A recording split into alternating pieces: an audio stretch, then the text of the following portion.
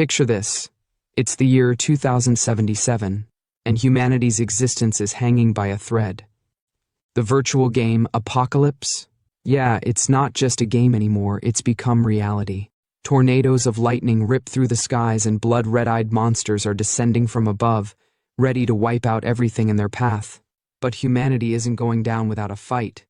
People are awakening supernatural abilities, stepping up with courage to protect what's left of the world. In the middle of all this madness stands our protagonist, Xiao, the richest guy around, and someone who's got both power and devotion. Scene 1. Xiao's love for Qin Yanran knows no bounds. Monsters are everywhere, but he's focused on keeping her safe. He looks her in the eyes and promises, "Don't worry, Yanran. I've spent a fortune hiring 10 experts to help you level up, making sure you get the best." But wait, Xiao doesn't stop there. Oh no, my guy is all in. He spends an insane amount of money on a divine artifact just for Qin Yanran, pulling out every stop to ensure her safety and growth. Thanks to his efforts, Qin Yanran becomes a god-tier powerhouse in Dragon Country, wielding her divine artifact like a boss. Fast forward, and now it's time for the big moment, Xiao and Qin Yanran's wedding. Everyone's gathered to witness this so-called match made in heaven. From the crowd, someone gushes, so envious. They're truly perfect for each other. Meanwhile, another girl dreams aloud, a rich and devoted man like Xiao. If only I could meet one. Only to get roasted by her friend. You keep dreaming. And then it happens. The moment that makes this manhwa a masterpiece of betrayal. As Xiao, brimming with love, romantically asks, "Yanran, will you marry me?" She smiles, but it's not the smile of a happy bride. Nope. It's the smile of pure evil. She pulls him in for a hug, whispers in his ear, "I won't." And before Xiao can even process the words, bam! She rips his heart out, literally. Xiao screams in agony as Qin Yanran laughs maniacally, "Ha ha ha! Ha ha ha!" But wait, it gets worse. Out of the shadows steps another guy, decked out in a slick black suit with a yellow shirt, sporting the same cold, evil eyes as Qin Yanran. Xiao, lying on the ground, heartless and broken, croaks out in disbelief, "Qin Yanran." And here's the dagger to the soul. Qin Yanran, holding Xiao's heart like a trophy, spits out her true motives. "Xiao, do you think money can buy my true feelings? Do you think gifting me equipment allows you to morally coerce me? You're wrong. I accepted your gifts, but that doesn't mean I agree to your affection." And then, the ultimate gut punch. "I'm not that cheap. Everything I've achieved today was earned through my own hard work." As Qin Yanran clutches Xiao's literal heart in her left hand, she leans into Zhou Hong, the tall, sinister guy in the black suit. Smiling wickedly, she looks down at Xiao, still bleeding and broken, and says with mock affection, "The only person who understands my struggles is Zhou Hong. Now, I'll give your heart to him. That way, being with him, I can hear your heartbeat every day." Isn't that touching? Touching? More like gut-wrenching. Xiao, barely able to muster any words through the pain, chokes out, You two."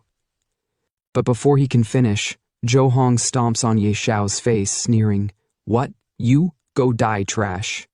He follows it up with the ultimate insult, "Now everything of yours is mine. Ha ha ha."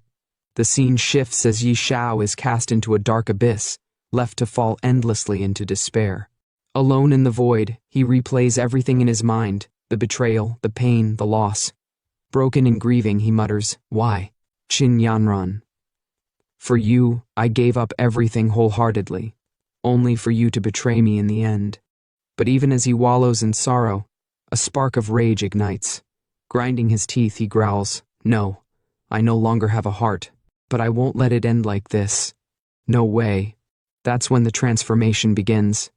His body surges with newfound power, and his thoughts turn dark and vengeful. "I'm unwilling. I'll make you pay. I'll have my revenge. I will make those despicable people pay the price." And just like that, the scene flips. Suddenly, Xiao wakes up. Back in time, it's a week before the game Apocalypse begins. He's no longer a victim. He's been given a second chance to rewrite his destiny.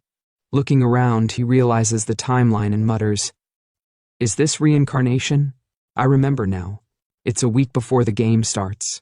There's 200,000 yuan on this card. Qin Yanran's monthly allowance." His expression hardens and a sly smirk creeps across his face. I really have been reborn. Right on cue, Qin Yanran shows up, but this time her venomous words don't faze him. She scoffs. "Yi Xiao, are you deaf? Didn't you hear me? Do you think I need your little bit of money? Accepting your money was just me saving your pride and face. Got it?" And if that wasn't enough, she delivers the final slap in the face. "If you keep clinging to me, don't ever come and find me again."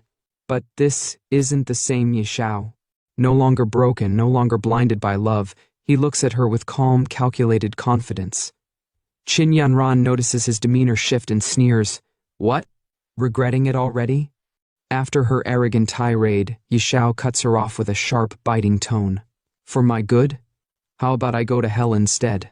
Qin Yanran freezes, completely caught off guard. Nervously, she stammers, "What?" But Yi Xiao doesn't let up, his voice calm yet laced with cold sarcasm. "That must have been so hard for you.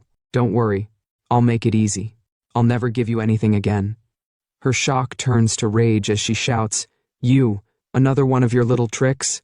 Fine, since you came all the way here, I'll reluctantly accept your card this time." But Ye Xiao smirks and snaps back, "Get lost. Immediately, right now." Her face twists with fury and she screams, "Ye Xiao, how dare you talk to me like this? You'll regret it." Ye Xiao, unbothered and oozing confidence, steps closer and looks down at her shoes with a mocking expression. "I just remembered. Those shoes you're wearing? I bought those too. Take them off before you leave." Qin Yanran's eyes widen and she yells in disbelief, "Yi Xiao, don't think your little bit of money makes you great. Do you think this will make me yield to you?" Unfazed, Yi Xiao grabs the shoes and tosses them straight into the trash. Qin Yanran, now completely livid, screams, "Yi Xiao, remember what you've done today. Even if you kneel and beg me later, I will never acknowledge you again." Yi Xiao, his face unreadable, delivers his final blow. "That would be a blessing. I beg you, don't ever show up in front of me again." With cold confidence in his eyes, he turns away, muttering, "I've got more important things to do than waste time on you." The Apocalypse beta test will begin in 1 week. At that time, during the first 10 minutes of the beta test, the recharge system will be briefly activated. Ye Xiao knows this is his chance to get ahead. Picking up his phone, he dials someone important. "I need to gather enough funds before the test begins."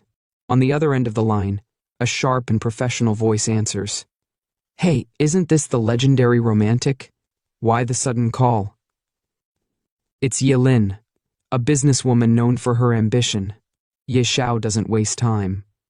"Hey Yilin, you've always wanted my shares, right? 20 billion all at once. Do you want them?"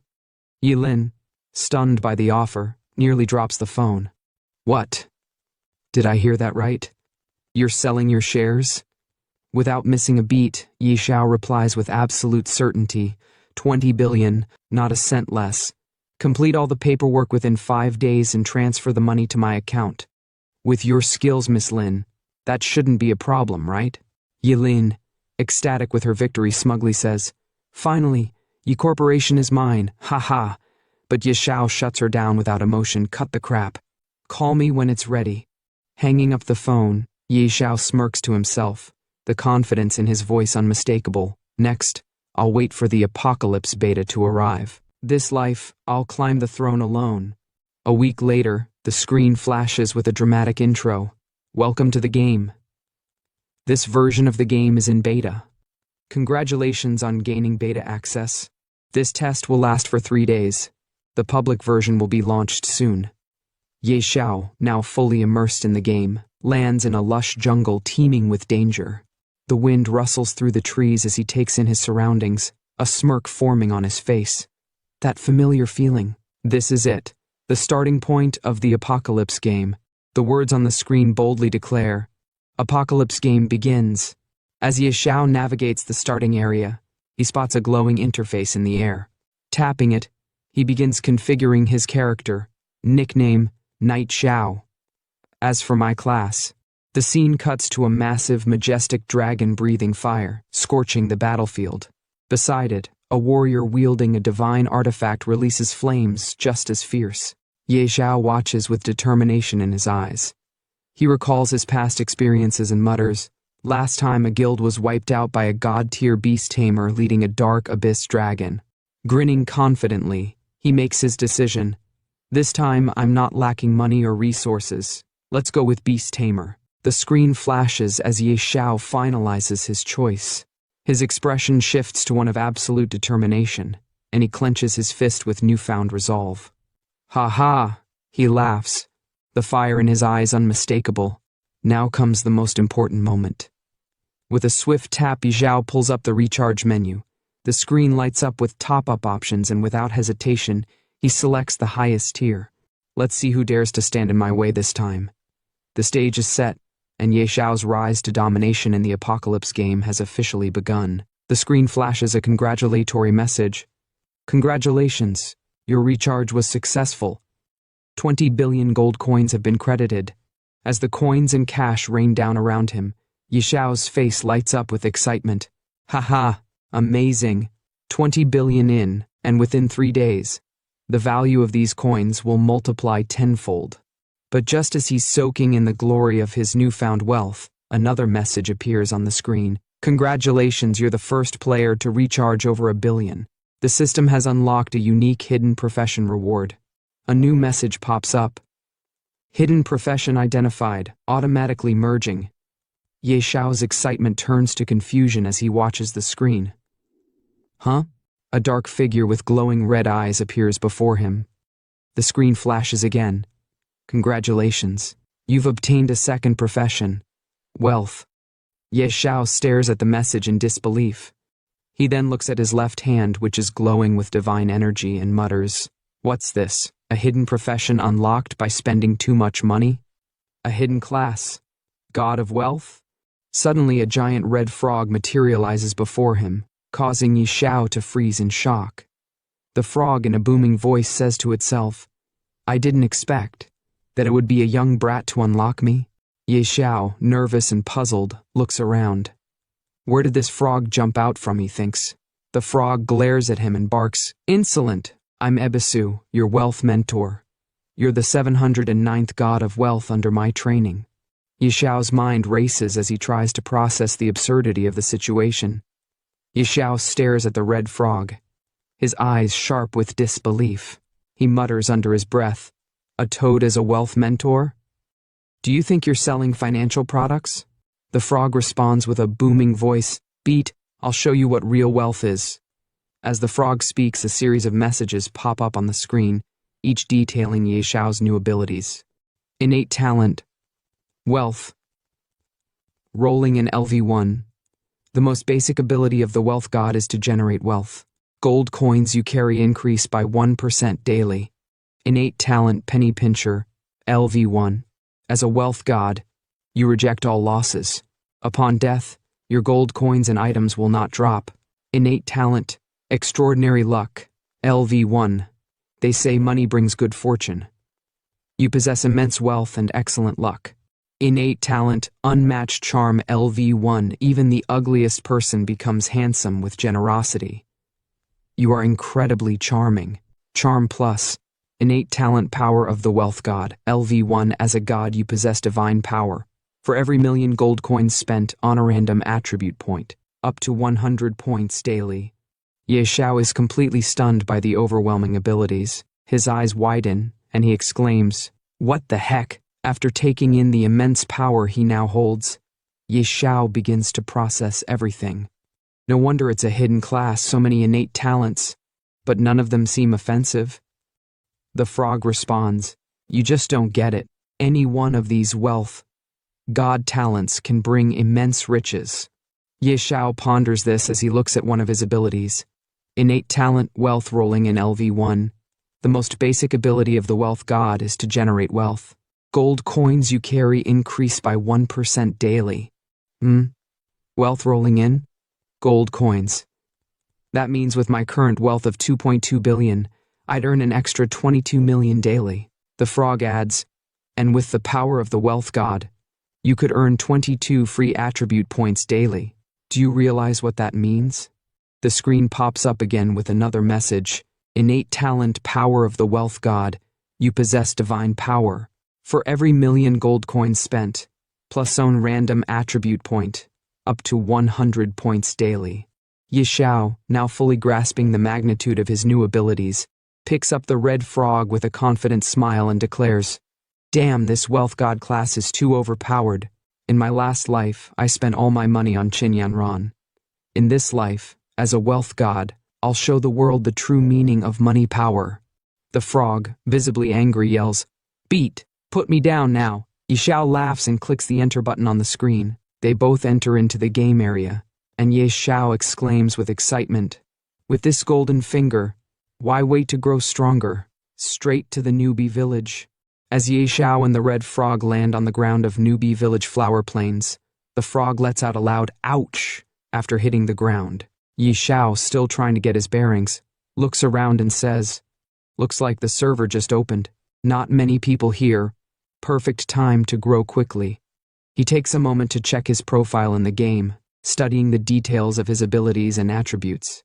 Turning to the red frog, he says, "Starting as a beast tamer is dozens of times harder than other classes. Early on, you can't tame powerful beasts. To grow quickly, I need to think of a strategy." The red frog, now perched on Xiao's shoulder, looks down at the screen and responds, "Choosing beast tamer was reckless. You don't even start with a weapon. You don't understand. Beast tamer has the highest potential and the most growth." Suddenly, a group of elite level 5 goblins appears on the horizon, heading straight for them with weapons raised.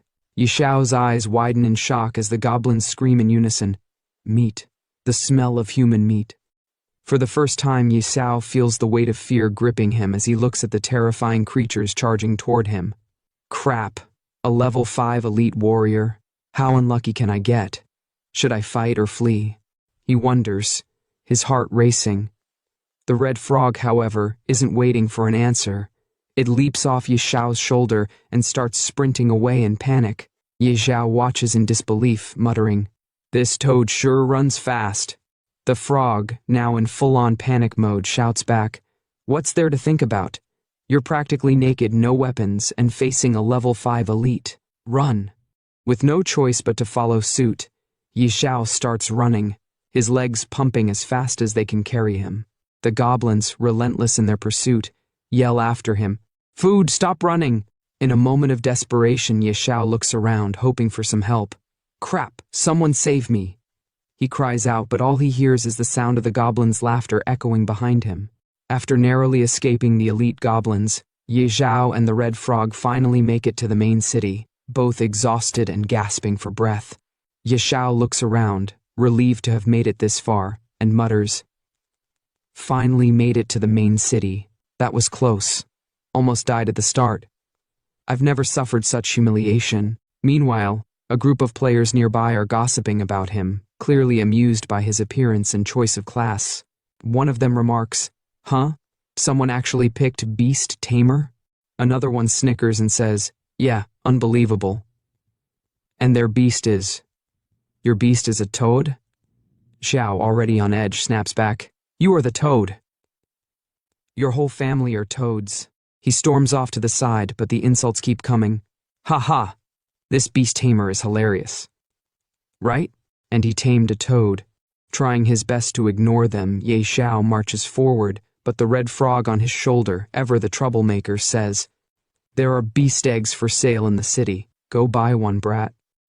Xiao, not interested in settling for anything ordinary, replies confidently, "I'm not settling for any ordinary beasts." The red frog, a little confused, asks, "What do you want then?" They continue walking toward their destination, the Supreme Hall. The red frog warns him, "Are you crazy? At level 1, why come here? Only level 100 plus players can hire guards here." But Xiao remains determined, brushing off the frog's concerns. "Stop talking. I know what I'm doing. Let's go." They reach the entrance to the Supreme Hall, but just as Xiao starts to ascend the stairs, someone suddenly stops him. A deep voice calls out, "Wait!"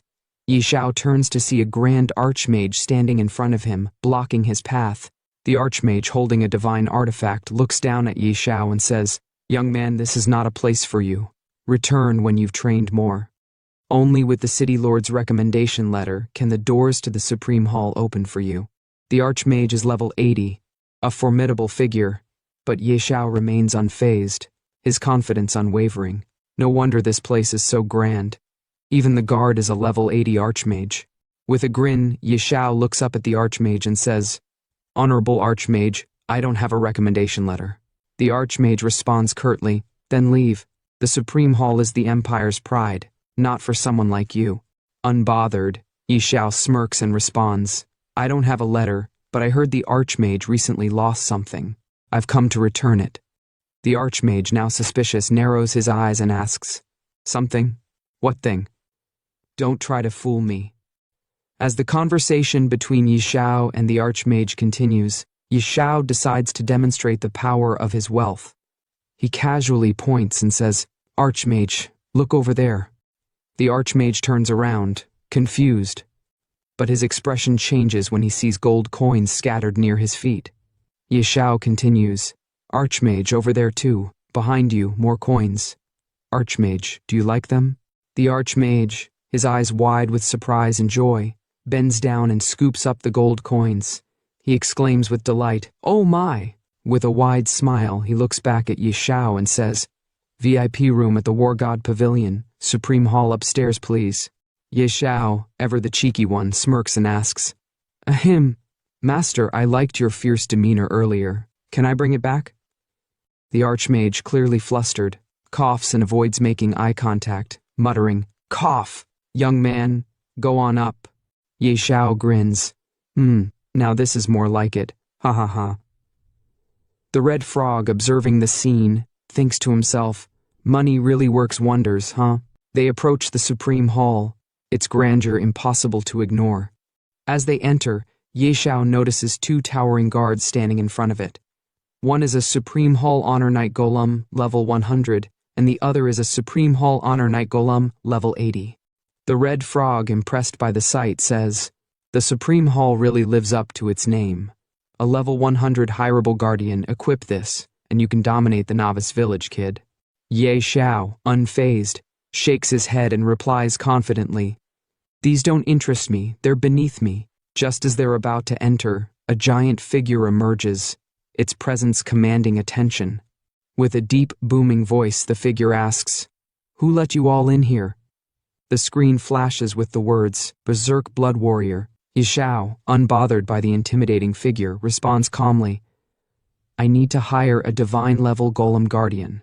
The giant figure looks skeptical, replying, Divine level golems are extremely rare. How could they possibly be available for hire?"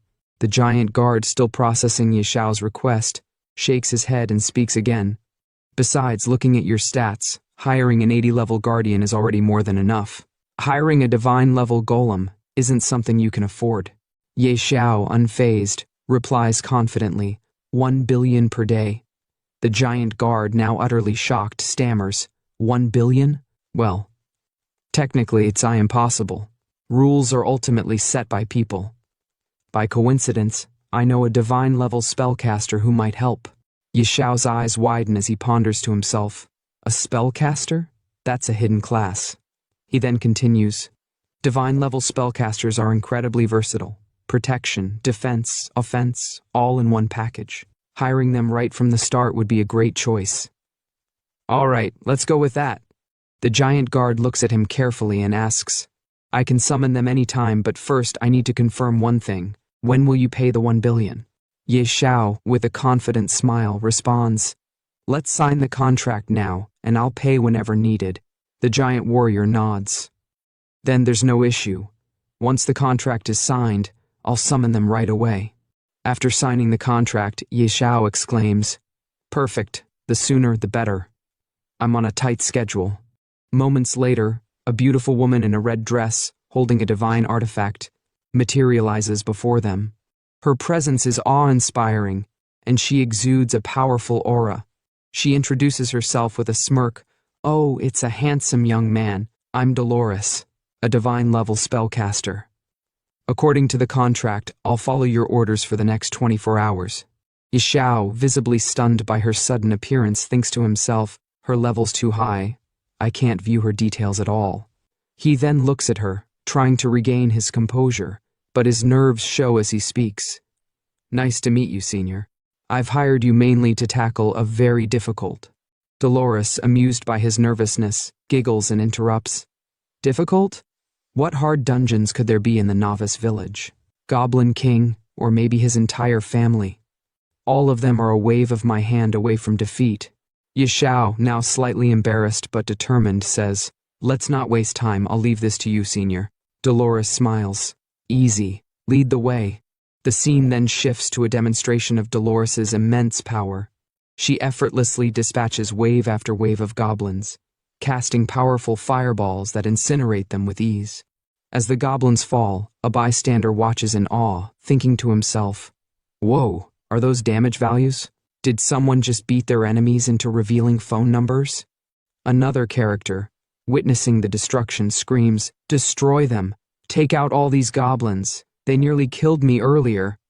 As Xiao and the Red Frog make their way through the scene, the chatter around them intensifies. 3 characters stand nearby, discussing the unexpected sight they've just witnessed. One of them exclaims, Am I seeing this right? That guy's partnered with a spellcaster? These damage numbers are insane.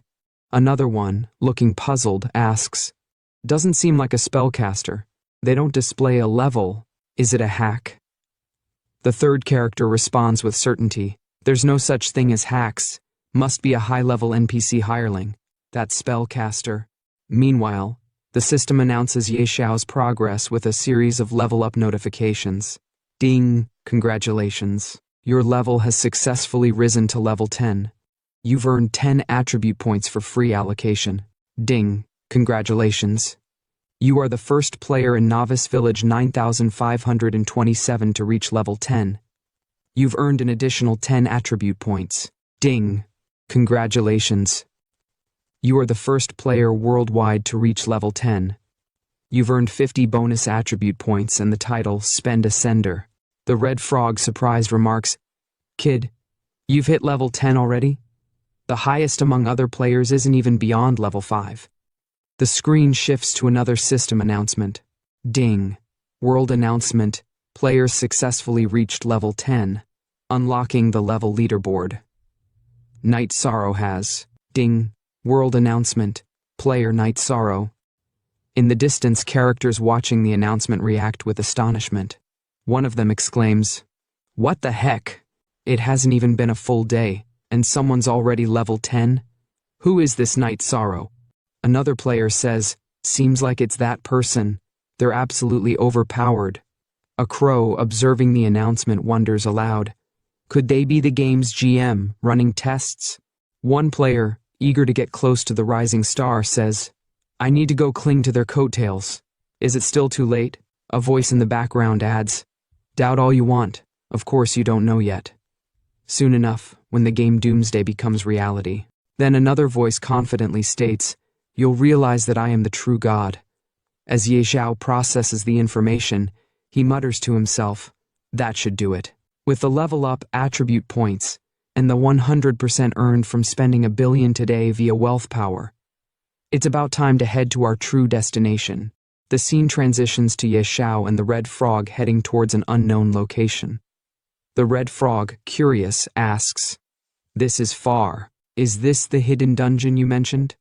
Xiao responds confidently, That's right, Dragon's Lair, here I come. The screen flashes again with the world-level leaderboard, and Xiao's name proudly displayed at the top. Rank 1, Night Sorrow, LV10, Wago, Rank 2, None. Rank 3, None.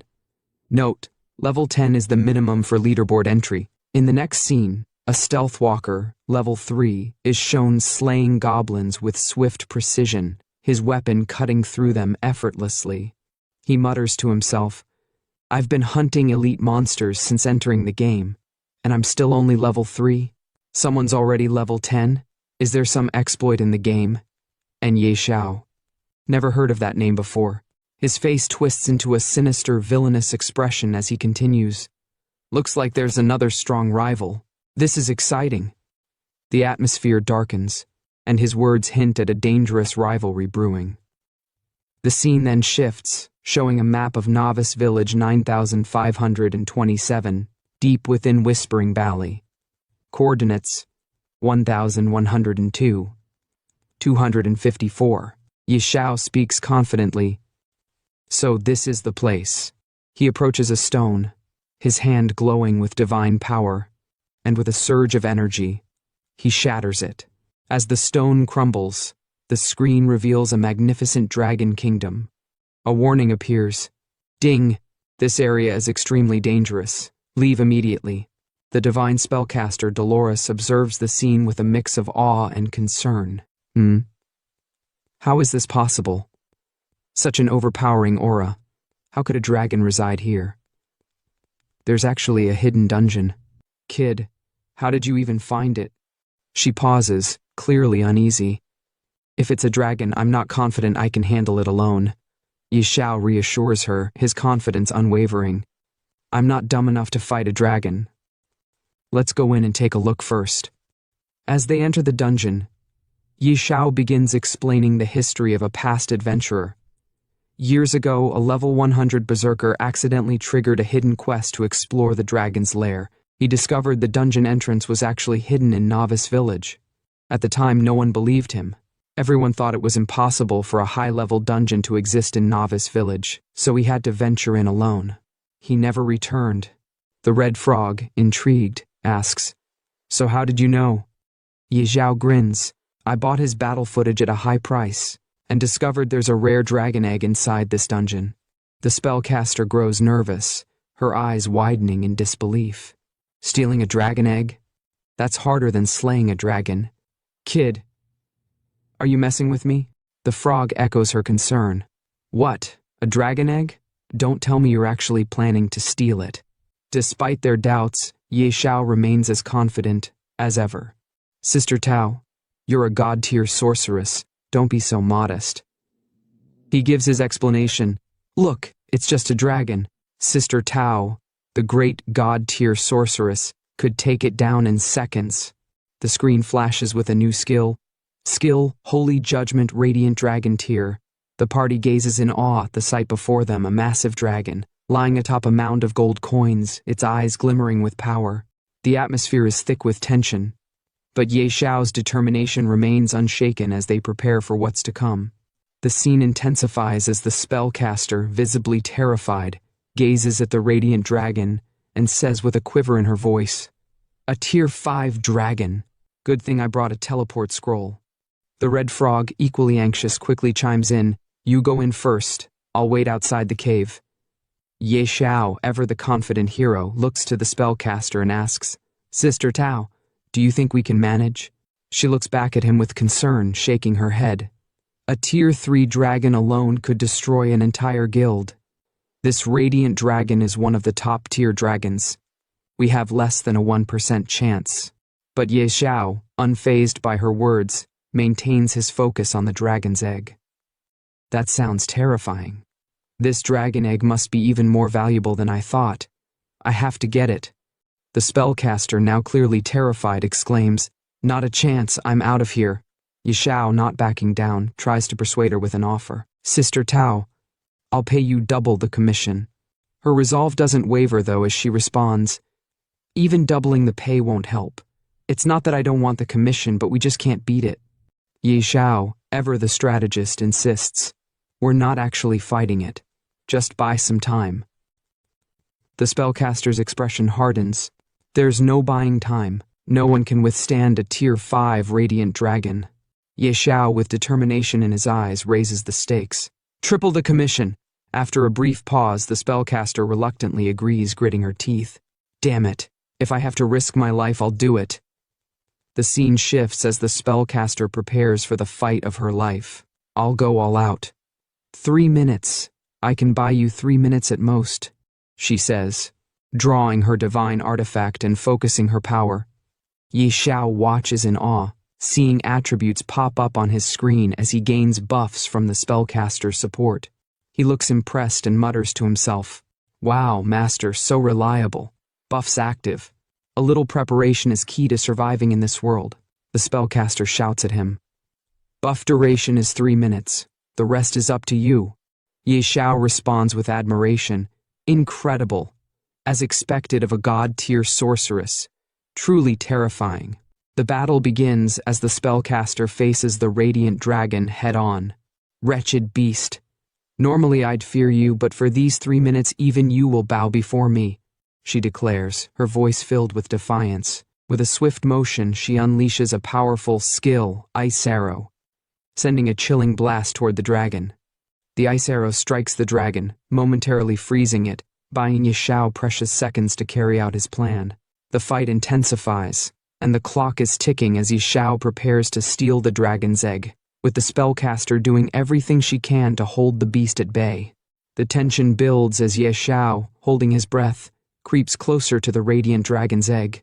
"Shh, don't let it notice us, or we're dead meat," he whispers, glancing at the spellcaster who is still holding off the dragon with all her might.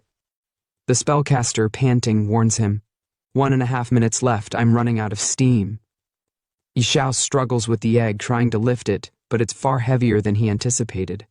Frustrated, he calls out to the frog, "This dragon egg is heavier than I thought. Toad, give me a hand." The red frog hesitates, muttering, "I've never done something this shady before."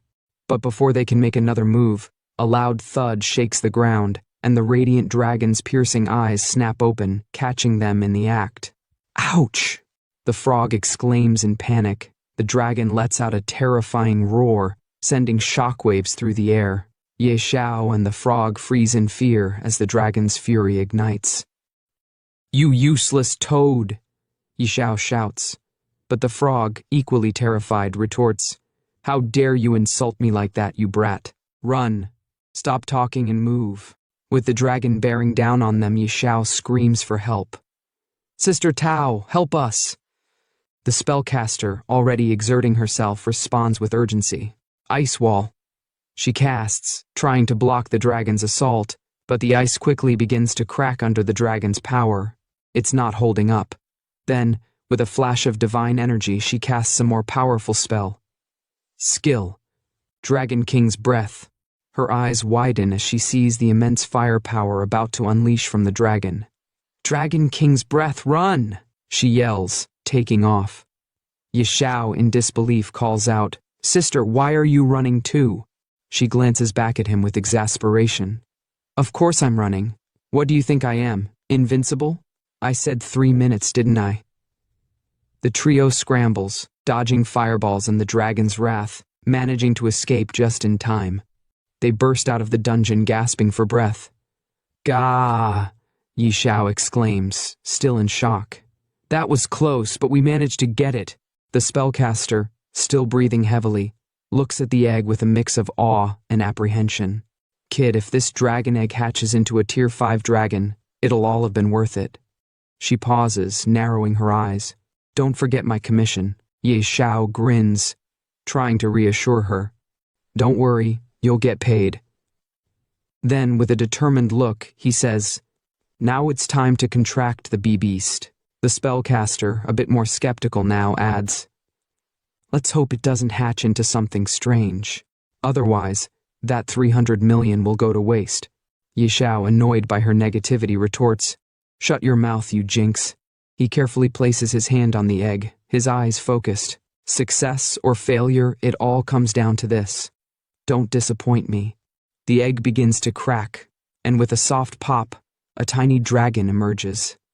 It lets out a small, confused sound. "Ah, ah."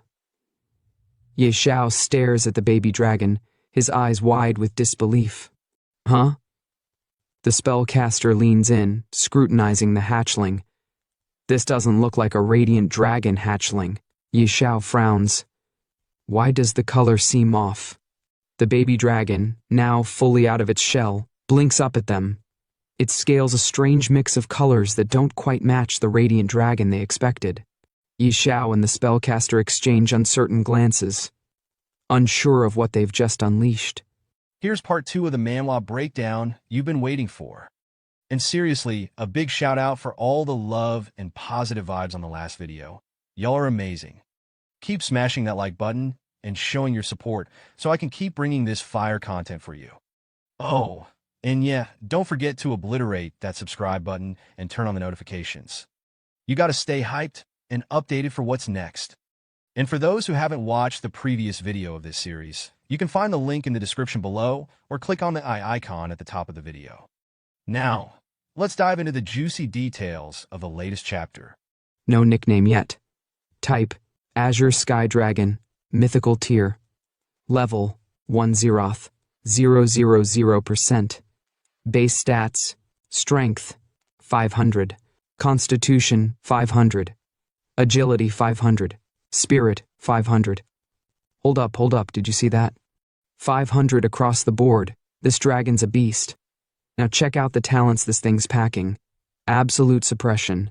As a mythical tier beast, the Azure Sky Dragon naturally suppresses lower tier creatures, deals plus 30% damage, and takes minus 30% damage from creatures below the mythical tier. Dragon King. As the supreme being of the dragon race, the Azure Sky Dragon suppresses all other dragon-type creatures, deals plus 50% damage to dragons, and takes minus 50% damage from them. Mythical Bloodline. This dragon has an insane bloodline, giving it a robust physique and stat bonuses with every level up. HP regen, 200 sec, mana regen, 200 sec. HP plus 100%, mana plus 100%. Okay, now it's getting real. This dragon's stats are already insane, but we're not done yet. We've got skills that are straight up game-breaking. Earth-shaking Dragon Roar. A group stun skill where the Azure Sky Dragon lets out a thunderous roar that literally shakes the earth. Creatures within a 20-meter radius are stunned for 1.5 seconds, no matter their tier or type. Cooldown, 30 seconds. Mana cost, 2,000. This skill alone could turn the tide of any battle. But wait, there's more. Dragon King's Breath. A single target skill, where the Azure Sky Dragon breathes scorching flames that deal 500% strength as true damage to a locked target. This skill cannot be dodged. Cooldown, 5 seconds. What? This dragon's not messing around. And the final skill? Dragon King's Wrath. Unique talent skill, where the Azure Sky Dragon enters an uncontrollable rage and starts destroying everything. Deals strength plus constitution true damage to all creatures within 50 meters. Cooldown, 30 days. After activation, all stats decrease by 5% permanently, and the dragon falls into a 5-day slumber. Are you seeing this? This dragon's stats are absolutely broken. Xiao's reaction? You know he's flipping out. He's standing there, eyes wide, mouth hanging open, and he just shouts, "Holy crap! These stats are absolutely broken." After witnessing the power of the Azure Sky Dragon, all three of them are left absolutely shocked. He's staring at the stats on the screen, and you can feel his excitement building up like a storm. With 500 strength at level 1, and it's equipped with basic gear, that means its breath attack deals over 2,500 damage. Who can withstand that? Xiao practically yells, still trying to process what he's seeing. This is insane. Then, the frog, who's been quietly observing all this, finally speaks up, and it's like he can't contain his excitement either. "Kid, you've really struck gold this time," he says, shaking his head in disbelief. This frog knows they're onto something huge. And then there's the spellcaster. She's completely mind-blown. You can see the shock on her face as she mutters to herself, that hatchling stats are absolutely ridiculous. Plus, it has immeasurable growth potential. If it matures, its destructive power would be unimaginable. But the most epic part? Xiao is petting the little Azure Sky Dragon, and it's like this moment is straight out of a dream.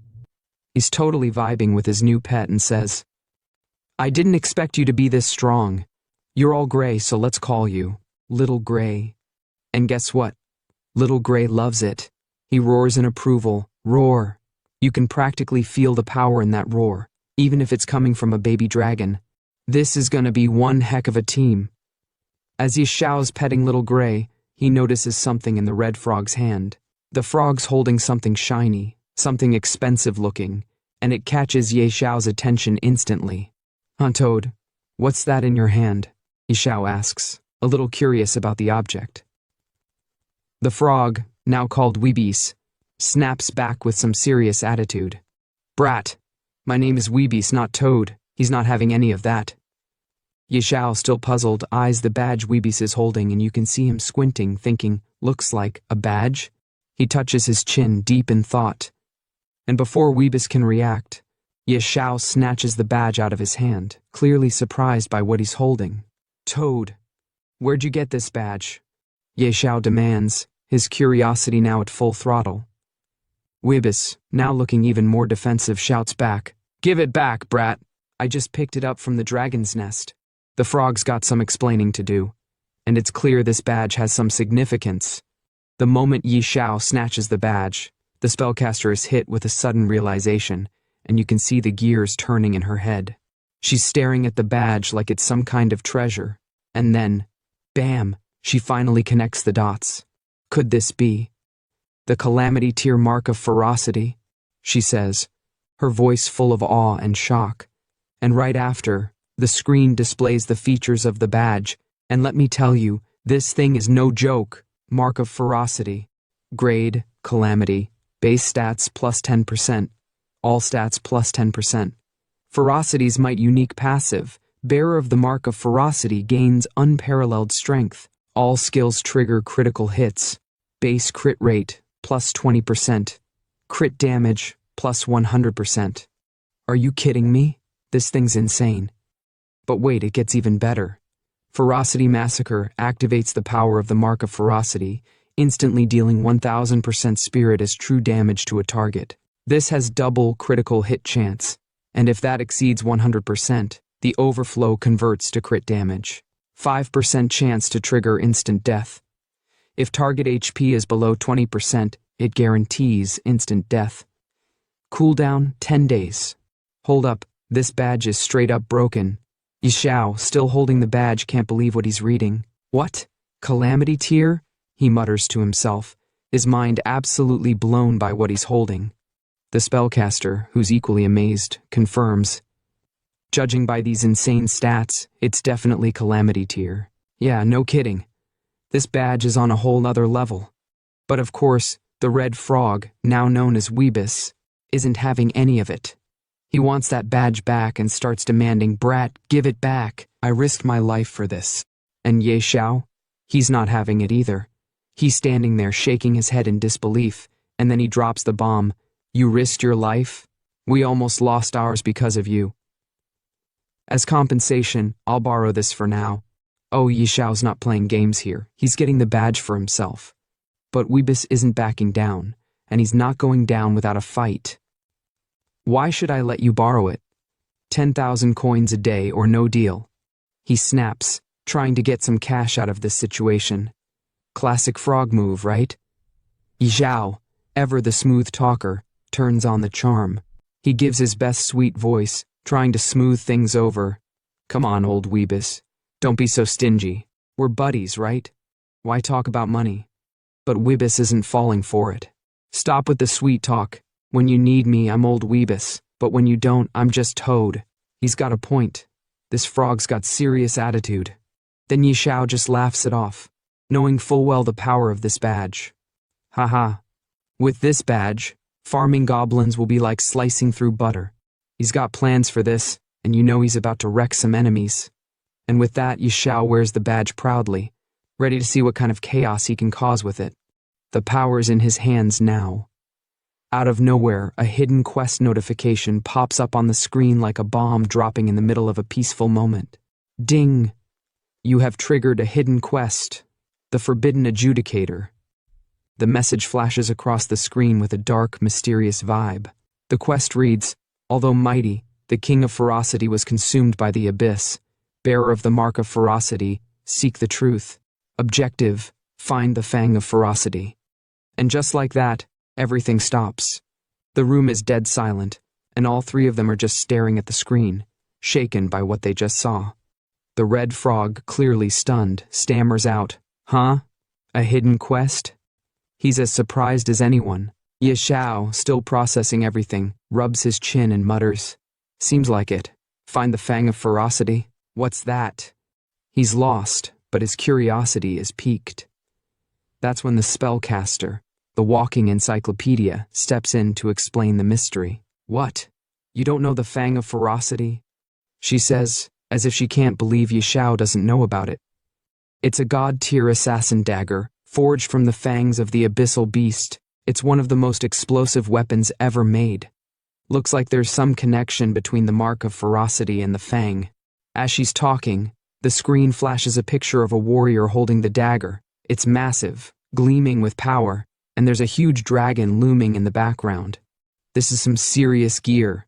Then, just as things are about to get intense, a new message pops up on Xiao's screen, and it completely changes the mood.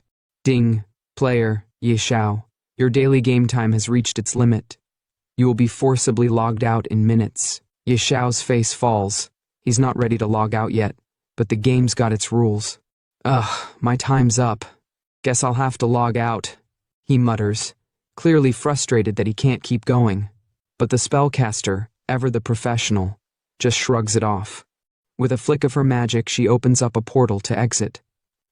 Who knew a hidden dungeon in a starter village would take this long? "Well, Peachy sister, I'm off. Hit me up if anything comes up, be sure to prep your coins."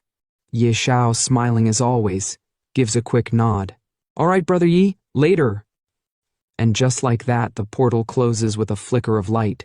Now it's Xiao's turn to log out, and before he does, he's deep in thought. The Doomsday game is still in beta, and hasn't fully merged with reality yet. Better rest up. Don't want my body breaking down. You can tell he's thinking about the balance between the game and reality, knowing that he needs to be ready for whatever comes next. The next day at Xiao's home, it's a whole new world. The gaming community is on fire, with chaos everywhere. The game has taken over, and people can't stop talking about it. Virtual game Doomsday has taken over the gaming community, topping discussion charts. The buzz is crazy, and it's like the world's been turned upside down. But not everyone's loving the game. Some are seriously frustrated. One player screams, "WTF? This game is so hard. I played all day, my hands are killing me, and I'm only level 2.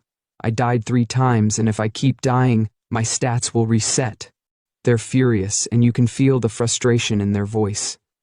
Another player, absolutely angry about the difficulty, rants, "Damn devs made it this tough. Who can even play this?" And then out of nowhere someone shouts, "Wait, who's Xiao? Hit level 10 in one day? Is he hacking?" They're shook, wondering how Xiao pulled that off. But there's always someone ready to hate. And the last comment we hear is, "Trash game, can't play without cheats, classic." On the first day of the Doomsday game, chaos erupts. Players are dying after logging out, and hospitals are overwhelmed with victims suffering from organ failure. The consequences are massive, and it's clear the game is no longer just a virtual issue. It's bleeding into the real world. A notification appears. On its first day, Doomsday causes mass player deaths. Many experienced physical symptoms after logging out, leading to hospitalization. Later, organ failure cases emerged among survivors. Governments issued warnings against entering the game. Governments scramble, issuing bans and warnings, but Xiao? He's completely unbothered. He looks at the chaos and thinks to himself, "Huh? Multiple nations banning Doomsday? Pfft, weaklings. When the game merges with reality, you'll all suffer." Xiao knows this is just the beginning. The real storm is coming, and he's already ahead of it. Suddenly, his phone vibrates. Xiao picks it up and reads the message, his expression darkening. "Xiao, come to Manhwa Hospital now. Bring food for Zhou Hong and pay his bills. Do this, and I'll pretend nothing happened before." Xiao curses under his breath. Damn it, forgot about that lunatic. Should have blocked her first. He's clearly annoyed, but there's no escaping it now, he has to deal with it. Cut to the hospital. And Zhou Hong lying in a bed, grinning, while Qin Yanran sits beside him looking smug. Zhou Hong says, "What? You're saying Xiao hasn't contacted you all this time? Now that you suddenly called him, do you think he'll come?" Qin Yanran responds with a sinister smile. Do you think he would dare not come? She knows Ye Xiao's feelings for her, and she's sure he'll show up. Zhou Hong, grinning like a fool, adds, True, he loves you so much that it's in his bones. Once you call, he'll definitely come running. But before they can celebrate, a doctor walks in, delivering a shocker. Patient in room 17, you can be discharged early. Please settle the bill first. Qin Yanran and Zhou Hong are shocked. Why the early discharge, they ask. The doctor answers, Our hospital is now overwhelmed with patients suffering from organ failure, just like you, caused by playing a game called Doomsday. We're currently short on beds. Qin Yanran's face twists with aggression, her voice sharp as she glares at the doctor. What do you mean? Short on beds? Does that mean poor people's lives are worthless? The doctor, clearly feeling the pressure, responds calmly. This is a special situation. We ask for your understanding. Please settle your bill and vacate the bed by the end of the day. But before the situation can escalate further, Zhou Hong suddenly stands up from the bed, brushing off the tension. He looks at Qin Yanran, speaking in a calm but determined tone. All right, Yanran, stop arguing. This game really isn't simple. I plan to get discharged and continue playing. Do you have any money? Help me pay for this hospital bill first. Qin Yanran's expression shifts to something sad, but her voice is calm as she responds. I don't have money. Ye Xiao didn't give me my allowance this month. Zhou Hong is shocked, his face falling. What? Doesn't Ye Xiao give you 200,000 every month for your living expenses? Qin Yanran, her expression cold and filled with disdain, responds with a twist of her lips. How would I know? He just has a bit of filthy money. Does he really think spending money can win me over? I feel sick just seeing him. The hate is real in her voice. Zhou Hong, looking to take advantage of the situation, holds her hand, speaking urgently. Yanran, send Ye Xiao another message and ask him for some money. I'm planning to start a doomsday gaming studio. That kind of money means nothing to him, but it's very important to us. Qin Yanran's face twists into something more sinister as she responds with confidence. Don't worry, once he gets here, I'll say a few sweet words, and he'll obediently hand over the money. But her eyes? They say otherwise. There's a hint of uncertainty, but she hides it well. The scene then cuts to Ye Xiao's apartment. He's sleeping badly, tossing and turning, his breath ragged and erratic. Who? Hopo, he mutters in his sleep, the struggle real. Suddenly the alarm blares, waking him from his troubled sleep. Without hesitation, Ye Xiao reaches for his phone and opens the game with a groan. Time's up, time to enter the game. He clicks the game icon, and just like that, he's back in the village. The frog, his trusty teammate, immediately chimes in with a grumble. You brat, barely awake, and you summon me already. Ye Xiao, unfazed, fires back with a grin. The early frog gets the worm. Old Hui. We need to level up fast and leave this novice village. As Ye Xiao strolls through the area, the level of tension rises with the discussions around him. Players are actively trying to recruit others for their teams. One group shouts across the area, Elite group forming. Players level and above only. Another voice yells, Level 1 training area, looking for 3 players. Need a healer. No gaming newbies. Ye Xiao observes, his critical analysis kicking in as he watches the crowd. In just one day, the number of players has increased this much. He thinks, the intensity of the game world sinking in. Then, out of nowhere, the gaze of the crowd shifts to him, his level 10 glowing brightly above his head. The whispers and gasps grow louder as people start to gather, amazed at his level. Damn, a level 10 pro? First place on the leaderboard? How did this guy level up so fast? The chatter intensifies as more people crowd around him. One guy shouts, Bro, wanna team up? We've got tons of pretty girls. Another shouts, Big bro, can you carry me? I'll show you my black stockings. Meanwhile, the Toad Wibbises pipes up, annoyed by the attention. Even though you switched to a masked outfit and hid your face, you can't hide the level above your head, idiot. Ye Xiao is clearly disturbed by the attention. He looks around frantically, trying to figure out how to escape the madness.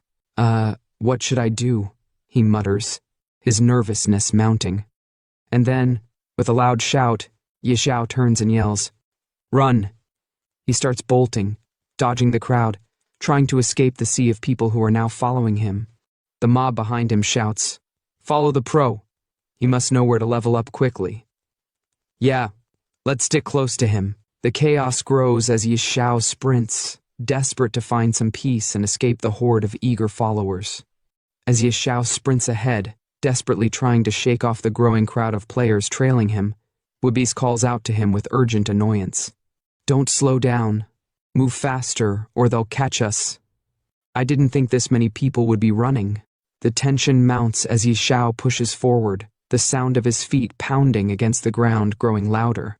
Suddenly, they reach a high-level training area, specifically designed for players level and above. The chasing crowd halts, eyes wide with fear at the dangerous monsters ahead. One player, his voice trembling, says, "We can't keep chasing behind him. Up ahead is a level 10 trial zone. The monsters there will destroy us." Another player quickly agrees. "Yeah, it's too risky. We can't go in." Then another voice scoffs and says, "What? Is the great Xiao going to take on the trial alone?" Someone else chimes in, disbelief in their voice. "Alone? No way, that's suicide." Meanwhile, Xiao and Wibis manage to escape the crowds, finally reaching a safe zone surrounded by monstrous walls. Wibis, his voice filled with relief, says, "Finally, we lost them." Xiao, still focused, replies with confidence, "They're not stupid. They wouldn't dare come here." The trial zone is now in front of them, with an opening guarded by a warrior holding a massive sword. Xiao approaches and surveys the area, speaking to himself. "All right, this is the spot." The guard, eyeing Xiao with skepticism, grunts. "Hey kid, this isn't a place for you." Xiao approaches him with a polite tone. "Hello, sir. I'm here to start the advancement trial." The guard's gaze sharpens when he notices Xiao's level. He raises an eyebrow. "Outlander, you reached level 10 this fast? Where's your team?" Xiao stands tall, confidence radiating from him. "I'm doing it solo. I don't need a team." The guard, now more concerned, warns him. "Solo? Kid, I'll give you the usual warning. Even on normal difficulty, going in alone is basically suicide." Xiao, undeterred, shrugs it off and continues walking toward the trial. "Don't worry, I've got plenty of my life left to live." The guard watches him, sighing to himself. Ha! He's just another reckless keiki. Ignoring the warning, Xiao steps forward into the main task area, his foot landing on a circular platform that triggers the difficulty level of the trial. The screen displays a prompt. Please choose the trial difficulty: normal, hard, nightmare, hell, abyss. Xiao, standing tall and confident, stares at the choices. Without a second thought, he selects abyss, the most dangerous and destructive difficulty. With a smirk, he mutters, "Soloing abyss difficulty should be fine, right?" He locks in the selection, his face filled with determination. The guard, standing nearby, watches in shock as Xiao confirms his choice. The guard, stunned, exclaims, "The advancement trial has begun. Selected difficulty abyss." "What? Abyss difficulty? He's soloing abyss? You've got to be kidding." The next scene shifts as Xiao lands on the ground, surrounded by towering trees and dense brush. It's clear he's deep in the heart of the abyss trial zone, ready for battle against the strongest monsters in the area. Wibis, ever cautious, calls out to him, "You're only level 10, and you're trying abyss solo? Are you serious?"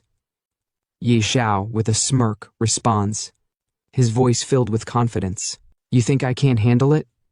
Last time I had full bronze gear and an elite team, but we almost got wiped out because I had to carry Qin Yanran." He pauses, his eyes hardening with determination. "This time, I'm here for revenge." Without missing a beat, Xiao summons his mythical beast, the Azure Dragon. He calls out, "Little Gray, come out." A small gray dragon emerges, its eyes gleaming with power. It responds with a playful bark. Woof! The trio, Xiao, Weebus, and Little Gray, head deeper into the dense jungle. Xiao, walking with purpose, speaks to himself. With Little Gray, what's there to fear? He's a mythical grade beast. But suddenly, the atmosphere shifts. From the tall brush, a pair of terrifying eyes watches them closely. Xiao's instincts kick in as he notices the movement in the underbrush. He whispers, "Something's moving. Stay alert." The tension rises as the scene prepares for the inevitable clash with the abyssal monsters lurking in the shadows. As a massive, terrifying figure emerges from the shadows, a mutated snow wolf, its eyes filled with ferocity. The creature steps forward, its presence radiating danger and aggression. The screen then displays the snow wolf's stats. Savage snow wolf mutated, level 10. HP, 5000. MP, 5000. Strength, 300. Constitution, 500. Agility, 300. Spirit, 500. Passive, unknown. Description, a mutated abyss creature capable of total destruction. Once it locks onto you, it's as if death itself is coming. Xiao, shocked by the sight of this gigantic beast, staggers back in disbelief, his voice heavy with fear. Holy crap! Without wasting a second, Xiao quickly turns to Little Gray, his mythical beast, and orders, "A mutated snow wolf right off the bat? That's insane. 5,000 horsepowers? Even a shadow assassin would be desperate. Little Gray, get it." The battle begins. The snow wolf charges forward, but Little Gray stands tall, ready to unleash his might. The two clash in a fierce battle, each fighting for dominance. Little Gray, using his Dragon King's breath, releases a massive stream of flames, engulfing the snow wolf in fiery destruction. The wolf howls in pain as the flames critically damage it, but it doesn't back down. Xiao watches as the wolf starts to lose control, a small smile forming on his face. The snow wolf's gone berserk. Then, for the first time, Little Gray uses his most powerful attack, the world-shaking dragon's roar. The force of the roar stuns the wolf, and as it stumbles, Little Gray launches another devastating blast of fire, inflicting critical damage. The snow wolf is helpless, writhing in agony, and it lets out a final, anguished cry. "Awoo!" Finally, after a fierce battle, the snow wolf collapses, defeated. The screen pops up. "Ding, congratulations! You've defeated the savage snow wolf, mutated." But the victory doesn't stop there. The next screen appears. "Ding, your beast Little Gray has leveled up to level. Ding, your beast Little Gray has leveled up to level 3. Ding, your beast Little Gray has leveled up to level." In the next moment, Xiao's excitement reaches a new peak as he watches Little Gray level up. The Azure Sky Dragon's stats flash across the screen, and Xiao can't help but shout in exhilaration. "Haha, nice. 4 levels in one shot." The screen then shows Little Gray's updated stats. Nickname Little Gray. Species, Azure Sky Dragon Mythical. Level 5/60ths, 50%. HP/MP, current stats, base stats. Strength, 700. Constitution, 700. Agility, 700. Spirit, 700. And then the next screen appears, showcasing Little Gray's newly unlocked ability. Dragon Fangs. Dragons are magic's natural enemy. As the king of dragons, the Azure Sky Dragon silences all magic, deals 500% spirit magic damage to the 2 nearest enemies, and seals their magic for 5 seconds. Cost, 200 MP, cooldown, seconds. Xiao, utterly shocked and impressed by the power of his mythical beast, exclaims, "Whoa, plus 50 to all stats per level?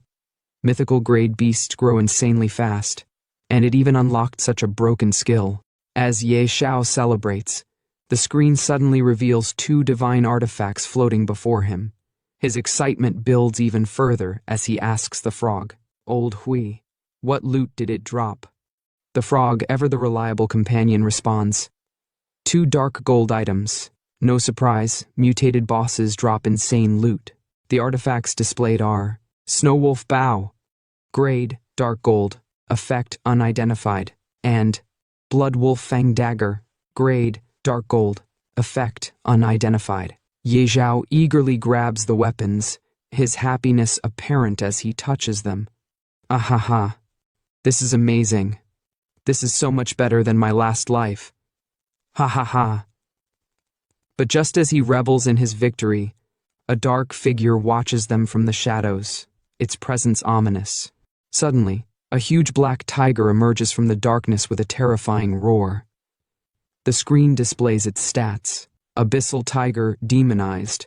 Level 10, HP 8000, Strength 400, Constitution 800, Agility 300, Spirit 500, Passive Unknown, Skill Unknown. Description: a twisted creature born from the abyss. Its power is overwhelming. If it targets you, death is close behind. Ye Xiao, once again shocked by the appearance of another terrifying foe, mutters, "Huh, is that a demonized monster?" The abyssal tiger locks its gaze on them, and Ye Xiao immediately commands Little Gray. "Little Gray, go." And with that, the final battle begins, as the two ferocious creatures charge toward each other in an epic clash. Ding! Congratulations! You have completed the Abyss trial.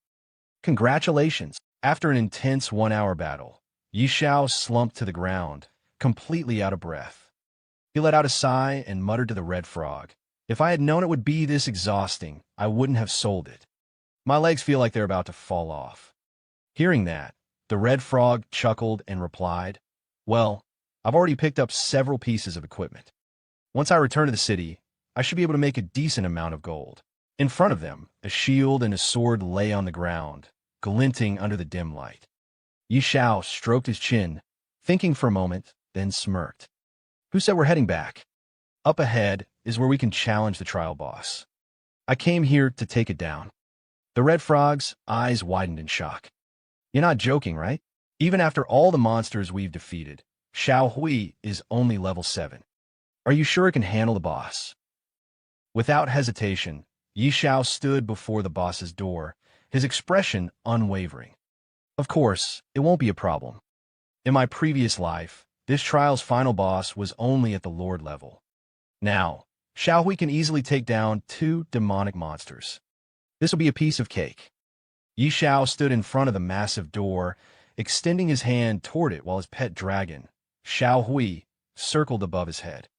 With a confident smirk, he said, "With your support and mine, taking down a Lord-level boss will be as easy as chopping vegetables."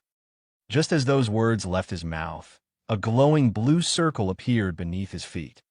In an instant, time blurred, and when he came to, he was already inside the boss room, walking up a long flight of stairs. With each step, his excitement grew. He turned to Xiao Hui and grinned. "Old Hui, today, I'll show you what it means to be a pro. Let's go." The red frog, perched on his shoulder, sighed. "Why do you sound more and more unreliable?" As Ye Xiao approached the final platform, a sudden system notification flashed before him. "Adventurer, you have fallen into the abyss." Seeing the message, Ye Xiao's heart pounded. His eyes gleamed as he clenched his fists. "In my past life, I was a man of honor, trapped by love and emotions. But in this life, I wield the strongest power of the apocalypse. I am Ye Xiao." His voice echoed through the chamber as he stepped forward. Come on. Let me conquer the abyss completely." And then he saw it. A towering monster sat upon a grand throne, its hulking form casting a menacing shadow. It held a massive staff in one hand, exuding an overwhelming aura. Above its head, a new notification appeared, revealing its details. Ye Xiao's entire party froze. The red frog, gripping Ye Xiao's shoulder tightly, shrieked, "Kid, where's the Lord-level enemy you mentioned?" Cold sweat trickled down Ye Xiao's face as he read the monster's title. "What's going on?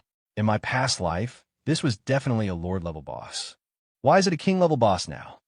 Before he could process the situation, the boss stirred. It stepped forward, its heavy footsteps shaking the ground. Ye Xiao's sharp gaze locked onto its stats. 5,000 spirit points. A pure, magic-based beast. Its endurance and agility are at 0, meaning it doesn't have normal attack damage.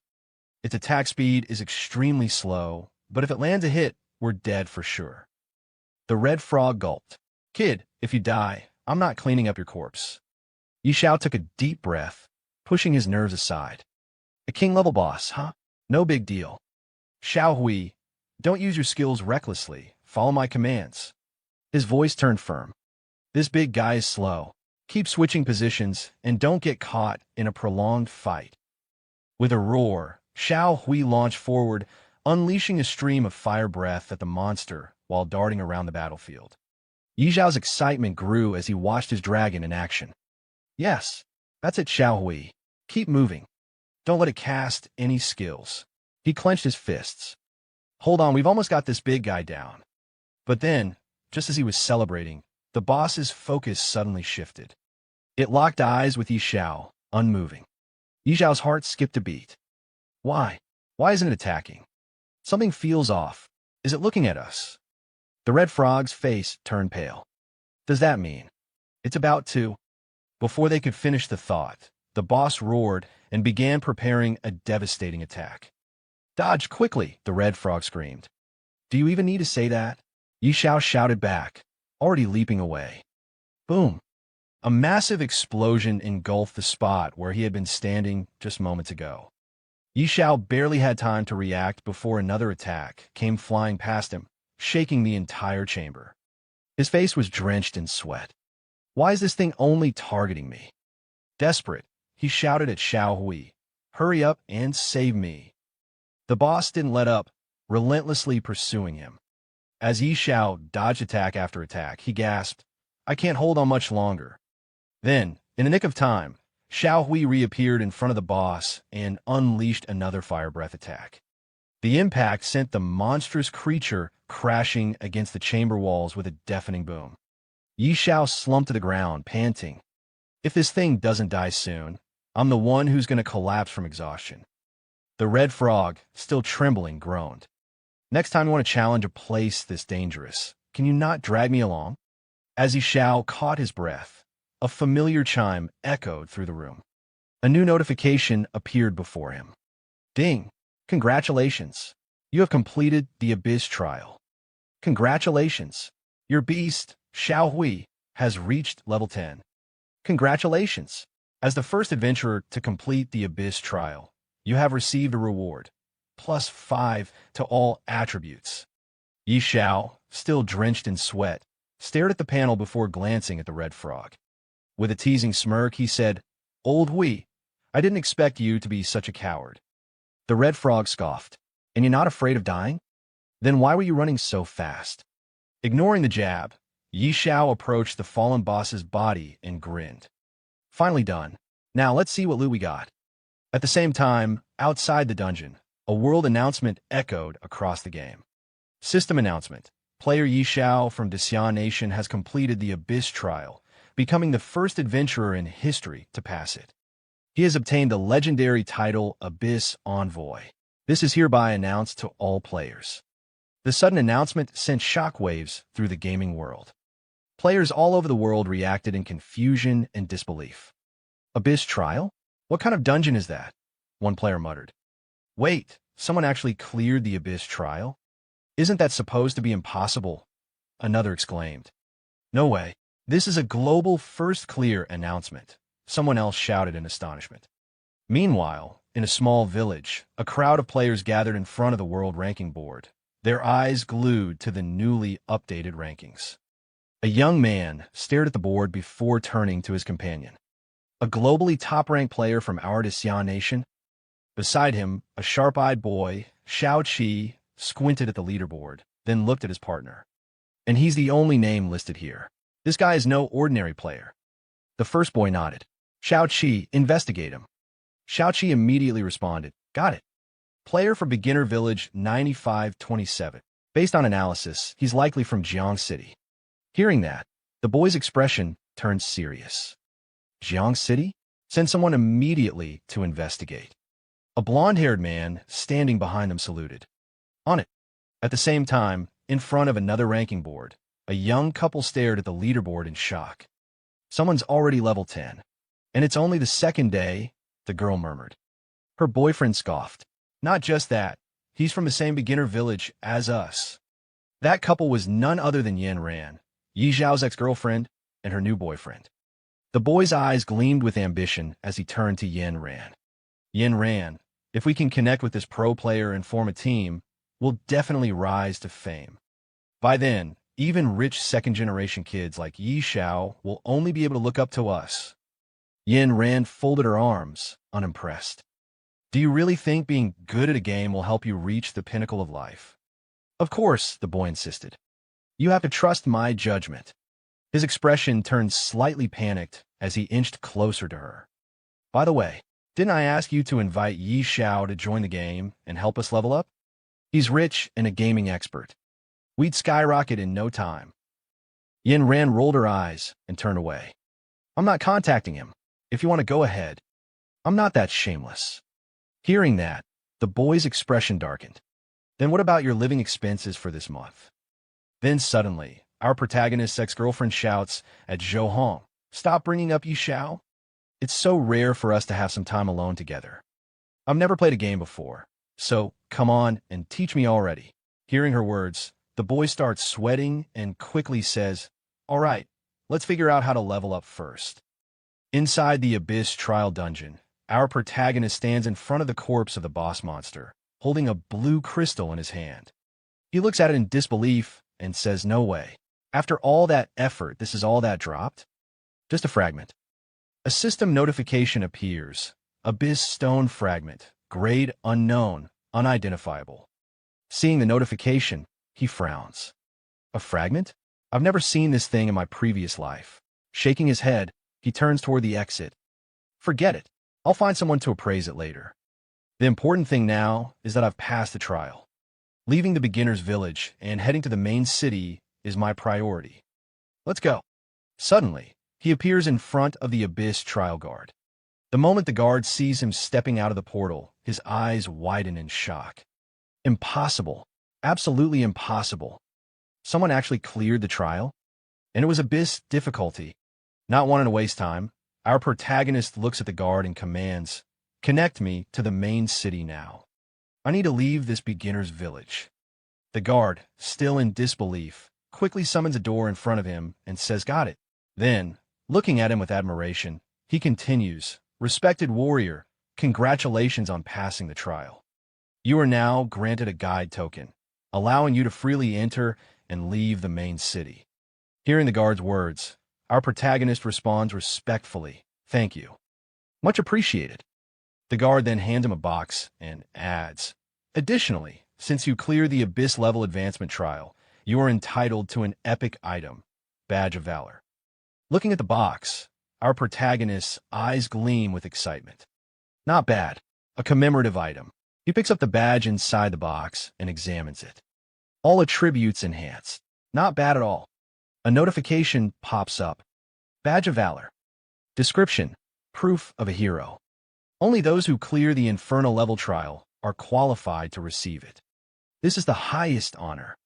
Base stats, plus 20. Charisma, plus 3. Satisfied, our protagonist walks toward the summoned door. Before stepping through, he looks at the guard and says, Little Gray, Old Hui, keep up. Main city, here we come.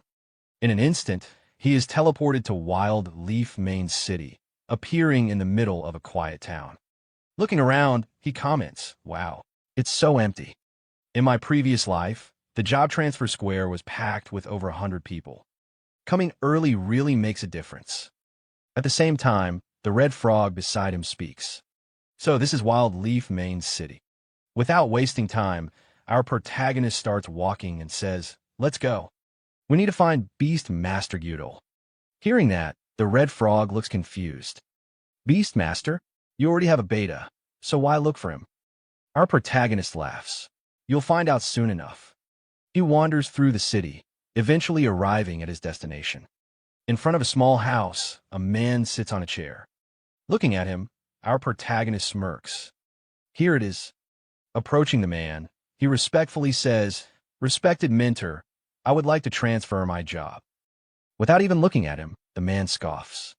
If you want a job transfer, find someone else. Don't bother me. Undeterred, our protagonist insists, I want to transfer to the hidden class, Beast Whisperer. No one else can handle it. Hearing that, the man finally looks at him with a serious expression. Do you think just anyone can become a Beast Whisperer? Prove your strength first. Go to the outskirts and bring me 100 eyes from those demon wolf cubs. A system notification appears. Ding! Gyudol has issued you the quest, Eyes of Demon Wolves. Head to the outskirts, defeat 100 elite demon wolves, and bring their eyes back to Gyudol. Seeing the notification, the red frog turns to our protagonist. How did you even know about this hidden class quest? With an arrogant smirk, our protagonist replies, No way am I wasting my time killing 100 elite monsters. Hearing that, Gyudol scoffs. What a useless fool. If you can't even handle it, get lost and stop wasting my time. But our protagonist smirks and confidently replies, You've misunderstood. I don't think I need to kill any demon wolves. These items should be enough to prove my strength. Then our protagonist shows the man the badge he got from the trial guard. Seeing this, the man's eyes widen in shock. Is that an epic badge of valor? With one hand in his pocket and the other holding the badge, our protagonist smirks. That's right, a badge of valor. The man, now visibly excited and shocked, exclaims, I can't believe it. Someone so young has already cleared the Inferno-level advancement trial. But our protagonist corrects him with a smirk. Wrong. Not Inferno-level, Abyss-level. The man stiffens. Abyss-level? He swallows hard before cautiously asking, May I ask, how many people were in your team? Our protagonist, exuding confidence, simply raises a single finger. Just one. Me. Hearing that, the man awkwardly rubs the back of his head and laughs. I knew it. From the moment I saw you, I could tell you were an extraordinary talent. A true dragon among men. Our protagonist's face twitches as a bead of sweat rolls down his forehead. From the moment you saw me, didn't you just call me a useless fool not long ago? Even the red frog is speechless at the man's sudden change in attitude. How was this guy flipping his tune faster than turning a page? Ignoring the weird atmosphere, our protagonist turns to the man and asks, So, does this mean I can transfer to Beast Whisperer now? The man, now sweating, holds up his hand. Of course, but I have one small request. Our protagonist narrows his eyes. What is it? The man swallows nervously. I'd like to see what kind of beast was strong enough to pass an Abyss-level trial. Without hesitation, our protagonist replies, No problem. Then, with a simple gesture, he summons his dragon. The moment the dragon appears, the man nearly falls over in shock. His jaw drops. Holy crap. G-God tier beast. A dragon hatchling? Our protagonist nods casually. Yeah. The man suddenly clasps his hands together and bows respectfully. My goodness. In my lifetime, I never thought I'd see a god-tier beast with my own eyes. This is my dream beast. Seeing the man's over-the-top reaction, our protagonist raises an eyebrow. Master, are you okay? No need to get so worked up. But the man suddenly turns and starts walking toward the room. Without looking back, he says, Today, you might not be able to transfer to Beast Whisperer. Our protagonist frowns. What do you mean? The man finally stops and looks back with a serious expression. Because Beast Whisperer isn't worthy of a god-tier beast. I will introduce you to the Royal Chief Beast Tamer. But then, suddenly, the man hands our protagonist a letter. This is a referral letter. Follow the address to find him, and he will give you the answer you're looking for. Seeing the letter, our protagonist smirks. Such good fortune. He takes the letter from the man, and immediately, a new notification pops up. Ding! You have triggered the hidden class quest, Dragon's Whisperer. Head to the royal city to find the Royal Chief Beast Tamer. As our protagonist walks through the alleyways of the town, the red frog hops alongside him, shaking his head. You're insanely lucky, getting transferred to a hidden class just like that. Our protagonist glances at him and shrugs. But the Royal Chief Beast Tamer is in the royal city, which is far from here. Besides, I have other things to take care of first. The red frog blinks. What things? Our protagonist smirks. Follow me and you'll find out. I need to complete another hidden quest first. Then, in the next scene, a luxurious building comes into view. The red frog looks at our protagonist suspiciously. How do you know about so many hidden quests? Before he can answer, the scene shifts to a luxurious courtyard where a stunning woman in an elegant dress stands, flanked by 3 guards. Her presence is noble, yet her expression carries a hint of sorrow. As our protagonist approaches, he mutters, "There she is." The red frog blinks. "What are you planning? Sell yourself out." Our protagonist smirks. "You don't understand. That's Lady Xiao, the widow of the former city lord, rich, beautiful, and grieving." Before the frog can react, one of the guards notices our protagonist and immediately reaches for his sword. "Halt! Who are you?" But our protagonist completely ignores him, stepping forward and addressing the woman with utmost respect. "Respected Lady Xiao, why do you always seem so sorrowful? Is there a problem I can help you with?" The noble woman sighs lightly, her eyes glistening with a hidden pain. "There is indeed a personal item I have lost, young man. If you can find it, I'll be deeply grateful." Ding! You have received Lady Xiao's request. Please retrieve her beautiful flower. Our protagonist bows slightly. "Rest assured, my lady, I will take care of this for you." The red frog's eyes widen. "Another hidden quest? What kind of cheat code are you running?" The red frog hops beside our protagonist as they walk through the city. But the flower Lady Xiao is looking for should be in a garden or outside the city. "Why are we wandering around town?" Our protagonist smirks. "What do you know? She's not looking for an ordinary flower." The red frog's eyes widen. "Wait, you know where her flower is?" Stopping in front of a small shop, our protagonist nods. "Of course, it's right here." Inside the store, the shop owner notices them and greets with a polite smile. "Distinguished guest, what would you like to buy?" The red frog looks at the store in disbelief. "A tool shop? Could there really be a beautiful flower here? Are you sure you're not mistaken?" Our protagonist ignores the skepticism. "I heard your shop sells treasure boxes." The shop owner's smile widens. "Ah, you have good eyes. My treasure boxes can contain prehistoric dragon bones, legendary grade staffs, even rare relics. What price range are you looking for?" With a confident grin, our protagonist clenches his fist. "The most expensive one." Moments later, the shop owner returns, holding a golden box. "This is the highest tier treasure box in my store. 10,000 gold coins each." Without hesitation, our protagonist throws a bag of coins at the shopkeeper. "One isn't enough. I'll take them all." The shopkeeper's jaw drops. "All of them? You're buying every single one?" Our protagonist sighs impatiently. "Didn't you hear me? Open every single one." And so, the great treasure box opening begins. First box, a 12-blade battle axe. Second box, a large healing potion. Third box, a loaf of bread. 1 hour later, the store is in chaos. Open boxes are scattered everywhere. The shopkeeper, sweating, holds up the last unopened box. "Honorable guest, out of 100 treasure boxes, only one remains." Without hesitation, our protagonist gestures. "Open it." The box lid creaks open, revealing a crystal rose. Ding! You have obtained beautiful flower. Our protagonist wipes the sweat off his forehead. Finally, it really is a beautiful flower. Grabbing the rose, he turns to his companion. "Laowi, let's go." Scene transition, a majestic bathroom. A luxurious bathtub, filled with scented water, reflects the glow of chandeliers.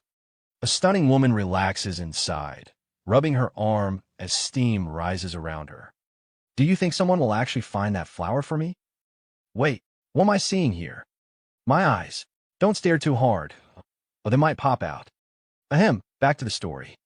A maid stands nearby, holding a silk towel. "Of course, my lady. With your charm, luck is always on your side." Just then, another maid rushes into the room, panting, excitement mixed with disbelief. "Madam, A young man is outside asking for an audience. He says, "He's brought the flower you requested." The noblewoman gasps. "What?" Suddenly, she stands up from the bath, everything on full display. And I won't lie, this scene is a blessing. Her voice trembles. "Someone actually found it for me." Scene transition, outside Lady Shirel's mansion. Our protagonist waits, arms crossed. The guards return and bow to the noblewoman. "Madam, this is the young man who possesses what you were looking for." Lady Shirel's gaze lands on him, eyes filled with curiosity. "Young man, you really found what I wanted." With a confident smirk, our protagonist presents a golden box. "Genuine and authentic, my lady. Please take a look." She carefully opens the box. Upon seeing the crystal rose, her lips curl into a delighted smile, and a faint blush spreads across her cheeks. "Wow, it truly is the beautiful flower. I've searched for it for so long, and today I finally..." She suddenly looks back at our protagonist, warmth in her expression. "Pardon my rudeness, I was simply overwhelmed." "Young man, you have helped me greatly. What reward would you like? Money? A rare artifact?" Our protagonist, keeping his composure, replies in a calm voice. "Beautiful lady, I'm not interested in money or artifacts." Lady Shirel's eyes gleamed mischievously as she leans in slightly. "Oh, since you're not interested in money or treasures, I have no choice but to offer myself as your reward." Error. System overload. Our protagonist's face turns red in an instant. What? In broad daylight. Is she serious? This is too much. Who could handle this? Before things escalate, he quickly raises a hand. "Madam, you misunderstand. I only need you to help me obtain a citizen status." Lady Shirel chuckles, resting her hand lightly on her cheek as she gazes at our protagonist. "You little rascal. So, all you wanted was citizenship? That's too easy."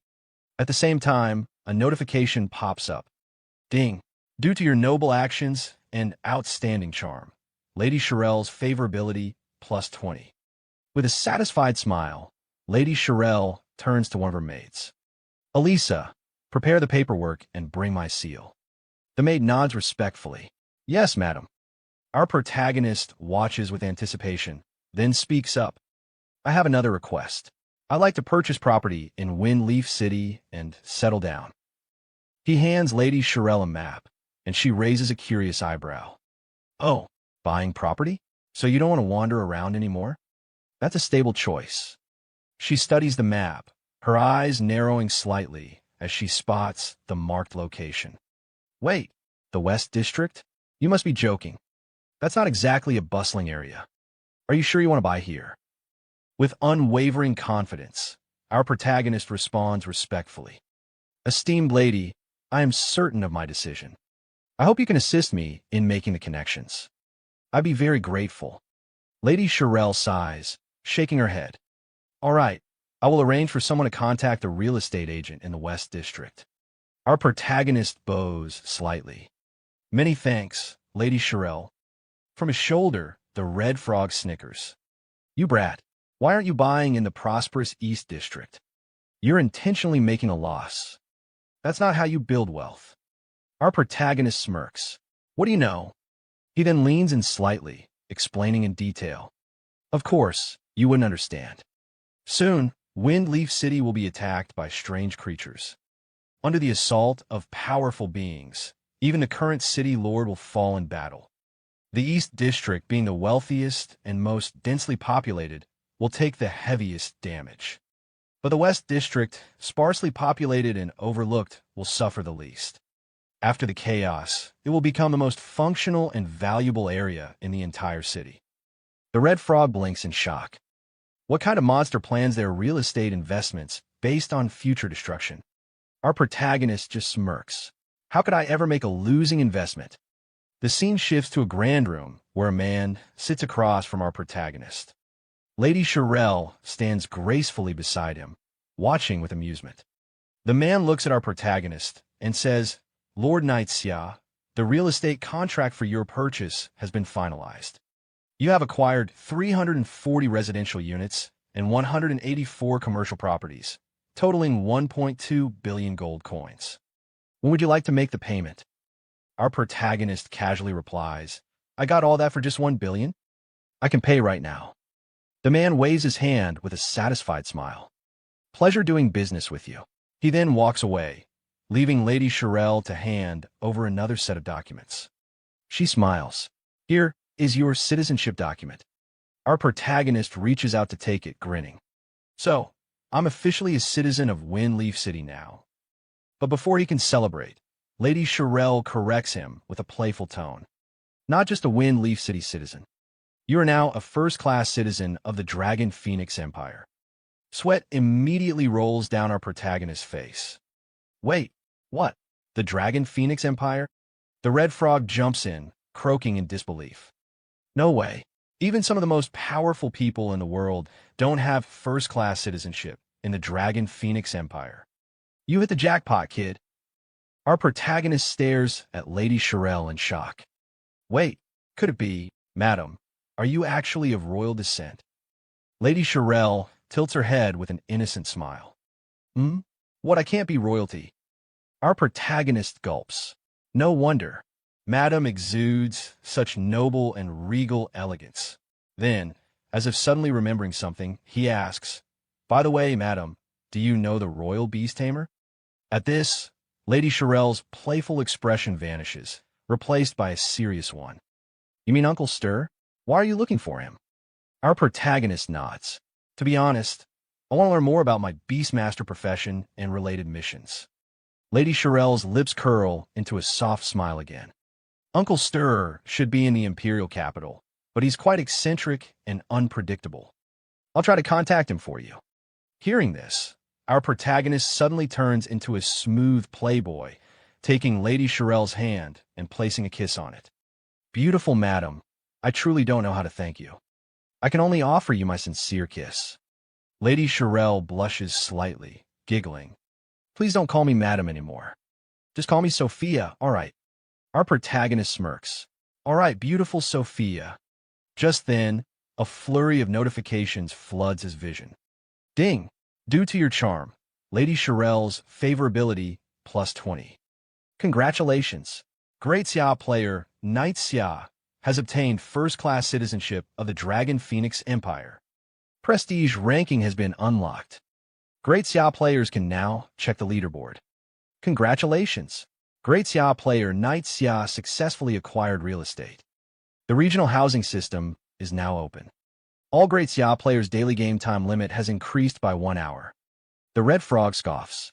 Look at you, fawning over her. Did you just sell your looks or something? Our protagonist grins. Old Hui, I just love seeing you irritated but completely powerless against me. Before the red frog can fire back, another notification pops up. Ding! Congratulations! You have leveled up to level 11. Ding! Your companion, Little Gray, has reached level 11. At the same time, just like before, a world announcement appears again. Ding! Congratulations! Great Xiao player, Knight Xiao, has obtained first-class citizenship of the Dragon Phoenix Empire. Prestige leaderboard has been unlocked. Great Xiao players can now check the rankings. Congratulations! Great Xiao player, Knight Xiao successfully purchased real estate. The Great Xiao regional housing system is now active. All Great Xiao players' daily game time limit has increased by 1 hour. As always, players explode with excitement. What the hell? First-class citizenship? A housing system? Is this game even real? Another player jumps in. Wait, all Great Xiao players just got an extra hour of game time? That's insane. From another group, someone shouts, Damn, what is this first-class citizen thing? What rank are we then? Third class. A frustrated teammate groans. Being a nobody in real life is bad enough, and now I'm a nobody in the game too. What were the devs even thinking? Someone else snaps back. Stop complaining. Does anyone even know who the developers are? Meanwhile, the scene shifts to our protagonist's ex-girlfriend's group. A male teammate turns to her in disbelief. Oh my god, Knight Xiao is already level 11 and even a first-class citizen. That's insane. She crosses her arms. Yeah, pretty impressive. But his name is kind of weird. Then suddenly, she sighs and slumps to the ground, muttering, "If we had a top player like him leading us, we'd probably be level 4 or 5 by now." She looks at her struggling team and adds, "Unlike now, where we can't even kill a single slime." But before she can continue, a green-haired girl glares at her and scoffs. "From your tone, are you unhappy with our team?" A white-haired girl joins in, rolling her eyes. "You've done nothing but still gained levels just by tagging along, and you're still not satisfied?" Then a black-haired man snorts, "Yeah, if you don't like it, you can leave." The ex-girlfriend's new boyfriend quickly tries to calm things down. "Everyone, it's a misunderstanding. My friend didn't mean it that way. Sorry about that." But she's already angry. "Fine. I'll leave. Who cares?" She stands up and storms off, dragging her boyfriend with her. "Johan, we're leaving." Her boyfriend stares at her, confused. "Yinran, what are you doing?" As the couple walks away, someone from their ex-team sneers. "You think just because you're a little pretty, you can act like a princess now?" The boyfriend sighs, looking at his girlfriend. "Great, now it's just the two of us. How are we supposed to level up?" But Yinran glares at him. "You said you'd help me level up, but when they all insulted me, you didn't defend me. Do you even care about me?" The boyfriend massages her shoulders, trying to smooth things over. All right, I was wrong. By the way, did you contact Xiao to play Apocalypse with us?" Yinran scoffs. "Why should I contact him first?" But her boyfriend clasps his hands together, pleading. All right, you have your pride. But just this once, do it for me. Reach out to Xiao and ask him to help us level up." She crosses her arms, smirking. "Since you're begging me, I'll consider it." She checks the time. "It's getting late anyway. I'll message him after I log off." Her boyfriend grins, waving at her. "Great. Yinran, I'll be waiting for good news." As Yinran logs out, she turns back with a smug smile. "See you tomorrow. I'm logging off." Inside her real-life bedroom, Yinran stretches and smirks to herself. Even though Xiao's way of throwing money around is a bit crude, I can't completely blame him. She picks up her phone, lying on her bed. "All right, I'll take the initiative one more time." She quickly types out a message to our protagonist. "Xiao, I'm playing a game called Apocalypse. Hurry up and buy the equipment, then help Xiao Tao and me level up. If you can get me onto the ranking board, I might consider being your girlfriend. What do you think? Are you touched?" She sent the message, smiling proudly. "Good thing I'm such a generous girl. I'll forgive you this time." She places her phone down. 5 minutes later, she picks it back up. "Huh, why hasn't Xiao replied yet?" Checking her messages, her eyes widen in shock. User Xiao is no longer in your friend list. She freezes, staring at the screen in disbelief. "He deleted me?" Then, rage fills her eyes. Xiao actually deleted me from his friend list? How dare he? She shouts loudly in her room. "Xiao, from today onwards, we are completely done. If you really have any dignity, don't ever come begging to me like a dog. Even if you kneel, I will never forgive you. Never." Meanwhile, back in Wind Leaf City's Eastern District, our protagonist casually wanders around, admiring the area. Soon, my Eastern District will flourish just like this. He stops in front of a building, nodding. This is the place. As he steps inside, the shopkeeper looks at him with mild disdain. Our shop only appraises silver-grade equipment and above. If you got bronze gear, it's better to go outside the city. Without missing a beat, our protagonist casually pulls out a necklace and dangles it in front of the shopkeeper. "What about dark gold tier? Can you appraise it?" The shopkeeper's eyes widen in shock. "Holy crap, it really is dark gold." He quickly composes himself, clears his throat, and says, "Don't worry, sir, if it's dark gold grade, the shop owner himself will handle it to ensure success." Our protagonist raises an eyebrow. "Cut the nonsense. What's the success rate?" The shopkeeper adjusts his collar, suddenly speaking more politely. "I'm a gold tier appraiser, highly skilled, with over an 80% success rate. However, gold grade appraisals cost 100 gold coins each." Without hesitation, our protagonist tosses a gold coin pouch onto the counter. "No problem. Start appraising. I've got several other gold pieces too. Appraise them all." The shopkeeper's jaw drops as he stares at the pile of high-tier equipment. Damn, this guy is loaded. Our protagonist smirks confidently. Hurry up, I'm in a rush. The shopkeeper snaps to attention. Got it. Sometime later. The shopkeeper appraises the pendant, and a notification pops up. Spirit plus 40. Strength plus 40. Dark attribute damage minus 20%. The shopkeeper wipes sweat off his forehead, staring at the stats in awe. These stats are absolutely insane. Our protagonist grins, inspecting the pendant. Not bad. Continue. That's it for today's video. Yeah, I know it's short, but hey, this manhwa is fresh off the press, and I need your thoughts. What do you think about it? Want to see the next part? Drop your opinions in the comments. And if you're new here, smash that subscribe button right now. I'll keep bringing you the most exciting manhwa out there. Hey, my little manhwa population family. We're picking up right where we left off in the last video, so without wasting any time, let's jump straight into it. In the last chapter, we saw the store owner completely shocked by Xiao's insane loot. Unable to hold back, he muttered, "Damn, this guy is loaded." Just then, a calm voice called out, "Hurry up, I'm in a rush." Hearing that, the store owner quickly got to work, appraising each staff one by one. Sometime later, after finishing the appraisal, he looked at Xiao in disbelief and said, "These stats are insane." Xiao glanced at the items and replied casually, "Not bad. Keep going." After wrapping things up, Xiao stepped out of the store and checked his status. With a satisfied look, he muttered, "My stats have improved a lot." Meanwhile, the red frog sitting on his shoulder smirked and said, "With your strength now, you can fight on your own. What's next?" But Xiao, looking ahead, simply responded, "Sophia hasn't sent any news yet. Let's go level up in the valley."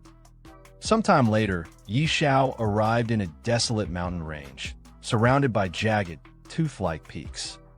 The red frog glanced around warily and said, "Wait, isn't this a level 20 monster area?" Xiao nodded. "That's right." Just as he confirmed it, a monster suddenly appeared in front of him, and at the same time, a new notification popped up. Gray Hyena, level 21. Level difference too large. Unable to view stats. Description: a hyena corrupted by the gray mist. Already violated by nature, it has become even more bloodthirsty, attacking anything and everything in sight. It loves to target weak spots. Reminder: protect your weak spots. Seeing the group of hyenas appear, Xiao's face twisted in disgust. Why are there so many of them at once? That's disgusting. Without hesitation, he summoned his pet dragon. Xiao Hui attacked. The dragon wasted no time, launching a devastating dragon breath attack. In an instant, the hyenas were obliterated. As Xiao collected the experience points, he casually sat on a crate, picked up a cup from who knows where, and took a sip, completely unbothered by the dangerous surroundings. The monsters here are high level and rush at us automatically. We can stay here and farm. The red frog, watching this ridiculous scene, couldn't hold back. "You little brat, you really know how to enjoy yourself, huh?" Meanwhile, Xiao Hui continued wiping out monsters as Xiao sipped in peace, leaning back with a smirk. "Of course, thinking back on my old days of struggling. My life is finally good." Just then, 2 notifications popped up. Ding! Congratulations! You have leveled up to level 12. Ding! Your beast pet, Xiao Hui, has leveled up to level 12. Seeing the notification, Xiao clenched his fist. Finally leveled up, he walked over the corpses of the fallen monsters and muttered, "At this rate, reaching level 20 will only take a few days." But suddenly, something on a rock caught his attention. "Huh, what's that?"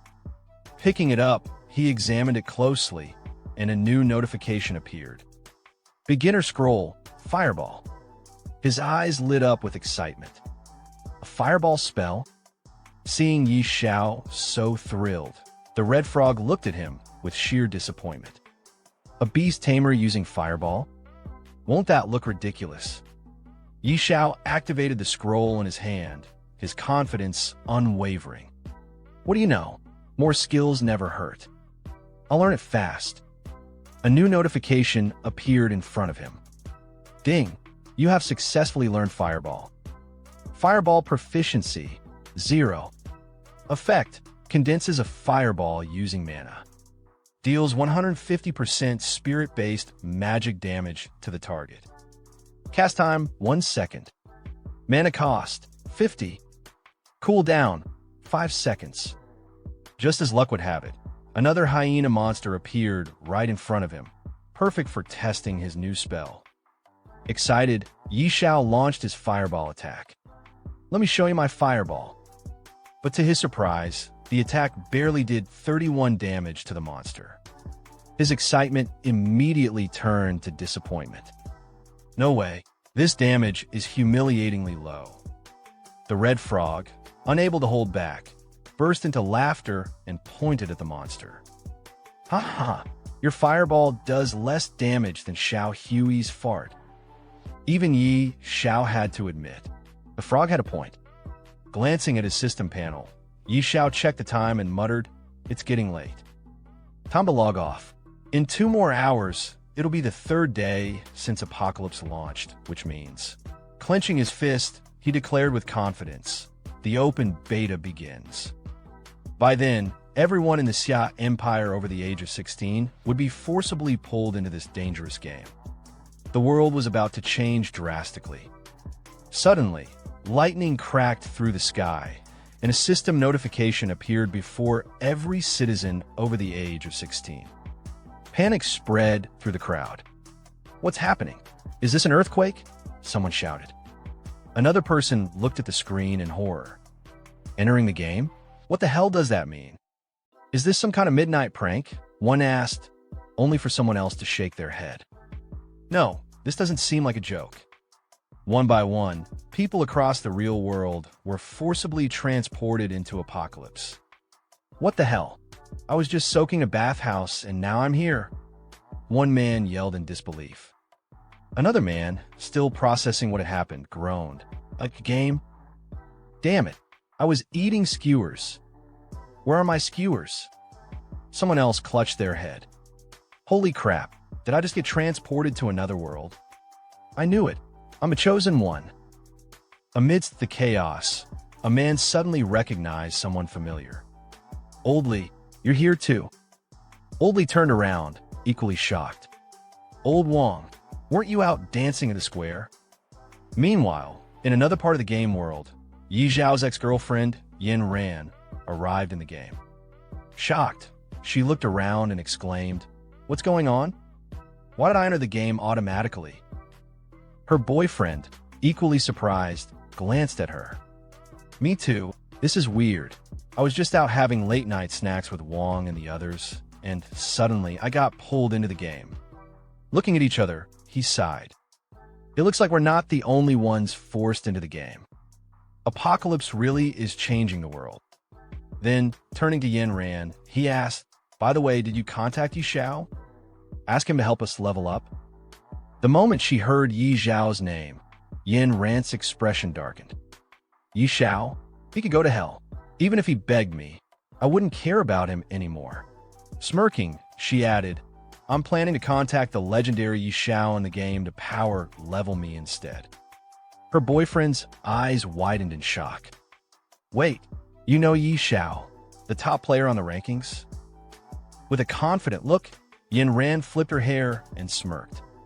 "Not yet, but with my beauty, no man has ever been able to resist me." Just then, a world announcement flashed across the skies. Everyone in the Xia Empire over the age of 16, regardless of gender or background, has been forcibly logged into Apocalypse. The logout option has been permanently disabled. Players can no longer leave on their own. Spawn locations are based on real-world proximity. People who are close together in real life will spawn near each other in the game. Each starting village corresponds to a specific region. If a player dies in the game, they cannot return to the real world. In the middle of a vast grassland, 3 players sat around a small camp, trying to process the situation. One of them sighed. Now that everyone has been forced into the game, something is seriously wrong with this world. Another chimed in, "Where's Xiao? Isn't he the #1 ranked player? Maybe he knows how to log out."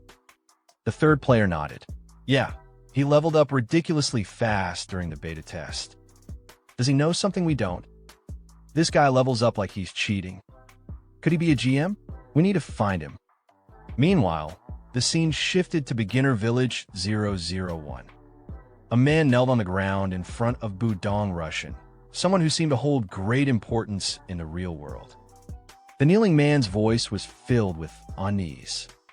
"So far, we still haven't found a way to log out. We might be permanently trapped in this game." Budong Russian stood still for a moment, then slightly turned his head. "The situation has gotten this serious. Where is Xiao? Any news on him?" The kneeling man hesitated before replying, "No contact. He's already level 12 and has left the beginner village. No one else has managed to leave yet." Budong Russian's eyes narrowed. "What about Chen Kuang? Can he do anything?" Lumen sighed. "Chen Kuang? He's only level 4. Budong Russian's expression darkened. "Wasn't he a beta tester?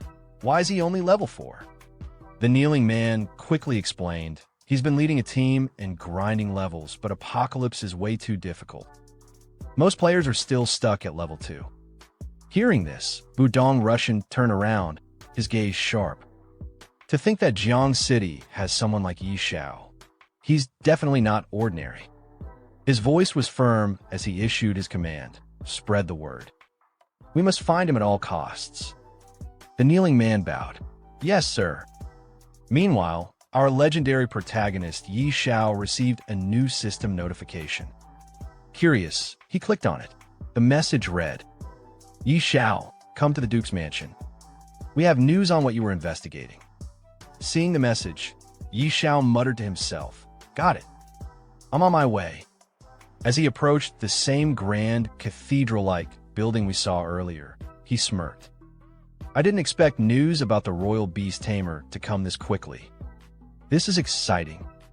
Entering the building, our protagonist meets the noble lady from earlier, the one searching for the rose.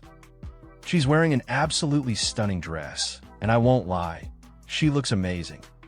Honestly, she seems way more suited to be our protagonist's girlfriend.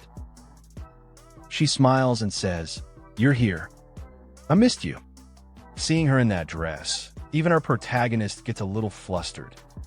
His face turns slightly red as he responds, "I am here." In his mind, he's thinking, wow, she's so attractive. Who could possibly resist this? He rubs his head awkwardly and then clears his throat. "Beautiful Sophia, do you have any news about the royal beast tamer?" Sophia gives him a soft smile and replies, "Don't be in such a rush. Uncle Stir is out traveling and can't come back yet." Hearing that, Xiao's sweat drips down his face. So, it was a false alarm. But Sophia just chuckles before adding, "However, he did ask me to tell you how to unlock a hidden class. It's actually not hard. It's inside Fengyi City." Xiao's eyes widen. "What? It's inside Fengyi City?" In his mind, he's screaming, "Whoa. I thought we'd have to travel to the ends of the world, but the treasure was right at home." He immediately turns to Sophia. "My dear Sophia, where exactly is it?" Sophia smirks, turns slightly, and rests her hand on her cheek. "Well, it might be a bit difficult. According to Uncle Stir, in the mountains outside the city, there's a powerful dragon. Beneath its lair, there's something hidden deep inside." Xiao's excitement spikes. "Are you talking about the cave maze?" Sophia raises an eyebrow. "You know the name of that dungeon?" Xiao rubs the back of his head awkwardly. I just happened to hear about it." But in his mind, he's thinking, of course I know it. In my past life, I farmed that dungeon so many times. He frowned slightly, but I remember the only boss there being a creepy level 80 demonized boss. Since when was there a dragon? Sophia looks at him seriously. Uncle Stir is certain that a dragon guards that place. Yi Xiao's mind starts racing. In my past life, it was a demonized boss. Did they change it to a dragon this time? But then he shrugs it off. Doesn't matter. I'll go check it out myself. Sophia immediately stops him. You're going alone? That's a level 80 area. Even elite players from the city never come back alive. And you're just... Yi Xiao simply gives her a confident smile. Don't worry, dear Sophia. I have my ways. At that moment, a new notification pops up. Ding. Uncle Stir has provided new information. Go to the unknown dungeon and retrieve the item inside. Even the red frog sitting on Yi Xiao's shoulder snickers. That's true. You even stole a dragon egg before. A dungeon is nothing for you. Yi Xiao glares at the frog. Shut up, you annoying frog. He then pulls out a special badge, holding it in his hand. As long as the payment is right, even a dragon can be taken down. When it comes to fighting dragons, my sister Tao is the best. Suddenly, he points the badge forward, and a portal appears out of nowhere. This job needs my sister Tao. Sophia gasps in shock. Wait, is that a Supreme Hall token? How does Yi Xiao have that at just level 12? Then, from the portal, a familiar figure steps out, the magician from earlier, the one who helped Yi Xiao obtain the dragon egg. The so-called Sister Tao. She stretches lazily and smirks. Who's the cute one calling for me this time? As she adjusts the staff in her hand, she sees Yi Xiao standing before her and grins. Oh, it's little brother Yi Xiao. Did you miss your big sister? Yi Xiao looks at her seriously. Sister Tao, I have a big job for you. Immediately, she waves her hands in panic. Don't tell me. It's another dragon? Yi Xiao smirks. Sister Tao, you really are sharp. Yes, it's a dragon. She freezes for a moment, then yells, What? Another dragon? Do you have a grudge against them or something? Last time, I stole a dragon egg and hurt my back. I'm still recovering. No way. Find someone else. Yi Xiao, still grinning, raises 2 fingers. Same deal as before, 2 billion gold as a reward. Sister Tao stops dead in her tracks. 2 billion. She hesitates, dances slightly, then sighs. No way. It's not that I don't want to, but I'm really injured. I need time to heal. If you're not in a hurry, I can go with you in a month. Yi Xiao rubs his chin with a sly expression. What if I can provide the location of the Holy Spirit Spring? Will that change your mind? Sister Tao's eyes light up with excitement. Wait, you actually know the location of the Holy Spirit Spring? No joke if you really know. Would you risk your life to go with me? Yi Xiao smirks. Okay, deal. We leave now. Sister Tao blinks. Right now. As our protagonist and Sister Tao leave the mansion, Sister Tao immediately asks, All right, little brother, where exactly is the Holy Spirit Spring? Without looking back, Yi Xiao casually replies, In the Lost Land. Sister Tao's eyes narrow. Lost Land? Do you have the exact coordinates? Behind them, Sophia overhears their conversation, shaking her head in amazement. Yi Xiao, he's really something else. At that moment, Yi Xiao's system panel pops up with a notification. Ding. Sophia's favorability toward you has increased by 10. Sophia blushes slightly as she watches Yi Xiao walk away, thinking to herself, will he become a god-tier player in the future? Meanwhile, outside Beginner Village, 5 people stand gathered around a man lying on the ground. Wang Chong. Wang Chong, wake up! One of them calls out desperately. A girl in the group anxiously replies, he was killed twice by goblins. After reviving, his body just shut down. The pink-haired girl in the group bursts into tears. This game is insane. People can actually die in here. Help! I want to go home. A black-haired man glares at her. Shut up. Who doesn't want to go home? No one even knows how to log out. Someone else murmurs. I heard someone already reached level 12. Let's find him and ask. Back at the Dragon Mountain Range, Xiao, Sister Tao, and the Red Frog are making their way forward. The Red Frog looks around, admiring the scenery. Such a beautiful place. It doesn't even look like a dragon would be hiding here. Sister Tao, however, remains on guard. The more peaceful a place looks, the more dangerous it usually is. Xiao nods. Sister Tao is right. The monsters here are all level 80. If we didn't have her level boost, we'd be surrounded in seconds. Sister Tao adds, since we're heading to the dungeon, let's avoid unnecessary fights if possible. Xiao agrees, got it. Suddenly, a massive dragon lands on a distant mountain peak, its wings stirring up a storm of dust. Xiao's eyes lock onto it, while Sister Tao grips her staff tightly.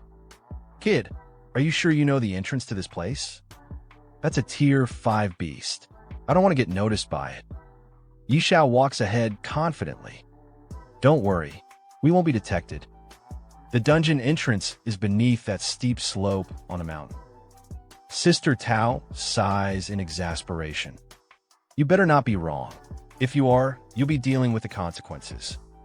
A few moments later, Xiao stops in front of an ancient stone door embedded in the mountainside. Smirking, he gestures towards it. Look, I was right. The three of them stand in front of the entrance, examining it. Xiao places a hand on the stone and nods. This is the place. Sister Tao steps forward, pressing her palm against the entrance. Now we have a problem. This teleportation formation is incredibly well crafted, but there's no trace of mana. I don't think I can activate it. Xiao steps up confidently. Let me handle it. Taking out a knife, he slices his palm slightly and presses his bloodied hand against the stone. Immediately, a crimson circle appears, glowing with power. Sister Tao's eyes widen in shock. Little brother, how do you know how to open this? Before he can respond, the massive stone doors creak open, revealing a dark passageway. Sister Tao watches Xiao step forward, glancing back at her with a smirk. I have my ways. Hurry up and follow me. As he walks ahead, Sister Tao mutters to herself, so mysterious. Just how many secrets does this kid have? As soon as they step inside, Xiao's system panel lights up with multiple notifications. Ding! This maze has only one exit. Find it within the time limit or you'll be trapped forever. Hint! This maze is occupied by eerie creatures. Proceed with caution. The red frog on Xiao's shoulder immediately panics. Kid, can't you take me somewhere safe for once? Behind them, Sister Tao frowns. An eerie zone, and only 3 hours. Xiao thinks to himself, last time, the time limit was 3 days. Something's definitely off. Sister Tao crosses her arms. As expected, something's different this time. Xiao, I have to warn you, this mission is even more dangerous than facing a tier 5 dragon. Are you sure you still want to go after this item? Xiao smirks. Sister Tao, you're a god-tier sorcerer. Are you scared? A bead of sweat forms on Sister Tao's forehead. She hesitates for a moment, thinking, this brat actually thinks I'd be scared? Then, she straightens up and scoffs. Me? Scared? Don't be ridiculous. I'm a god-tier powerhouse, a Supreme Hall Elder, and a top sorcerer. Why would I be afraid of some eerie maze? Xiao grins. Exactly. Now, let's move quickly. As they step deeper into the cave, Xiao turns to her and asks, all right, Sister Tao, do you know concealment magic? Sister Tao gives Xiao an annoyed look. What kind of question is that? Concealment magic is a low-level spell. I didn't even bother learning it when I was an apprentice. Xiao grins confidently, waving his hand in front of his face. Sister Tao, don't be mad. As long as it hides our presence and aura, it's enough. With a snap of her fingers, a dark mist surrounds them. Child's play. Yi Xiao watches in awe as a notification appears before him. Ding! You have received the Shadow Phantom buff. You have merged with darkness. His excitement is obvious. Whoa! As expected of a god-tier sorcerer. This effect is incredible. As they proceed inside the dungeon, Yi Xiao suddenly speaks. Sister Tao, there are 5 eerie monsters in this maze. 3 are level 60 crawlers. 1 is a level 60 elite boss, and the last one is a level 80 regular eerie monster. We need to be careful. Sister Tao stops in her tracks, staring at him. Yi Xiao, how do you know that? Are you some kind of prophet? He smirks. You could say that. I don't know a few things. Inside his mind, he thinks, I cleared this maze 800 times in my past life. Of course, I know everything. Sister Tao shakes her head. This is insane.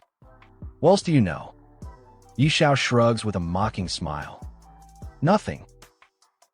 Sometime later, they stand before a trap-filled corridor. In the distance, monsters lurk patrolling the area. Yi Xiao whispers, we need to sneak past them without drawing attention. Watch my footwork. Sister Tao scoffs. Are you seriously trying to teach me? Do you even know what level I am? Do you even know what level you are? Yi Xiao smirks. I've cleared more mazes in my lifetime than you've walked roads.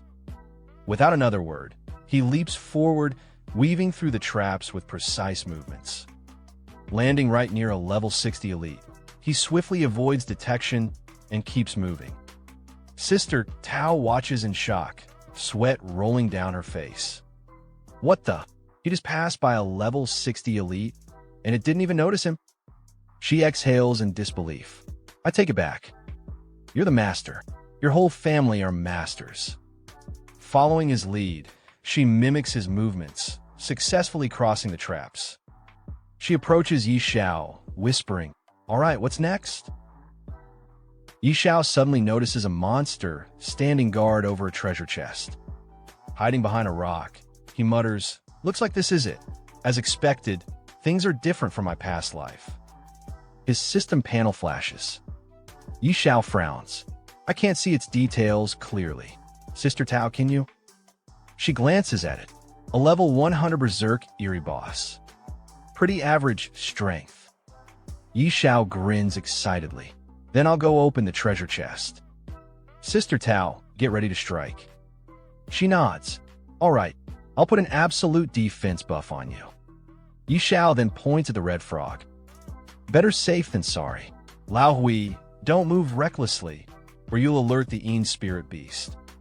The red frog huffs. Worry about yourself, kid. Slowly approaching the treasure chest, Yi Xiao whispers to himself, the hidden class scroll. It's almost mine. Opening the chest, he sees a blue diamond and an unfamiliar scroll inside. His eyes widen. What the? Even the treasure inside is different. The moment the chest opens, the guardian monster turns, its glowing red eyes locking onto Yi Xiao. With a furious roar, it charges at him. Before it can reach him, Sister Tao raises her staff. Frost shock. A wave of ice surges forward, freezing the monster in place. She yells, "Run, you idiot! What are you doing?" Yi Xiao snaps out his daze and dashes toward her. Sister Tao, help me. As she holds the monster back with powerful attacks, Yi Xiao quickly checks his loot. Effect: resets the cooldown of any item regardless of rank. Cooldown: 3 days. The red frog stares at the screen, stunned. Kid, you are ridiculously lucky. Yi Xiao's eyes light up. What? Another Heaven's Doom rank item? A cooldown reset. That means Brutality Chapter's cooldown will now be only 3 days. Meanwhile, the boss, severely injured by Sister Tao's attacks, staggers but doesn't fall. She glances at Yi Xiao. Yi Xiao, what do we do about the boss? Fight or leave? Yi Xiao sighs. We fight it. Sister Tao, go all out. A wicked grin spreads across her face. All right, I'll unleash my full power then. Raising her staff, she summons a massive lightning strike that crashes onto the boss. The eerie beast lets out an agonized scream. Xiao watches in confusion. Why is it screaming like that? Even the red frog gets nervous. Wait, is it going berserk? A realization hits Xiao like a brick. Could it be? Suddenly, a bright glow erupts from the ceiling. Xiao's eyes widen in horror. Crap, it's summoning a dragon. Before they can react, a massive dragon appears above them, its scales glowing ominously. Without hesitation, it breathes a torrent of fire straight at them. Xiao, Sister Tao, and the red frog all turn on their heels. It's a dragon. Don't just stand there, run. Hey, my little manhwa population family. We're picking up right where we left off in the last video, so without wasting any time, let's jump straight into it. As Xiao and the others sprint for their lives, dodging the dragon's fiery breath, he yells, "Make a run for it." Sister Tao, panting, shouts back, "There's no way we're beating that thing." The red frog, barely clinging onto Xiao's shoulder, groans. Why does it always come down to us running for our lives? Just when things couldn't get any worse, the dungeon boss, the Een spirit beast, bursts through the cavern, still chasing them. Sister Tao's eyes widen in disbelief. How the hell can an Een beast summon a dragon? Xiao, still running, shrugs. Maybe they're just neighbors. The red frog, gasping for breath, snaps, "Shut up. It's catching up. Why don't you ask it yourself?" Sister Tao glances back and her face turns pale. "Move it, kid. It's coming straight for you." The red frog screams. "Damn it. This thing's gone berserk. It's immune to slow effects. Run." Xiao looks at the enraged monster, his expression turning serious. "Run? No way. If it went berserk just to go all out on us, then I'll just take it down first." Sister Tao stares at him like he's insane. "That thing's level 100. You're level 12. Don't be an idiot." Ignoring her, Xiao pulls out the gemstone he looted earlier. At the same time, he takes out the badge from before. His eyes gleam with excitement. "With my cooldown stone and brutal chapter, this is the perfect time to test my firepower." Sister Tao watches in horror. "You're seriously gambling with your life here." Xiao points his badge straight at the monster and roars, "Die, you bastard." Suddenly, a red beam shoots out from Xiao's badge, striking the monster. He watches in shock, sweat dripping down his face. "That's it? That's all the damage I did? Just how unlucky am I?" On his shoulder, the red frog lets out a groan. "If you die, don't expect me to pick up your call." But before Xiao can even react, blood gushes out from the monster's body, and a massive hole suddenly appears in its chest. The beast trembles, then collapses to the ground, completely defeated. A system notification pops up in front of Xiao. Ding! Target SP below 20%, triggering forced instant death effect. Then, a flood of notifications follows. Ding! Congratulations! You have successfully killed the level 100 demonized boss. Ding! Congratulations! Your level has increased to level 13. Ding! Congratulations! Your beast companion, Little Gray, has leveled up to level 13. Ding! Congratulations! Your level has increased to level 20. Ding! Congratulations! Your beast companion, Little Gray, has leveled up to level 20. Ding! Your level has reached the cap. You can no longer level up for now. Xiao's eyes widen in disbelief before he bursts into laughter. Haha, straight to level 20. This feels amazing. Behind him, Sister Tao stares at him in utter shock. This is insane. A level 100 demonized boss taken down by a level 12 rookie. At that exact moment, a world announcement echoes across the game. World announcement. Xiao player Xiao has successfully killed the level 100 demonized bossine beast, achieving the first kill on a level 100 boss. Reputation plus 500, attribute points plus 50, Xiao Warzone points plus 1. This is an official announcement. Players across the game freeze as they read the message.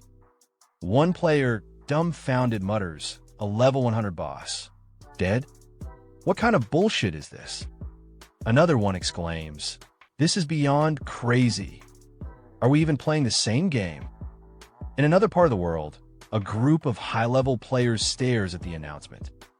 One of them says in disbelief, "Holy crap. A first kill on a level 100 boss? Is that even humanly possible?" Another player chimes in, "This game has to be bugged. Or maybe Xiao isn't even human." Someone else sneers, "Something fishy is going on here." At the ranking board, crowds gather to witness the name Xiao rocketing to the top. One player, looking at the leaderboard, shouts, "Damn it, sir. If you don't mind, I'd love to acknowledge you as my godfather." Another player bows dramatically.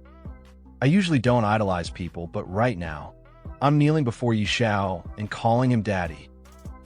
A third one scoffs, "You guys have no shame. Don't you already have fathers? Now you're fighting over mine." In a dark corner, a group of players bursts out laughing. "Yeah, right? How does a level 12 rookie kill a level 100 boss? This has to be a hack." Another one nods. "No way, this is legit. This has to be cheating." But then, someone excitedly shouts, "Who cares if it's a cheat? As long as Xiao gets the rewards, I'm all for it." Meanwhile, an old man, staring at the ranking board, narrows his eyes. "Unbelievable. We thought we had completely surpassed Xiao, yet they produced a player like this. Could the hidden forces behind Doomsday be involved with this Xiao?" Xiao barely escapes the collapsing dungeon, stumbling out just in time. As he hesitates to leave, Sister Tao grabs him by the arm, her voice sharp. "This is bad. The boss is dead, the dragon is pissed, and the cave is about to collapse. Are you just going to stand there and die?" Xiao glances at the crumbling ruins, his expression torn. "But I haven't grabbed the loot yet." Sister Tao groans and waves her hand, opening a portal with her power. "I open a portal. If you don't leave now, you won't make it. Forget the loot. Do you want to die here?" Xiao wipes the sweat off his face. "All right, fine. Survival first." Moments later, the entire dungeon collapses, sending dust and debris flying. Xiao, Sister Tao, and the Red Frog stand at a safe distance, watching the destruction. Sister Tao exhales, shaking her head. "Man, I haven't done something this exciting in a long time." The Red Frog huffs. "Damn, I nearly died. I need to splurge when I get back to calm my nerves." Xiao lets out a relieved sigh. "Good thing Sister Tao had a portal, or we'd be done for." But then he stops, his eyes widening in panic. Wait a second. A terrifying roar shakes the sky. They all look up, and there, descending from the clouds, is a massive dragon. A new notification pops up. Holy Judgment Skyfire Dragon. Level, unknown. Attributes, unknown. Sister Tao clenches her fists. It's not over yet. The Red Frog's face goes pale. Holy Judgment Dragon? Hell no, I'm out of here. Before they can react, the dragon unleashes a devastating breath attack, sending flames raining down. The group scrambles, dodging for their lives as fire engulfs the battlefield. The Red Frog shouts, "Why are we running again?" Xiao yells back, "Because if we don't, we're actually going to die this time." Sister Tao, sprinting ahead, glances at Xiao. "I'm gone. Just make sure to send me the location of the Holy Spirit Spring. And my payment." Later, in Fiancée City, in front of a grand mansion, Xiao meets with the noble lady from before. She holds the ancient scroll in her hands, her face flushed with excitement. Yi Xiao, you actually managed to get the item from the labyrinth? Yi Xiao crosses his arms, putting on a smug grin. PSH, it was nothing. A piece of cake for me. The red frog, perched on his shoulder, snorts. You nearly died, and you call that a piece of cake? Ignoring the frog, Yi Xiao turns to the noble lady with a respectful tone. Now that we have the scroll, how do we unlock the hidden class? The noble lady examines the parchment and frowns. This doesn't seem to be a class-changing scroll. Yi Xiao's confidence cracks. Not a class-changing scroll? What do you mean? The noble lady starts walking inside the mansion. According to Uncle Stir, this parchment unlocks your hidden potential and awakens a unique class meant just for you. As she climbs the stairs, she glances back. Follow me. Inside the hidden chamber, Yi Xiao steps into a secret room, his eyes scanning the ancient surroundings. I never knew this estate had a hidden chamber. I didn't discover this in my past life. In the center of the room, a dignified man stands waiting. This is Stir, the royal beast master. His gaze is calm, yet sharp as he looks at Yi Xiao. Welcome, young one. I am Stir, the one you seek. Yi Xiao bows respectfully. Master Stir, hello. I am here to unlock my hidden class. Stir studies him for a moment before nodding. I thought this method of class changing had vanished from the world, but it seems I was wrong. He picks up the scroll, his expression turning serious. Very well. I shall assist you in your transition. Are you ready? Yi Xiao grins, eyes gleaming with anticipation. I'm ready. I can't wait any longer. Stir chuckles, then raises the scroll. Excellent.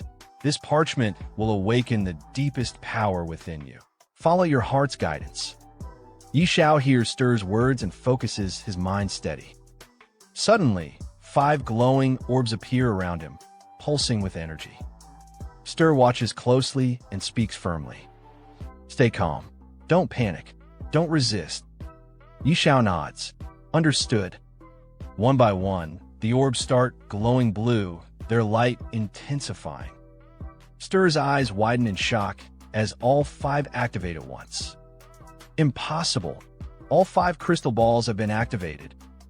The noble lady beside him gasps. Uncle Stir, is this what you meant by the supreme class transfer? Stir, still in disbelief, nods. That's right. Do you see those 5 crystal balls? They represent potential. Why change my class? I only managed to activate 3.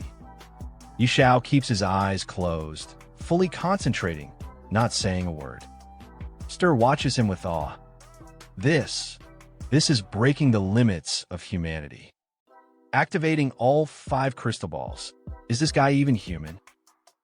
The noble lady, staring at Yi Xiao with flushed cheeks, murmurs, could Knight Xiao be something far beyond an ordinary person? Then, suddenly, Yi Xiao's eyes snap open as a flurry of notifications flood his vision.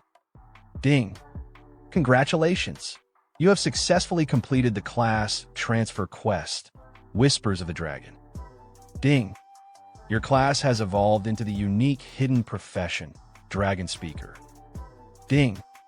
Due to the infusion of mysterious power, your class rank has been upgraded. Ding! You have surpassed the class rank limit and successfully advanced to the unique God-tier hidden profession, Beast God Master.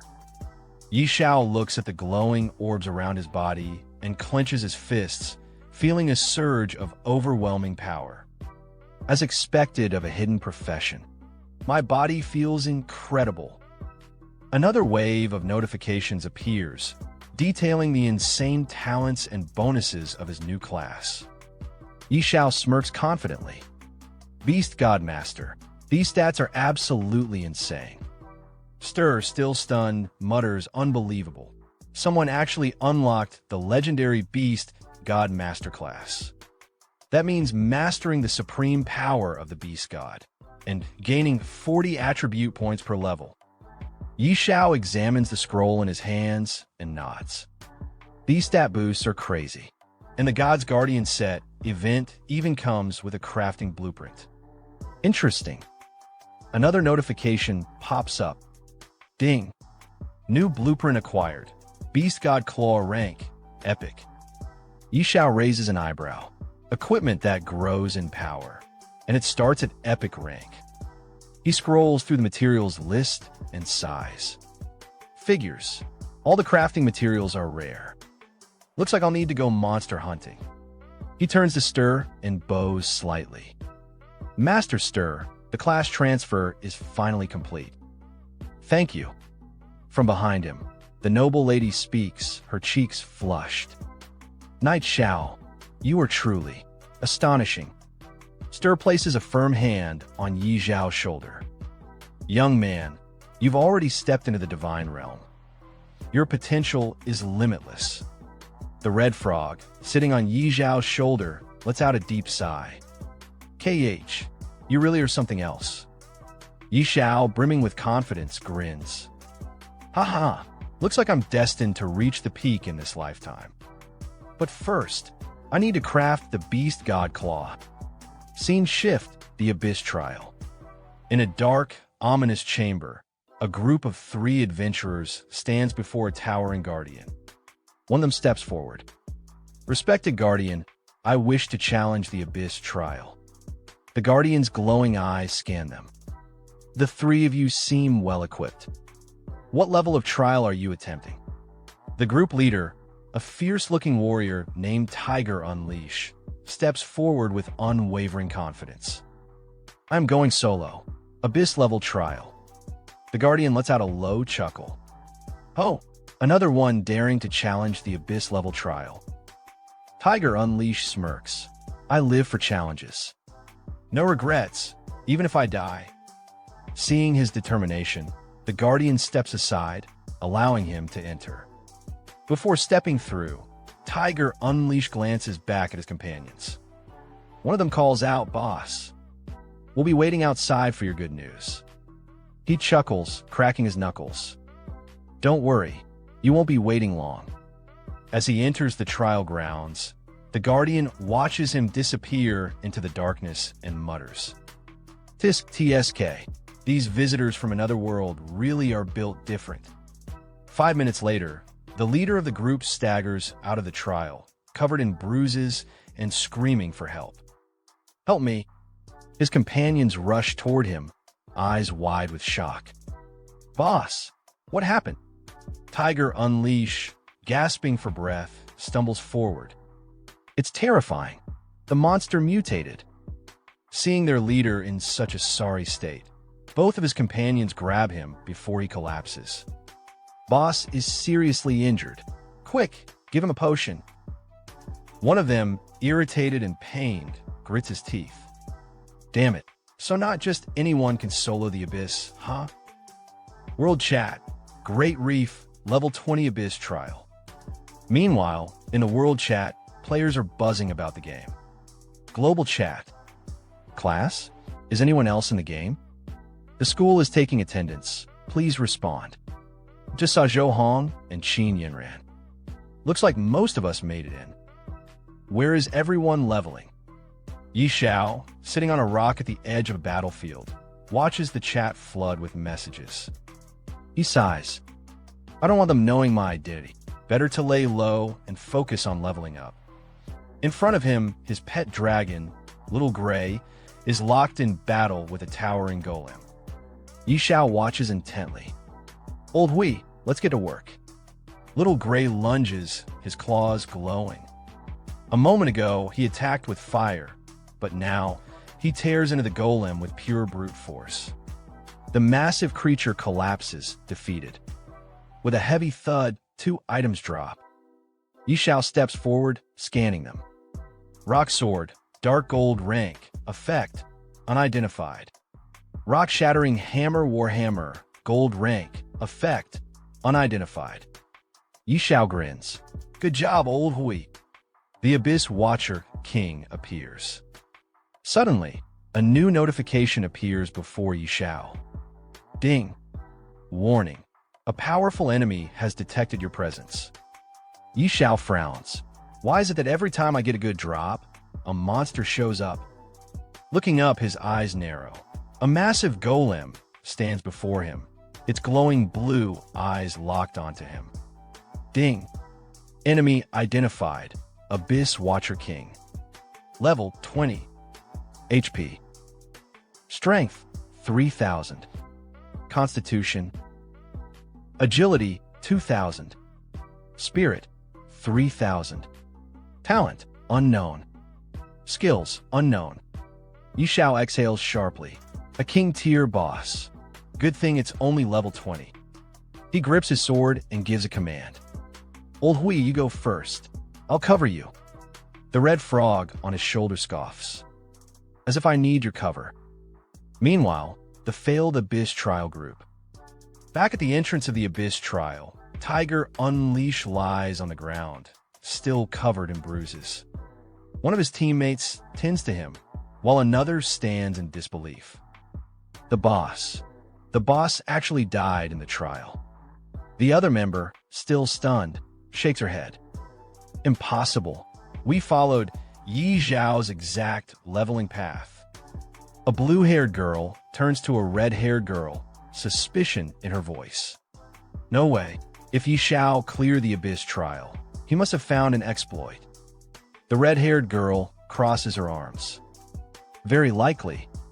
Just then, a world announcement pops up, shaking the entire server. Ding.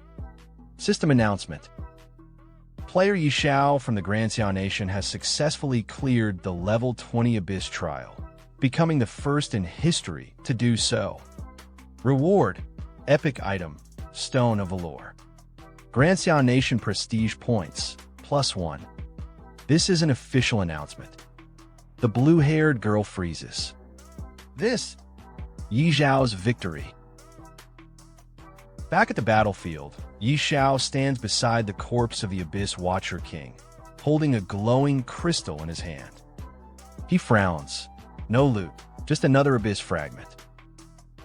Taking the fragment in his hand, the protagonist muttered. The Wanderer dropped fragment 1, and now the Watcher dropped fragment 2. What exactly are these? Could they be for crafting some god-tier item? Hearing that, the red frog sitting on his shoulder responded with a sarcastic tone. You wish. Then, without wasting any more time, the protagonist turned his gaze toward the portal ahead. Whatever, no point overthinking. I'll figure out later. Time to head back. As he stepped into the portal and arrived at a new destination, a voice suddenly echoed. Congratulations, warrior. Standing before him were 3 guards staring straight at him. One of them spoke firmly. You've cleared the trial. Here's your reward. The protagonist reached out and took the box from them. Instantly, a notification sound popped up. Stone of Valor. Grade. Epic. Description. Holds immense power and can be used to enhance the Emblem of Valor. Looking at the stone in his hand, the protagonist's eyes widened in surprise. Whoa, it's for upgrading the Emblem of Valor. Without wasting a second, he shouted with excitement. Then what are we waiting for? Let's do it. Right at that moment, another notification appeared. Emblem of Valor. Description. A symbol of true warriors. Only those who conquer the Hell level trial can obtain it. Effect. Increasing strength by 10% and spirit by 10% for 5 minutes.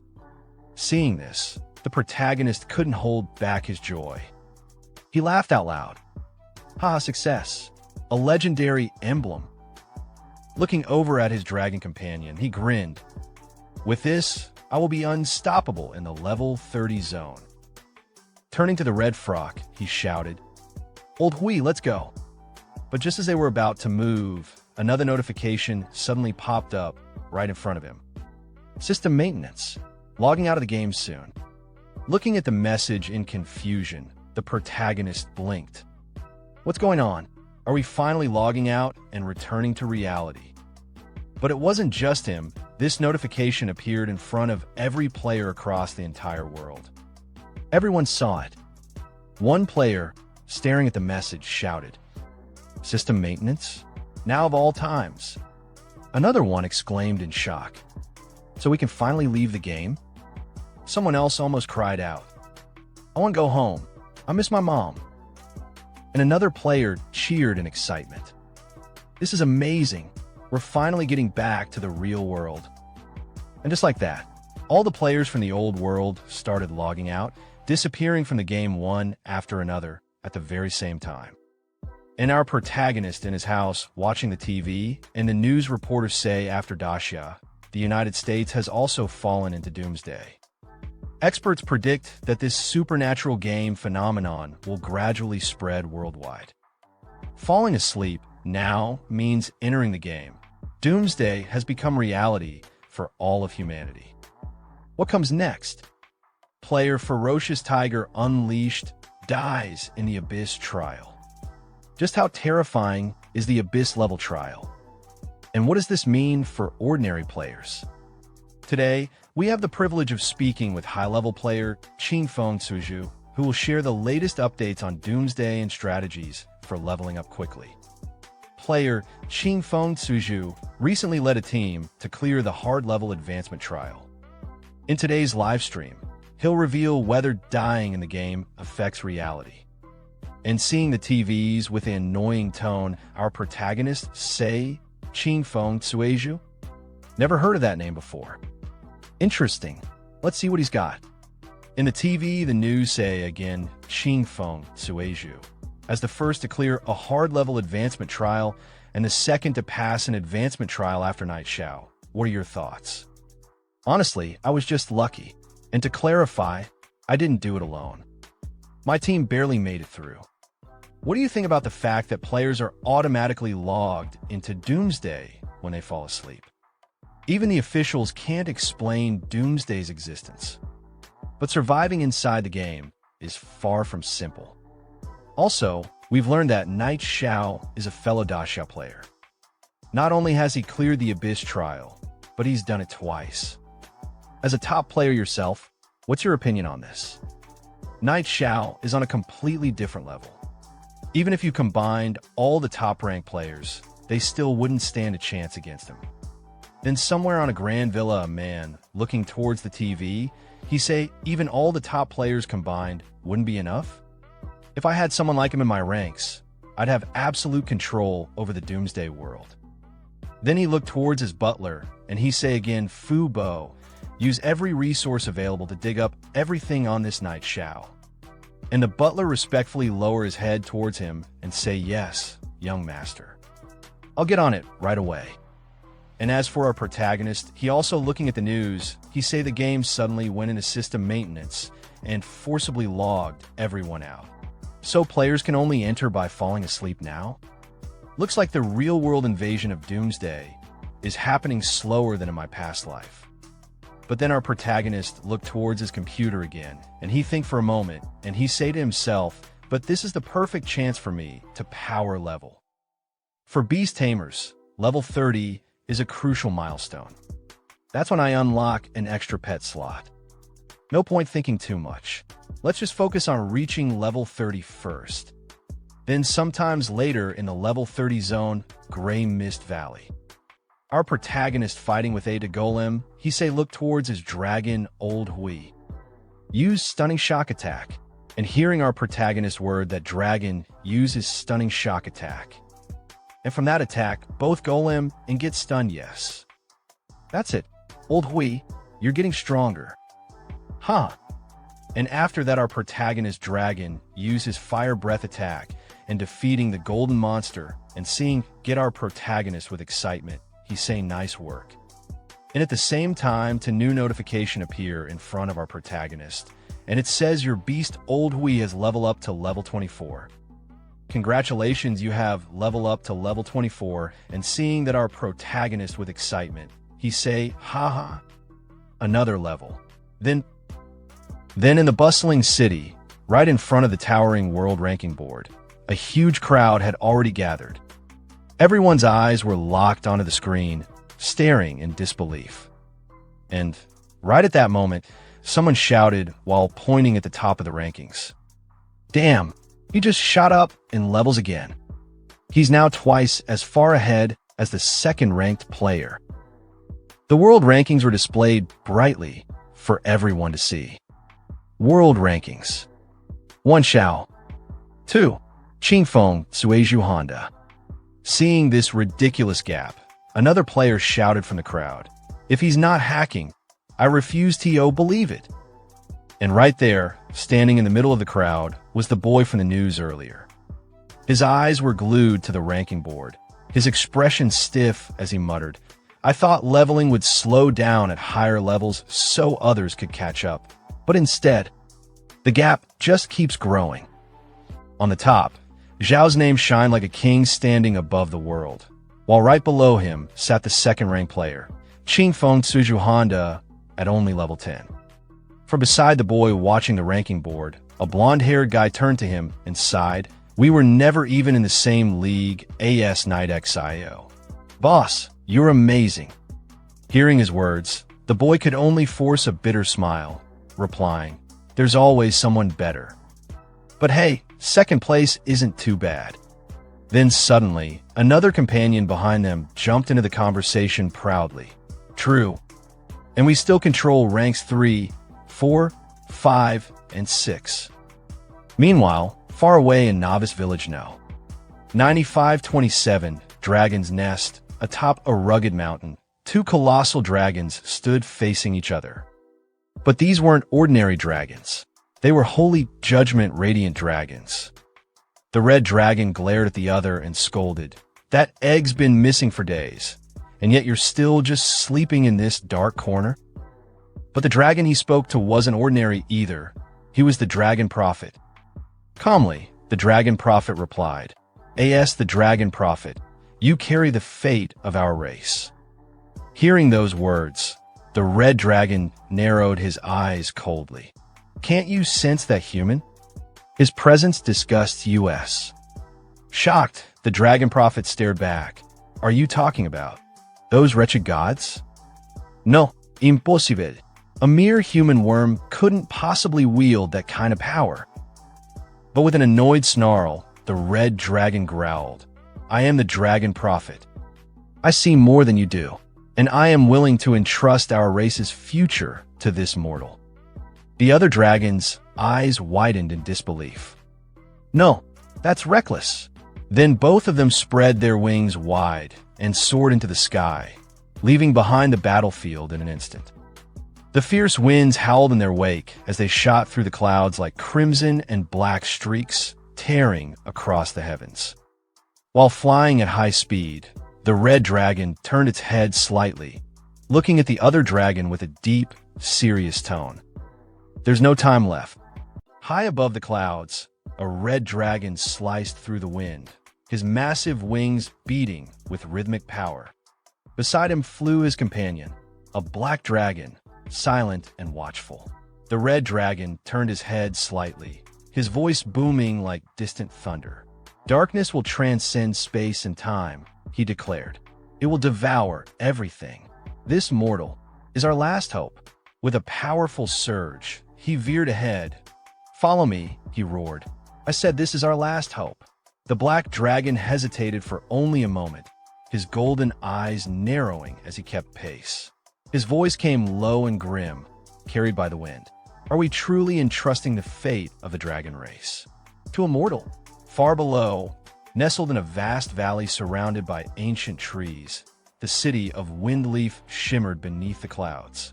In the heart of the city, 3 travelers stood at the gates, weary from a long and perilous journey. The leader of the group stepped forward, his voice filled with equal parts relief and pride. "Finally," he said, "it wasn't easy, but we've made it. Windleaf, the heart of the realm." The boy with glasses grinned at his companions, adjusting his frames. "Yeah, besides Night Xiao, we got to be the first players to reach Windleaf main city." His excitement was contagious. One of the others nodded eagerly. "That's right, we actually made it." But before their excitement could settle, the sky above them darkened. A shadow passed over the city. Gasps and screams followed. People began to scatter in panic as the immense form of a dragon descended from the clouds, its wings blocking the sun, but a voice cried out from the crowd, "Help! Someone help. The boy with glasses looked up, mouth agape. Is it a giant dragon? The dragon wasn't alone. Clutched tightly in its massive claw was a figure, flailing, shouting, caught in terror. Someone save me! The captive screamed. The judgment dragon is capturing people. That voice, it was unmistakable. Their eyes widened. It was him. Clutched in the dragon's grasp, the protagonist panicked. His voice cracked as he yelled again, but a second, smaller voice snapped at him. Stop yelling, croaked a red frog perched awkwardly near him. Do you think anyone's strong enough to save you? Despite the brave words, the frog was trembling even more than the boy. Together, the two dragons, one red and one black, swept away from the city, disappearing into the clouds with terrifying speed. Down below, the group stared upward, dumbfounded. I've never seen such a huge dragon before, one whispered. Then the boy with yellow hair squinted, jaw-dropping. Is that Knight Xiao? That's impossible. Their leader stepped forward, voice tense with confusion. And the dragon seems to be carrying someone. He began to walk ahead, eyes still fixed on the sky. Even if you reach level 100, there's no way you'd be involved with a dragon of this caliber. The yellow-haired boy turned, visibly shaken. Boss, what should we do? Do we follow it? The leader didn't miss a beat. Follow what? That's the judgment dragon. One sneeze from it and we're all gone. Later, in the game's global chat, messages exploded across the screen. Breaking news, a dragon boss has appeared outside Windleaf City. An unlucky player was captured. Shocking. Top player Ching Feng Suiju hints the captured player might be Night God. Discussion thread. What does being caught by a dragon mean? Here's what ordinary players, leaderboard veterans, and top-ranked guilds are saying. Back in Windleaf, on a busy street corner, a man nearly dropped his drink. Did you hear? Knight Xiao was caught by two dragons. Another man choked on his food. What? Really? I haven't even seen a dragon yet. A third piped in from the next table over. So, Night Gods already dealing with dragons? No wonder his level's so high. The dragons are power leveling him. That's some crazy grinding speed. And from a few steps away, another voice added bitterly, I'm so jealous. If I had that kind of treatment, I'd be level 30 by now too. One more player leaned in, sounding bewildered. How can Knight Xiao already be interacting with such high-level creatures? Elsewhere, far from the city, deep in the mist-shrouded mountains, a solemn wind whispered through an ancient, crumbling dragon cemetery. Towering stones, each etched with runes of old, circled a glowing platform at the center. There, the captured protagonist now stood, placed at the heart of a glowing summoning circle. Before him, the two dragons loomed like gods, silent and unreadable. The mountains held their breath. Something was about to begin. The protagonist looked at the two dragons in front of him, his brows furrowing as unease crept in. Why do these two dragons look so familiar? He asked aloud. From the side, the red frog tilted his head with a smirk. Duh, did you forget the good deeds you've done? He said, clearly enjoying himself. I told you not to mess with dragons. A bead of sweat slid down the protagonist's face. He turned to the dragons again, eyes widening as memories hit him like a brick. We're done for, he thought. One had its eggs stolen by me, and the other had its home looted. Things aren't looking good. Just then, the black dragon stepped forward, towering and calm, his deep voice resonating through the chamber. Mortal, he said, are you not afraid? The protagonist straightened his back, forcing a false sense of courage into his voice. Kill me or flay me. Do as you wish. But inside, panic churned in his chest. Afraid? Who wouldn't be afraid? Anyone who says otherwise is a fool. He thought bitterly. The red dragon moved next, stepping closer with a gentler expression. His voice, though powerful, was less threatening. Mortal, you need not fear, he said. The dragon egg you took is the last hope of our race. Bringing you here is to bestow upon you a great opportunity. The protagonist blinked in surprise, confused. You mean, Little Gray? At those words, the black dragon's eyes flared. Little Gray? Outrageous, he roared. How dare you give such a disgraceful name to a dragon? The protagonist instinctively took a step back, startled. Huh, it's disgraceful?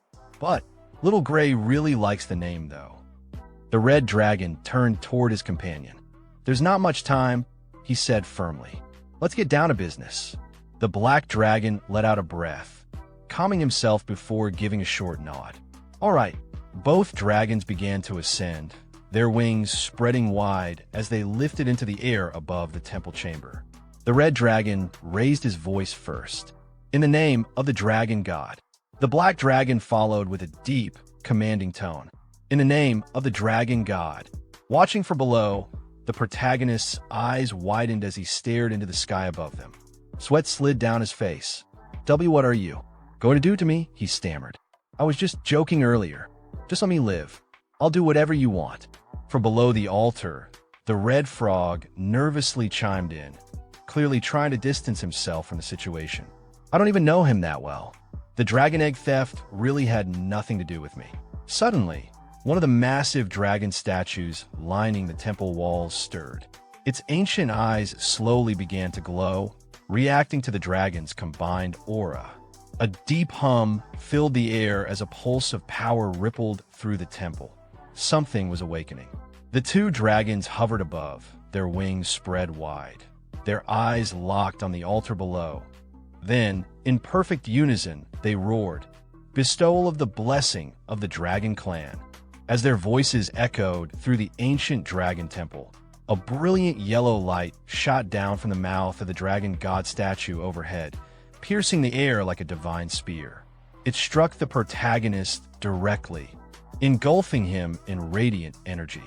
The dragon spoke again, their voices even louder. Receive a part of the dragon god's power. In an instant, the protagonist's entire body was enveloped in a storm of pure dragon energy. His breath caught, his vision shook. Every inch of him screamed with intensity. Far away from the dragon temple, across the world, a new notification appeared before the eyes of every player logged in the game. Doomsday Forum. System in today's news. Xiao Nation continues to dominate, occupying the top 100 of the level rankings. Storm brews again. The second spot on the leaderboard has changed. Jihai Yeshing's show-stopping assassin skills skyrocketed them to level 14, replacing Mingwe Ruyue and widening the gap. God on the decline, Knight Xiao remains at the top, but hasn't leveled up in 3 days. Has the new god fallen? Shocking development. Since being taken by dragons, Knight Xiao has reached level 30 from hidden story progression. What is this? In the middle of a crowded city square, players stared at their system messages wide-eyed. Does anyone know what's going on? Someone asked aloud. What really happened to Knight God? No idea, another replied. That guy's always elusive, like a dragon.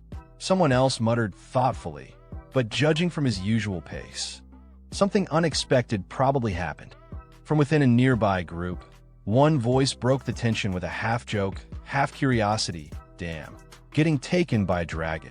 Is this some sort of extreme plot? Do dragons swing that way? 2 more players joined the chatter. TSK, you think Knight God made some kind of shady deal, and now it's time to pay the price by offering up his ass? One laughed, the other grinned. Haha, must have used some trick to steal the top spot. Now that he's been exposed, he's getting punished. A pair of players standing off to the side were also deep in conversation. I'm telling you, one said, my buddy knows some inside info. Knight Zhao's done for. He's not coming back in 3 days. Not even 30. Your buddy knows inside info? The other raised a brow. Who's your buddy? Even top players like Mingwe Ruyue said they don't know anything. Where's your buddy getting this from? Meanwhile, far from the buzz of world chat and speculation, the protagonist lay flat on the cold ground, alone, silent. The lingering hum of the dragon god's power still faint in the air. 2 glowing notifications hovered in front of him. I can't explain it to someone like you. You are too small-minded. Ever heard of hidden experts among commoners? Those top-tier players? Nothing but crap. Look at the gap. Then came another ding. Congratulations, you've received the blessing of the dragon god. Become stronger. The protagonist groaned and clutched his head. Ugh, my head hurts. As the golden glow from the dragon god's blessing faded, silence returned to the ancient mountaintop. The wind rustled through the grass, carrying with it the scent of something old and powerful. The protagonist, the red frog clinging to his shoulder, and Little Gray, the small dragon he once borrowed, all stood still, gazing at the distant mountain range cloaked in mist.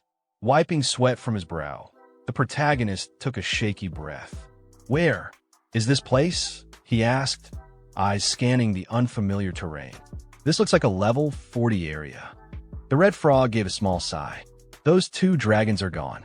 Before the protagonist could reply, a sudden wave of system notifications burst into view in front of him, crowding his vision. Class: God of Fortune, innate talent. Endless Fortune, LV1 innate talent. Stingy beyond compare, LV1 innate talent. Great Fortune, LV1 innate talent. Unmatched Charm, LV1 innate talent. Power of the God of Fortune, LV1. Staring at the flashy new titles, the protagonist muttered as he tapped through the panels. The Dragon God's Blessing. After all that trouble, I don't feel much of a change in my attributes. He narrowed his eyes. Maybe it's in the skills? Doesn't seem like much change either. But then, something on the screen caught his eye. "Wait a sec," he shouted. "Looks like I got a new skill. Money Shield? Skill. Money Shield, 100 gold coins can be converted to 1 shield point. Current balance, 1.81 billion gold coins." The protagonist's jaw dropped. Holy crap, is this skill for real? At that exact moment, the red frog leapt into the air and landed on his shoulder, peeking over at the panel with an unimpressed look. Meanwhile, the protagonist grinned wide, eyes sparkling. "And no cooldown. This is insane," he cried, nearly shaking from excitement. The red frog rolled his eyes. Talk about dumb luck. Little Gray flew slowly in circles above their heads, curiously glancing at the panel, but clearly not understanding a single thing. Still scanning the interface, the protagonist blinked in realization. Huh, since the God of Fortune class got new talent skills. Then what about Beast God Controller? Once again, new notifications cascaded down before him. Class: Beast God Controller innate talent. Divine Power LV1 innate talent. Source of Magic LV1 innate talent. Divine Beast Set LV1 innate talent. Beast God Aura LV1 innate talent. Command of the Beast God LV1 innate talent. Infinite Beast Mastery LV1. As the Beast God Controller, you have grasped the true essence of beast taming. There is no limit to your number of beasts. The protagonist's eyes widened in disbelief. Holy, infinite beast taming? No limit on the number of beasts. He slowly lifted a hand, staring at it, feeling the pulse of new power flowing through his veins. A grin crept across his face, full of confidence and awe. "Even royal beastmasters only get 3 core pets," he muttered. "And this punk has no limits." The red frog, still on his shoulder, let out a long, defeated sigh. Damn. The protagonist glanced at him, still smiling like a man who just hit the jackpot. "Is all this real?" he whispered. "Am I dreaming?" Kneeling on the grassy hilltop, the protagonist pressed his palms together, his voice full of reverence and barely restrained excitement. "Almighty dragon gods," he began, bowing deeply. "From now on, this little brother is following your lead. I'll burn incense for you, for the elder dragon gods, and thank your ancestors and sisters for 8 generations." He trembled with joy, grinning from ear to ear. This is just too awesome. Time passed. Now standing at the massive gates of the level 30 trial hall, the atmosphere shifted to something more serious. A towering stone fortress loomed ahead, glowing with ancient energy. 2 armored guards flanked the entrance, their eyes sharp, until one of them caught sight of who approached. He straightened his posture, surprised. "So it's Lord Knight Xiao," the guard said, giving a respectful nod. "Would you like to take on the abyssal level trial?" The protagonist answered calmly, a confident smile on his face. "Yes." The guard gave a formal bow. "Please wait a moment." A low rumble echoed from within the stone walls. Moments later, the colossal doors began to grind open, revealing a dark corridor beyond. shimmering with a faint, ominous glow. The level 30 trial had begun to awaken. Then when our protagonist untears the door, he is suddenly transported into a cold area where mountains made of ice are towering around. Our protagonist, with his trusty companion, the red frog who always tries to betray him, and his pet dragon, are walking towards the mountain. Freezing from the cold, our protagonist says it's so cold. If I had known it'd be this freezing, I would have worn more layers. But then, our protagonist suddenly notices a big snowball coming from behind him. He quickly avoids the snowball from crashing into him and says, "Ah, that was close." The red frog, sitting casually on the snow, looks at him and says, "Why are you dodging it? Why don't you use your shield?" Our protagonist looks at the red frog and says, "Oh, right, I do have a shield." Suddenly, right in front of our protagonist, the air becomes heavy and a giant snow-white monster starts running towards him, shouting. Seeing the monster, our protagonist gets shocked. Without wasting a second, he orders his pet dragon to attack, shouting, "Old Hui, show them how fierce you are." The dragon, with his fiery breath, attacks the monster and instantly defeats it. Then, a new notification pops up in front of our protagonist, saying, "Ding, congratulations, you have successfully slain white-furred mutant Yeti." Looking at the defeated monster and sweating from his face, our protagonist says to the red frog, "One bite and it's over?" "Lao Hui, did you see that clearly?" Hearing our protagonist, the red frog casually says back, "Nope."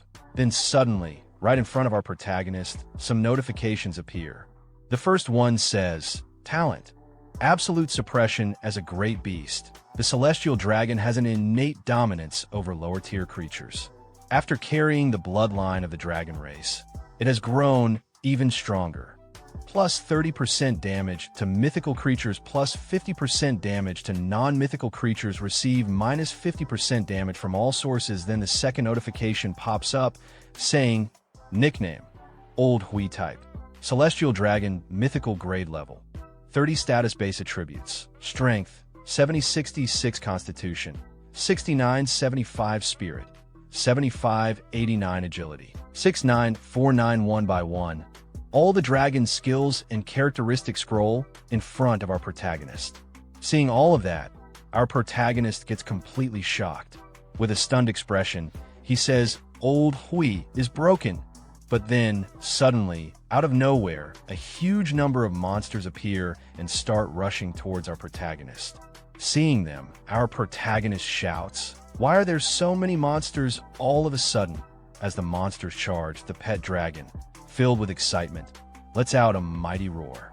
Seeing this, with panic in his eyes, our protagonist yells, "Old Hui, now's your chance to go wild. Go kill, kill, kill." Hearing his words, the dragon immediately starts attacking the monsters with his fire breath. Then, half an hour later, after defeating all the monsters, our protagonist looks at the pile of dead creatures in front of him. A new notification pops up. "Ding, congratulations, you have successfully slain Seeker of the Abyss, King Tier." Meanwhile, our protagonist simply stands there holding a crystal in his hand, a mocking smile on his face, and says, "Haha, King Tier, that's it. So weak." The red frog, sitting on our protagonist's shoulder with his usual expression, says, "Get cocky. Did you forget how badly you got crushed before?" But then all over the world, a global announcement appears in front of all the players. Ding system announcement. Xiao player Knight Xiao has passed the Abyss level advancement trial and become the first ever hero to pass the level 30 Abyss trial. Awarded epic item, Heroine Radiant Stone.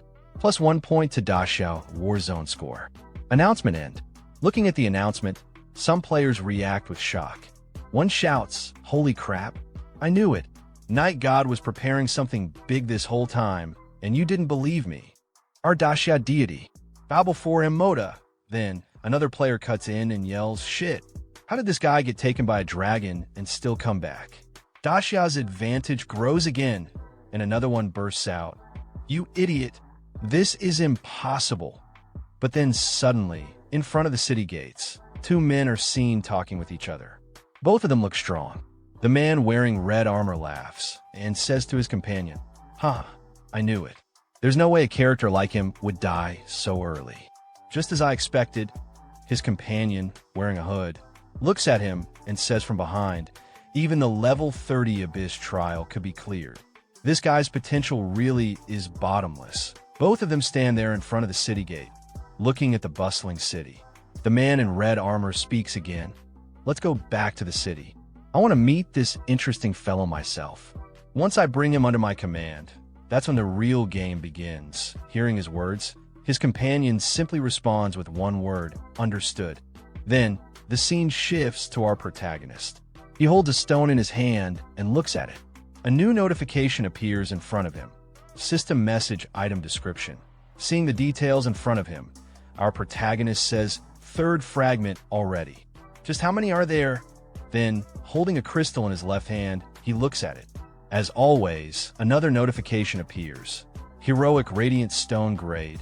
Epic description. A rare material infused with radiant energy from the heroic stone can further enhance the heroic emblem. Only powerful heroes are qualified to own it. Seeing the notification, our protagonist smiles and says, this heroic radiant stone is actually useful. I can enhance my heroic emblem again.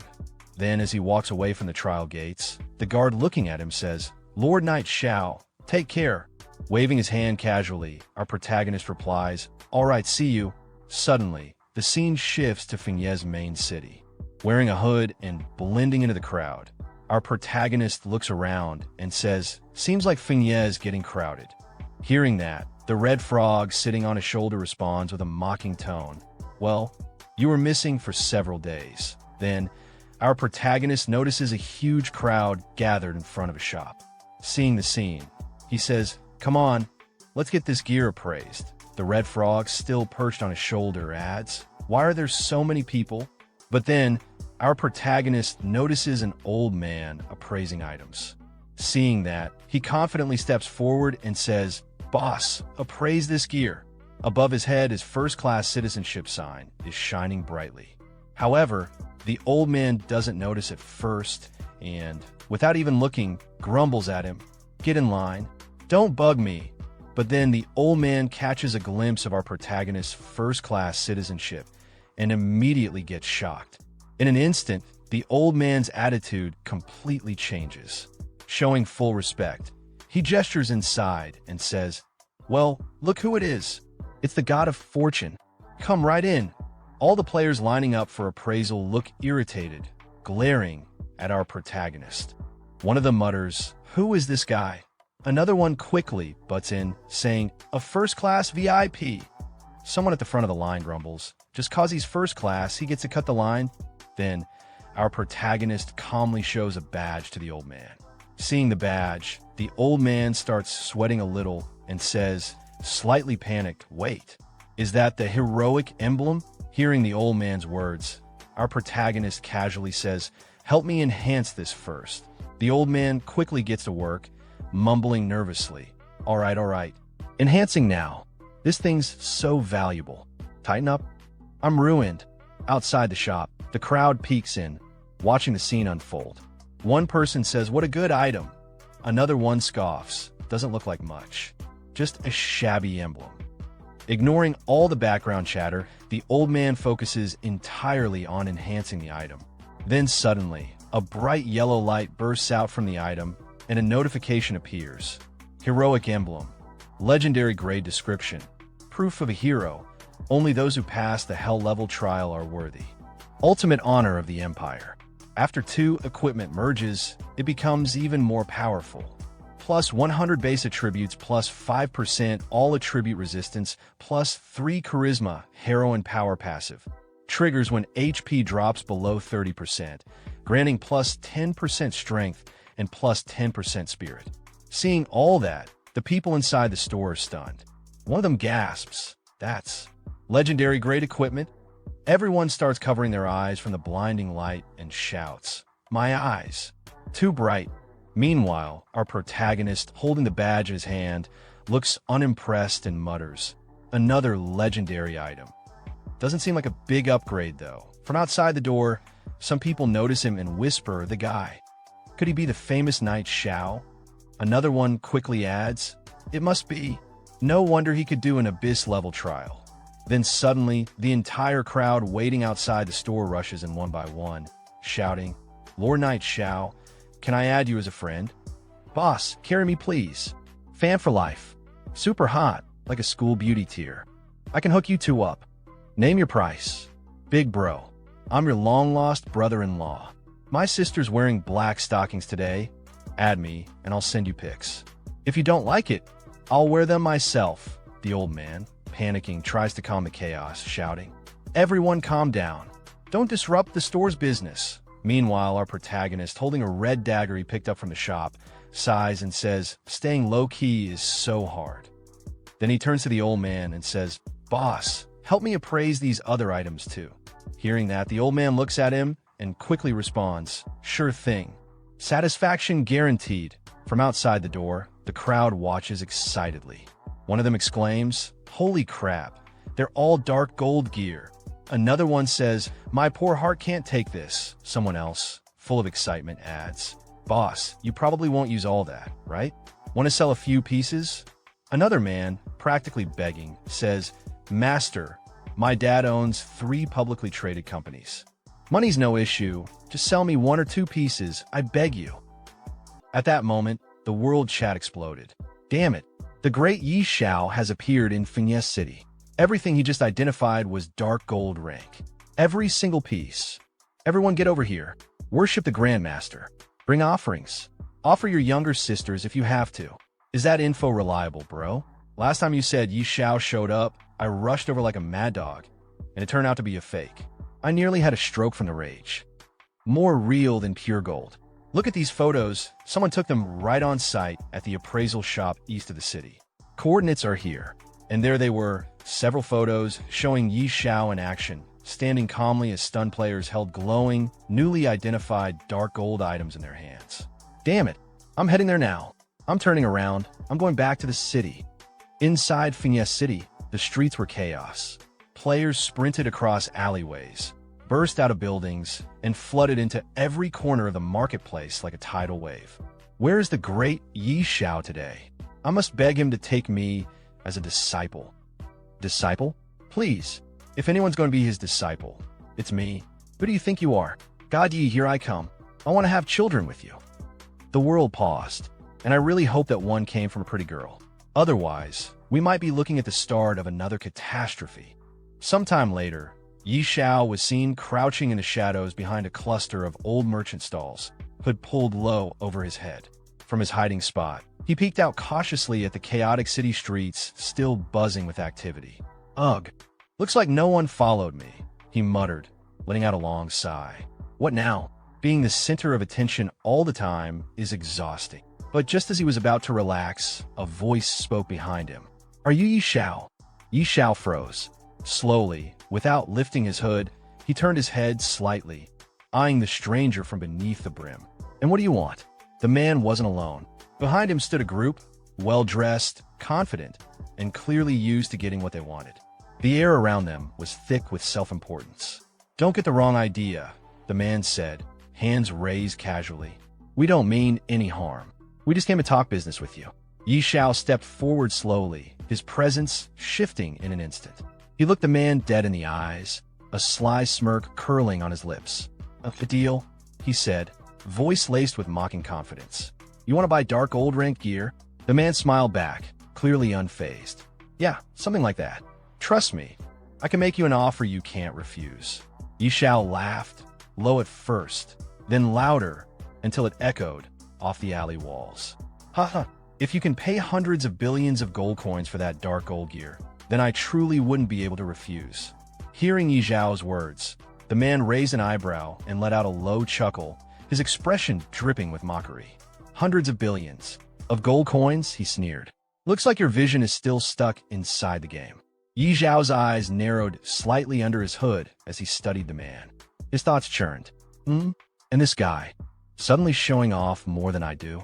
He didn't exist in my previous life, but that assassin behind him, he feels familiar. That tone, that presence. One of the top assassins for back then. Never joined any faction. Always acted alone. He tilted his head, eyes sharp now. "So what are you trying to say?"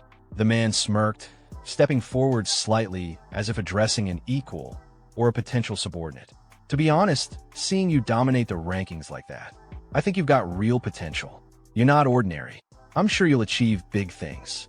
He paused, gaze steady. But it seems you still haven't realized the real value your in-game abilities can bring in real life.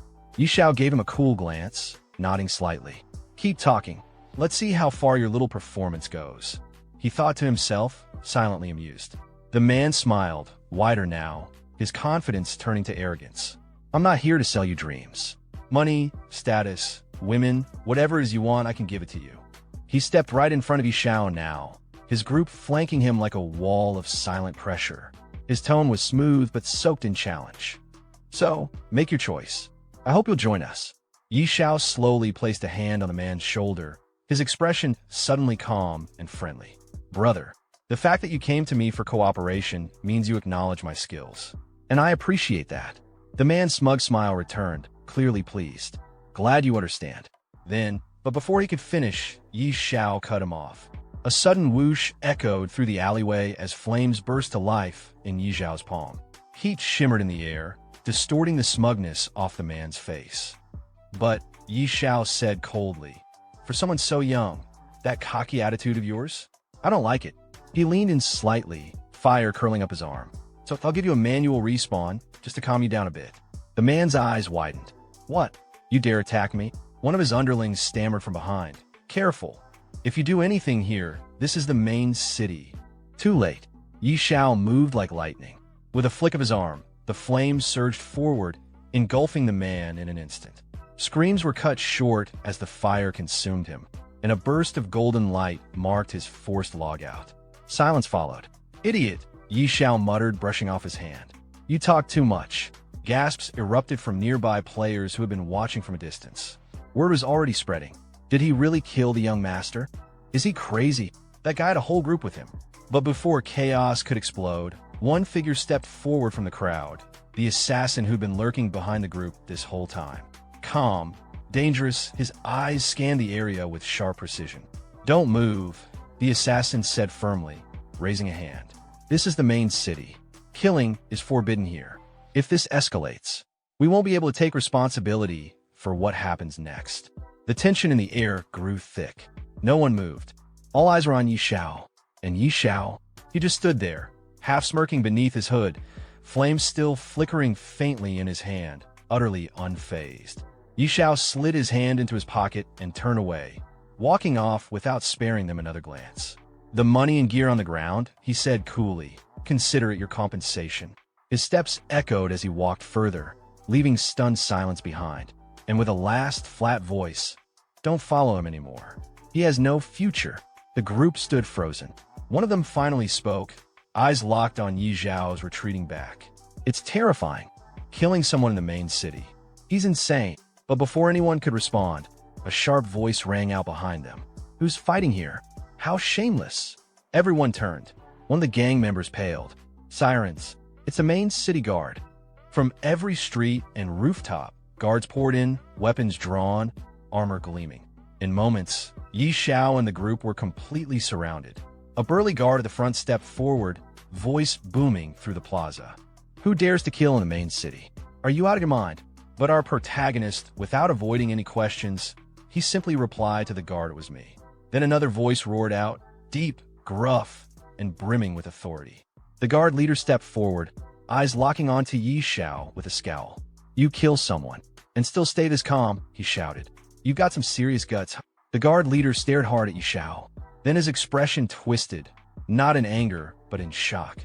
His voice dropped into a sharp, almost panicked tone. Wait, is he a first-class citizen? The atmosphere shifted instantly. The guards, who had come charging in with righteous fury, suddenly stiffened. One of them stepped forward nervously, bowing slightly.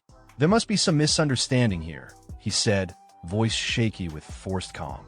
Apologies for our recklessness. Dear sir, could you please tell us what happened? Just for the report. Xiao didn't even break stride. He lazily lifted his hand and pointed toward the still stunned group behind him. It's nothing serious, he said casually. Someone threatened me a little, so I cleaned him up. The guards' faces turned pale. What? A vagrant dared to verbally offend a first-class citizen. One of them exclaimed, his voice high with disbelief. The same guard bowed again, this time deeper, and spoke with utmost respect. Dear sir, the safety of the city is our duty. If anything like this happens again, please allow us to handle it. You shouldn't have to dirty your hands. Xiao waved it off with a tone that was equal parts indifferent and dismissive. It's fine. Just a small effort. The guards practically dropped to a bow. Thank you for your understanding, the lead guard said solemnly. If there's nothing else, we won't disturb you further. As Xiao walked off, the gang behind stood frozen in disbelief. One of them finally managed to whisper, staring blankly at his back. What? This kind of thing is possible. Meanwhile, the lead guard turned to his men and barked, "All right, disperse. Situation resolved. Return to your posts." Later, as the guards moved out, one of the younger ones leaned over to his captain, voice filled with confusion. "Boss, what happened? Why didn't we arrest him?" The leader didn't even look back. He just grunted and snapped. "You idiot. How many times have I told you?" His eyes narrowed as he watched Xiao vanish into the crowd. We guards need to pay attention to the details. The details. The guard captain leaned in close to his subordinate, voice low and urgent. "Didn't you see? That guy's a first-class citizen, and not just any. He's the very same young man the Duchess has been looking for." The younger guard blinked in confusion. "The Duchess?" "Yes," the captain hissed. "She's been losing sleep, try to find him.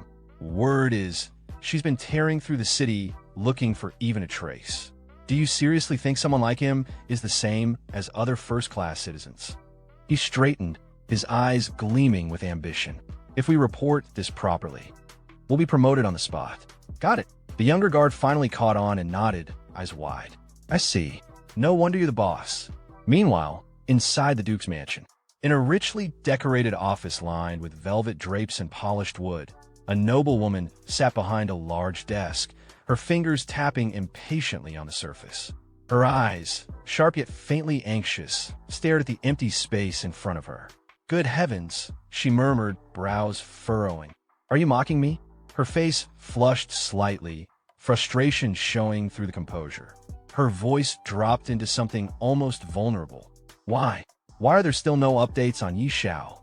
Just then, the door burst open. Madam. A maid came sprinting into the room, breathless. "We have news about Lord Xiao." The noblewoman instantly stood up, her chair scraping against the polished floor. "Really?" she said, eyes lighting up with barely contained joy. "Where is he now?"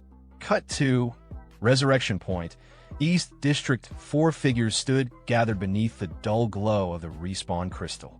2 of them were the same group who had previously approached Xiao with their offer. "I still can't believe it," one muttered. "He killed someone in the main city. And we just stood there." The group's leader crossed his arms, face grim but composed. "It was I who lost composure," he admitted. "He's already level 30. Naturally, none of you could stand against him." He glanced down, then smirked slightly. "I gave him the illusion that he could stand on equal footing with me. Let him have that moment. But soon," he looked up, eyes hardening, "I'll make him realize how foolish it was to challenge me." Turning to the assassin, he asked coldly, "You have stealth, don't you? Go back to the city. Retrieve the gear I dropped." The assassin gave a respectful nod. "Yes, young master." But just as he turned to leave, a voice echoed from above. "No need." Everyone froze. They looked up. Xiao stood atop a nearby rooftop, arms crossed, cloak fluttering in the wind. His eyes gleamed coldly as he looked down on them. "I didn't take your gear," he said flatly. "But from the look of it, it seems you won't be needing it anymore." All eyes turned upward. Xiao stood atop the building, a staff in his hand blazing with faint embers. The wind fluttered his cloak as his gaze bored down coldly at the group below. The group leader looked up, gritting his teeth. "This is the respawn zone, Xiao. Surveillance here is tighter than even the main city. What do you think you're doing? Are you insane?" Xiao ignored him. With a flick of his wrist, the staff ignited in his hand, flames licking the air. He narrowed his eyes and said, voice low and mocking, "If you don't remove the root." The grass grows back with a spring breeze. Before the group could react, whoosh. A torrent of fire engulfed the group leader. "Gaia!" The man didn't even get a scream fully before his body burned to ash. One of the group members staggered back in horror, his hand reaching instinctively for his sword. "You bastard!" But before he could draw it, Yi Xiao's cold voice rang out. "I suggest you don't move, or he won't be the only one to die." The man froze. Then Yi Xiao's flames surged again. His eyes glinted as he smiled. "Killing one or many makes no difference to me." The group leader's body reappeared at the respawn crystal, gasping from the respawn shock. But there was no relief in his eyes. His face twisted in panic, and he shouted at Yi Xiao, "What is the meaning of this? I'm warning you, don't take things too far. If something happens to me, not only you but your family, your friends, they'll all pay the price." Yi Xiao's response? Another wave of fire. "Boom! You're about to die again, and still you boast? That kind of threat means nothing to me." The man burned once more, his form vanishing into light. Crowds began to gather. Gasps and whispers spread like wildfire. "Look, it's Yi Xiao. Is he? He's killing someone at the respawn point. Killing in the respawn zone. He's lost it. He's insane." One of the gang members backed away, trembling.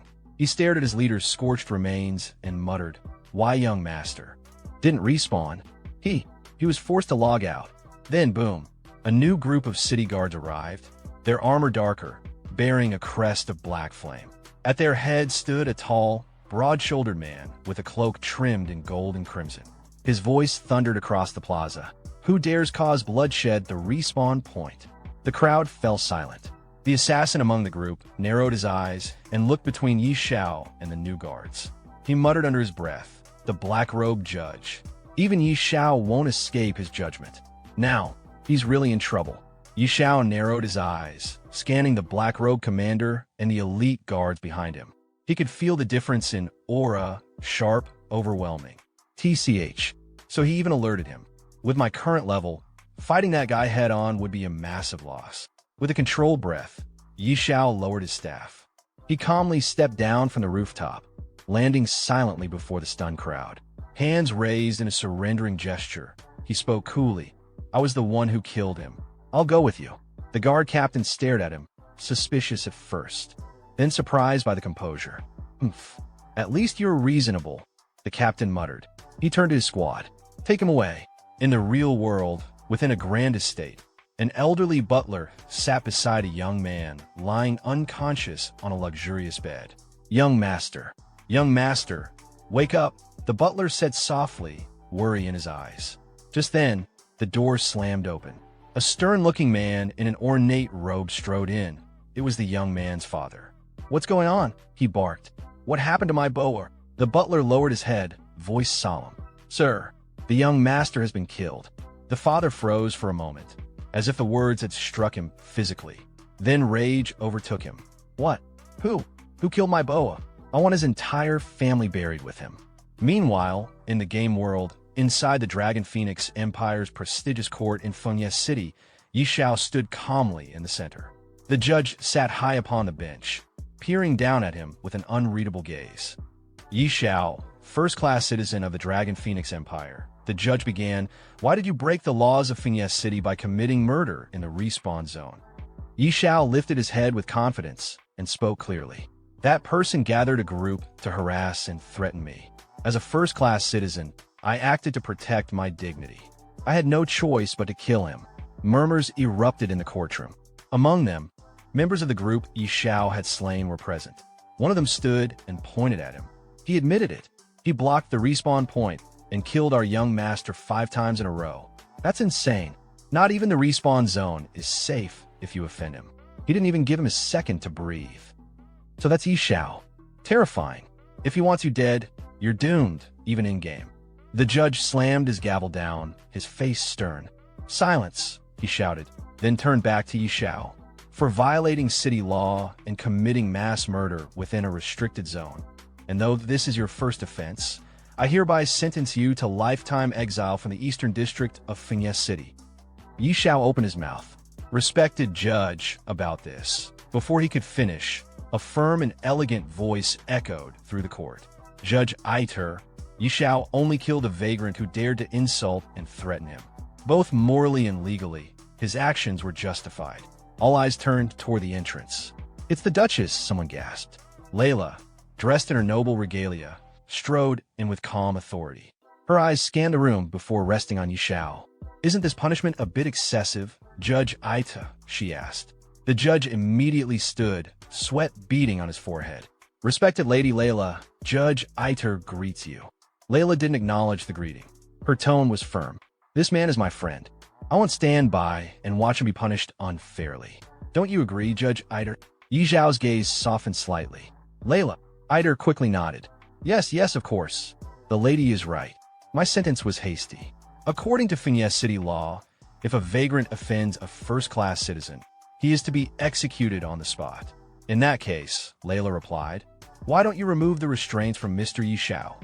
Immediately, the judge shouted, guards, release him immediately. As the judge gave his final word, the Duchess turned toward Yi Xiao and said calmly, Mr. Aita, if Yi Xiao is not guilty and there's nothing else, may we leave? The judge nodded respectfully. Of course, my lady. You may go at any time. Very well, she said simply. She turned and walked out of the courtroom, motioning for Yi Xiao to follow. Yi Xiao, let's go. He nodded, following her.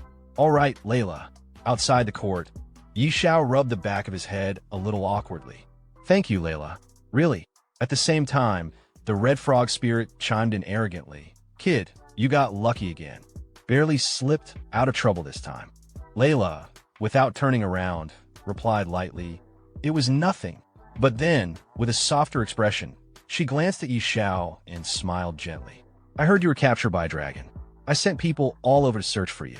I'm glad you're safe. Yi Xiao nodded.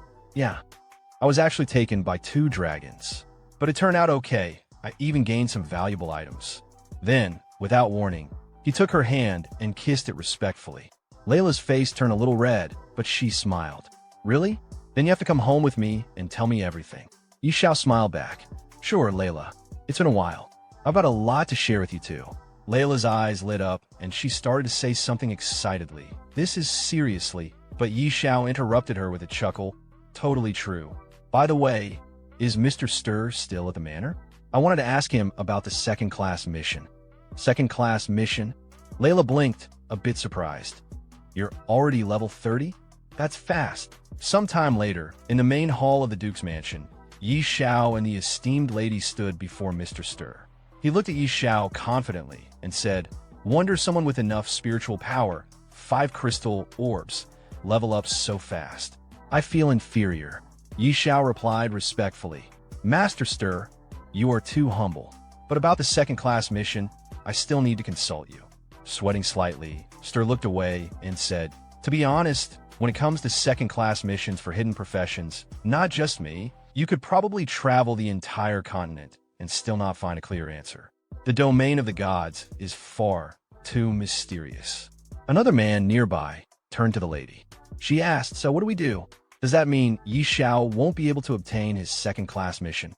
The man reassured her, don't worry, Layla. They say that to advance a hidden class to its second profession, you must gain the recognition of the gods. Yi Xiao thought for a moment, then said, if I am not mistaken, that referred to the Lost Temple. Mr. Stir looked surprised. Amazing. You actually know about the Lost Temple. Yi Xiao placed a hand under his chin thoughtfully. I have heard of it before, but I didn't know where it is. In his mind, he added, when it comes to mysterious places in Apocalypse, the Lost Temple is definitely among the top. Hearing his words, the lady's eyes lit up with admiration and excitement. You even know about the Lost Temple. Yi Xiao, you are really wise and knowledgeable. Behind her, Mr. Stir looked toward Yi Xiao and added, they say the Lost Temple appears randomly, like a mirage. 1 second, it's in front of you, and the next, it vanishes without a trace. Suddenly, a new system notification appeared in front of Yi Xiao. Ding. You have accepted the class quest. Search for the Lost Temple. The red frog sitting on Yi Xiao's shoulder spoke in an arrogant tone. Such a mysterious place. Your second advancement will be tough. But Yi Xiao looked only at the system notification and said, looks like the matter of the second class needs to be planned carefully. Later, as Yi Xiao stepped out of the mansion, the lady waved at him and said, Yi Xiao, when you are done, come find me. Yi Xiao waved back. All right, Layla. The red frog asked from his shoulder. Where do we even look for the temple? It's like looking for a needle in a haystack.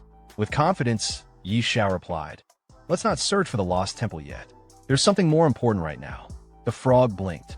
Something more important? Yi Xiao explained, if I am not mistaken, tomorrow will be the first strange invasion in Apocalypse. Still confused, the frog asked, strange invasion? Yi Xiao replied calmly, that's right. The gate to another world will open and countless strange creatures will rise from the abyss.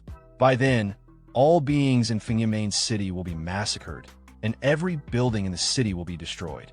Hearing that, the frog spoke with panic in his voice. You're not joking, are you? Then shouldn't we run? You think you can protect all your property in the city? Keep dreaming. But our protagonist replied confidently, relying on you alone is surely not enough to deal with these strange creatures. I can't help but think of one person. Then, Yi Xiao opened a portal and called out, Sister Tao, are you there? A girl sat on a chair, relaxing in her room when Yi Xiao appeared out of nowhere. She looked toward him and said, You again, you stinky brat. Every time you look for me, it's never for anything good. She stared at him with an annoyed expression. Did you find another unlucky dragon's nest again? Yi Xiao smiled. Relax, Sister Tao. No dragons this time. It's right here in Finesse City. We won't go anywhere else. She raised an eyebrow. Are you sure? Even after hearing that they weren't going anywhere, she turned away from him and said in irritation, In the main city? What danger could there possibly be? You still need me to step in? Want me to beat up the city lord or something? Yi Xiao calmly explained, It's not that serious. I just want to ask if you could guard my property in the West District for one day, starting from midnight tonight. Same pay as always. She stood up and faced him. That's simple. You're not trying to trick me, are you? Yi Xiao chuckled. Come on, Sister Tao. We've been friends for years. She sighed. Fine. I'll show up on time tonight. As Yi Xiao walked away, he called back. Perfect, Sister Tao. Don't be late. At the same time, the frog spoke in a slightly teasing tone. Congrats, you managed to trick someone again. Later, Yi Xiao and his trusty frog walked through the city. Yi Xiao said, What kind of talk is that, Lao Ji? How can you call it a trick? It's all for Sister Tao's own good. You just don't get it. The red frog replied in an annoyed tone, brushing it off. Yeah, sure. Whatever you say. Yi Xiao added, I'll use the time left to level up one more time and get fully ready for the strange invasion. At that time, in the world chat, someone posted, Yi Xiao took action and killed another player 5 times in a row at the respawn point, causing their real-life death. Does this terrifying power mean he can do whatever he wants? Then another message appeared. A powerful unknown blatantly violates the law. This is an open challenge to society, a disgrace and a trampling of human life. Another person wrote, Real identity verification is urgent. Apocalypse must not be a place where players do whatever they please. Followed by someone else. As players, shouldn't we support identity verification in the game and fully cooperate? In his room, Yi Xiao sat on the sofa reading the chat. Looking at the messages, he said calmly, Are they really making noise just to try to expose my identity? Childish. Then he closed his eyes and went to sleep. Elsewhere in the game world, some players logged in unexpectedly. One of them said, What's going on here? I haven't even fallen asleep, and I'm already in the game. Another replied, Another forced entry into the game? Is this like launch day again? A third added, I can't log out. Am I stuck here for 9 hours? What is happening? And someone else muttered, Even if I can't log out, as long as the monsters don't enter the starter village, everything should be fine. Better stay inside. Meanwhile, Yi Xiao was sitting outside on a chair, and beside him, Sister Tao stood, yawning. He said to her, Sister Tao, as punctual as ever. She looked around the quiet city and replied, Don't tell me you called me just to chat. Or are you just rolling in money? Yi Xiao checked his watch and said without looking at her, Don't be impatient, Sister Tao. Soon, all my shops in the West District will be in your hands. She smiled gently and answered, Relax.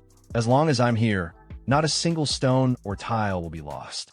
With confidence, Yi Xiao smiled mysteriously. With Sister Tao here, I'm already at ease. Suddenly, lightning struck from the sky. Both of them became alert and looked up. Yi Xiao stayed calm and said, Sister Tao, cast a buff.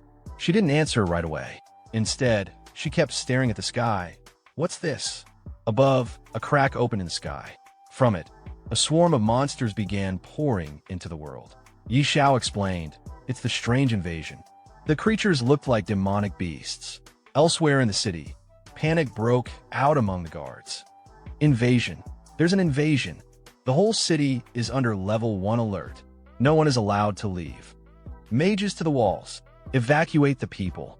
Monsters charged into the city, smashing buildings and attacking civilians. People ran in every direction trying to escape. Back with Xiao, he stood calmly behind his trusted ally. Sister Tao looked at him and asked, "How did you predict this strange invasion? The current level of these creatures doesn't worry me, but if it rises..." Xiao replied with excitement, "Sister Tao, you have to believe in yourself. You are a divine-level sorceress." Right after he spoke, a powerful boss monster appeared in the sky. Sister Tao's eyes widened. "That's a level 100 boss. Lord Class, I fell into your trap again." She looked at him in frustration. "Every time you look for me, it's never for something easy." Xiao responded playfully, "Sister Tao, you said you'd protect every brick and tile of my West District." She answered by launching 5 heavenly lightnings at the boss monster. It collapsed instantly. Xiao said with awe, "Wow." Sister Tao took out a Lord-class boss with just 1 strike. She scowled and said with annoyance, "Do you think I'm some kind of toy?" Suddenly, another Lord-class boss appeared in the distance. Sister Tao looked toward Xiao and said with a bit of panic, "You brat, stop staring and help out." Xiao smiled confidently, "Of course, Sister Tao." Then he summoned his dragon.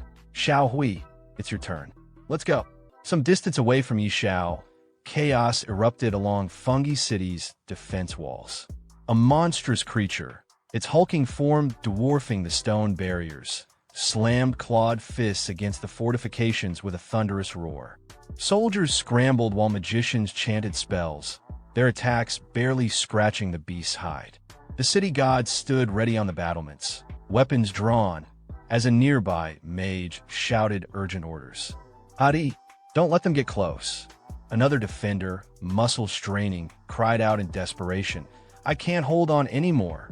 The scene shattered as a shadow blotted out the sun. Xiao Hui descended like a wrathful comet.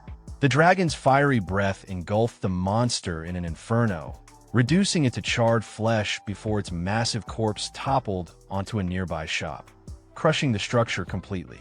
As system notifications congratulated Xiao on slaying the elite boss, he scowled at his draconic companion. "Xiao Hui, be more careful. Another shop just got destroyed." The dragon rumbled what might have been an apology. No sooner had the words left his mouth than the ground trembled with approaching footsteps. An entire wave of monsters surged toward the walls. Xiao's eyes gleamed with predatory anticipation. TCH, a whole wave coming. Xiao Hui, strike first. The dragon became a blur of scales and flame, reducing monsters to ash with each sweep of its claws. Notification after notification flashed before Xiao's eyes as experience poured in. Flexing his hand, he grinned. "Just as I thought. Killing bosses is the fastest way to level up." From his perch on a rooftop, Xiao called out to Sister Tao amidst the battle below. "Sister Tao, I'm counting on you to defend the West District. Xiao Hui and I are going to hunt more bosses." The woman spun toward him, face contorted in exasperation as she bisected a monster mid-turn. "You brat, do you think I have 3 heads and 6 arms? I don't care. You better pay me more." Xiao's chuckle carried over the din of battle. "No problem." Some distance away, Xiao and his dragon continued their boss hunt across the war-torn battlefield. As another monster fell to Xiao Hui's flames, a gleaming item dropped at Xiao's feet. He picked it up, turning the ring in his fingers as a system notification popped up. A satisfied grin spread across his face. "Not bad at all," he murmured, pocketing the rare loot. With a casual wave toward the smoking battlefield ahead, he called out, "Xiao Hui, let's go find more bosses." The dragon let out an eager roar, its wings beating powerfully as it soared toward the next cluster of monsters, leaving scorched earth in its wake. Beyond the city walls, pandemonium reigned as civilians fled through monster-infested streets. "Run! Oh no, I don't want to die!" screamed one man as claws tore through his companions. A young girl collapsed, prompting a bloodied swordsman to turn back in horror. "Little sister, wake up! How am I supposed to live without you?" Nearby, Another survivor raised his weapon with desperate resolve.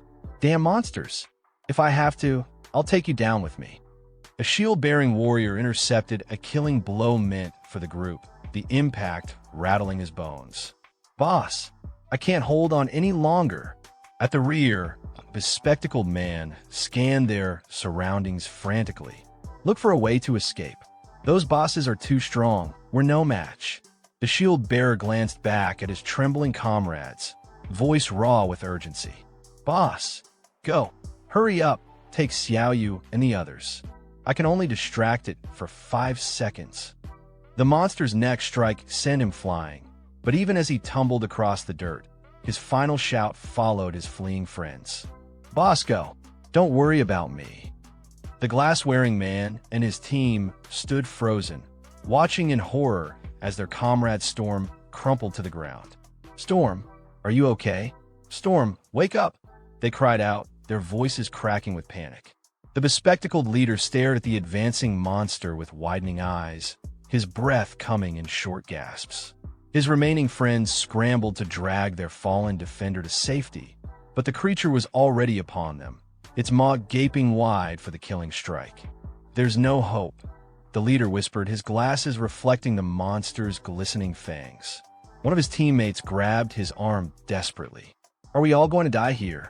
Then, like divine intervention, a torrent of flames engulfed the beast, reducing it to smoldering bones before their eyes. The sudden heat made them stagger back as the monster's corpse collapsed at their feet. The bespectacled man stared dumbfounded at the charred remains. Wow! The boss was defeated in a single strike. His gaze shot upward, where a gleaming green dragon circled overhead, its wings casting ominous shadows across the battlefield. Sweat trickled down the leader's face as he muttered, "Looks like a baby dragon." But his assumption shattered when a majestic creature unleashed a psychic pulse across the battlefield. Every monster in the vicinity turned as one, compelled by some unseen force to charge recklessly at the dragon. What followed wasn't a battle, it was a slaughter. Before the horde could even raise their claws, Xiao Hui's fiery breath turned them to ash, their dying screams cut short by the inferno. The group watched the carnage with awestruck expressions. This baby dragon is unbelievably strong, one member breathed. The shield-bearing warrior who'd nearly sacrificed himself earlier managed a weak smile, gazing at their draconic savior through bloodied vision. God, did you hear my prayer? Some distance away, Xiao waved dismissively at the scene. Come on, Xiao Hui. Looks like there are more bosses over there. His casual remark drew the group's attention to his presence. A girl suddenly pointed, her voice trembling with recognition. That's the great Xiao. The others whirled around, their exhaustion momentarily forgotten. It really is the great Xiao, they echoed in reverent tones. Their bespectacled leader scrambled forward. Xiao, wait.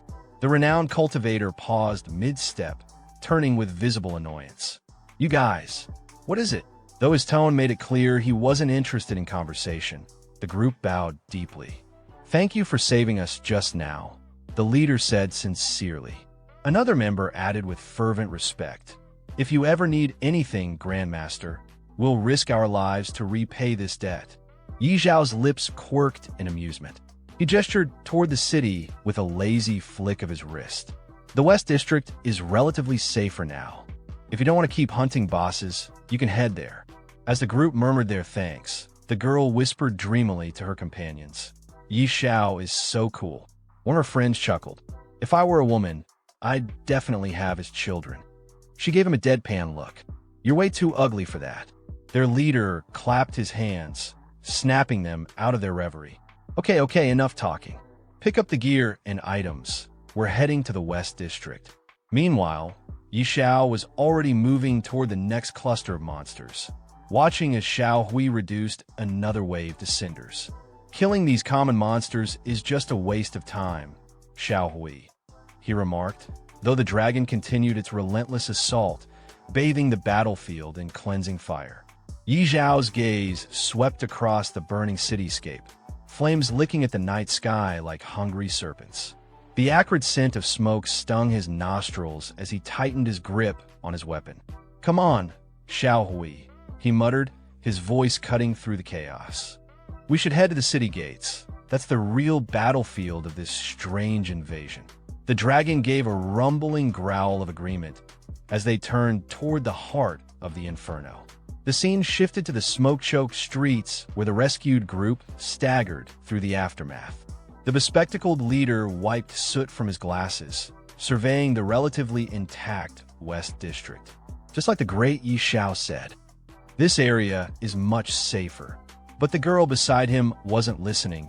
Her wide eyes reflected the dancing flames as sweat traced lines through the grime on her face. "If it's safe here," she whispered, "then why is the great Xiao still fighting outside the city? Could he really be hunting bosses to level up?" Her question hung in the air as she suddenly stiffened, pointing toward a glowing board in the distance.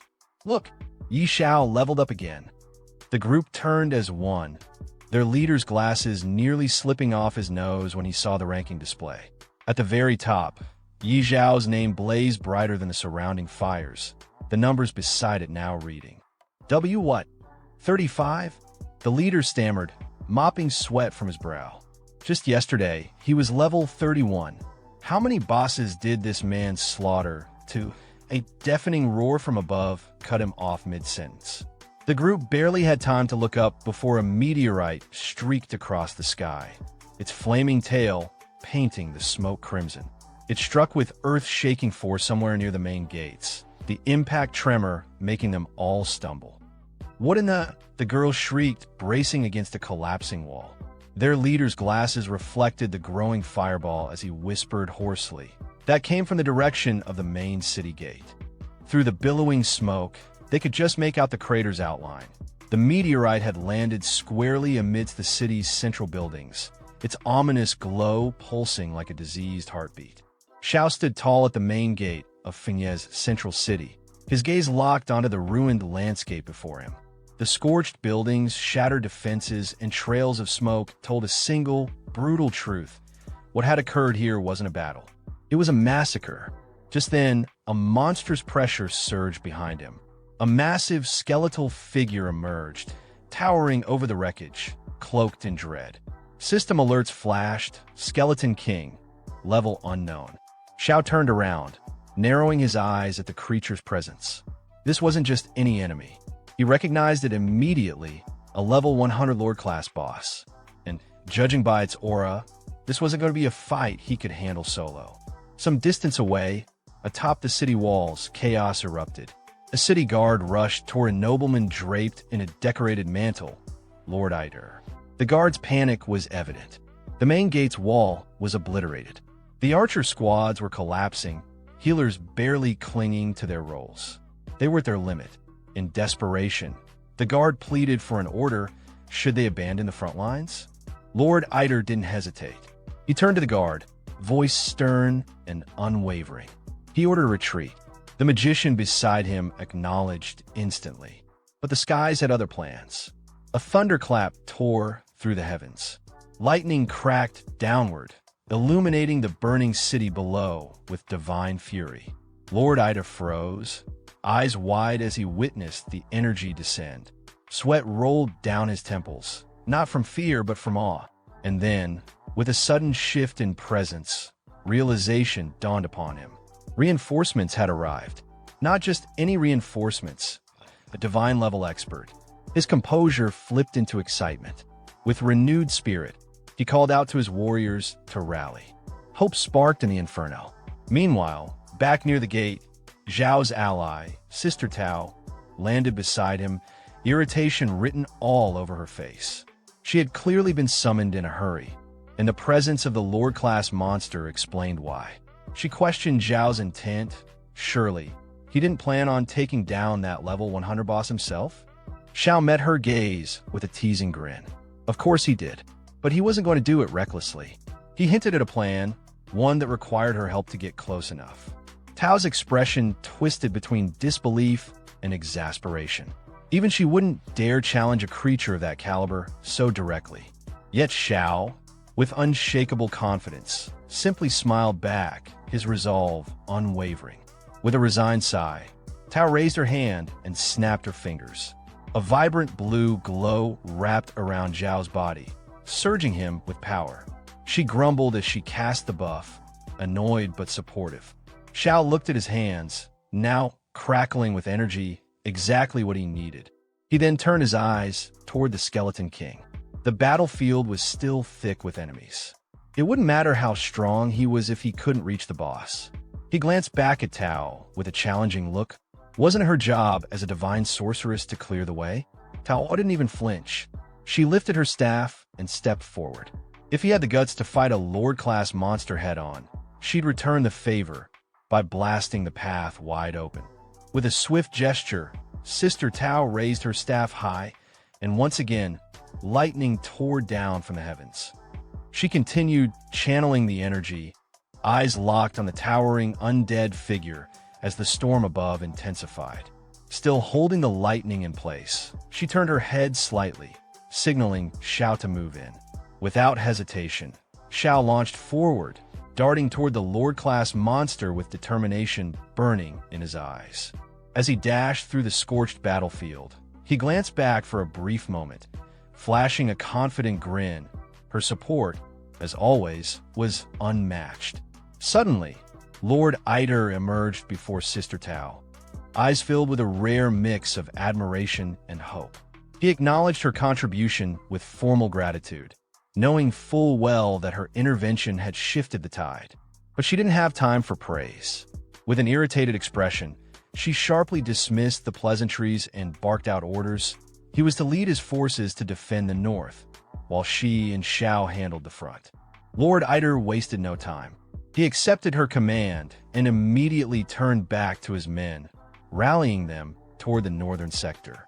Behind him, one of the city guards pointed urgently toward Xiao, confused and skeptical about the sight of a low-level tamer charging straight toward a boss of this magnitude. Yet the city lord, unfazed, told his troops to focus on the bigger threat. He trusted Lady Dorothy completely, and that meant trusting whoever she chose to fight beside her. With that, he barked out the retreat order, and his men obeyed. A short while later, amidst the burning remnants of the city, Xiao and Sister Tao stood side by side. The monstrous Skeleton King loomed before them, unfazed by the earlier strike. Tao turned toward her young partner, voice sharp, reminding him that the next moment would decide everything.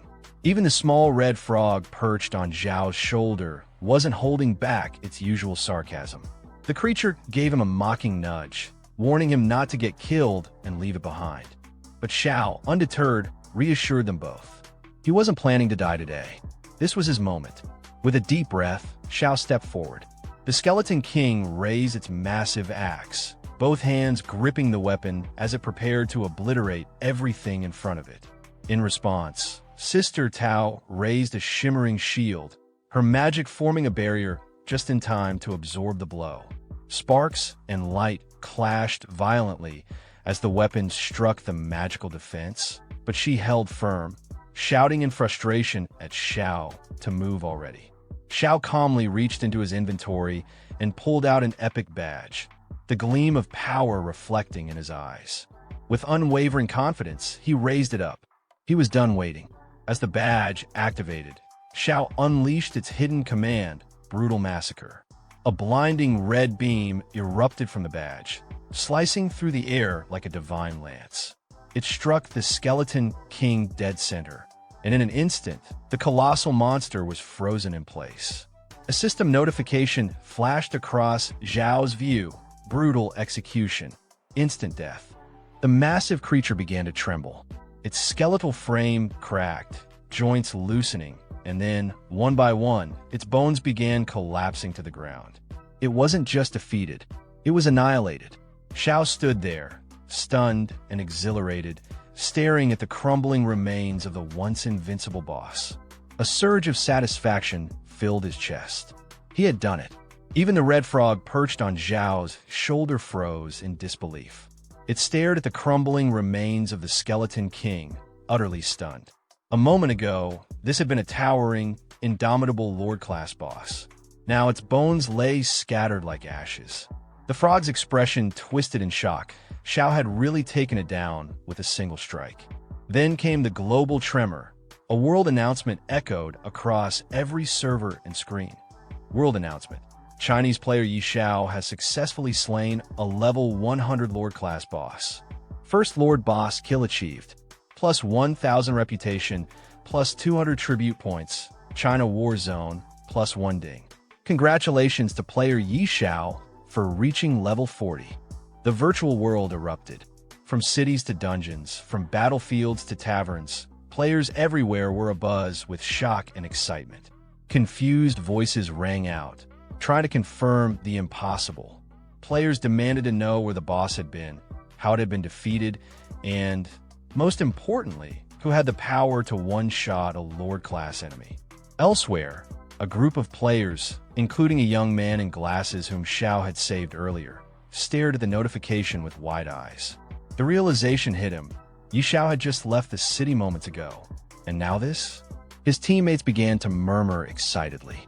One was already in awe, calling Xiao a grandmaster and wondering if he accepted disciples. Another, frustrated at the gap in power, half-joked that the game was rigged. Yet another declared boldly that he would start a fan club and be the first member, fully committed to worshipping the great Yi Xiao.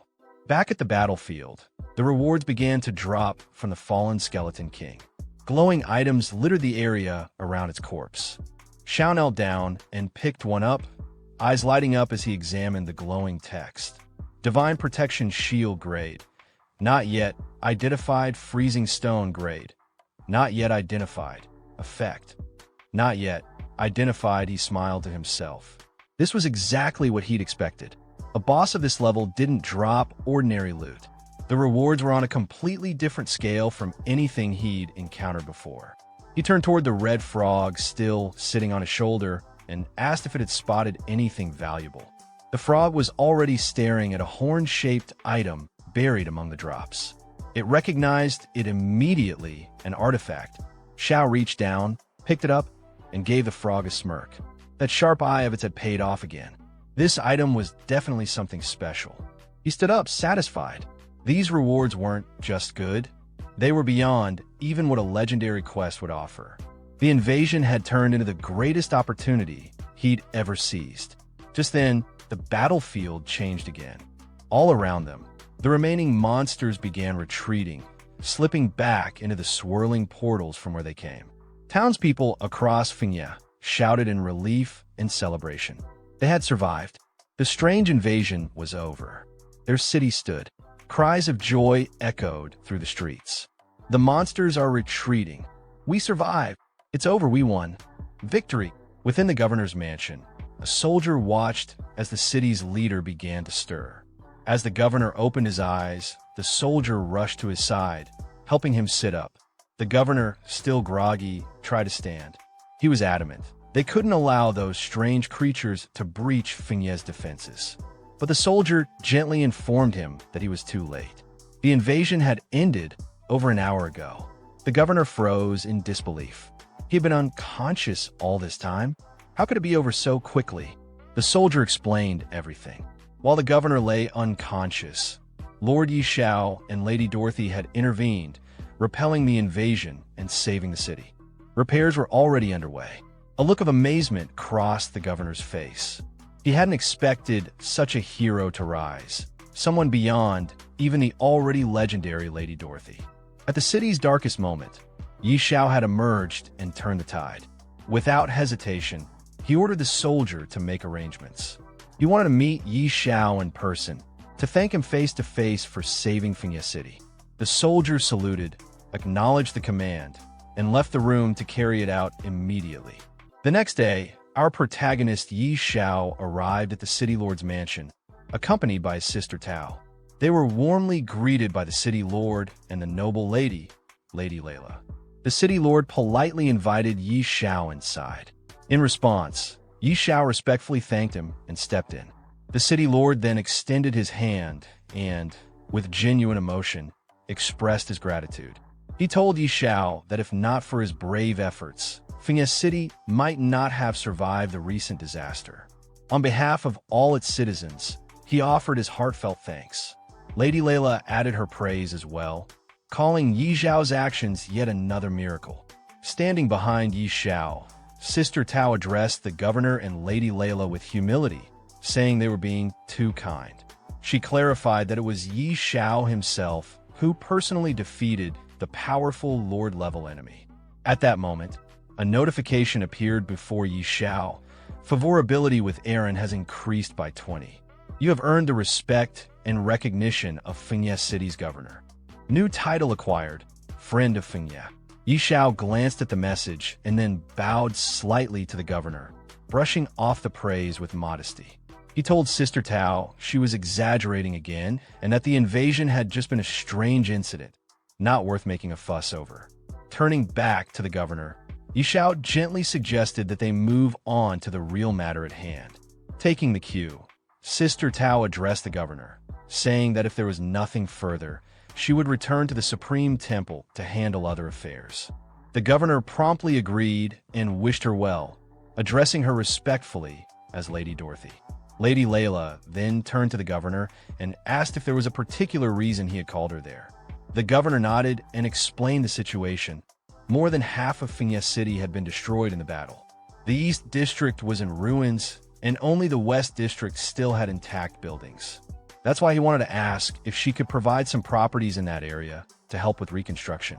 However, Lady Layla replied that she wasn't in a position to decide that. Then, turning to Xiao, she pointed out that most of the West District's properties were now under his ownership. The governor, a bit surprised and disappointed, said he didn't realize Yi Xiao owned the entire West District, but asked if he might consider transferring some of the property to aid the city. Yi Xiao smiled and calmly said that he didn't mind, so long as the price was fair. At that point, the red toad perched on Yi Xiao's shoulder chimed in with a mocking tone, calling him a brat and teasing him for profiting once again. This time, it's worth noting that I am referring him as a toad rather than a frog, correcting a detail pointed out by a subscriber in my previous video. Returning to the story, the governor, pleased by Yi Xiao's cooperation, told him to name his price, and he would have the Fengye Bank prepare the gold coins immediately. With a hint of excitement in his eyes, Yi Xiao responded that since the governor was being so direct, he would keep a few of the larger shops on the corners for himself and transfer the rest of the properties. The governor thanked him sincerely. Just then, Lady Layla stepped forward from behind and addressed the governor.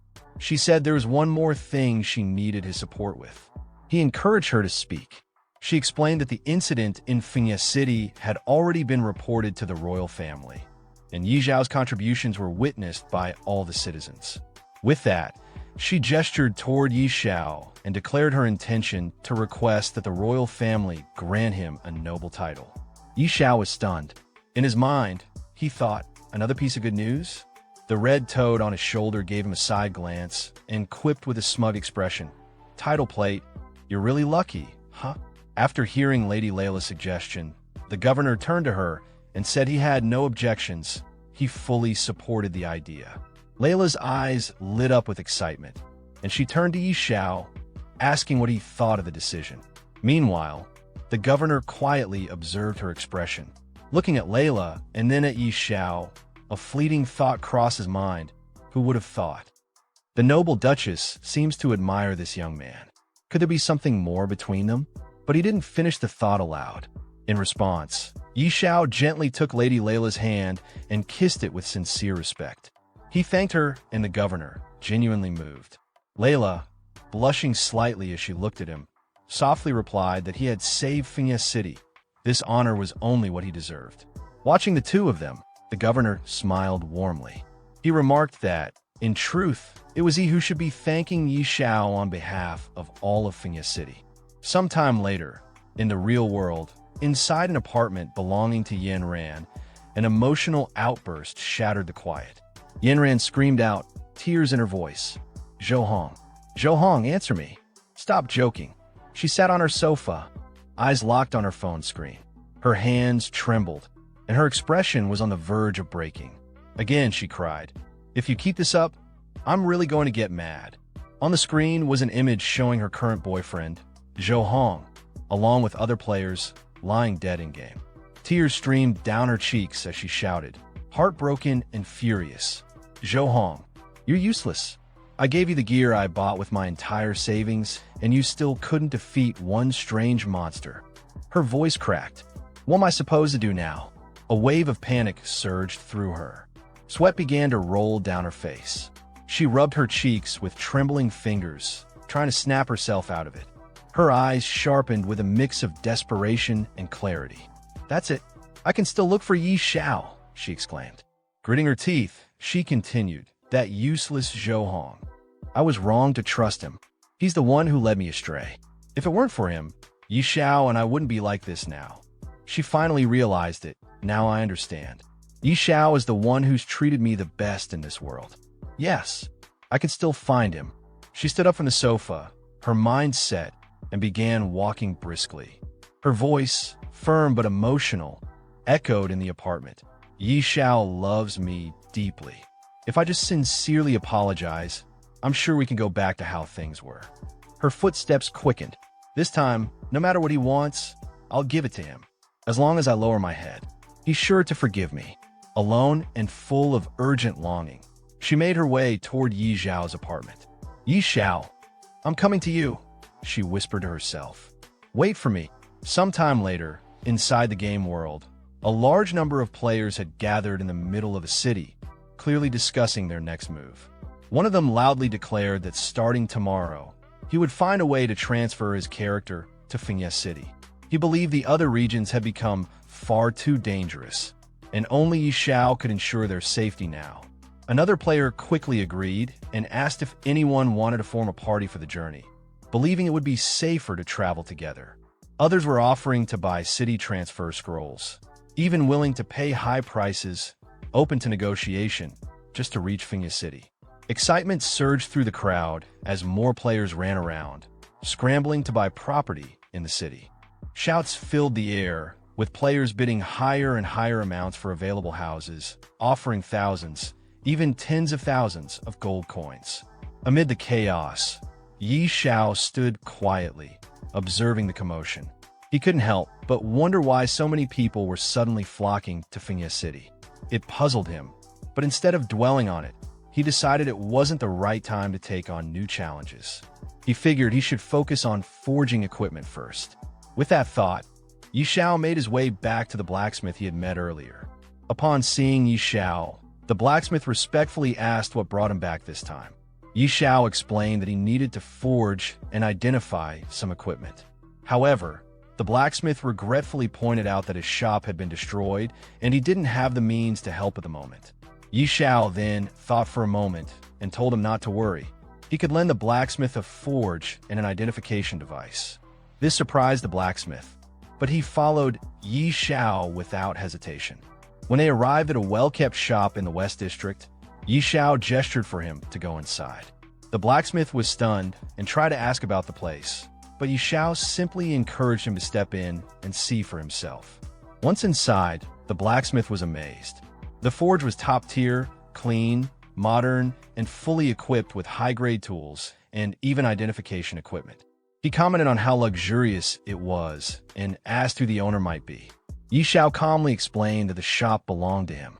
He offered to let the blacksmith take over the place under the same profit-sharing arrangement the blacksmith used to have before. Since the shop had been sitting unused and the blacksmith was clearly skilled, it made sense. The blacksmith was overjoyed, deeply moved by Yi Xiao's generosity. Especially in a time when many in his profession had been left unemployed, he expressed his heartfelt gratitude, promising to give it his all in return for the opportunity. After settling the blacksmith into the new forge, Yi Xiao pulled out a mysterious item and held it out toward him. He told the blacksmith there was no need for thanks. The important thing now was the work. He then asked if the item could be identified, clearly interested in testing its properties. The blacksmith examined it carefully. He seemed surprised, asking if this was truly an artifact meant for identification. As he took it into his hands, his expression grew more serious and slightly disheartened. Without even looking up, he admitted that even with the most advanced identification tools currently available, he couldn't guarantee a successful result. Yi Xiao, unfazed, simply encouraged him to try anyway. Motivated by Yi Xiao's trust, the blacksmith immediately began working on the process. He was determined to give it his all, doing everything he could to identify the mysterious artifact. However, after some time, the results were disappointing. The blacksmith lowered his head and admitted he had failed. He couldn't even maintain the identification spell. Just as he had feared, the artifact was far too advanced. Yi Xiao asked whether it was really that difficult. The blacksmith responded honestly, explaining that no one had ever successfully identified an artifact of this nature before. He apologized, clearly feeling he had let Yi Xiao down. But Yi Xiao didn't seem bothered at all. With a calm expression, he pulled out a few more items, 3 epic grade ones, and handed them over. He acknowledged the artifact was probably too complex, so it was better to start with something more manageable. The blacksmith immediately shifted back into work mode, replying that identifying epic-grade equipment wouldn't be a problem. Meanwhile, elsewhere in the city, a man was trying to enter the governor's mansion, but the guards stopped him firmly. They told him the governor was far too busy to meet visitors and insisted that he leave immediately. Moments later, Yi Xiao arrived at the mansion and approached the same guards. When he asked if the governor was available, their tone changed instantly. Recognizing him with respect, they informed him that the governor was in his office and invited Yi Xiao to go right in. Yi Xiao nodded in acknowledgement and proceeded inside without hesitation. When Yi Xiao entered the governor's mansion and stepped into his office, the governor turned toward him, visibly surprised. He hadn't expected this visit. Curious, he asked Yi Xiao if something urgent had brought him here. Without hesitation, Yi Xiao replied with a serious and determined tone. He got straight to the point. He wanted to search for the long-lost race. The governor raised his eyebrows at that. Turning slightly in his seat, he commented that searching for the lost race was nearly impossible. According to legend, they had vanished over a century ago.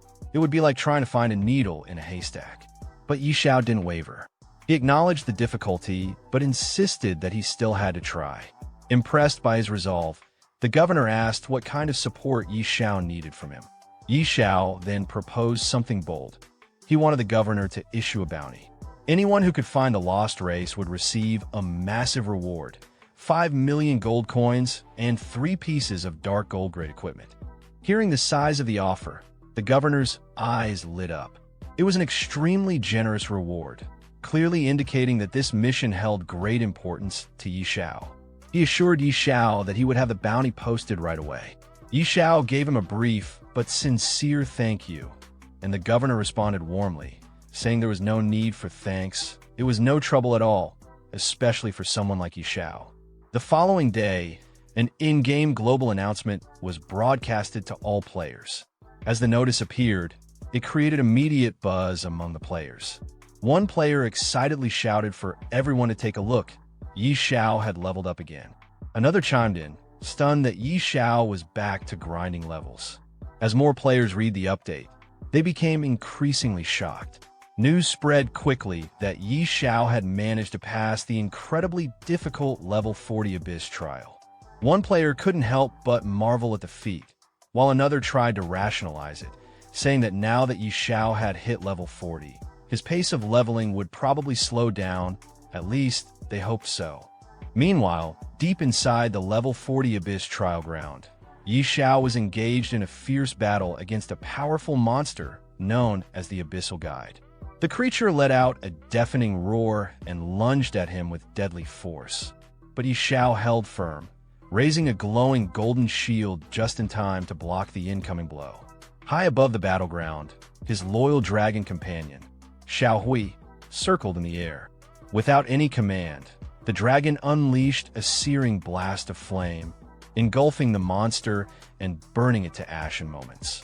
The Abyssal Guide let out one final cry before collapsing lifelessly to the ground.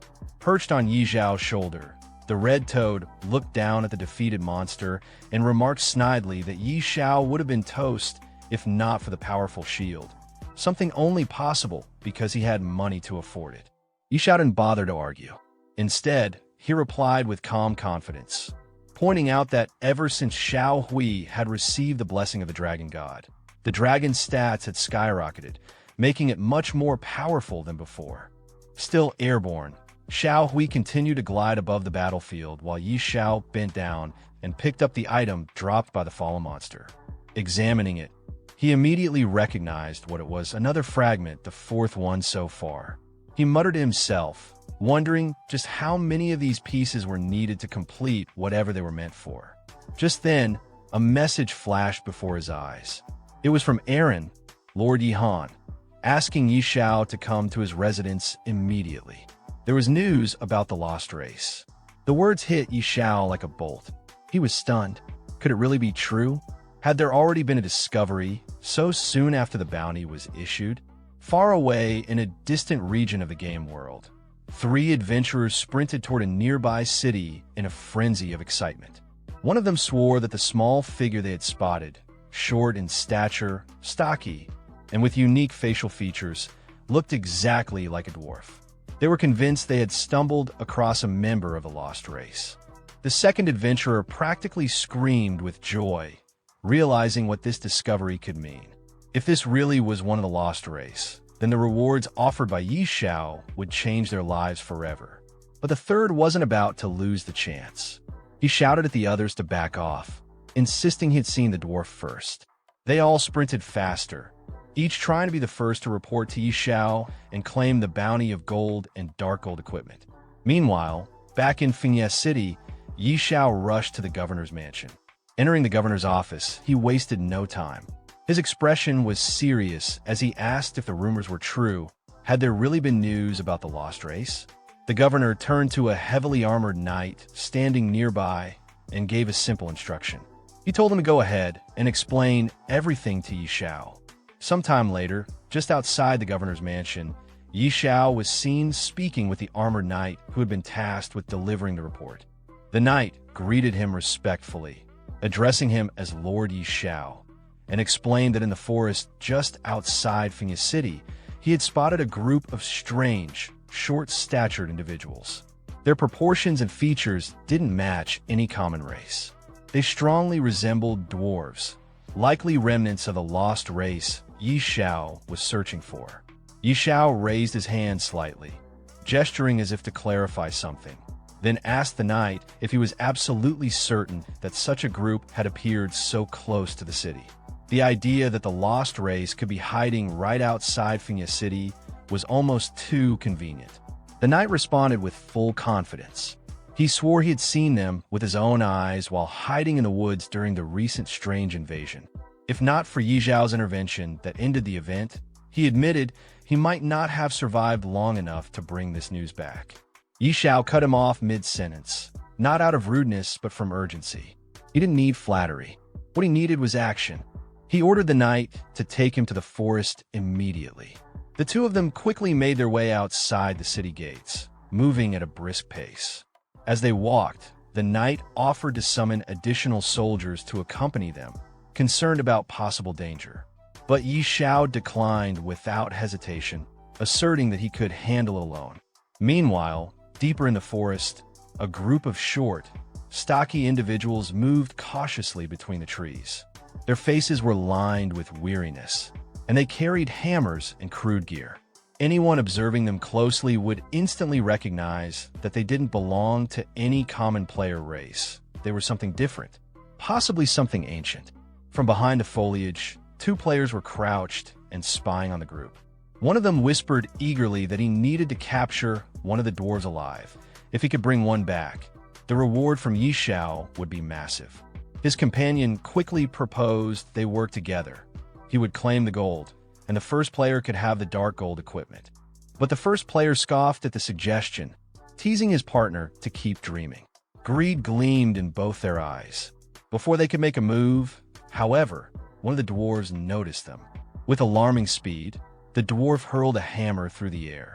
It smashed into a tree behind the players, narrowly missing them but hitting hard enough to send splinters flying and shaving a chunk of HP off both intruders. One of the players laughed arrogantly, remarking that the hammer only dealt about 80 points of damage, barely enough to bother him. He bragged that he could tank that kind of hit all day. But before he could finish his sentence, a second hammer came flying, this one crackling with electricity. It struck both players simultaneously. The impact was instant and brutal. Over 7,000 damage was dealt to each of them in a single blow. They collapsed to the ground in stunned silence, completely overwhelmed. Amidst the chaos unfolding in the forest, another group of players hid cautiously behind a tree, watching the destruction with wide eyes. One of them gasped in disbelief, his voice trembling as he processed what he just saw. Over 87,000 damage dealt in a single hit.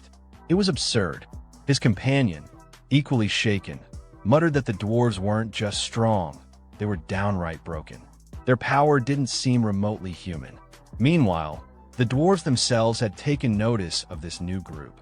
Their expressions hardened, and a muscular one among them, clearly annoyed, growled about how humans were always troublemakers. Just seeing them, he said, made his blood boil. He turned toward another dwarf, blaming him for choosing a path that crossed through human lands. It was a mistake, he claimed, and he was ready to unleash destruction on them all. Another dwarf, his voice gentler and more reserved, urged the angry one, Dulin, to calm down. But Dulin wasn't finished. His tone grew more aggressive as he declared he had no intention of being treated like a spectacle for human entertainment. If not for the safety of their tribe, he would have already smashed the entire group to pieces. The gentler dwarf, now visibly irritated, cut him off. His voice was firm this time. There was no use escalating things. They had to leave as quickly as possible before things got worse. At that same moment, Xiao and the armored man were sprinting through the forest. The knight ran ahead, glancing back over his shoulder to inform Xiao that the dwarves were just up ahead. Xiao acknowledged with calm determination and urged him to quicken the pace. Back at the treeline, the group of hidden players finally noticed the approaching figures. Recognizing Xiao at once, their tension shifted into anticipation. They whispered excitedly among themselves that the great Xiao had arrived. This, they felt, was going to be something worth watching. Yet, even with their admiration, they couldn't help but remember what had just happened. One of them muttered with unease that Xiao might be strong, but those dwarves? They were monsters. A short while later, Xiao's group slowed their advance. The armored man pointed into the dense woods ahead and reported that the dwarves were just inside. Xiao, completely unshaken by the earlier reports or the dangerous aura ahead, gave a confident nod and declared that they'd go straight in. He wanted to see their strength for himself, up close. As they drew closer to the dwarven group, the armored man beside Xiao glanced nervously at the stout figures ahead. His voice, though calm, carried a warning laced with genuine concern. The dwarves, he explained, were known for their volatile tempers, and worse, their damage output was beyond terrifying. Xiao, however, remained unbothered. His eyes were sharp with confidence, and without hesitation, he told the knight that he knew exactly what he was doing. Then, shifting his gaze forward, he made it clear the knight's job was done. Everything from this point on would be his responsibility. The red toad, still perched arrogantly on Xiao's shoulder, scoffed at his calm approach. He couldn't believe Xiao was seriously planning to walk straight into the dwarf's path without any backup. But Xiao's expression didn't change. The armored man, understanding the command, gave a respectful nod and stepped back, fully trusting Xiao's judgment. Up ahead, the dwarves had already noticed Xiao's approach. One of them growled furiously at the sight, his fists clenching with rage. A human daring to walk this close? He was ready to crush him on the spot. But just before he could act, another dwarf squinted at Xiao with a curious expression. Something about this human felt different, unusual, not unpleasant. Even the first dwarf, still seething moments ago, paused. The more he looked, the more his rage seemed to dissolve. His desire to fight melted into a strange feeling of intrigue. Xiao walked toward them calmly, his hand casually tucked into his pocket. The red toad on his shoulder remained, glancing around with a wary but amused look. One of the dwarves, clearly more sensitive than the rest, stepped forward and closed his eyes as if sensing something beyond sight. His expression slowly shifted into awe. He could smell something powerful, something divine. It wasn't just one artifact, either. There were multiple. The scent was overwhelming. Another dwarf, catching the same scent, gasped softly. It was unmistakable. Several divine artifacts were emanating from Yi Zhao's presence. The energy was rich, ancient, and unbelievably strong. But then, as they focused further, their expressions twisted into something more intense. Beneath the divine aura, there was something else, another presence. One they hadn't felt in what seemed like ages. Familiar, yet distant. Ancient beyond belief. Beads of sweat formed on the dwarves' foreheads as they stared at Yi Xiao, eyes wide with recognition. Then it hit them. One of the dwarves whispered in awe, barely believing the truth he was sensing, the faint, unmistakable scent of a god. A true deity. It wasn't just magical residue. It was divine essence itself. The kind only the most ancient races could recognize. The second dwarf, after a moment of silence, nodded slowly. Now that it was mentioned, he could feel it too. That aura. It belonged to no artifact. It was the aura of a god, something not seen or felt for a very long time. One of the dwarves pulled out a scope and examined Yi Xiao closely. He noticed that Yi Xiao was only level 40, which was relatively low. However, as he scanned further, something unexpected caught his eye. Yi Zhao's mental strength was exceptionally high. It was unusual enough that he called out to another dwarf to come look. Taking the scope from his companion, the second dwarf also analyzed Yi Xiao and was taken aback. He was surprised by how extraordinary Yi Zhao's mental attributes were. To him, it wasn't just a matter of raw stats. It almost seemed like Yi Xiao had been directly guided or blessed by divine power. As Yi Xiao reached the group and stood calmly in front of them, none of the dwarves made any hostile moves. This shocked the nearby players, who had been watching the scene unfold. Many whispered among themselves, wondering why Yi Xiao wasn't being attacked. It was especially strange considering that other players had been assaulted just for getting close. The general feeling was disbelief, while others triggered aggression. Yi Xiao had simply walked in, completely unchallenged. One of the onlookers even commented sarcastically about how impressive it was to witness such privilege in action. Nearby, a group of players had started recording the event, treating it like breaking news. They made casual, joking remarks about how the situation looked from the outside, like a betrayal of expectations or a twist in the story, with even the proud dwarves seemingly bowing to Yi Zhao's influence. One of them added that this encounter alone was sensational enough to make headlines. Back with the dwarves, one of them finally asked Yi Xiao what his purpose was. Yi Xiao introduced himself and explained that he had come seeking their help, not to fight, but for a specific purpose. Hearing this, another dwarf assumed Yi Xiao wanted them to craft a divine-level item, but Yi Xiao clarified that wasn't the case. He told them his true goal was to locate the lost temple. The dwarves became more cautious upon hearing this. They questioned Yi Zhao's intentions, wanting to know why he would be searching for such a significant place. Yi Xiao responded sincerely, explaining that it was tied to a class quest. His character needed to contact a god, and the only known method was through the lost temple. He assured them he had no bad intentions. One of the dwarves seemed intrigued but cautious. He told Yi Xiao that information about the lost temple wasn't something they could share freely. If Yi Xiao wanted their trust, he would need to prove himself as someone honorable and sincere. Yi Xiao accepted this calmly, even with a bit of amusement. He asked what sort of proof they expected from him. The red toad, sitting on his shoulder, made a snide remark, implying that such a test of character wouldn't be easy. Instead of pushing the issue, Yi Xiao smoothly changed the subject. He mentioned that he had a divine artifact with him and asked if the dwarves could appraise it. This caught their interest immediately. They eagerly asked to see the item. Yi Xiao handed it over and explained that his usual blacksmith had failed to identify it. He wanted to know if the dwarves could do better. The dwarves responded with confidence.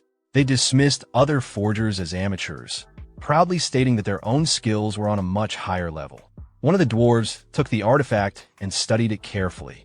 After a moment, he commented that the item didn't appear to be a typical divine artifact forged by normal means.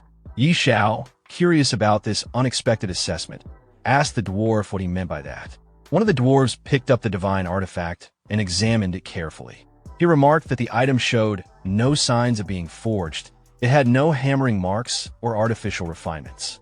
Instead, he explained that the artifact had likely formed naturally into its divine state after coming into contact with a certain rare element, due to its already high-grade nature. Another dwarf took the artifact to inspect it as well.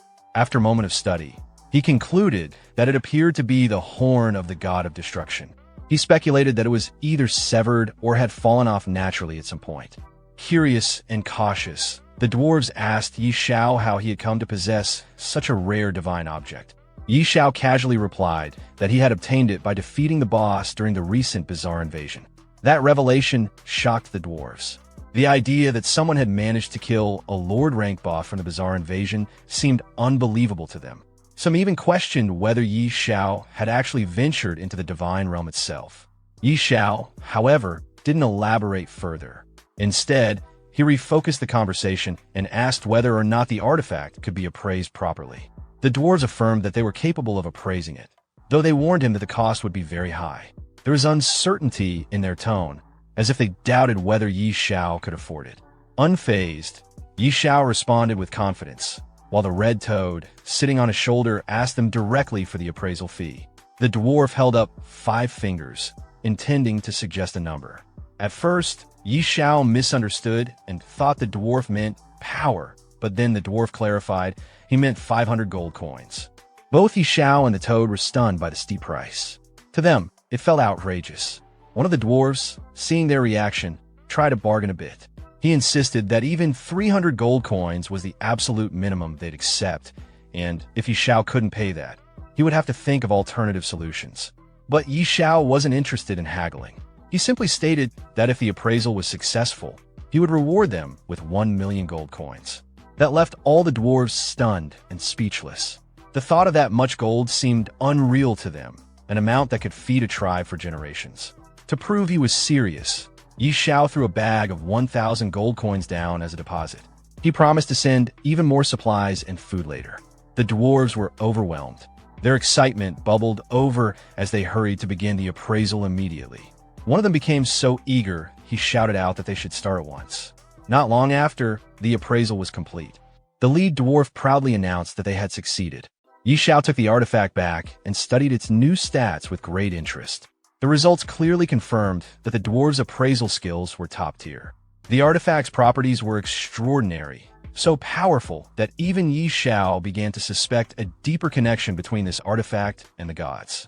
When the dwarves asked if they could now collect their payment, Xiao reassured them he would honor his promise.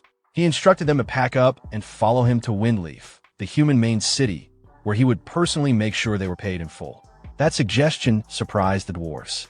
None of them had ever set foot in a human capital before. They were visibly excited, even honored. Xiao promised them a feast and mentioned that he had more divine artifacts he would like them to examine or forge. The dwarves, thrilled by the offer, began preparing right away. The idea of entering a grand human city and attending a feast was too enticing to resist.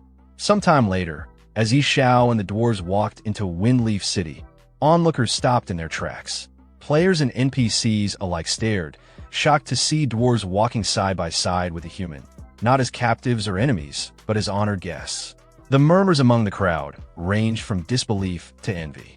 Some joked about how these kinds of powerful connections seemed completely out of reach for ordinary people. Soon, the scene shifted to a lavish dining hall. The dwarves were seated at a long table, enjoying a grand feast. They were deeply impressed by the quality of human food. Many admitted they'd never eaten anything so delicious in their lives. A nearby soldier assured them they could eat as much as they liked and that Xiao would cover all expenses. With the atmosphere now relaxed, Xiao finally brought up his main concern. He turned to Thor, one of the dwarves, and asked if he could now share information about the lost temple. Thor nodded and pulled out a strange device. He explained that it was a temple detector passed down from the dwarf ancestors. The device could sense when they were close to the fire temple, and it would react accordingly. With it, tracking down the temple would be much easier. However, Thor hesitated. He advised Xiao not to pursue it recklessly. When Xiao asked why, Thor gave a serious warning. There was a terrifyingly powerful creature residing near the temple. After learning about the dangers surrounding the fire temple, Xiao asks the dwarf what kind of creature resides inside. Surprisingly, The dwarf admits that no one from their race has ever actually seen it. He explains that a long time ago, their ancestors were guided by the fire god to abandon the temple after a terrifying creature emerged. To trap it, the fire god created an extremely hot area that was impossible for regular people to survive in. Since then, the dwarf race has avoided the fire temple, following ancestral warnings passed down for generations. Xiao listens and reflects seriously. Despite the danger, he says he still has to go. The fire temple is directly linked to his class change, and turning back isn't an option. Hearing Xiao's determination, the dwarf admires his bravery. He says there are two things that might help him survive the journey. When Xiao asks what they are, the dwarf presents two items: a special compass that reacts to the presence of the temple, and a crystal infused with fire spirit energy, called the Fire Spirit King Crystal. As thanks for the feast Xiao provided earlier, the dwarf gives them freely. Xiao inspects both items carefully and is impressed by the quality. They clearly reflect top-tier dwarven craftsmanship. Curious, he asks if there are more items like this he can buy, offering to pay with gold coins. The dwarf sadly shakes his head. There's only one of each, and he doesn't have duplicates. But he does offer a few smaller fire spirit orbs, which have weaker effects but may still prove helpful. Xiao accepts the orbs, but admits that the supplies still won't be enough for what lies ahead. The dwarf tells him that's all he has. Xiao thanks him anyway and tells the dwarves to continue enjoying their food while he figures something out. As he prepares to leave, the red toad on his shoulder asks what he plans to do about the temple. Xiao replies thoughtfully, it's clear he can't face the fire temple alone. For a challenge this dangerous, he needs someone to help. The scene then shifts to Sister Tao. She's admiring a new magic robe in front of her mirror, confident that it enhances her power. She remarks that soon even the powerful elders in the temple won't be able to rival her. But her moment is interrupted when a panicked soldier bursts into the room, struggling to speak. When she demands to know what's going on, Xiao casually steps into her room, confident as always, hands in his pocket, and greets her. When Xiao suddenly appears in Sister Tao's room, she reacts with her usual irritation. She's clearly not surprised to see him, but she already assumes his presence means trouble. With a lazy expression, she leans on her chair, asking mockingly if it's a dragon or another strange boss this time. Xiao tries to act innocent, lightly questioning her assumptions, but she brushes it off, saying he absolutely looks like someone who always ends up in dangerous fights. She cuts to the chase and demands he explain what he's planning. Xiao calmly tells her it's nothing serious. He's just planning to explore the fire temple. Upon hearing this, Sister Tao's tone shifts slightly. She's surprised, even impressed, but also not interested in getting involved. She warns him that messing with gods is risky and sarcastically wishes him luck, clearly not planning to join. He tries to bargain, saying the price is negotiable, but she walks away, insisting that the fire temple isn't just dangerous, it's nearly impossible to find. She believes even if he wanted to go, he wouldn't get far. To change her mind, Xiao casually reveals that he got a special compass from the dwarves, one that can locate the fire temple. Sister Tao doesn't believe him at first, thinking he's just trying to trick her with some random gadget. However, as she takes a closer look and realizes the compass really is of dwarven origin and genuinely linked to divine relics, she starts to get nervous. She says she doesn't want to die over something god-related and demands to know the real reason he wants to go. Xiao keeps it simple. It's for his class change. That answer makes things click for Sister Tao. She now understands why he's so determined. She tells him to give her a week to prepare. But Xiao insists there's no time to wait. He's leaving now, with or without her. If she's not coming, he'll go alone. His determination makes her sweat a bit. She's frustrated that they haven't even discussed what she's getting in return yet. But Xiao casually mentions the countless treasures inside the fire temple, leaving her to think it over, and turns to leave. Realizing she might actually be needed, she reluctantly shouts after him, saying that without her protection, he wouldn't even make it into the temple. 2 days later, the two of them arrived near the temple's suspected location. The harsh heat of the region had clearly taken its toll. Sister Tao complained loudly, questioning whether Xiao had been tricked by the dwarves. She was hot, tired, and clearly regretting the journey. Xiao, also drenched in sweat, checked the compass in his hand. Despite everything, the device was reacting more strongly now than ever before. That meant they were close, very close. Just as he said that, a molten eel monster suddenly emerged in front of them. Without hesitation, Xiao turned to Sister Tao and casually left the creature to her. She groaned, clearly not thrilled at the idea of dealing with another fire monster. Joking that she didn't want to spend the rest of her life eating grilled eel, she activated her magic and froze the creature midair with a powerful ice spell, even throwing in a sarcastic one-liner about cooling it down. However, the eel quickly broke free from the ice. Even worse, more of them started to appear all around. Stunned by the sudden ambush, Sister Tao was taken aback by their numbers. But Xiao wasn't fazed. Instead of panicking, he focused on the compass. The signal was now at its peak. Whatever they were looking for, they were right on top of it. But before he could finish his sentence, she cut him off, her gaze sharpening as she muttered that something fell off. And then, without warning, a massive gate materialized right in front of them. Xiao's eyes widened in disbelief. This had to be it, the entrance to the fire temple. Even old Hige, the red toad perched on his shoulder, was momentarily stunned, confirming aloud that there was no mistaking it.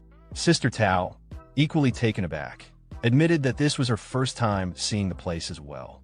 But before they could take a step forward, the sky darkened with the sudden appearance of a swarm of molten eels overhead. Realizing the threat, Sister Tao immediately jumped to defend the group, launching spells to hold back the assault.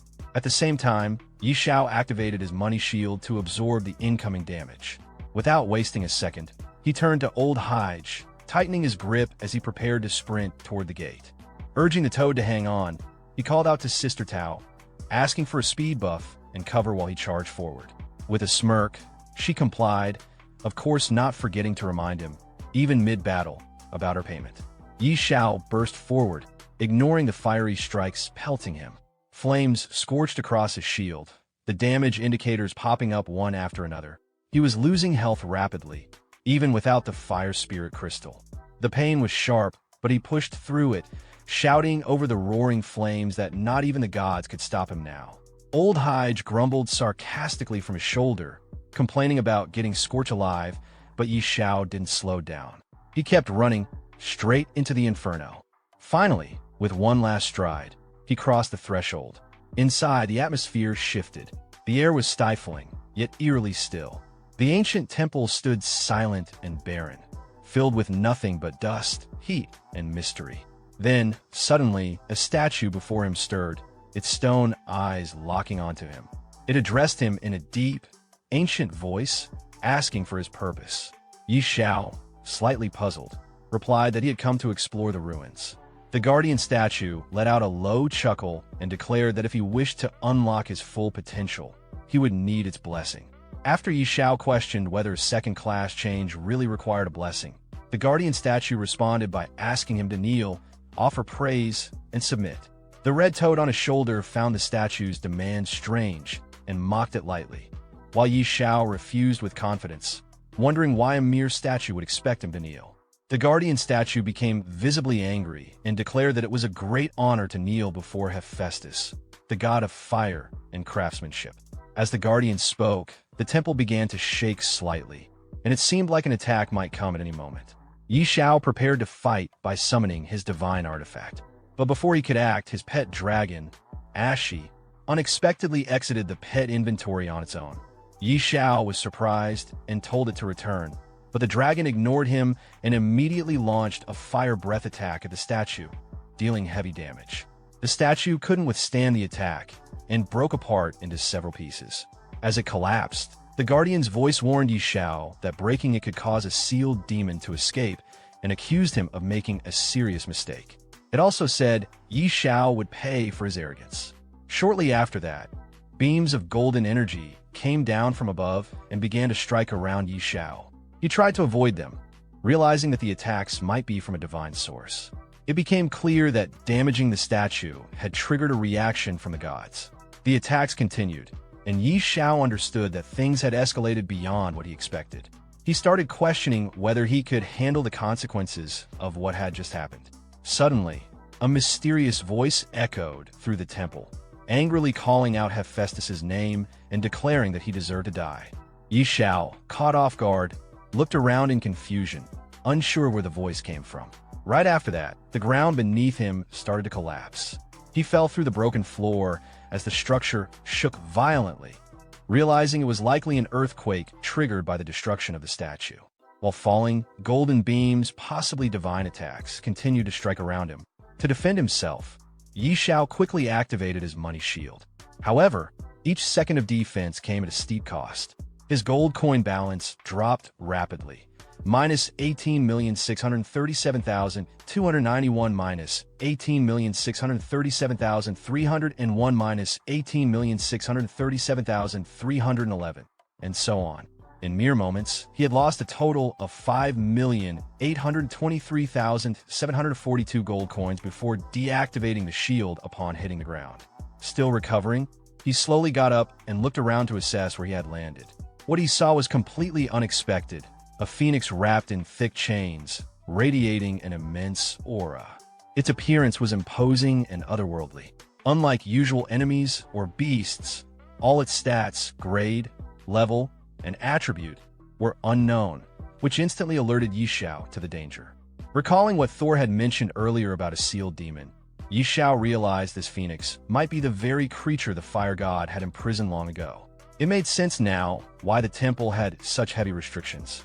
The phoenix, noticing Xiao's presence, questioned whether he had destroyed Hephaestus's statue. Connecting everything that had just happened, Xiao understood there was deep enmity between this phoenix and the fire god.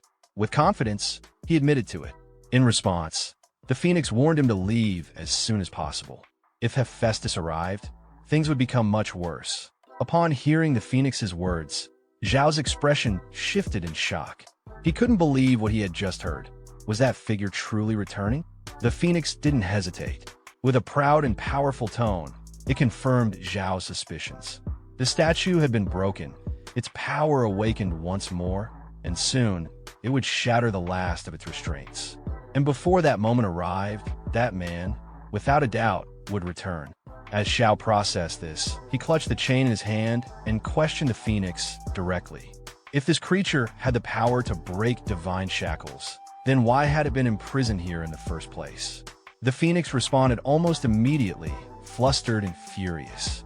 It shouted about a vile conspiracy, an ambush carried out by Hephaestus, a false god.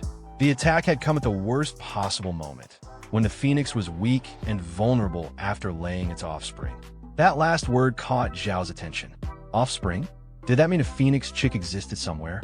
With a surge of hope, he raised his hand confidently, declaring his intent to save the child. But the phoenix, filled with pride and disdain, scoffed at him. It reminded Xiao of his status, calling him a mere human and insisting that no one of his kind could ever tame a creature bearing such a noble bloodline. Unfazed by the insult, Xiao stood his ground. He wasn't here for games or meaningless chatter. Above him, a massive presence made itself known. A dragon appeared in an instant, and Xiao called out to it with purpose. He urged the beast, Ashi, to show the phoenix what it could do. Ashi soared toward the phoenix, and the moment it came into view, the majestic bird recoiled in disbelief. It was stunned. A dragon of such caliber under the control of a human? That was simply beyond comprehension. Sweat rolled down the phoenix's face as it struggled to accept what it was seeing. The idea that the dragon god, an ancient, revered being, would grant his blessing to a human seemed utterly absurd. But Xiao didn't flinch. He summoned his divine artifact without hesitation, eyes locked on the phoenix, demanding once more to know where its offspring was hidden. Seeing Xiao's resolve and the divine power at his disposal, the phoenix finally relented. It seemed to accept that this moment was perhaps dictated by fate itself. With a heavy but calm voice, it told Xiao to go and find the chick. Then, as if guided by destiny, it released one of its feathers, letting it float gently toward Xiao. Catching the feather, Xiao's eyes lit up with excitement. The thought that another mythical rank pet was within his reach had him grinning wide. But just then, the red toad nearby snapped him back to reality with a warning. This wouldn't be easy. Xiao wasn't just stepping into danger. He was walking into a literal sea of fire. Looking ahead, Xiao caught sight of the blazing terrain. Panic flashed across his face for a moment as he realized it wasn't just fire, it was magma. Still, determination returned almost instantly. A mythical ranked pet was worth any risk. Even if it meant diving straight into a pool of flames, he was all in. Gripping the feather tightly in front of him, Xiao began his walk into the fire. Beads of sweat poured from his face as the heat intensified. Thankfully, the Fire Spirit King crystal he possessed granted him a 95% resistance to fire. Without it, he admitted to himself, he'd be roasted like a pig by now. He pressed forward, pushing through the searing heat. But he couldn't take it much longer. He called out, desperate to reach the end of this blazing trial before he collapsed. As he moved further in, the feather in his hand began reacting more violently. He knew then he was getting close. With each step, the aura grew stronger. Then finally, just ahead, something caught his eye. There was a large yellow egg, glowing faintly amidst the magma. Xiao's breath caught in his throat as realization dawned. It wasn't just any egg. It was a phoenix egg, and he had finally found it. With a large yellow egg now in front of him, Xiao reached out and tried to lift it with both hands. A grin spread across his face as excitement welled up inside him. He couldn't help but chuckle to himself. This was a big deal. Still holding the egg, he called out to Old Hull, half-jokingly asking if he knew how to hatch something like this. Then, with a laugh, Xiao teased that maybe he'd just turn it into a fried egg if all else failed. But before he could enjoy the moment, another sudden flash of light burst behind him. A voice pierced through the air, demanding to know who was there. One of the light beams struck Xiao directly, making him cry out in pain as the force surged through him. Still reeling, he clenched his teeth and shouted back furiously, vowing that his business with the fire god was far from over. But before he could gather himself, a blazing hand of fire suddenly materialized in front of him, and the red frog on his shoulder panicked. Urging him to run, the frog's voice was tight with fear. Without hesitation, Xiao took off, dodging as the fire hand lashed out again. He sprinted through the flames, shouting as he ran. Meanwhile, the red frog, still clinging to his shoulder, muttered in exasperation, wondering aloud why Xiao always ended up in deadly places just to steal eggs. Finally, Xiao managed to return to where he had started, egg still firmly in hand. He let out a deep breath of relief, gasping for air. Seeing him actually make it back, the phoenix was stunned. It couldn't believe Xiao had survived the lava and returned in one piece. Xiao, still trying to catch his breath, didn't respond right away. He stood there, chest heaving. The phoenix's expression had changed. It now looked at Xiao with fierce respect. It was hard to believe a mere level 40 mortal had managed to survive the terrifying lava and return holding the phoenix egg. Eventually, Xiao gave a casual reply, brushing off the feet as if it were nothing. Egg stealing? That was child's play to him. It wasn't even his first time. But before the phoenix could respond, another beam of divine light descended from the sky and struck the ground in front of Xiao. A booming voice filled the air, filled with fury and disdain. The divine figure accused Xiao of destroying a sacred statue and touching the forbidden egg, crimes that couldn't be forgiven. It declared that it would personally tear Xiao apart and make him suffer the wrath of a god. Hearing that declaration, the phoenix turned urgently to Xiao. There was no more time. Hephaestus was almost upon them, and once he arrived, there would be no escape. The phoenix pleaded with Xiao to leave immediately. He was to take the phoenix's offspring and run as far as he could. When the chick had grown strong enough, he was to return and make those responsible for all of this pay. Sweating from both heat and tension, Xiao's thoughts raced. Sister Tao wasn't here to back him up. If the fire god showed up, even with his money shield, the cost of surviving would be astronomical. In a quiet voice, almost to himself, Xiao asked the phoenix if there was truly no way to help it break the seal that kept it bound. The phoenix paused, then admitted there was a way, but Xiao was far too weak.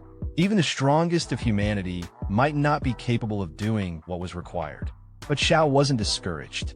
Reaching into his pocket with confidence, he encouraged the phoenix to share the details. What if he did have a way? The phoenix finally gestured toward two faint, black aura-filled markings nearby. They shimmered with power and mystery. It explained that these two marks were divine seals. The only way to undo them was to break them at the exact same time. Xiao responded without hesitation, remarking that it didn't sound too difficult. But the phoenix immediately shot down that idea. A mortal had no power to open divine seals. Still calm and collected, Xiao raised his divine artifact, the horn-shaped relic he carried, and asked whether it would be possible with this. The phoenix's eyes widened as it recognized the artifact immediately. It was the horn of the destruction god. The phoenix was stunned that Xiao actually possessed such a powerful divine item. But even with it, the phoenix warned him it still wouldn't be enough. To break both seals simultaneously, 2 divine artifacts were required. As soon as Xiao heard that he would need 2 divine artifacts, he responded without hesitation. He didn't have another artifact, but he wasn't ready to give up. Thinking quickly, he pulled out a glowing stone with a calm, confident expression. What he did have was a cooldown stone. With it, he could activate the power of the destruction god not once, but twice in a row. The phoenix stared at him in disbelief. It couldn't understand how a mortal like him kept pulling out such rare and strange treasures one after another. Each item he revealed seemed more extraordinary than the last. But before they could continue, the air grew tense, thick with divine pressure. A booming, arrogant voice echoed from the heavens, mocking Xiao. It was Hephaestus, the god of fire, who had finally descended. His tone was dripping with scorn as he proclaimed that Xiao should feel honored. To be torn apart by his divine hand would be the greatest moment of any mortal's life. He declared that both Xiao's divine energy and the beast beside him were destined to become his nourishment. Xiao looked up at the sky, determination replacing fear. There was no turning back. He clenched his fists and muttered to himself, if he didn't act now, there'd be no stopping this old geezer from succeeding. Without waiting another second, Xiao launched himself toward the ancient seal, landing before the ancient mark glowing with black aura. He raised his artifact and focused his energy. His eyes were full of resolve.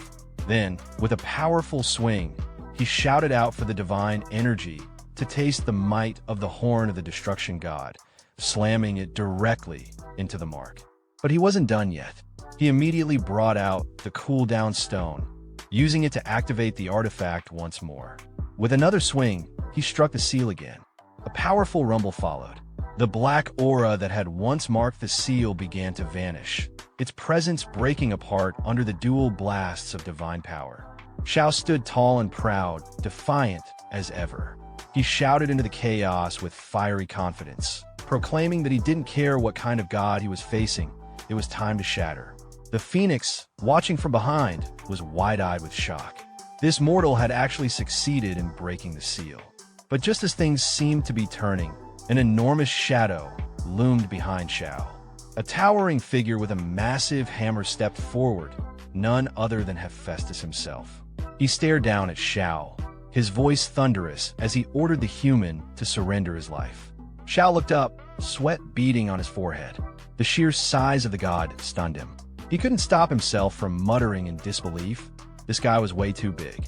Hephaestus continued, speaking with arrogant confidence. He proclaimed that the mighty god of fire had arrived, and Xiao should kneel in submission. But before Hephaestus could make another move, the air around them shifted. The chains that had bound the phoenix shattered, freed by Xiao's destruction of the divine seal. The majestic creature rose into the sky and flew directly in front of the fire god, cutting him off. Facing Hephaestus head-on, the phoenix shouted with a fierce, righteous fury. It declared that the false god had come at the perfect time. Hephaestus staggered in shock. He couldn't believe what he was seeing. The seal was supposed to be unbreakable. How could the phoenix possibly be free? But the phoenix didn't give him time to process. It stared the god down with blazing eyes, filled with wrath and pain. The time had come to make him pay for his sins. This was no longer just a battle. This was justice. The phoenix spread her wings wide, and in a sudden burst, a radiant golden light erupted from her body, flooding the sky with divine brilliance. Xiao, now hiding behind a crumbling stone pillar, peeked out just long enough to catch the intensity of the clash. His eyes widened as he watched the divine powers collide. Cold sweat ran down his face. This fight wasn't one he had any business being part of. Without hesitation, He turned to Old Hull and whispered urgently. This was way above their pay grade. They needed to hide. Now, despite the Phoenix's fearsome presence, the god didn't back down. He raised his massive hammer high into the air and stared the Phoenix down with cold arrogance. His voice thundered as he reminded her that she had been sealed away for years, her origin drained. He doubted she had much power left in her, but the Phoenix wasn't fazed. With her wings spread and flames surging, she charged straight at him, shouting that he'd pay in blood for his despicable crimes. As Hephaestus swung his hammer down in a devastating blow, the Phoenix swiftly dodged it. The attack missed her, but the impact alone was enough to send Xiao flying backward through the air. Spinning uncontrollably, Xiao yelled out in shock. The sheer force had overwhelmed him. This god's strength was on another level. Still, he managed to steady himself mid-air. With a deep breath, he quickly activated his money shield, desperate to protect himself from another blow. Meanwhile, the Phoenix launched her own attack. Her strike landed squarely against the god's arm. The moment her flames clashed with his hammer, it shattered instantly. Hephaestus stumbled back, wide-eyed, stunned to see his weapon destroyed. Without giving him a moment to recover, the Phoenix lunged forward again, declaring that she'd let him feel what it was like to be melted alive. Hephaestus growled in fury. He called her a traitor, accusing her of defying a god's will. But the Phoenix wasn't backing down. With flames raging around her and her eyes burning with wrath, she roared that he didn't deserve the title of god. In her eyes, he was unworthy of such power. Then came the final strike. With one swift, blinding attack, she pierced through him. The god let out a pained scream as his body was torn apart in midair. As he collapsed to the ground, broken and defeated, his last words were filled with disbelief. He couldn't accept what had just happened. Xiao, still hiding behind a pillar and watching the entire battle unfold, was drenched in sweat. His voice trembled with shock and awe. Was the Phoenix really this terrifying? She had just ripped apart the fire god like it was nothing. Even the red toad perched on his shoulder was in full panic mode. He reminded Xiao, nervously, that they had just stolen this Phoenix's offspring. Wouldn't she be furious enough to snap him in half too?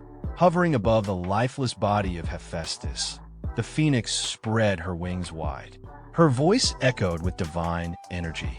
With the blood of God, she would now be reborn from the flames. Xiao, still shaken, gently placed the egg on the ground. He raised both hands, slowly and nervously addressed the Phoenix. He tried to explain that this was all a misunderstanding and that he was perfectly willing to return the egg. The Phoenix turned to him, confused at first. A misunderstanding? What was he talking about? She laughed softly and told him that he had nothing to worry about. Instead of anger, she owed him thanks. Then, without warning, she extended her hand and handed Xiao 2 glowing drops of divine blood. He stared at the droplets in amazement. What was this? As he took them into his hands and examined them closely, a system notification materialized in front of him. Blood of a divine spirit. Grade, unknown. Description: the powerful god of craftsmanship and fire, Hephaestus, has existed on the lost continent for tens of thousands of years. His blood flows with divinity. But who could possibly obtain the blood of a god? Xiao's hands trembled slightly as he held the divine liquid. His eyes gleamed with excitement. The blood of a god? A huge grin spread across his face. Laughing to himself, he turned to the red toad and cracked a joke, showing absolutely no shame about keeping the treasure. The toad, looking thoroughly annoyed, snapped back at him, saying he really was shameless. But the Phoenix quickly brought the focus back. She explained that the divine blood wasn't just a reward, it was necessary. It would help Xiao hatch her offspring. Xiao pointed at himself in surprise. Wait, he was supposed to hatch the egg? The Phoenix nodded firmly. Her chick had yet to emerge from its shell, and now it was up to Xiao to find a way to bring it into the world. As Knight Xiao held the blood drop in his hand, a notification appeared describing the item, blood of a divine spirit. It was the blood of Hephaestus, the powerful god of craftsmanship and fire, said to have existed on the lost continent for tens of thousands of years. The description hinted at its overwhelming divinity. raising the question of how anyone could possess a god's blood. Xiao, noticing this, responded with a light-hearted grin, clearly impressed and amused by the unexpected find. Just then, the red toad, standing nearby, reacted with a mocking expression, clearly unimpressed by Xiao's excitement. Before their exchange could continue, the phoenix suddenly interjected. She clarified that the divine blood wasn't just a treasure, it had a purpose. It was meant to help hatch her offspring. Xiao looked puzzled. He pointed to himself, questioning why he was the one chosen for such a task. The phoenix explained further. Her child, still unhatched, needed a way to awaken, and Xiao had to find a method. The situation triggered a change in his class. Now, he had become someone capable of taming divine beasts. As she flew upward, the phoenix expressed her gratitude for his help in breaking the seal. But time was short. She warned that the place was collapsing, and word of Hephaestus's fall would soon spread. Before leaving, she reminded him once more of his responsibility toward her child. She then told him they had to leave immediately. Xiao, still dazed, protested he hadn't collected the loot yet. But the temple had already begun to crumble, stones falling from the ceiling. The phoenix brushed off his concern, calling the remnants nothing but broken junk. Despite her dismissal, Zhao's attention locked onto a particular artifact. To him, this was no ordinary debris, it was a drop from the fire god. Leaving it behind felt wasteful. He reached out and picked it up. Another notification appeared. It was Hephaestus's divine staff, damaged but still powerful. The stats showed a significant boost to spirit and fire-based skills, though many of its abilities were currently inaccessible due to the damage. Xiao smiled as he examined the staff. Even in its broken state, it was epic grade. With full repairs, it might even reach divine artifact level. Just then, the phoenix activated a magic circle in front of him, insisting once more that they needed to escape. The entire structure was coming down fast. Xiao, glancing nervously at the collapsing temple and the activated circle, quickly agreed. He muttered to himself about losing only a clone and hurried toward the portal. Far above, in the heavenly realm, lightning danced across the sky. Statues of gods stood tall, radiating presence as if they were alive. One of them commented quietly about a clone and the loss associated with it. Another responded, reminding Hephaestus not to make such a fuss. It was only a clone, after all. Hephaestus looked down at his hand after hearing the others. Calmly, he acknowledged that what had been destroyed was the clone assigned to guard the Lin-dead divine phoenix.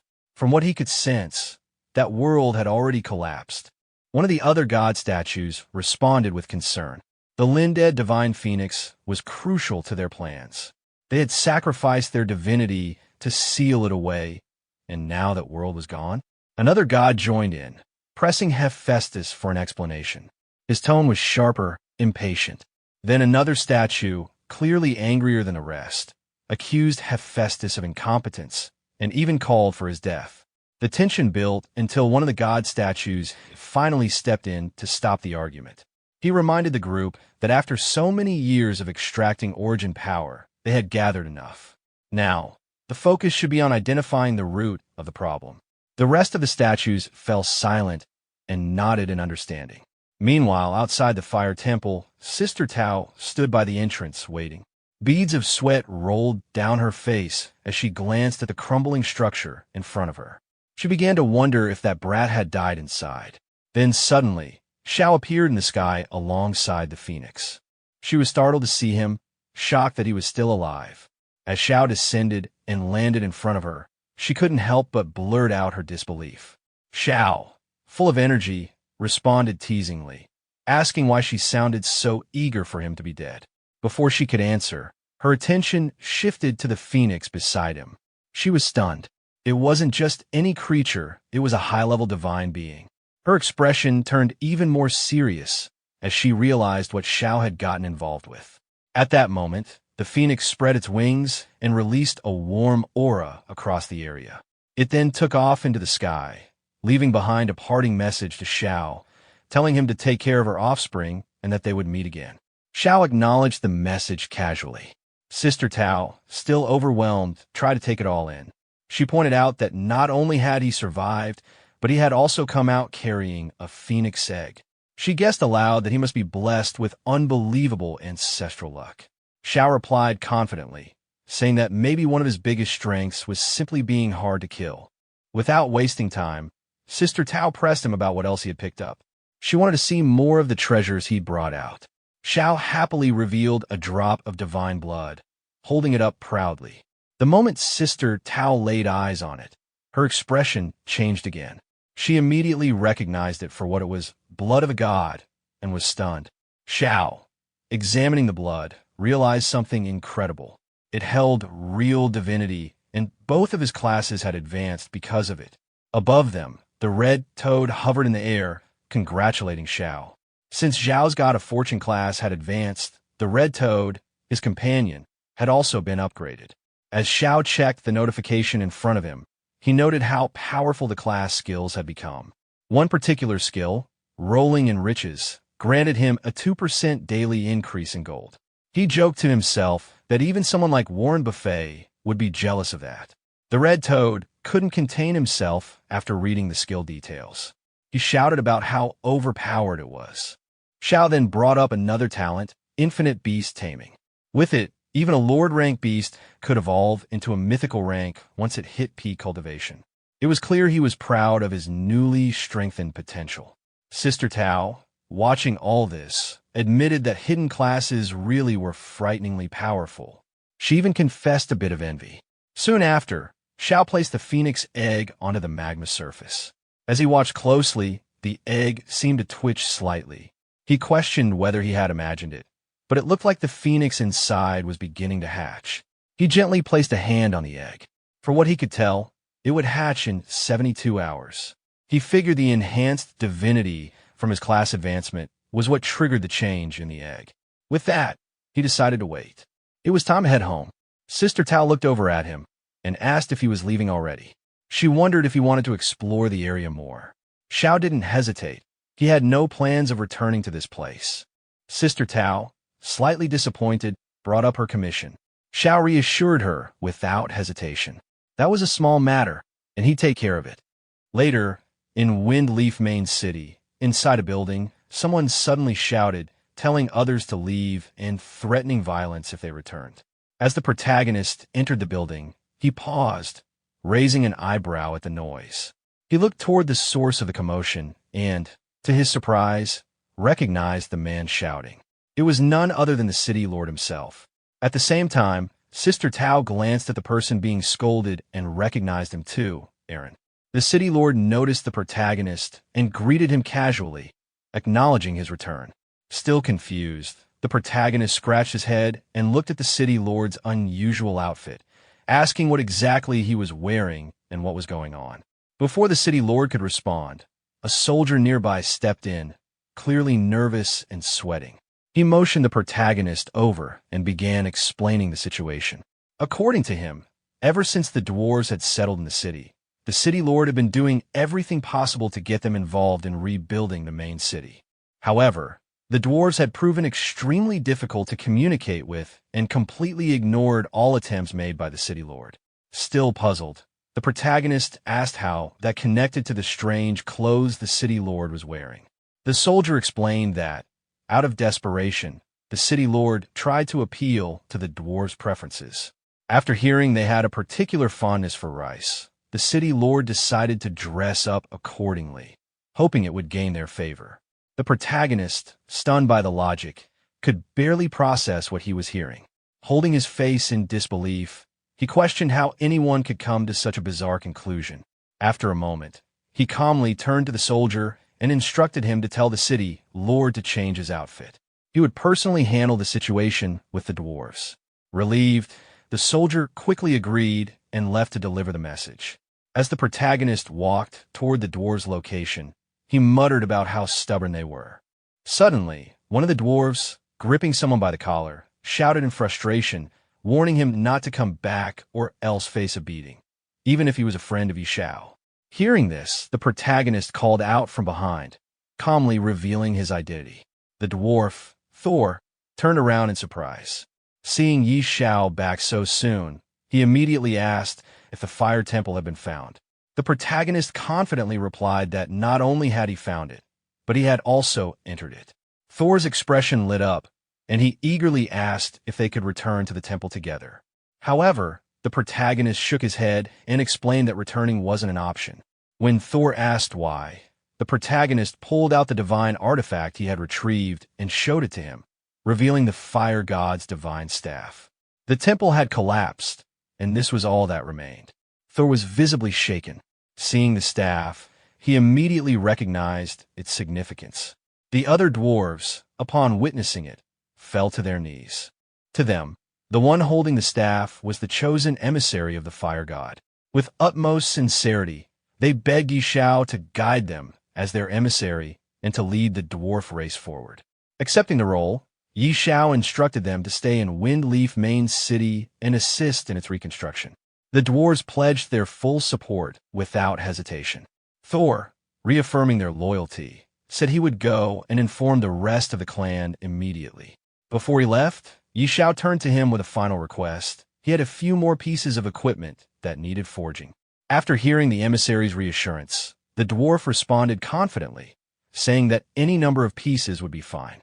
The emissary simply chuckled and reminded him not to joke about the gods, even if jokes were otherwise acceptable. With that, he gave the signal to proceed. The scene then shifted to Windleaf City, where the city lord stood in front of a mirror admiring his reflection. He had dressed himself in an outfit styled to resemble a flatbread, wondering aloud if this unusual appearance might help him win favor with the dwarves. Just then, a soldier rushed in behind him and urgently announced that the dwarf Thor had already departed with Lord Xiao. Shocked, the city lord immediately asked where they had gone. The soldier pointed out that the dwarves were on their way to help rebuild the main city. Elated by the news, the city lord assumed his efforts must have touched their hearts. However, the soldier hesitantly clarified that it was actually Lord Xiao who had persuaded the dwarves. The city lord was stunned to hear this, especially after trying fruitlessly for days. In disbelief, he questioned how Xiao had managed to convince them so quickly. The soldier, unsure of the details, reported that Xiao had only exchanged a few words with Thor, and Thor had agreed without hesitation. There didn't seem to be anything particularly special about the interaction. As the city lord turned to leave, the soldier asked where he was going. The city lord muttered a self-deprecating remark about joining a circus, clearly feeling defeated. Sometime later, at the Duke's Manor, a discussion was taking place. One of the nobles commented that Xiao seemed a bit too arrogant. Lady Layla, the host, was in the middle of speaking with several noble envoys. One of them reminded her that they were royal envoys sent to Windleaf City under the direct orders of Prince Karami, and they couldn't proceed with the official title bestowal without meeting Xiao. Layla immediately recognized that they were trying to use Prince Karami's name to pressure her. The envoy, taking a more aggressive tone, pointed out that Prince Karami had long been infatuated with her and suggested that a private meeting between her and the prince might resolve the issue.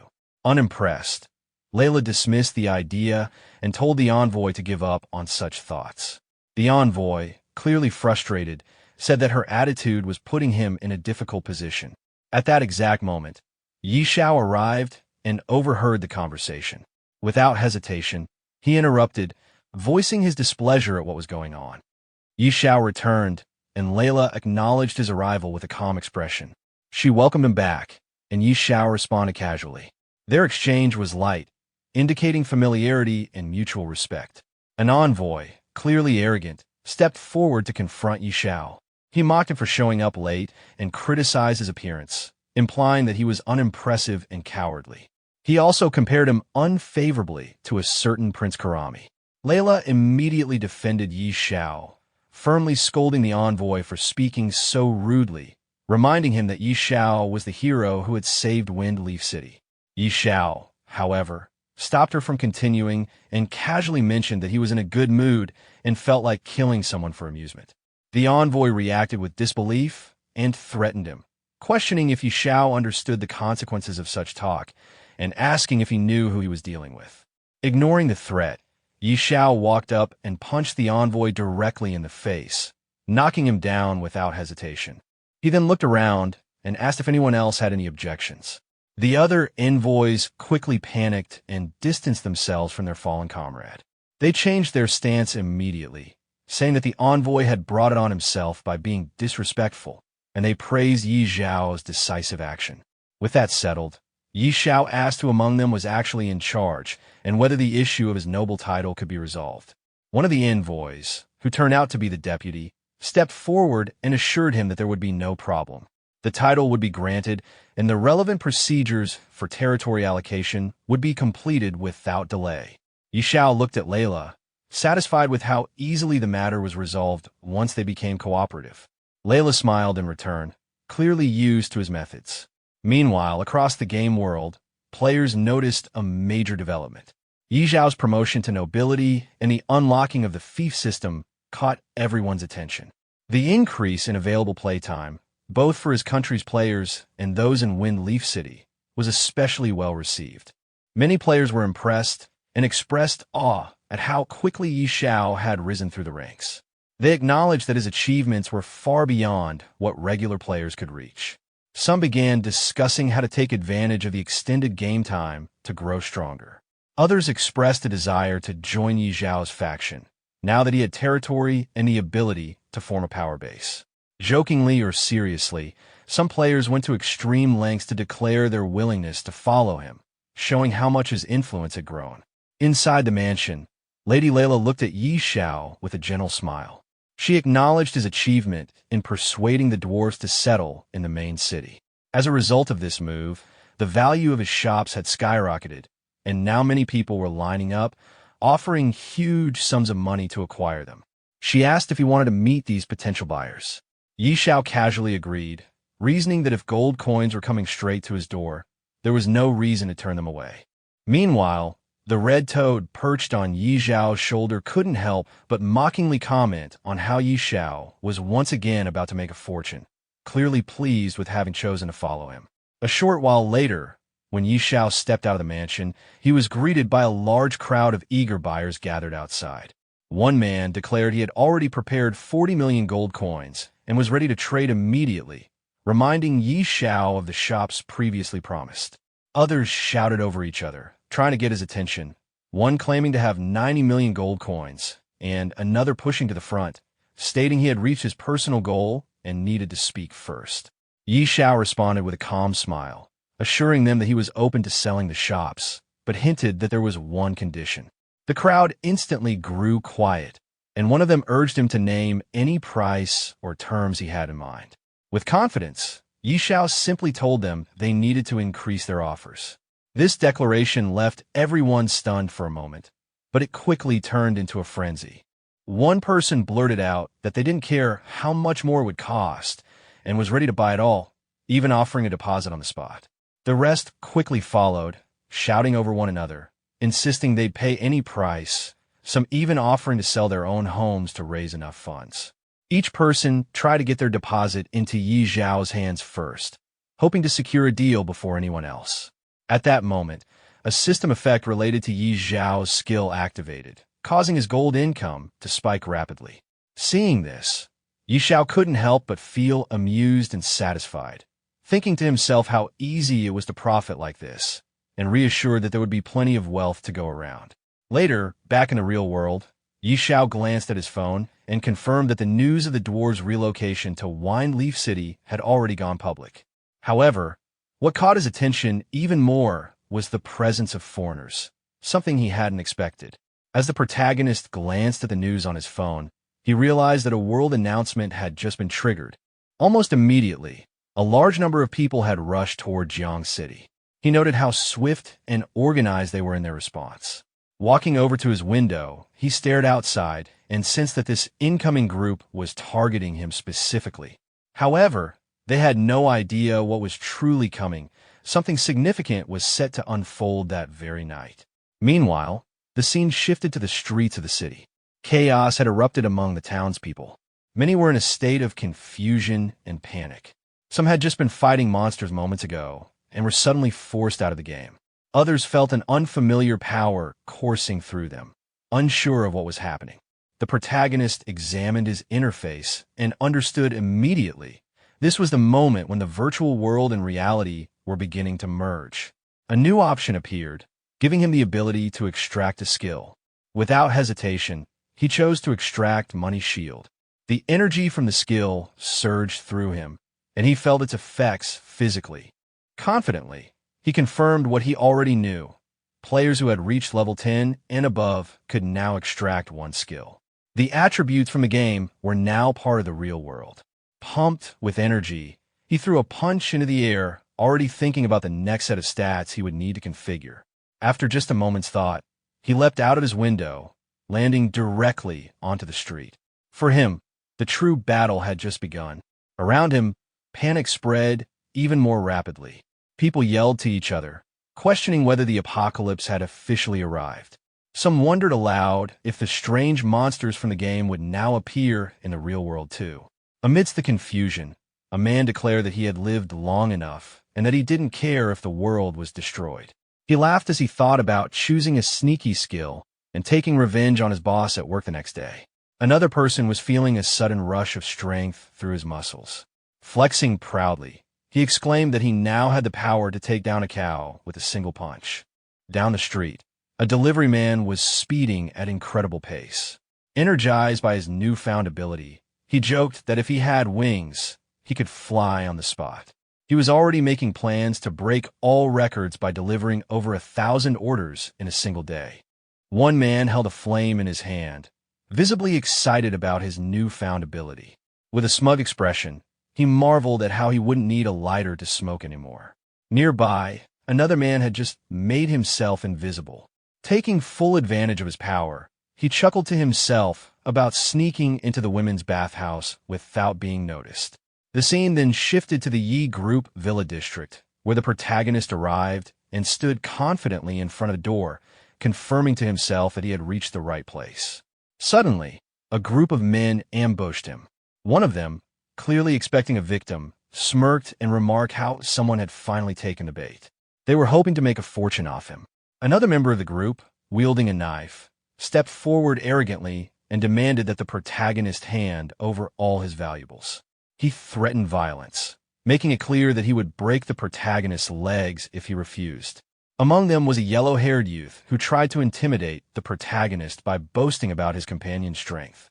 He claimed that his friend was an 11th level master in the Apocalypse game, implying that the protagonist would be foolish to resist.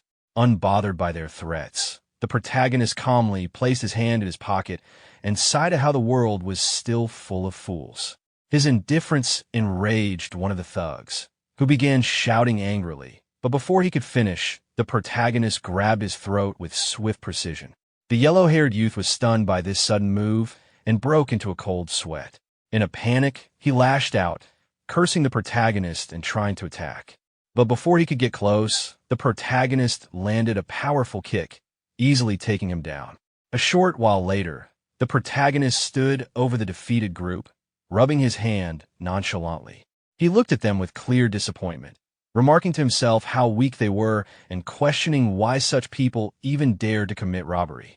Inside the villa, a party was in full swing. Many people had gathered to celebrate, cheering and urging each other to get wild. Some were excitedly talking among themselves, calling the event a historic moment worth remembering. A man in a black suit proudly commented that the Yi Group's heavy investment in the Apocalypse game had finally paid off. Just then, the protagonist opened the door and stepped inside, immediately drawing the attention of everyone in the room. Startled, they all turned to look at the uninvited guest and demanded to know who he was. Walking in confidently while wearing a mask, the protagonist scanned the room and noted that most of the people he was looking for were already there, except for a few older figures. He was pleased. This would save him time and effort. One of the men in the group glared at the masked intruder and questioned where he came from, furious that someone would dare cause trouble at their gathering. This man was Yi Lin, the designated future heir of the Yi Group. He noticed the mask and ridiculed the protagonist, mocking him with a childish reference. In response, the protagonist simply removed the mask and revealed his face. His voice alone was enough to catch Yi Lin off guard. It was someone he should have recognized instantly. As the guests processed what they were seeing, a wave of shock swept through the crowd. Whispers broke out. They couldn't believe it. The man standing before them was Xiao. The confusion turned to disbelief as they recalled that Xiao had been in a serious car accident. Many of them remembered that if it weren't for that incident, his position in the group would have been completely different. Upon hearing the sound at the door, Lin turned to see the protagonist and immediately put on an arrogant expression. He sneered at the sight and made a sarcastic remark, questioning why the protagonist had come to his house. He assumed the protagonist, who had once been associated with Liu, was now penniless and had come seeking charity, offering to give him a little money like a benevolent older brother. Unfazed, the protagonist maintained a calm, straight-faced demeanor and firmly stated that he had come to clarify a matter. He asked Lin directly whether the car accident that had killed his parents 10 years ago had any connection to him. Lin, still smirking, responded mockingly. He ridiculed the protagonist for waiting so long to ask such a question. But then, as if deciding to indulge him, he began to admit something. Just then, one of Lin's subordinates stepped forward in a panic, trying to stop him from speaking any further. The man warned Lin that he was drunk and shouldn't say anything reckless. Without hesitation, the protagonist struck the subordinate directly in the head. The blow was so powerful that the man died instantly. The room fell silent as the protagonist coldly turned his gaze back to Lin, warning him not to interrupt while he was speaking. He then glanced down at the body on the ground and casually brushed off his hand, turning back to Lin with a chilling glare. With a voice filled with quiet menace, he demanded the full truth, every detail, no matter how small, and hinted that if Lin cooperated, he might at least be granted a quicker death. Everyone present was stunned. Fear washed over them as they realized the man had killed someone with a mere punch, or rather, just a single movement. Whispers spread through the crowd, their faces drenched in cold sweat. One of the onlookers, barely able to speak from shock, wondered if the man standing before them could truly be Xiao, the fearsome figure from the apocalypse. The protagonist heard the whisper and looked toward the speaker, acknowledging the thought with a sharp glance. He remarked that the man wasn't entirely foolish for recognizing him, but Lin remained defiant. He laughed mockingly, scoffing at the idea that the protagonist could be the Xiao. He dismissed the possibility outright, claiming that just because someone shared the name didn't mean they were the same person. With bold confidence, Lin stepped right up to the protagonist and declared that it was he who had tampered with the car 10 years ago. Then, with a smirk and cruel humor, he mimicked the sound of the explosion from the crash, mocking the tragedy and laughing at the fact that the protagonist had somehow survived it. His taunts were filled with contempt and amusement. In response, the protagonist's eyes began to glow red with fury as he glared at Lin. He called him a true monster, consumed by cruelty. Lin only laughed harder, brushing off the insult and asking what of it. With deadly calm, the protagonist declared that today, Lin would finally join the parents he had murdered. Realizing the gravity of the situation, Lin suddenly pointed at the protagonist and shouted a command to everyone in the room. He promised a dark gold piece of equipment as a reward to whoever could kill the man. He then turned to the rest of the people in the building, urging them to attack. But all he saw in return were faces pale with fear, frozen in place, unable to make a move. Hearing Xiao speak with an arrogant tone, he mocked Lin, asking if he dared to make a move. Without hesitation, Xiao suddenly broke one of Lin's fingers, twisting his arm backward tightly. He told Lin not to worry, because he wouldn't die so quickly, his bones would be broken one by one. In pain and disbelief, Lin screamed, asking what Xiao had just said, before his cries turned into agonized shouts. But Xiao pinned him to the ground and stepped on one of his arms. Lin screamed again, saying his arm was broken and begging that he couldn't be killed. Xiao, however, declared that this was far from enough. He called Lin a beast and demanded that he go down and apologize to them himself. Terrified, Lin looked at him and stammered, saying that Xiao couldn't possibly mean it. But before he could say more, Xiao suddenly smashed Lin's head. The sight left everyone inside the mansion in shock. They exclaimed that it was too terrifying and wondered aloud if the future of the Yi group was gone just like that.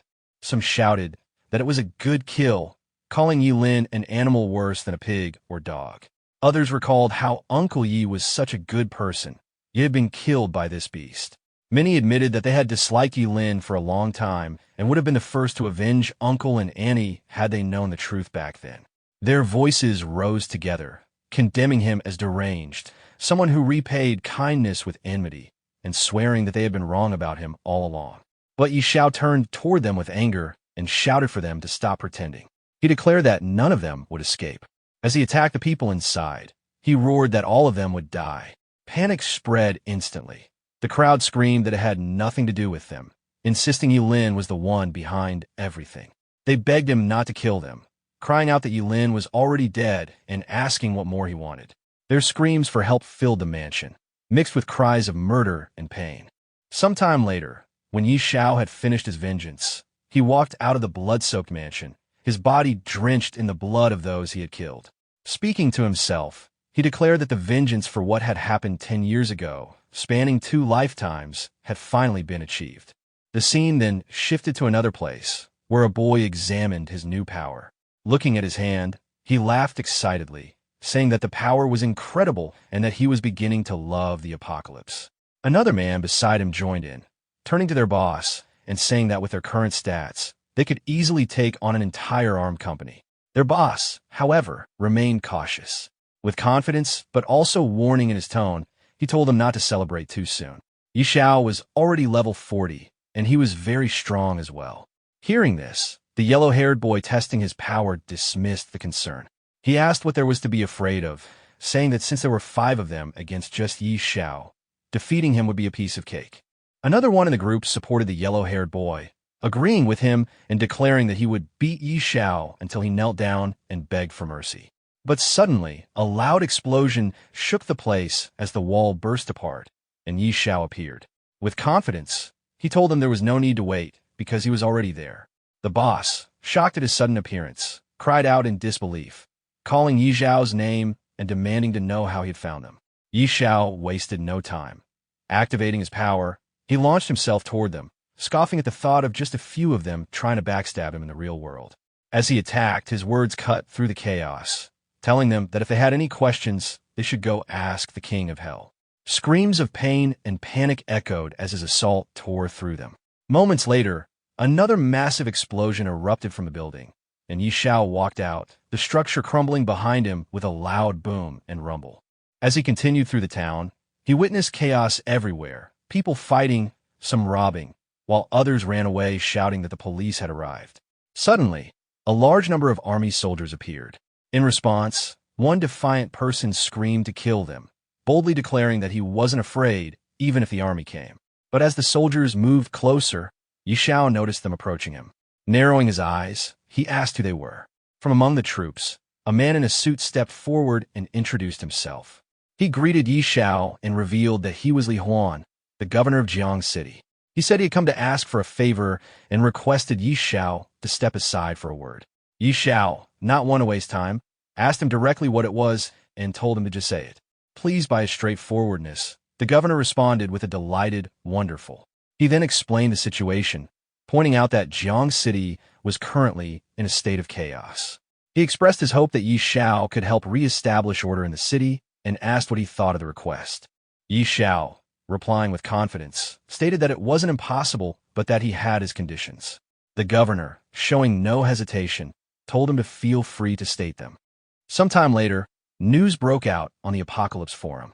The headline read that Big Shot Yi Han was finally making an appearance, with even the officials verifying the account.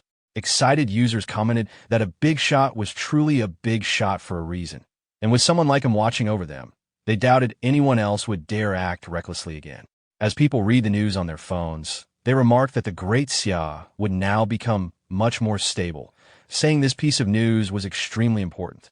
At the same time, Yi Xiao's ex-girlfriend sat on her sofa, staring at the news. She muttered to herself in disbelief, questioning if it was really Yi Xiao. She blamed Zhou Hong, saying that if he hadn't been bad-mouthing Yi Xiao, she would have treated Jiang Han properly. Frustration turned to self-justification as she complained that Yi Xiao, as a grown man, should not have been so petty as to disappear just because of her slightly bad attitude. Walking toward the window, she looked outside and declared that she would definitely find him, insisting that he would come back to her. Meanwhile, Inside the game world, players were talking among themselves about the recent events. One said no one could imagine how chaotic things had been, but thankfully, great god Xiao had stepped up to stabilize the situation. Another chimed in, calling him a total hero. A third added that if it hadn't been for him, Jiang City would have descended into complete chaos. At that moment, Xiao himself was seen walking through the middle of the city, whispering to himself that he was finally back. On his shoulder, the red toad mocked him, saying it seemed everyone was talking about him. Xiao stopped in front of the workshop and muttered that he would rather do the deed and fade away, hiding his fame and achievements, something old Hui would never understand. The red toad sneered, pointing out that Xiao was acting cool again. When Xiao entered the workshop, one of the dwarves greeted him respectfully, relieved to see him return. Xiao told the dwarf, Thor, that he had something for him and handed him a blueprint. Thor looked at it with wide eyes, recognizing it immediately. It was the blueprint for the beast god's claw, an epic rank piece of equipment. Xiao then asked if it could be forged. Thor, sweating as he studied the blueprint, explained that this wasn't an ordinary epic rank item. With the right materials and future enhancements, it could be forged into a divine artifact, and judging by the design, it was most likely part of a set. Holding another half of the blueprint, Xiao revealed that he also had the design for the beast god's helm. Thor was stunned, exclaiming in shock that it truly was part of a set, and that he had now seen it all. Xiao, brimming with confidence, asked Thor how long it would take if the two of them forged it together. Thor examined the blueprint carefully, scratching the back of his head as he estimated. He said that if he and Du Lin worked on it together, it would take about 3 days. Xiao accepted the answer and told him he would return in 3 days to collect the equipment. The dwarf assured Xiao with full confidence that he guaranteed his satisfaction. Xiao waved his hand casually while walking away, simply replying with an okay. Soon, Xiao was seen standing in front of another shop. The shop owner immediately greeted him with great respect, saying that Lord Xiao's presence brought glory to his humble store and asking what he could do for him today. As the shopkeeper spoke, his eyes shifted toward the red toad sitting on Xiao's shoulder. Praising it, he said that the tamed beast with Lord Xiao was clearly heroic and extraordinary, radiating spiritual energy. The red toad instantly bristled with anger, snapping back that he was not a tamed beast, cursing that the shopkeeper's entire family were the real tamed beasts. Ignoring the outburst, Xiao calmly told the shop owner that he was there to buy some high-quality bee spirit fruits. The higher the grade, the better. The shop owner, eager to please, replied with excitement that the highest grade fruits available in his shop were grade 5, and asked how many Xiao would like. Xiao, brimming with confidence, told him to pack all the grade 4 and grade 5 bee spirit fruits in the shop. The shopkeeper hurriedly brought out a box filled with them, promising to get them ready immediately. Xiao's dragon began devouring the fruits one by one, while the phoenix egg was carefully placed on a table. Looking at the egg, Xiao wondered aloud if the fruits would be enough to hatch it. Checking his system panel, he smiled and reminded his dragon to eat slower so it wouldn't choke. When the details loaded, Xiao was stunned. The system displayed. Seeing this, Xiao exclaimed with excitement that little Huey's attributes had increased so much that he couldn't even view them anymore. The dragon coughed lightly, letting out a puff, as if satisfied. Xiao, staring at his dragon, muttered that waiting for the undead divine phoenix to hatch and for the 2 pieces of epic rank beast gear to be forged was simply too boring. He decided it was time to take little Hui out for a walk. The scene then shifted location, mysterious jungle LV 40 LV 50. Standing before the dragon, Xiao commanded it to go for it and show him what it was capable of. Instantly, groups of monsters rushed at Xiao, but little Hui obeyed immediately, charging forward. In an instant, the system was flooded with notifications. Xiao grinned with confidence, praising his dragon for leveling up again. However, he also noted with some frustration that after reaching level 40, the amount of experience needed to progress further was ridiculous. Filled with excitement, he encouraged little Hui again, telling him they should go deeper into the jungle, pull more mobs, and kill them together. Back in the city, the World Ranking announcement board updated. It displayed World Rankings first place, Xiao, LV41. A crowd quickly gathered in front of the board. People pointed at the update, remarking that great god Xiao's leveling speed had finally slowed down, laughing as they noted he was now leveling up once every 2 days. In front of the ranking board, a crowd gathered, their faces filled with disbelief. Many were shocked at the difficulty curve, realizing that even top players were struggling past level 40. They murmured among themselves, astonished that progress had slowed so drastically, and some even complained that it might take months to gain a single level. To them, reaching level 100 felt like an unreachable dream, something only the strongest could hope to achieve. Meanwhile, the protagonist was finishing off the last monster nearby. Despite the battle, his level had not increased, leaving him slightly frustrated. The red toad perched on his shoulder reminded him that the time for the phoenix egg to hatch was near. Excitement filled his eyes as he pulled out the egg to check on it. The egg trembled in his hands, and he could barely contain his thrill as small cracks began to form on its surface. Moments later, the shell burst apart with a radiant explosion of golden light that streaked from the sky to the ground. A majestic phoenix, wreathed in divine fire, soared into the air. Its cry echoed through the heavens, marking the birth of a creature thought to be impossible to hatch for hundreds of years. The protagonist gazed at it in awe, realizing the magnitude of what had just occurred. The red toad smirked arrogantly from his shoulder, teasing him for his luck. The newly born creature radiated overwhelming power, its flames shimmering like molten gold, the air around it trembling with heat and energy. Before him stood the immortal phoenix, a mythical being of unparalleled might, one that possessed ancient talents of suppression, flame mastery, and rebirth. It was a creature blessed by divine lineage, capable of commanding the fires of heaven and enduring even death itself through its nirvana. The protagonist stood silently beneath the blazing aura, the realization sinking in that this was no ordinary summon. It was a true immortal beast, destined to reshape the balance of power in his world. As the protagonist stared at the magnificent phoenix, he couldn't help but compare it to his other companion, Xiao. The fiery bird's power was overwhelming, its burning flames, its comet-like attacks, and its soul-shattering abilities made it seem like the ultimate force of destruction. He felt like luck itself had smiled on him at the perfect moment. When the phoenix landed gracefully in front of him, he reached out and patted its head, thinking about what to name it.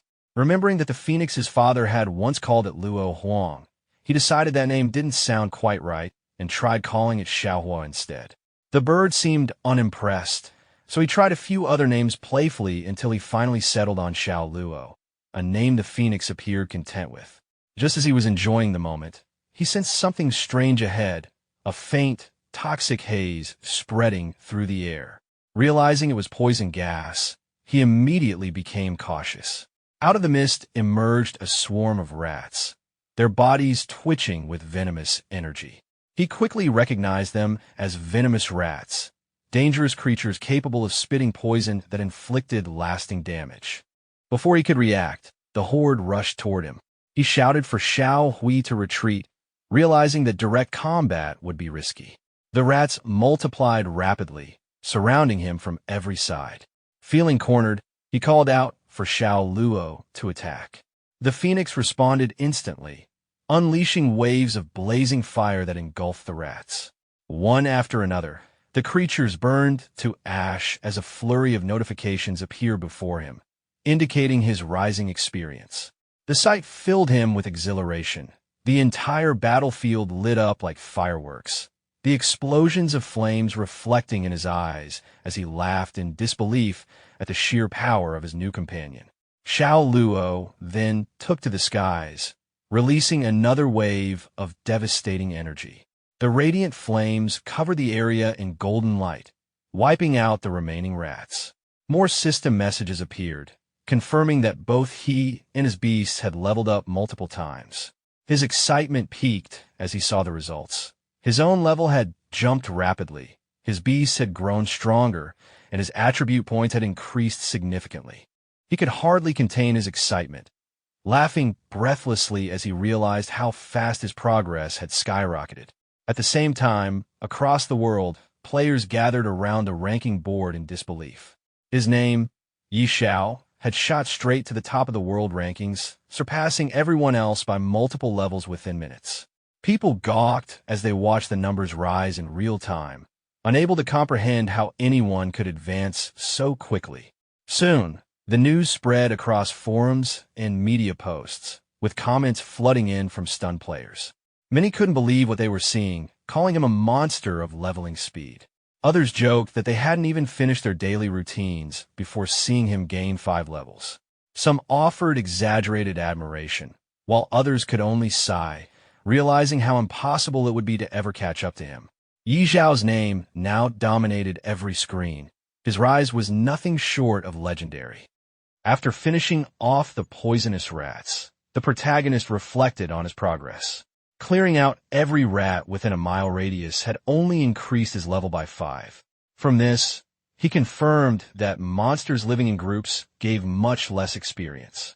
As he observed the area, his 2 loyal companions flew above him. Grateful for their effort, he acknowledged their hard work before pressing onward. With determination, he set his sights deeper into the area, aiming to reach level 50. Not long after, another swarm of rats suddenly appeared before him, catching him off guard. Reacting quickly, he ordered Xiao Luo into action, and the phoenix immediately launched forward, tearing into the horde with powerful attacks. The battle ended in their favor, and the protagonist's strength increased further. His companions also grew stronger from the fight, and he found himself reaching level 48, just 2 levels away from his target. While reviewing his progress, he became aware of a new development. A message reached him from Pinnacle main city, stating that the Beast God suit had been completed. Deciding it was time to check on this, he turned to his companions and prepared to leave the battlefield. Together, they set out for the city. Upon arrival in Pinnacle main city, the protagonist encountered a dwarf craftsman holding a gauntlet. The dwarf confirmed that the Beast God suit was finished and explained that, during the process of creating it, he had discovered that the equipment possessed hidden functions. Intrigued by this revelation, the protagonist carefully examined the gauntlet, studying the hidden features with keen interest. The protagonist put on the gauntlet, realizing that after wearing the claw of the beast god, the appearance of the equipment could be displayed or hidden at will.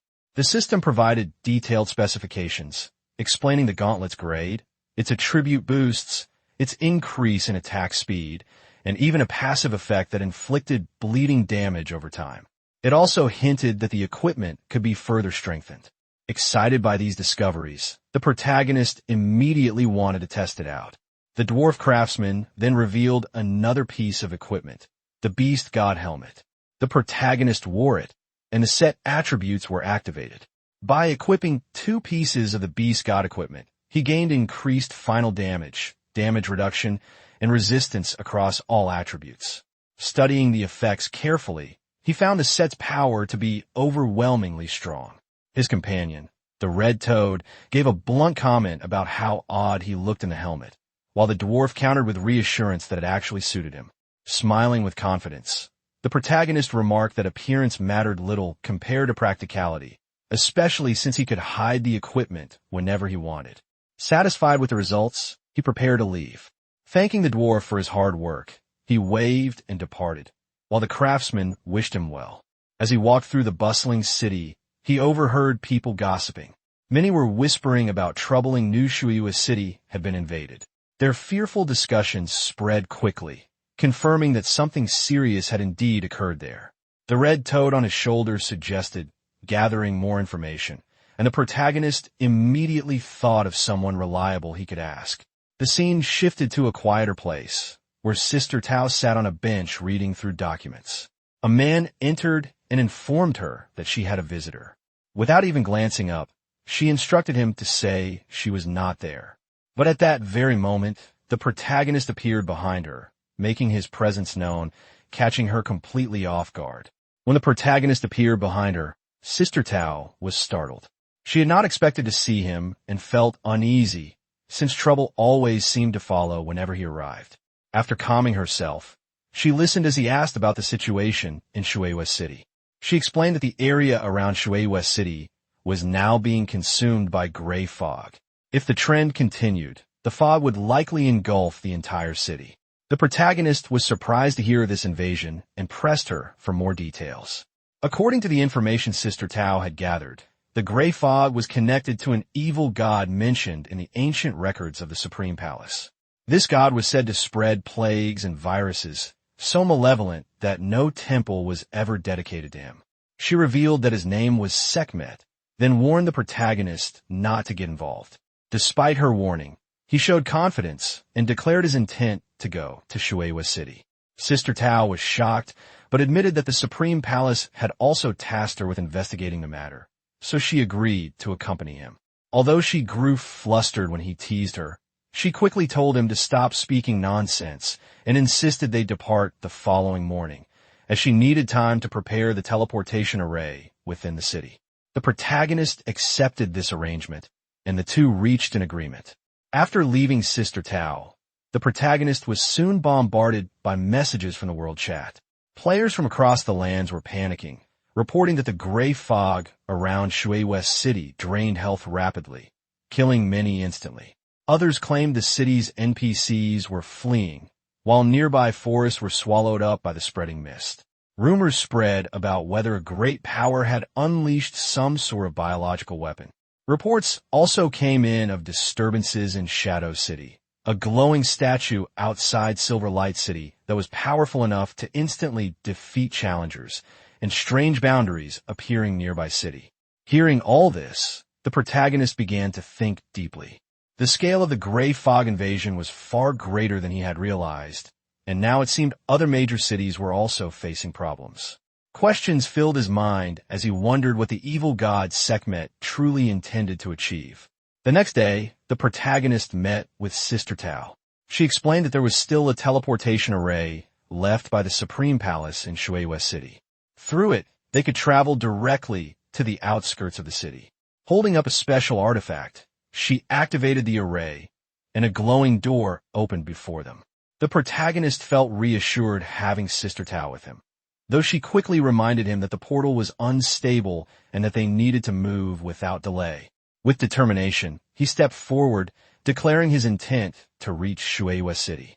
A moment later, both of them entered the portal. In an instant, they emerged outside Shueihua City. The protagonist took in the scene, noticing the lakes and lush greenery that surrounded the area, just as he had heard. Sister Tao, however, pointed out something alarming. The gray fog was spreading more quickly than expected. He acknowledged this and prepared to move forward, but when he set off toward the city, she asked where he was going. He replied that his destination was the main city, while the task of investigating the gray fog was hers. Amused yet slightly exasperated, Sister Tao told him she would not accompany him further and urged him to take care. He assured her not to worry and bid her farewell. The scene shifted to Shueihua City. Standing before the Grand Castle, the protagonist identified his location. However, he quickly noticed a large number of people leaving the city.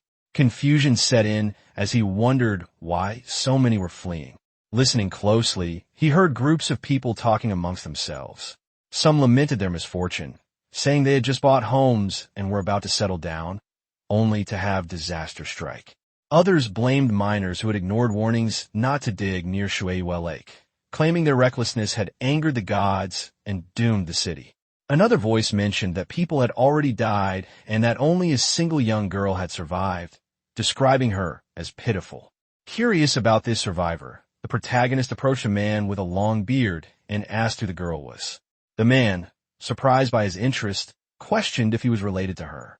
In response, the protagonist confidently revealed his badge, showing his authority as someone commissioned by the Supreme Palace to investigate the source of the gray mist. This revelation caught the attention of another bystander, who quickly recognized him as a master from the Supreme Palace. The bearded man informed the protagonist that the little girl he was searching for was named Aisha, the daughter of a miner from Bishui district. He explained that her entire family had been infected by the gray fog and described their situation as pitiful.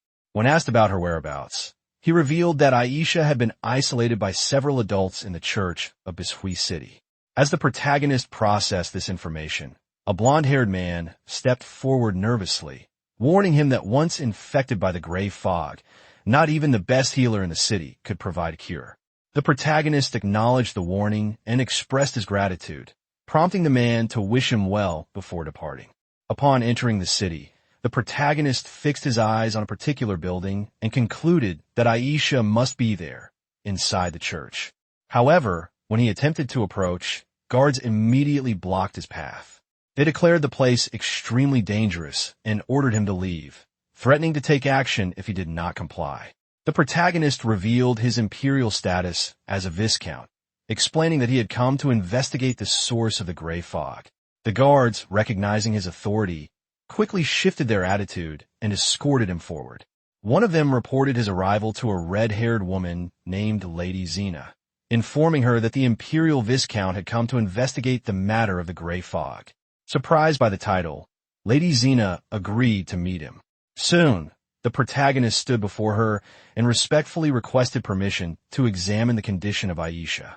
Lady Xena, after considering his words, agreed and led him to a different room. On the way, she cautioned him that the gray fog was both highly contagious and incurable. She explained that whether or not a shield could withstand the infection depended on the concentration of the fog, and if the density was high, a stronger barrier would be necessary. The protagonist, however, remained calm, knowing inwardly that he carried the protection of the god of wealth's shield, which rendered him unaffected regardless of the fog's intensity. Eventually, he reached a room where a little blonde-haired girl awaited. As he approached her, he confirmed to himself that she was indeed Aisha, the one he had been seeking. When the protagonist approached, the little girl recoiled in fear, worried he would be infected if he came any closer. Yet he moved forward calmly, unaffected, his shield silently protecting him. Reassured by his presence, the girl's fears softened into a gentle smile as she asked if he was truly all right. The protagonist crouched down to her level and requested to see the small bottle she held tightly in her hands. Trusting him, she agreed and handed it over. As he examined the bottle, he realized it was no ordinary toy. Once soaked in a peculiar spring, it had gained a strange property that allowed it to offset the damage of the gray fog. But along with that power came a curse, one that harmed anyone who touched it except for Aisha. The sharp pangs of cursed damage confirmed his suspicion. The protagonist concluded that the bottle was unique, bound in some way to the girl alone. Curious about its origin, he asked her where she had found it. After thinking carefully, Aisha recalled a cave by Griffin Lake, west of the city, where she had come across the strange object. Her words confirmed his own thoughts. This was indeed the place he needed to investigate. With a smile, he thanked the girl, acknowledging how much she had helped him. In response, she shyly brought forth a glowing glass orb, holding it out with both hands as a gift to him, her way of expressing gratitude for his visit and reassurance. Our protagonist examined the glass bowl with growing excitement. In that moment, he realized it was something deeply precious to Elsa, an item tied to her childhood fondness for beautiful things and unknown even to her parents. After studying it carefully, he thought that perhaps it might prove useful later on. He then waved goodbye to the little girl, thanking her for the help and promising to return once he had dealt with the gray fog. The girl happily waved back, encouraging him with confidence that he could definitely get rid of it. Outside, a lady approached him, asking if he had found any clues. He replied calmly that he was heading to Griffin Lake. Shocked, the lady reminded him that the area had already been consumed by the gray fog. Still, he simply smiled, assuring her not to worry, explaining that he was only going there to take care of it. Hearing this, she blushed slightly, praising him for being truly extraordinary. A while later, the protagonist arrived near Griffin Lake. The air grew heavier with every step, and the damage to his body increased noticeably as the fog thickened. Wiping sweat from his face, he acknowledged that the closer he got, the greater the strain became. Estimating his position, he figured the lake was less than 5 kilometers to the north and pressed on. As he moved forward, he spotted a group of people through the mist. Curious, he wondered who they might be, possibly members of the Supreme Palace. As he got closer, he saw Sister Tao arguing with 2 men, refusing to take unnecessary risks. One man tried to persuade her, saying that without her, the mission would fail, while the other suggested retreating altogether. Before their argument could continue, the protagonist stepped in casually with a confident smile, greeting Sister Tao. She looked surprised to see him and asked why he was there. Her companions, startled, whispered among themselves, trying to figure out who this stranger was. When she reminded him he had gone to Shui West City for information, he explained that his investigation had led to some new clues and then asked what she was doing there. She told him they were discussing the source of the gray fog. Without lingering, he waved them off, telling them to continue their work while he went ahead. His calm departure left them stunned, whispering among themselves in disbelief that he had just walked into the fog so casually. Sister Tao frowned in confusion, admitting that it truly was strange. Her companions grew anxious, asking what they should do and if they should follow. Annoyed, she snapped at them, challenging them to go ahead if they wished, but warning she'd only burn incense for them afterward. Meanwhile, the protagonist continued deeper into the gray fog, coughing as his health steadily declined. The closer he got to Griffin Lake, the harsher the damage became, but he pushed on until he finally reached his destination. Surveying the area, he noted the grim scene, dead creatures and signs of corrosion everywhere. It was a complete mess, and he concluded he needed to locate the source of the decay as quickly as possible. Not far ahead, something caught his eye, a faint, unusual glow. Following it, he entered a cave, confirming from the environment that he had found the right place. Inside, rows of purple crystal bottles glimmered faintly. Then a red light from deeper within drew his attention. Moving toward it, he found a hidden basement. There stood another statue of a god, confirming that he truly hadn't come to the wrong place. Sensing a strange presence, he summoned his beast companion, noting that the air felt impure, as if belonging to another deity's domain. His eyes then caught a glowing disk resting on an altar. Upon examining it, he realized it was a divine artifact, an aquamarine glazed plate of immense power that required proper appraisal. Before he could inspect it further, the ground trembled violently.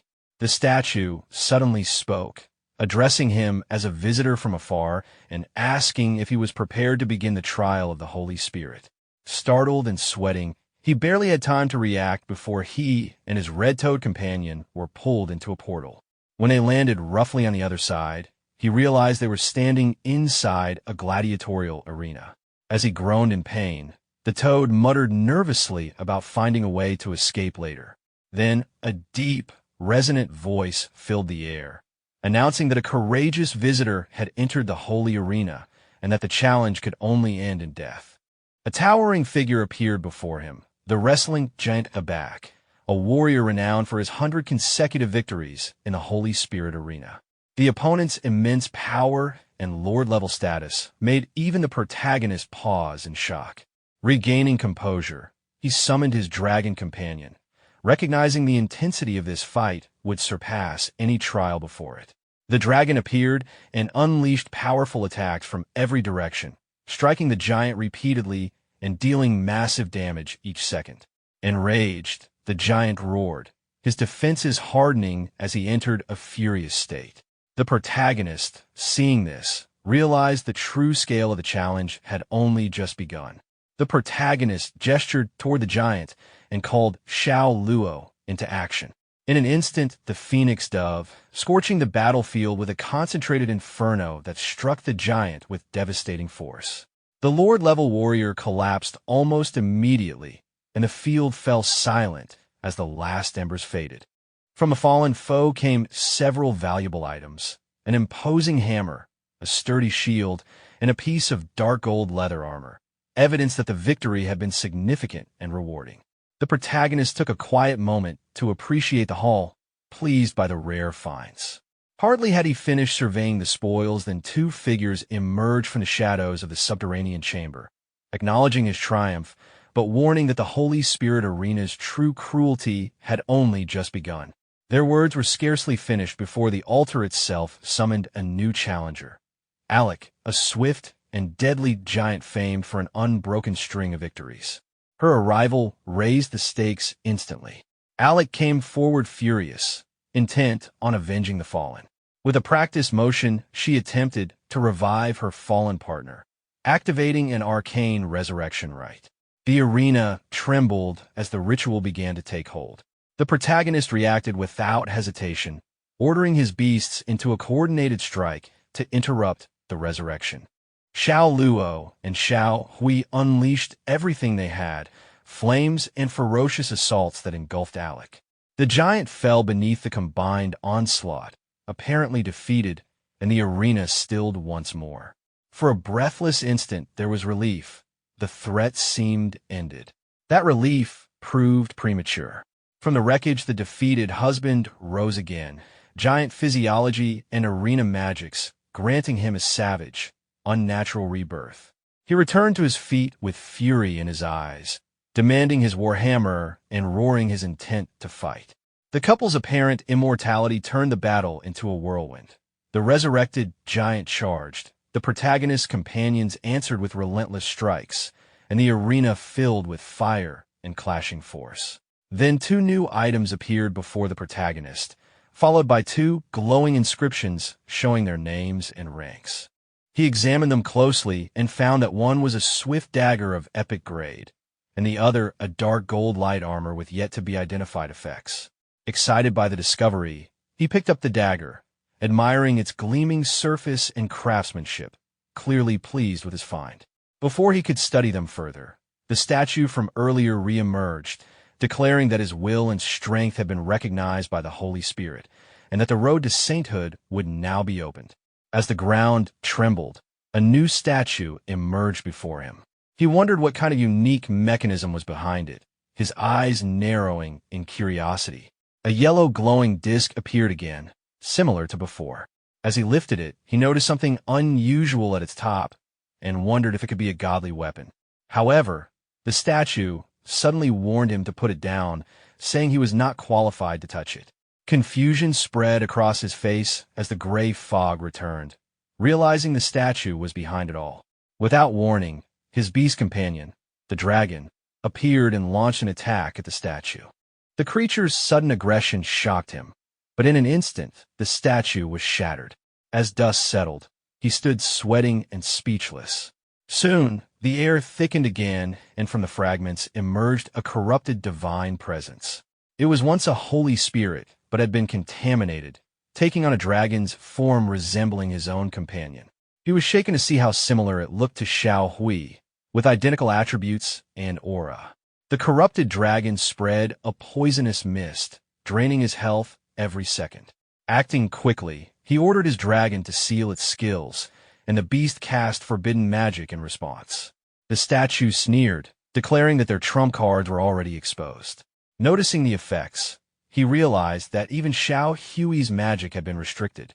He then summoned another companion, Xiao Luo, calling it forth to join the fight. As the phoenix appeared, its flames illuminated the battlefield. The enemy, astonished that he had a second beast, staggered. With a confident gesture, he commanded his beasts to attack. The phoenix's flames rained down while the dragon charged headfirst, splitting the corrupted statue apart with a powerful roar. The shattered figure screamed in defiance, warning that mortals would one day face divine retribution, before vanishing into dust. The protagonist stared at the remains and muttered dismissively. A calm voice then echoed from the void, thanking him for liberating the Holy Spirit arena from Sekhmet's control and offering him a token as a certificate for the path to sainthood. A faint light gathered before him, forming a mysterious object that pulsed with divine energy. Another inscription appeared, revealing the item as the guidance of the Holy Spirit. An unknown ranked relic said to lead the worthy towards sainthood.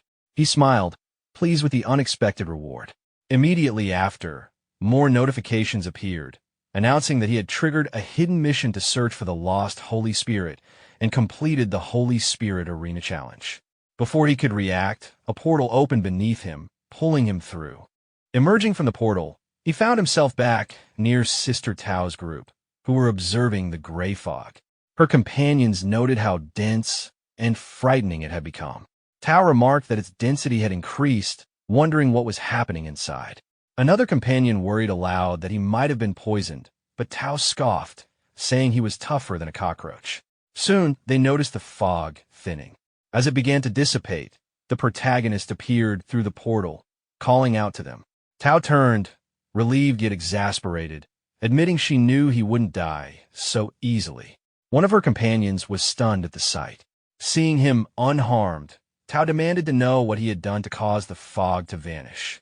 He explained casually that he smashed a god statue inside, which caused the fog to disperse. Tao froze, then yelled in disbelief, threatening to buy him a coffin if he kept provoking divine beings. He grinned and reminded her that he had technically done her a favor by resolving the issue, asking how she planned to reward him with commissions, bonuses, or perhaps advanced skill books.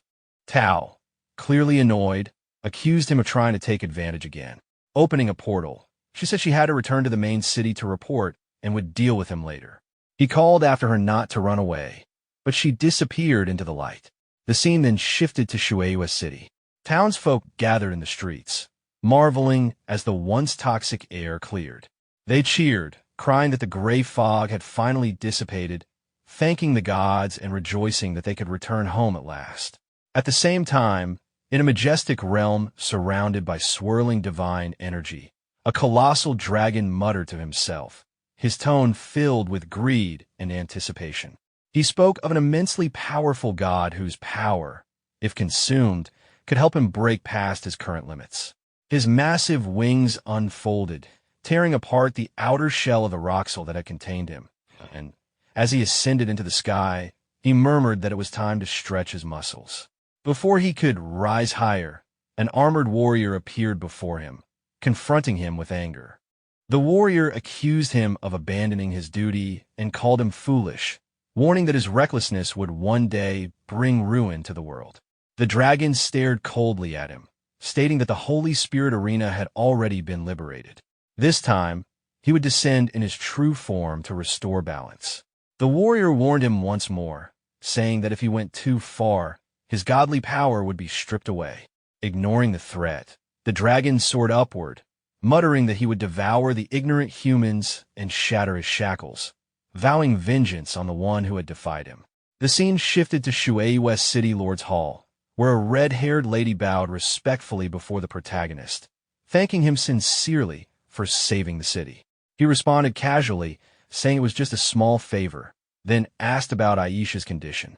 She smiled warmly and told him that Aisha was recovering well, as were all the others who had been affected by the gray fog. Just then, a guard burst in, laughing and announcing that the hero who had resolved the gray fog crisis had arrived. The city lord himself appeared, expressing curiosity about the one responsible. The lady pointed to the protagonist, introducing him as Lord Xiao. The protagonist greeted the city lord politely, and moments later, glowing text appeared before his eyes, indicating that his favorability with Duan had increased and that he had earned the friendship of Shueihua City. Before the city lord could speak further, Sister Tao entered, praising the protagonist for his extraordinary accomplishment in resolving the gray fog's source. The city lord turned to her and calmly remarked that this confirmed the incident's divine connection. The protagonist admitted that there were still many things he didn't fully understand, maintaining a confident composure. The city lord smiled, handing him a communication token and inviting him to reach out whenever needed. The protagonist accepted with gratitude, noting internally that anyone holding the title of City Lord had to be a level 100 warrior, making this favor quite valuable. Before leaving, the City Lord mentioned that he still needed to handle matters concerning the city's recovery. The protagonist nodded, saying he too needed to return to Fiancée City and encouraged the City Lord to stay in touch. Sister Tao then said she also had to return to the Supreme Temple to report and offered to take him using a teleportation array. He thanked her, which made her sigh in irritation, calling him a brat in jest before activating the portal. The scene shifted to Fiancée Main City, where the protagonist was greeted by the dwarf Thor, who joyfully exclaimed at his return. The protagonist immediately asked for his help in identifying something. Holding up a green disc, Thor examined it curiously and joked that it looked like a plate used by dwarves to eat from. Rolling his eyes, the protagonist urged him to take it seriously, insisting it was a divine artifact. Thor sniffed the item and frowned, saying it carried a scent he despised, a scent that seemed to suppress its own potential. Gripping his hammer, he prepared to strike, declaring he would make it shine again. As he raised the hammer, The protagonist broke into a sweat, warning him to be gentle since it was a god weapon. When the hammer came down, glowing inscriptions appeared on the disc, revealing it to be the azure glaze plate, an artifact crafted from rare azure glaze, said to be indestructible and designed to hold something of immense divine power, something at the holy sentence level. Thor chuckled, saying he had been right about it being a fruit plate. The protagonist, sweating again, wondered if it might truly be meant to hold a holy sentence item. Thinking deeply, he recalled that the holy severance level was several tiers above the heavenly destruction level, a rank spoken of only in myths. Deciding to store it for now, he said he would return once he found a matching artifact for it. He then asked Thor to identify some dark gold equipment later, to which Thor readily agreed. Later, as the protagonist walked through the streets, the red toad perched on his shoulder commented arrogantly that he was nearing level 50 and would soon need to undergo another trial. The protagonist acknowledged this, saying he needed a place where he could level up faster. Smirking, he turned to his beast companion and said it was time to head somewhere nice. They soon arrived at the gravel wasteland, a harsh area crawling with large sand thorn scorpions. The toad warned him that farming monsters in a level 50+ zone was reckless, and that if those scorpions targeted him, he'd be in serious danger. The protagonist, however, stood confidently, brushing it off with a grin, saying it was no big deal. The protagonist called out to his trusted dragon companion, commanding it to take charge.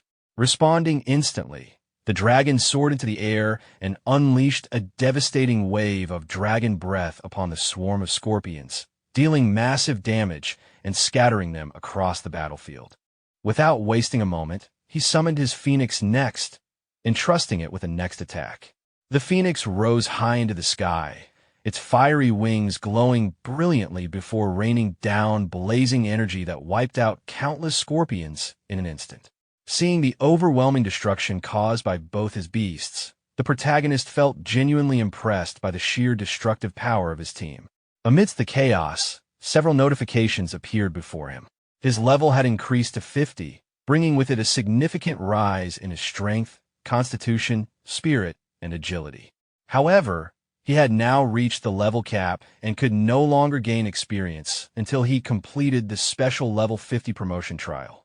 2 of his classes had also unlocked new talents. As the god of wealth, he had gained the ability to spend gold coins to reveal detailed information about enemies, and as the beast godmaster, he could now enhance all of his beast stats, temporarily granting an even greater boost to 4 of them. His dragon, Xiao, had also advanced to level 50, gaining the ability known as the Dragon King Body, which doubled its strength and constitution while granting resistance to nearly all forms of control effects such as stun or imprisonment. Seeing all these new upgrades, the protagonist was thrilled. The Eye of the God of Wealth ability fascinated him, as it allowed him to literally pay for information in battle, while the beast god Aura and his dragon's new power made his combat potential skyrocket. He could feel that everything was coming together perfectly, and it was finally time to take on the next challenge, the promotion trial. The scene then shifted to Fingyem main city, where the protagonist stood before the city lord's mansion. He reflected that this place held one of the few temples capable of initiating the level 50 trial, and the closest gateway to the imperial city lay here. Inside, he met the city lord, who expressed surprise at his decision to head to the imperial city so soon. After a brief exchange, the city lord explained that the teleportation formation leading there had been destroyed during a mysterious invasion. The news momentarily troubled the protagonist, but the city lord mentioned that a hidden formation still existed, one located within the Duchess Sophia's mansion.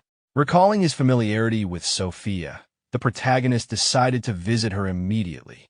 The scene then moved to the Duke's palace, where Sophia greeted him warmly, half playfully scolding him for not visiting sooner. He greeted her respectfully, but his tone soon turned serious as he explained his purpose. He needed to reach the imperial city. She quickly understood his request and agreed to help, though she warned him that her teleportation formation hadn't been used in many years. After expressing his gratitude, the two proceeded to her private office. Sophia admitted she was unsure whether she could still activate the formation, given how long it had been since she last used it. At his encouragement, she tried anyway. Pulling a hidden lever on the wall, she successfully triggered the mechanism, and a glowing teleportation circle appeared beneath his feet. Impressed, he praised her skill as she urged him to step in quickly, explaining that the formation was only temporary and would soon fade. He promised her that once his promotion trial was complete, he would return to see her. Sophia smiled and asked him to deliver her regards to the king when he reached the imperial city, before giving him one final, affectionate reminder not to forget to come back to her. Sometime later, the protagonist appeared in front of a gate where guards were stationed. One of them looked at him and asked who he was and why he had suddenly appeared. The protagonist reassured him, explaining that he had come from Finya City and that Lady Sophia had opened the teleportation formation for him. He identified himself as Viscount Xiao of Finya City. Hearing this, the god acknowledged him politely, recognizing his noble status. Both guards then turned to the protagonist and saluted him. Xiao waved off the formality and asked for the direction to the World Temple. One guard stepped forward, offering to lead him. As they walked inside, the guard asked if he was there for the level 50 advancement trial. Xiao confirmed. The god explained that there was only one passage to the World Temple in the imperial capital, and entering normally required a complicated series of procedures. However, with Xiao's status as a viscount, the process could be expedited. Xiao expressed his gratitude and asked to be taken there as soon as possible. Later, as he looked at the temple, the protagonist admired its majesty. The World Temple lived up to its reputation, with a world tree standing behind it. Climbing to its top would earn recognition from the gods. When he reached the gate, some people standing there seemed to be waiting for him. He wondered if they were addressing him. An old man, a 5th-level deacon named Abosai, stepped forward and asked if he was Lord Xiao. Xiao confirmed. Abosai explained that he had come after hearing the news and invited him to follow. Inside the temple, Abosai asked what level of trial he intended to take this time. Xiao immediately replied, the Abyss. Abosai looked at him and cautioned that the level 50 trial would be twice as difficult as before, and no one knew exactly what the Abyss trial would entail. With confidence, the protagonist affirmed that it didn't matter. He had made up his mind. Standing at the temple gate, the old man wished him good luck. Xiao thanked him and prepared to move forward. Elsewhere in the city, a soldier ran through the streets, shouting that there was news for His Highness. A gray-haired man turned to him, asking why he was so panicked. The soldier reported that Xiao, the person they had been monitoring, had arrived in the imperial capital. The gray-haired man was shocked and muttered that Xiao had dared to come to the capital alone, clearly reckless. He asked how many people Xiao had brought, and the soldier replied that Xiao had come alone via the teleportation formation. Angrily, the man clenched his fists and ordered his personal guards to go teach Xiao a lesson, demanding to know how he dared enter the capital alone and harm his people. The soldiers hesitated, noting that Xiao was likely in the World Temple and now quite famous, warning that a rash action could be dangerous. The man dismissed their concern, asserting that no one in the imperial capital could stop Prince Karami from taking action, and instructed them to proceed. The soldiers acknowledged and prepared to act. The scene then shifted to the trial ground. The protagonist walked alongside his dragon companion, noting the unusual nature of the level 50 trial. There wasn't a single monster in sight. Suddenly, a surge of purple energy hit the ground, catching Xiao off guard. From the ground, a beast emerged, the broken-toothed black sky tiger, level 50. Its stats and abilities were unknown, and it had a terrifying description, having not encountered a living creature in countless years. Xiao, impressed and slightly concerned by the beast's immense power, commented that its health was likely over 1 million. He immediately commanded his dragon companion, Xiao Hui, to attack. The dragon unleashed a powerful fire breath, dealing significant damage. Xiao encouraged the dragon, urging it to be relentless. The beast retaliated, flying toward the dragon, which activated its full power, dealing massive damage. Xiao cheered on the attack, noting there should be no mercy. The beast eventually fell to the ground. Xiao examined the loot, holding a sword and smiling at the drop. One epic and one dark gold item, which he decided to keep for now. Notifications confirmed the items as the Sword of Broken Tooth and Pitch Black Couple Rings, both not yet appraised. Pointing toward the forest, Xiao signaled Xiao Hui to continue deeper into the trial. The scene shifted to a room where several people observed the protagonist through a crystal orb. They moved closer, eager to see, commenting on how a strange black tiger had been killed so easily. They noted its size, concluding it must have been at least Lord level, and expressed disbelief that Xiao could defeat such a boss in the Abyss trial. One man, speaking confidently, reminded everyone to stay patient, emphasizing that the 50th level Abyss trial was far more than a simple Lord-level challenge. Another reacted in shock at how quickly the second boss had been defeated, questioning what kind of god Xiao might be, or whether he was a reincarnation. The observers continued discussing, marveling at his strength, and joking about how even at their peak, they would have yielded. Their attention was suddenly drawn to something strange, the appearance of a giant beast's foot in the orb. Moments later, the crystal orb stopped showing Xiao, leaving everyone in shock. One of them exclaimed in disbelief at how he had disappeared. The old man from the temple gate questioned if something had happened to the peeping eye. Another explained that it seemed the view had been blocked by an extremely powerful force. The group continued to debate, frustrated and astonished, wondering why the orb had gone black and whether it could still be useful, some complaining humorously about how the temple had ruined their youthful expectations. Meanwhile, the protagonist rested on a nearby rock, breathing heavily, acknowledging the difficulty of the Abyss trial. The red toad beside him asked if he could continue, warning him not to push beyond his limits. Thinking to himself, the protagonist reflected that the previous two bosses had been Lord level and that the final boss was likely an immortal level creature never encountered before. Determined, he resolved to challenge it. The red toad, perched on his shoulder, reminded him it could enter his beast control space or wait at the door, unwilling to risk death. Xiao replied confidently, telling old Hui that if he died, the toad could inherit his loan, and then prepared to move forward. Soon after, Xiao teleported to an unknown area. A notification appeared above his head, warning him that he had entered an extremely dangerous area and should escape immediately. Looking ahead, he steadied himself, confident and ready, remarking on the terrifying immortal-level monster in front of him. Its attributes were formidable, and its skills could not be detected. A notification appeared before the protagonist, listing the immortal boss's basic info. Invader of the Abyss, level 50, with most stats unknown and talent and skills unreadable. Confident, Xiao activated the Eye of the God of Wealth. The skill's cost flashed repeatedly. Loss of 10,000 gold coins, again and again. He muttered that the gold was disappearing fast. More notifications detailed the invader's abilities.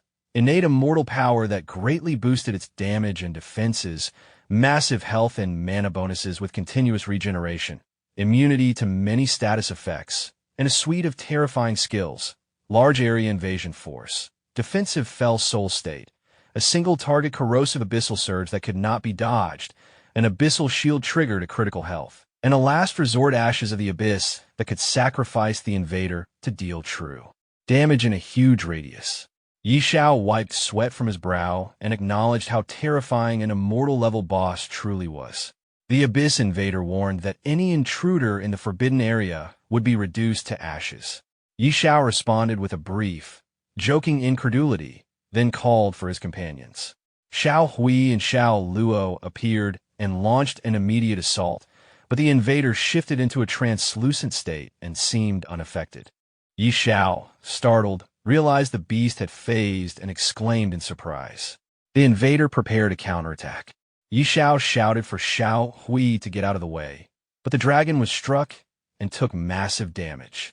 Immediately, the dragon activated its supreme skill, Dragon Supreme Worldly Authority, and landed a heavy counterstrike that put the invader into a magic band state, preventing it from casting skills.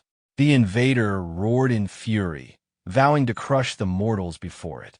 During the battle with the Abyss Invader, the monster activated several powerful skills, forcing Xiao to shield himself from the swirling dust. A barrier appeared, trapping his companions, Xiao Hui and Xiao Luo, while the monster prepared a devastating ultimate attack that could deal 100% true damage. Notifications appeared, warning of the raging horns of the god of destruction skill.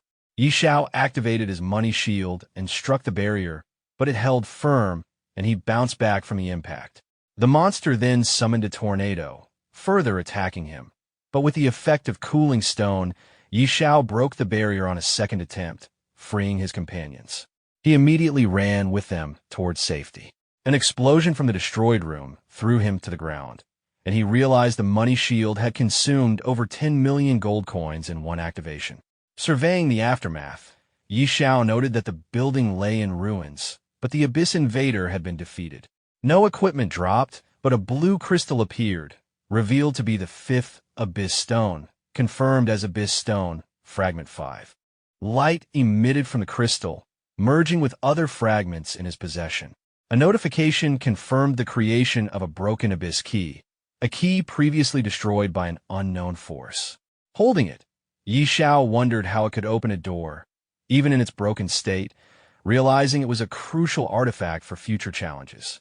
After Yi Xiao completed the level 50 Abyss trial, a world announcement broadcasted his achievement to all players. He had passed the trial, received a legendary heroic divine stone, gained a Daxiao War Zone point, and unlocked additional blessings, including plus 1,000 free attribute points. The announcement also revealed that the Battle Zone system was now activated for level 50 players, offering access to high-quality equipment and items. In the streets, players discussed the news in shock and excitement. Many were stunned that Yi Xiao had reached level 50, speculated about the new War Zone system, and realized that high-tier equipment could only be accessed by those willing to invest early or possess exceptional skill. They debated the scarcity of epic gear and acknowledged that Yi Xiao, being the only player in the War Zone at that point, would naturally acquire a vast advantage. Meanwhile, at the Supreme Temple, Yi Xiao entered a room only to find it empty, though voices indicated that people were waiting for the crystal images to restore. As he approached, onlookers explained that Viscount Yi Xiao was attempting the rare level 50 Abyss trial, an event attracting guards and elders alike. Yi Xiao, confident, wondered if it was possible he had already passed the trial. The people in the room were stunned when they realized Yi Xiao himself had arrived. Their shock turned into excitement as they greeted him, questioning whether he had truly completed the Abyss trial. Yi Xiao confirmed his success, noting he had not yet received his reward. Attention then shifted to his companion, the red toad, prompting questions about its role in his victory. The toad angrily defended itself, asserting its importance in the trial. Finally, when asked about the final boss's level, Yi Xiao revealed it was immortal level, leaving everyone in the room astonished and horrified at the scale of the challenge he had overcome. The old wizard guided the protagonist through the temple, asking him to follow and not worry about the trial reward yet. He explained that before anything else, the protagonist must receive the world's blessing. They reached a massive blue leaf tree, and the wizard revealed it as the holy tree's will, instructing him to wait patiently as the ceremony began. A sudden gust of wind swept through, and the protagonist felt the tree's power. Visions of the world's creation appeared before him. The birth of dwarves, dragons, elves, and goblins. Gods later descended, demanding submission, and while some races bowed, others like the dragons resisted. Darkness soon consumed a part of the continent, marking the beginning of the strange invasion. As the vision ended, the protagonist realized the gods might be connected to these invasions. A divine message then urged him to seek the holy judgment to stop the darkness. When he touched the holy seed, divine power surged through him. The blessings enhanced his strength, doubled his growth, and multiplied his health and constitution many times over. His beast companion also shared in the transformation, and a new skill awakened, the holy tree's protection, granting him one chance at resurrection. Bathed in a blue aura, he marveled at the power, recognizing it as a divine gift that made him nearly invincible. When the old wizard asked about the process, he replied calmly that everything had gone smoothly. The old wizard expressed satisfaction that everything went smoothly and told the protagonist that since he was acknowledged by the holy tree, he was now considered a friend of the temple. He then asked if the protagonist had ever thought about joining the World Temple. The protagonist declined for now, saying he didn't have such an idea at the moment. Understanding his answer, the old wizard handed him a reward, the heroic Godstone, a legendary item given only to those who cleared the Abyss-level trial. It held divine power used to strengthen the emblem of heroism. The protagonist examined the stone briefly, acknowledging its purpose before preparing to leave. The wizard respectfully told him he would always be welcome back should he ever decide to join the temple. The scene shifted to Dragon Phoenix City, where Lansley pushed through the crowd, shouting for people to move aside. The townsfolk whispered among themselves, recognizing him and wondering who would be his next target, whispering that he was known as a ruthless killer. Growing impatient, Lansley muttered to himself, frustrated that his target still hadn't appeared, his killing intent barely restrained. A soldier warned Lansley to control himself, reminding him that delaying the prince's orders could cost him dearly. Lansley brushed it off, saying they should deal with Xiao first since his sudden fame had drawn too much attention. When a soldier teased him about being afraid, Lansley laughed it off, confident that a level so low wasn't worth fearing. As the protagonist appeared through the city gate, Lansley's expression shifted to excitement. He impatiently muttered that he couldn't wait to face him. When the protagonist questioned his identity, Lansley arrogantly introduced himself as a law enforcement officer from the arbitration office, claiming he was there under Prince Karami's orders to investigate unregistered participants in the World Temple trial. The old wizard, watching from the side, found the intrusion absurd, Judgment Hall officials daring to interfere with temple matters. He reminded them that Xiao had completed the Abyss trial and was now a recognized friend of the World Temple. The statement left Lansley uneasy, wondering when Xiao had gained such powerful connections. Trying to recover, Lansley stumbled over his words, while the soldier quickly shifted tone, pretending they were there to offer blessings on behalf of the prince. Lansley glared at him internally, frustrated at how fast his ally had changed sides. The soldier continued flattering the protagonist, calling him a hero of the Empire. Amused, the protagonist simply smiled and told them to dance for him. Caught off guard, Lansley broke into a nervous sweat, while the old wizard, clearly entertained, encouraged the idea, saying the blessing dance was said to be quite delightful. Both men panicked, insisting they couldn't dance, but the protagonist remarked playfully that they didn't seem too willing, leaving Lansley flustered and speechless. Lansley broke into a nervous sweat, silently cursing his luck. The old wizard, clearly enjoying the scene, firmly ordered them to dance. Just as the soldier began to relax, thinking the protagonist would let them off, the protagonist pointed toward the street and told them to perform there instead. Both men froze in disbelief before being forced out into the open.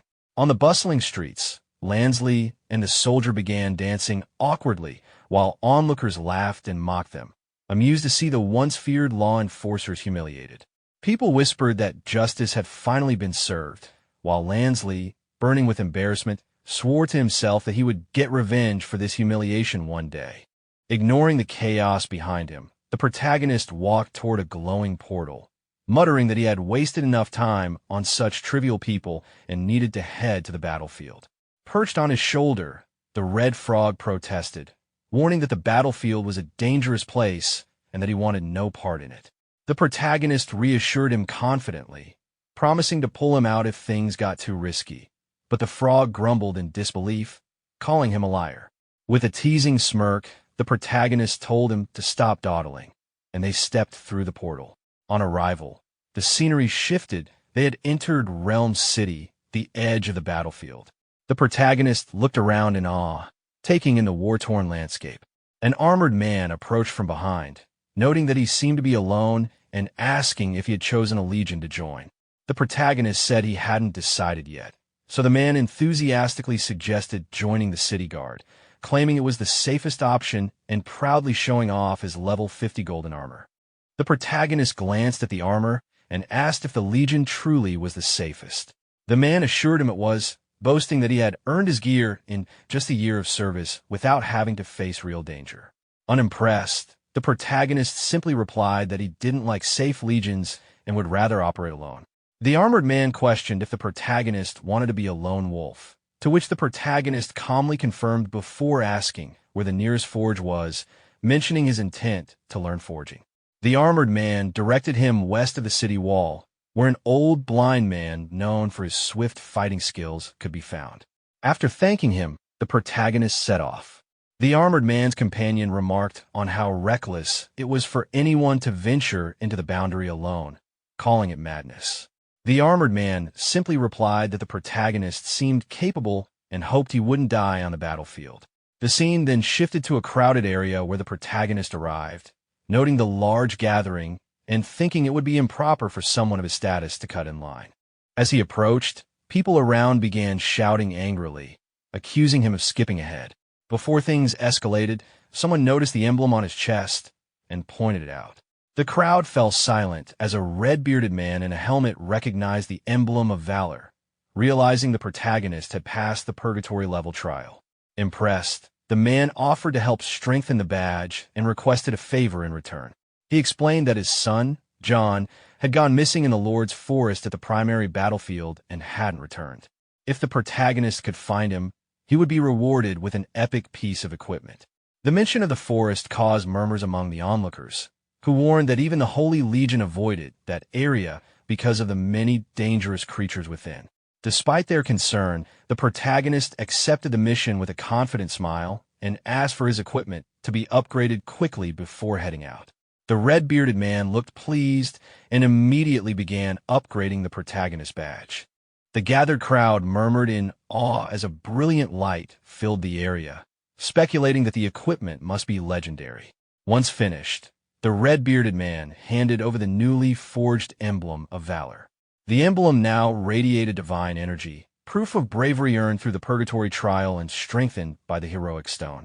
Its attributes had significantly increased, granting powerful boosts and unique passive abilities. The protagonist admired the emblem's enhanced strength before deciding to leave, assuring the red-bearded man he would help search for his missing son in the Lord's forest. Grateful, the man expressed his thanks as the onlookers whispered among themselves, doubting anyone would venture into such a dangerous place alone. As the protagonist walked away, he received a sudden message from the supreme god's gift. The cryptic vision described an island full of life and a dark forest, leaving him puzzled. Unsure of its meaning, he decided to focus on upgrading before investigating further. The scene then shifted to the battlefield entrance, where two guards stood watch. After registering under the name Xiao, the protagonist was given a token required to earn military merits by defeating creatures. The soldiers exchanged skeptical remarks about him entering alone, calling it a death wish. Inside the battlefield, the landscape was barren and silent until waves of strange creatures appeared, all at high levels.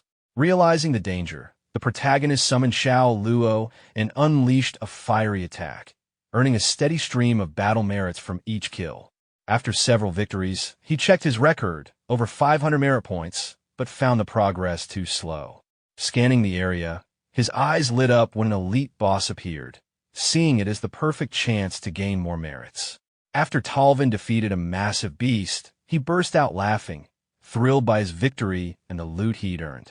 Confident about his rising status, he checked the rankings only to find his excitement fade when the leaderboard displayed a new name, Xiao, sitting just above him. Confused, he muttered to himself as Xiao's name suddenly vanished, then reappeared, leaving him questioning if there was a system error. When Babalu's name replaced the spot, Talvin could only stare blankly, wondering how both of them were advancing so fast. Far away, Xiao was relentlessly slaying beasts across the battlefield. His level rose to 49, his strength and attributes boosted dramatically.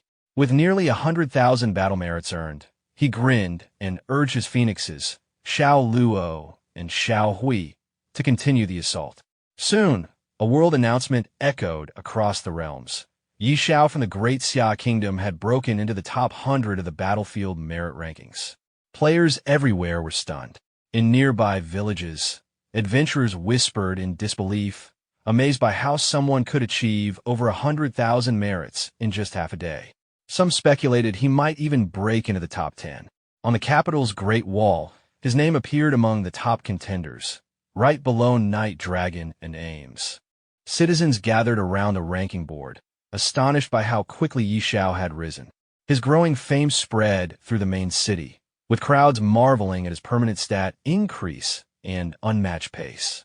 Meanwhile, deep in a vast jungle, Xiao arrived before the ominous expanse of the Lord's Forest. As the wind rustled through the dark canopy, the red frog perched on his shoulder croaked uneasily, warning him that something about the forest didn't feel right. Xiao remained calm, reassuring the red frog not to worry as he observed the dense forest ahead. He knew the Lord's Forest likely hid multiple Lord-class bosses, and with steady determination, he decided to explore deeper. Meanwhile, at a lookout base nearby, a tense atmosphere filled the air. The commander stood atop the fortifications with his subordinate, who rushed in with urgent intel. The bald scout reported that a boss was advancing toward the stronghold, leading a massive army of subordinates numbering in the thousands. Hearing this, the commander ordered everyone to prepare for battle. Rallying his troops, he reminded them that the honor of the Third Army was at stake and that they must defend their stronghold with everything they had. Moments later, from the misty horizon, dark figures with glowing horns emerged. The soldiers barely had time to react before a massive beast crashed into the defenses, the ice armor Iron Dark Deer. Chaos erupted as troops scrambled to defend the camp. Barking quick commands, the commander ordered Ron to lead the shield guards to taunt and divide the monster's attention, while archers launched volleys from afar. The first waves were pushed back under the commander's direction, and for a brief moment, it looked like victory. Then, the bald scout pointed toward the forest, his voice trembling as an enormous silhouette emerged. The ground shook as the true boss appeared, the ice armor Iron Deer King. The commander's expression hardened, realizing the scale of what they were facing. As the massive creature charged, its roar echoed through the battlefield. The commander shouted for all troops to be on full alert, witnessing the sheer power of the monstrous foe for the first time in his life. A sudden blast of flames descended from above, engulfing the monstrous beasts in a blazing inferno. The battlefield fell silent as the smoke cleared, leaving behind only charred remains. Soldiers froze in disbelief, murmuring among themselves, wondering if the boss had collapsed on its own or if they were hallucinating. Even the commander, stunned by what he witnessed, questioned whether the creature had unleashed a mental illusion to confuse them. The bald subordinate pointed ahead, his voice trembling as he spotted someone standing in the distance. When the commander's gaze followed, his eyes widened. The lone figure was Xiao. Realization struck instantly. The boss had been annihilated in a single strike. The commander immediately ordered his subordinate to approach, eager to identify the mysterious warrior capable of such power. As the troops surrounded Xiao, he glanced around, confused by the sudden crowd. Uninterested in attention or praise, he turned and left, muttering about his priorities, leveling up and completing missions. The soldiers called out after him, shouting for the hero to wait, but he had already vanished into the shadows. The commander, watching him disappear, instructed his men to hold their ground and observe, still processing the impossible strength they had just witnessed. Hidden from sight, Xiao released his phoenix to finish the remaining creatures. The majestic bird soared through the air, flames consuming every enemy in sight.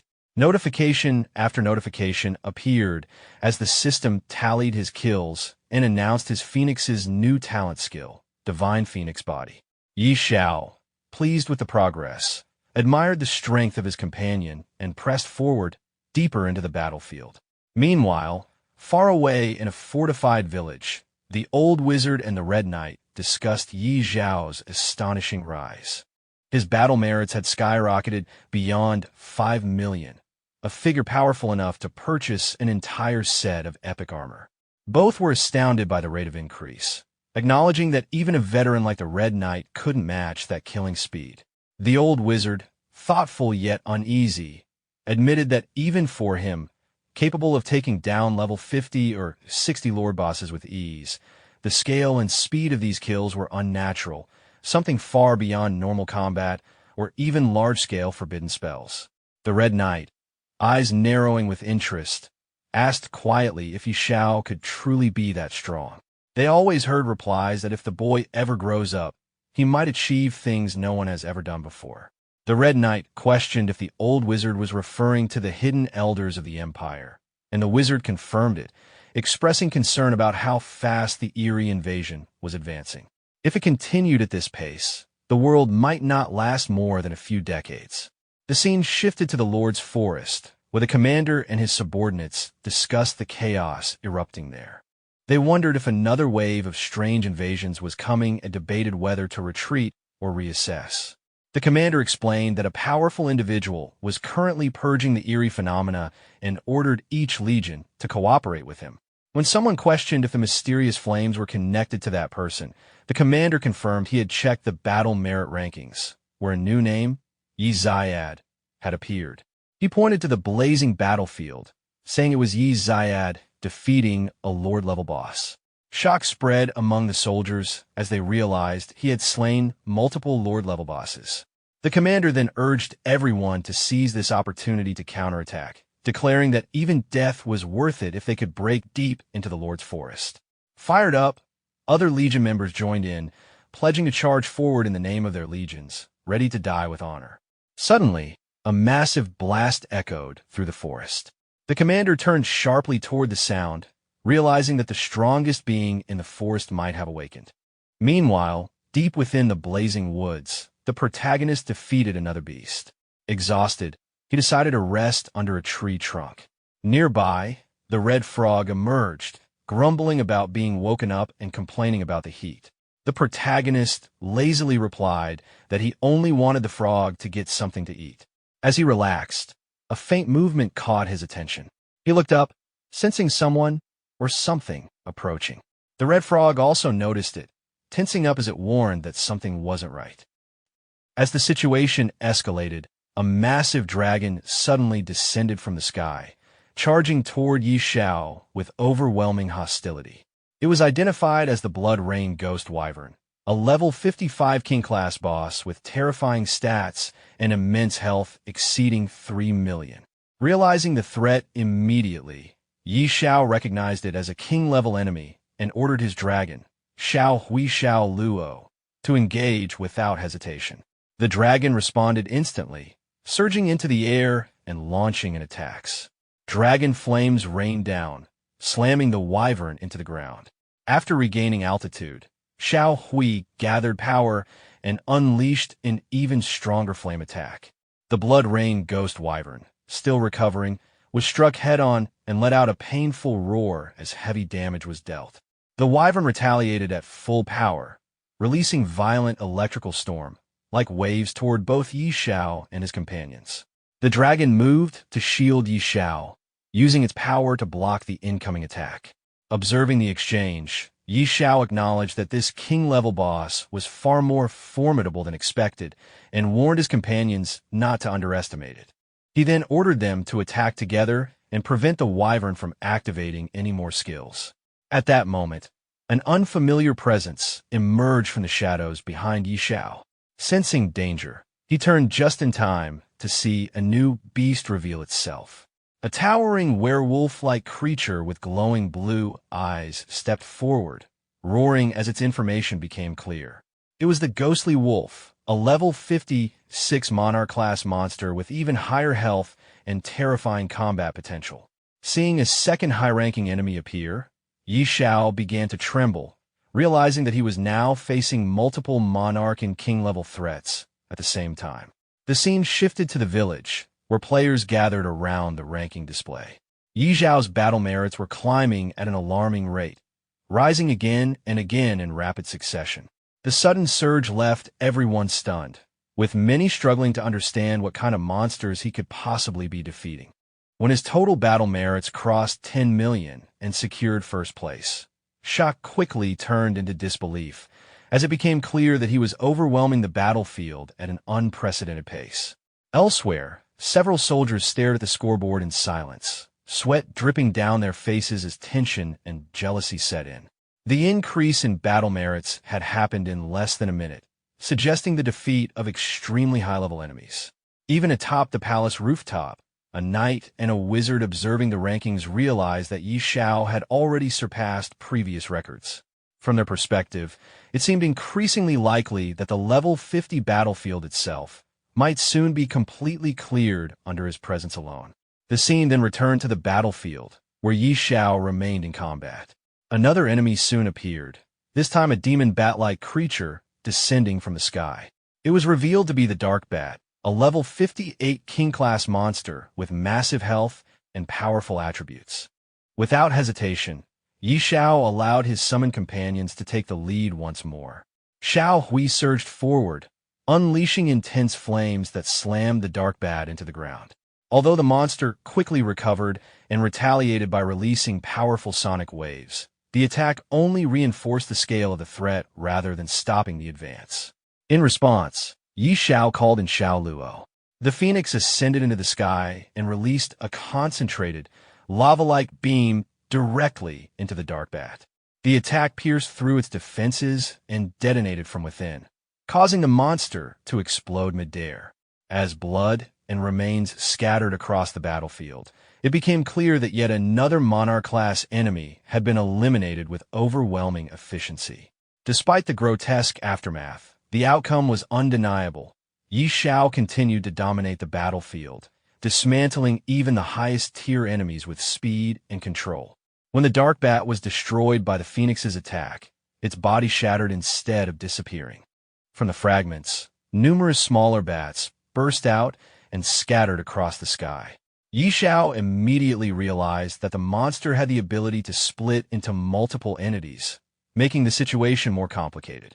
The smaller bats quickly counterattacked by spitting green liquid from their mouths, revealing that they carried venom. Recognizing the danger, Xiao reacted without delay and ordered Xiao Hui to restrain them. The dragon rose into the air and released sonic waves, disorienting the swarm and forcing the smaller bats into a stunned state. With their movements disrupted, Xiao followed up by having Xiao Luo finish the attack. The phoenix ascended and unleashed blazing flames, burning through the remaining bats until none were left in the sky. With the last of the Dark Bat's fragments eliminated, the battle finally concluded. Xiao's level increased, and both Xiao Hui and Xiao Luo also grew stronger as a result of the victory. Despite the successful outcome, the remains scattered across the ground were unpleasant to look at, and the lack of equipment drops made the fight feel unrewarding. After assessing the battlefield, Xiao confirmed that all 4 Monarch-level enemies had been dealt with. With no reason to remain, he recalled his companions and left the area. The scene then shifted to a forest path, where Xiao noticed a group of soldiers approaching from ahead. The soldiers quickly identified him and treated him with clear respect. Their leader introduced himself as Ager, the commander of the 5th Legion of the Holy Legion, and confirmed that he was responsible for maintaining order in the region. After learning that the 5th Legion controlled the local garrison, Xiao issued a direct request. He instructed the Legion to gather all strange creatures within the Lord's forest and lure them into a single location, signaling that his actions on the battlefield were far from over. The Legion commander reacted with visible confusion when Xiao explained his plan. Drawing all the strange creatures of the Lord's forest into a single location sounded dangerous, even suicidal. If too many monsters gathered at once, the Legion could be overwhelmed instantly, and the soldiers were well aware of that risk. Xiao calmly addressed their concerns by revealing his resources. He showed that he possessed gold and dark gold level equipment, assuring them that their efforts would be rewarded. He further clarified that once the monsters were eliminated, all equipment drops below epic level would belong entirely to the Legion. The implication was clear. Xiao intended to wipe out every strange creature in the Lord's forest in one coordinated operation. The scale of the plan shocked the soldiers, but the rewards were too tempting to ignore. With the promise of gear and support, their hesitation gradually turned into determination. Still, the commander raised one final concern. With so many monsters involved, the Legion alone would not be able to hold them off. Xiao acknowledged this oversight and adjusted the plan. The soldiers were instructed to lure as many monsters as possible while prioritizing their own safety. At the same time, nearby legions were to be contacted and brought into the operation to expand the lure zone. Xiao also made it clear that he would not claim any loot below epic rank. With the strategy finalized, the commander accepted the task without further resistance and pledged to see it through. Once the orders were issued, Xiao finally allowed himself a moment to rest, showing clear signs of fatigue after the continuous battles. His companions were equally exhausted, making the brief pause well-earned. The scene then shifted to the soldiers' command tent. Inside, the Legion commander was connected to several other legions through a live communication channel. He explained Yi Zhao's mission and asked for their participation. The response was mixed. Some dismissed the plan outright, doubting both its feasibility and the commander's credibility. Others mocked the idea of luring monsters on such a massive scale, clearly unconvinced that Yi Xiao was truly involved. Despite the skepticism, the commander did not argue further. He ended the communication after warning them that they would regret missing out once the results became clear. Moments later, a soldier entered the tent to confirm whether the operation would proceed as planned. The commander gave a firm confirmation. Orders were immediately issued for the entire legion to mobilize and begin luring monsters according to the zones designated by Yi Xiao. As the troops prepared to move out, the commander's resolve hardened. This operation was not only about rewards, it was his chance to prove himself and silence those who doubted him. The soldier checked once more with the legion commander, and the answer was immediate. The operation would continue. Orders were relayed without delay, and the entire unit was mobilized to draw monsters according to the areas marked by Yi Xiao. With the command confirmed, the troops moved out at full speed, while the commander remained resolute, determined to prove himself to those who had always underestimated him. The battlefield soon became active. Archer units fired continuously at roaming monsters to provoke them, while cavalry squads rode ahead, deliberately drawing groups of creatures behind them and leading them away from their original territories. Each squad followed strict instructions, controlling the monsters they lured and guiding them toward their designated gathering points. Coordination across the field was precise, ensuring the monsters were spread and redirected rather than allowed to swarm uncontrollably. Back at the command tent, the Legion commander remained connected to the live communication channel. The other Legion leaders had realized what was happening and were now eager to participate. They questioned whether he was truly assisting Yi Xiao and quickly demanded a share in the opportunity. This time, the commander did not argue. He reminded them that they had chosen not to act earlier and made it clear that participation came with conditions. After a brief pause, he decided to share the location. However, he emphasized that how many monsters each legion managed to lure would depend entirely on their own capabilities. The coordinates were sent, and the other legions immediately began mobilizing their forces. Some of them ended the call hastily, clearly eager to take advantage of the situation before it was too late. Watching them rush into action, the commander couldn't help but note how quickly their attitudes had changed once real benefits were involved. For hours later, the situation on the battlefield had escalated dramatically. From a distant vantage point, an army general surveyed the scene through binoculars. What lay ahead was far beyond normal expectations. Monsters were gathering in overwhelming numbers, far more than anticipated.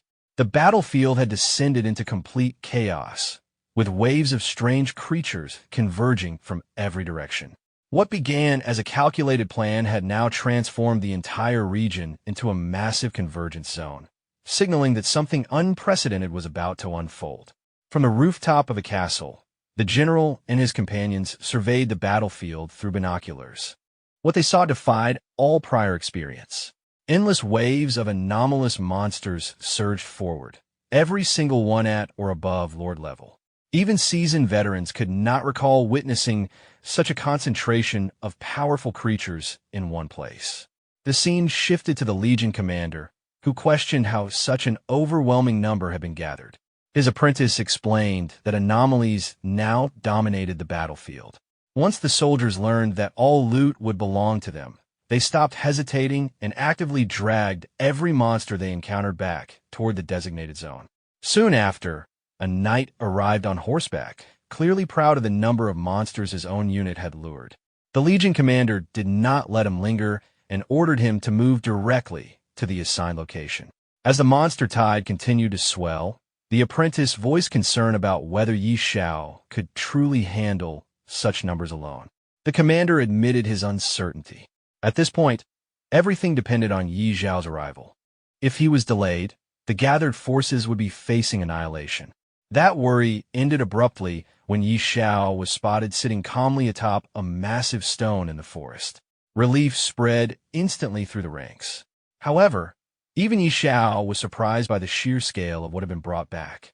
The Legion commander reported that all anomalous creatures had been lured as instructed, though the final count had far exceeded expectations.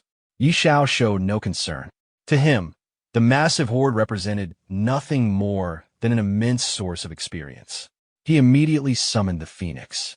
The Phoenix ascended high into the sky and unleashed enormous fireballs, each one crashing down into the monster clusters below. The battlefield was engulfed in flames. From above, the Phoenix continued its assault, bathing the ground in fire and erasing entire groups of monsters within seconds. The destructive efficiency of the attack left the surrounding soldiers stunned and forced some to retreat to safer distances. When the flames finally settled, the battlefield was littered with burning remains. The Phoenix hovered above the devastation, radiating pride after completing the slaughter. A flood of combat notifications followed as countless anomalous creatures were confirmed defeated. Xiao's level rose again, and his companions grew stronger alongside him. The Phoenix's damage output proved overwhelmingly effective on a massive scale. The impact was felt far beyond the battlefield. In the city realm, soldiers felt violent tremors shaking the ground. At first, it was mistaken for an earthquake, but it quickly became clear that the disturbance originated from the realm battlefield itself. Civilians gathered in shock, watching Xiao's score climb at an unimaginable rate. The numbers rose so fast that even estimating the total kills became impossible. His actions resembled a one-sided massacre rather than a battle. Within the city, the knight and wizard observed the situation with growing unease.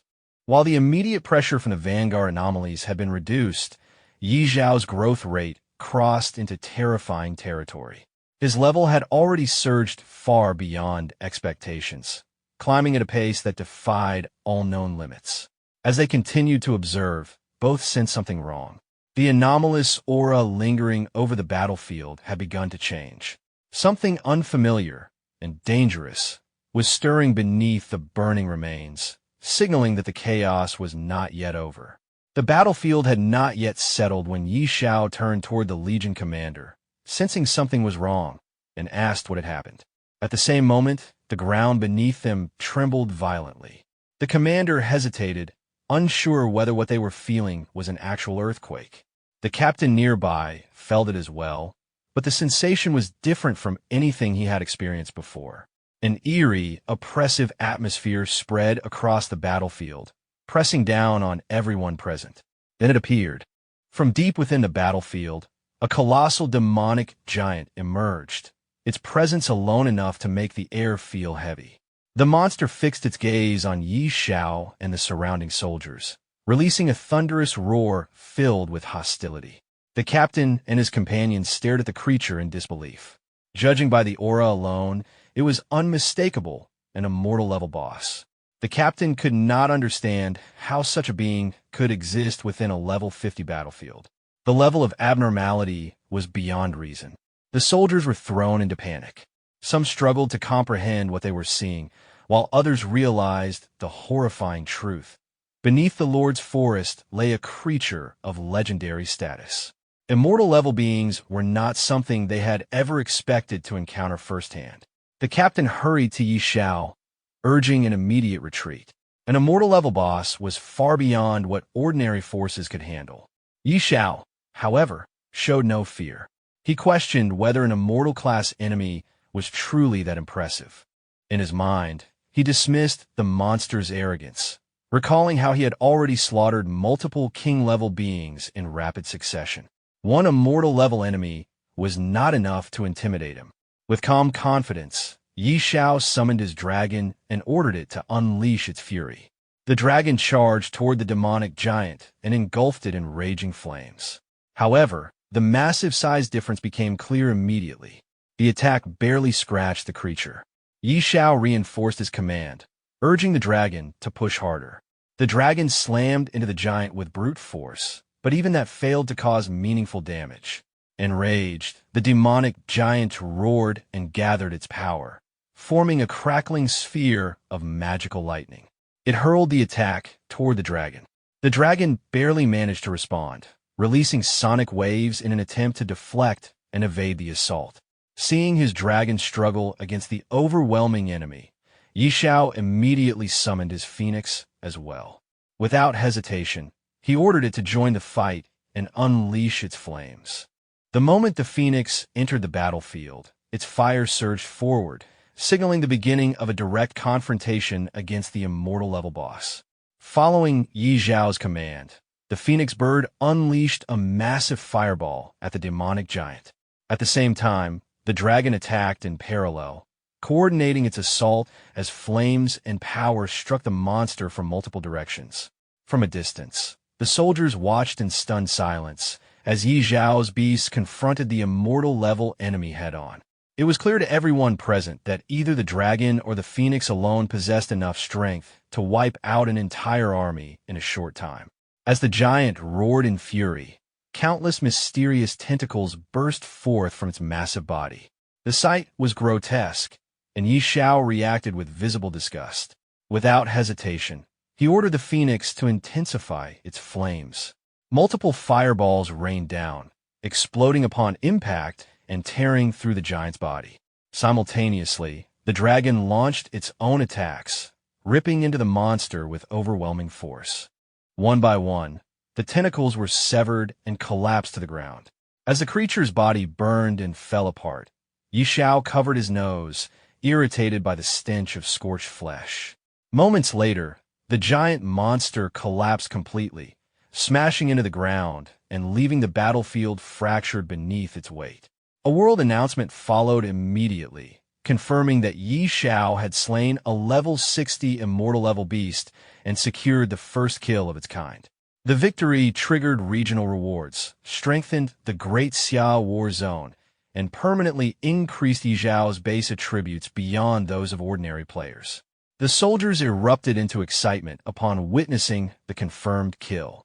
An immortal-level boss had been defeated, something none of them had ever imagined seeing firsthand. Many openly acknowledged that with Xiao present, the level 50 battlefield would become significantly safer. Standing near the corpse, Xiao noticed several items emerging from the remains. Among them were glowing red and blue artifacts, radiating energy. He picked up the red piece, shaped like a fong, and immediately recognized it as legendary equipment. The blue crystals, however, were unfamiliar, so he decided to take them back for further inspection. Soon after, the captain and his troops approached Xiao and asked to organize the collection of the spoils. Xiao agreed, reminding them of their prior arrangement that all equipment below epic rank belonged to them. With his approval, the soldiers quickly moved in to clean the battlefield, eager to secure the valuable gear before anyone else could intervene. The battlefield, once filled with chaos and monsters, finally began to settle under Xiao's command. However, before the cleanup could properly begin, something felt wrong. Xiao suddenly sensed instability beneath his feet. The ground began to crack, spreading rapidly across the battlefield. As the terrain split apart and tremors intensified, it became clear that the realm battlefield itself was starting to collapse. Panic spread among the soldiers. Orders to retreat were issued immediately, and everyone was told to fall back to a safer location. Xiao quickly pointed out a nearby hill, judging it stable enough to serve as temporary shelter. The captain followed his lead, urging everyone to move as fast as possible, knowing that anyone too slow could be buried under the collapsing terrain. As they retreated, Xiao noticed a terrifying phenomenon forming in the sky. A mass of distorted energy gathered and began spinning violently, creating a massive black vortex that pulled debris and fragments of the battlefield toward its center. The power it emitted made it clear that remaining any longer would be extremely dangerous. Recognizing the threat, Xiao ordered everyone to return to the city using the teleportation array. The captain immediately agreed, concluding that with such unstable forces at work, the battlefield was no longer safe. One by one, the surviving soldiers withdrew, escaping just before the collapse worsened. While leaving, Xiao reflected on what had happened. The destruction felt unnatural, likely caused by the elimination of an enormous number of anomalous creatures. It seemed possible that the battlefield had lost some underlying force maintaining its balance, causing it to collapse on its own. The scene then shifted to the realm city. Crowds had gathered, staring at Xiao with disbelief and awe. Many openly speculated that even god-tier powerhouses might not be capable of causing such destruction. Others expressed sincere gratitude, acknowledging that Xiao had cleared the surrounding battlefield and saved countless lives. Among the crowd, a rugged soldier stepped forward and thanked Xiao personally, explaining that his actions had saved both the city and his own child. As a token of gratitude, he offered Xiao a special item. Xiao examined it and discovered it was an epic-grade fragment known as a Page of Cruelty. Although incomplete, the page carried significant power, increasing base attributes and critical combat effectiveness. The description suggested it was only part of a greater whole, implying that collecting the remaining fragments could unlock far greater potential. With the battlefield destroyed and the city temporarily safe, Xiao's influence and reputation within the realm reached an entirely new level. After receiving the book, the protagonist examined it closely. A faint smile appeared as he sensed something familiar about it. He soon took out another artifact from his pocket and compared the two. The markings on both items were identical, confirming his suspicion that the page was not an isolated fragment, but part of a larger whole, and that the Fong of Cruelty was not the only remaining component. Before he could think further, both items rose from his hands on their own. A strange, crackling energy surged between them, drawing them together as if guided by an unseen force. In the blink of an eye, the artifact and the page fused completely, forming a single, far more powerful item. The artifact and the book were pulled together by a surge of mystical energy, fusing into a single item before the protagonist's eyes.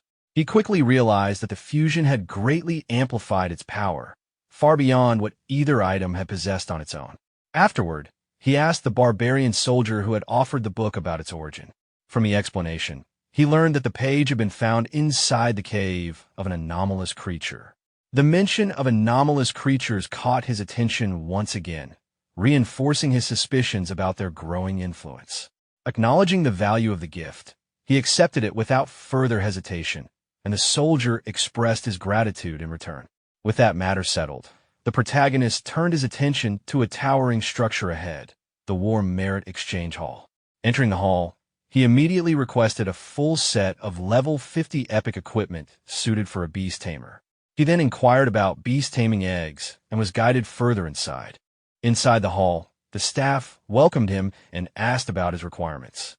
The protagonist made it clear that he intended to acquire every beast taming egg available. This demand caused visible shock, but it was soon explained that strict exchange limits were enforced. Each person could only obtain a fixed number of eggs, regardless of available war merits. Although clearly dissatisfied with these restrictions, the protagonist adjusted his request, demanding the highest quality eggs available. He was informed that Monarch-tier eggs were not in stock, and that even Transcendent-tier eggs were limited to one per person. This only deepened his frustration, prompting him to request to speak directly with the person in charge. Moments later, the hall's master appeared in person. The staff respectfully addressed him, and the protagonist immediately recognized him as the authority overseeing the War Merit Exchange Hall.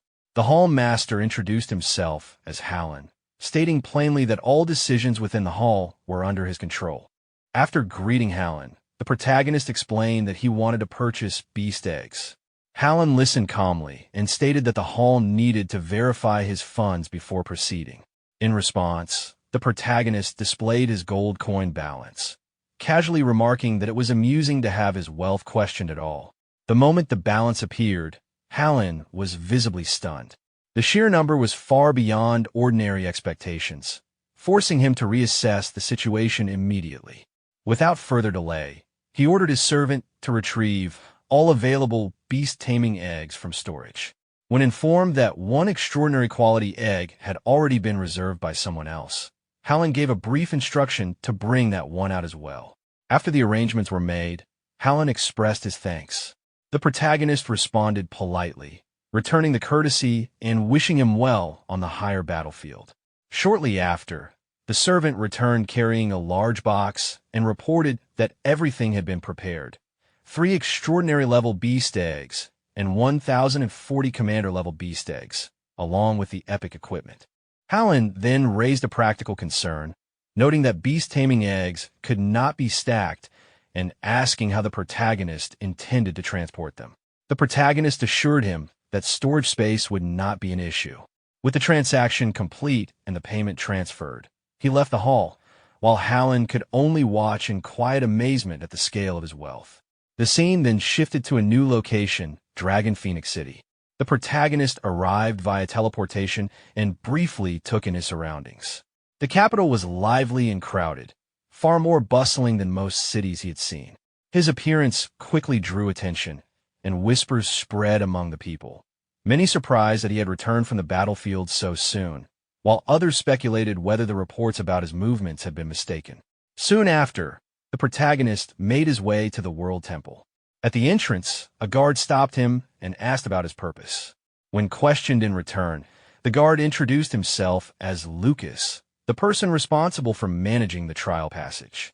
After arriving at the World Temple, the protagonist stated his intention to attempt the Level 60 advancement trial. The guard was visibly taken aback, recalling that the protagonist had only completed the Level 50 Abyss trial a few days earlier.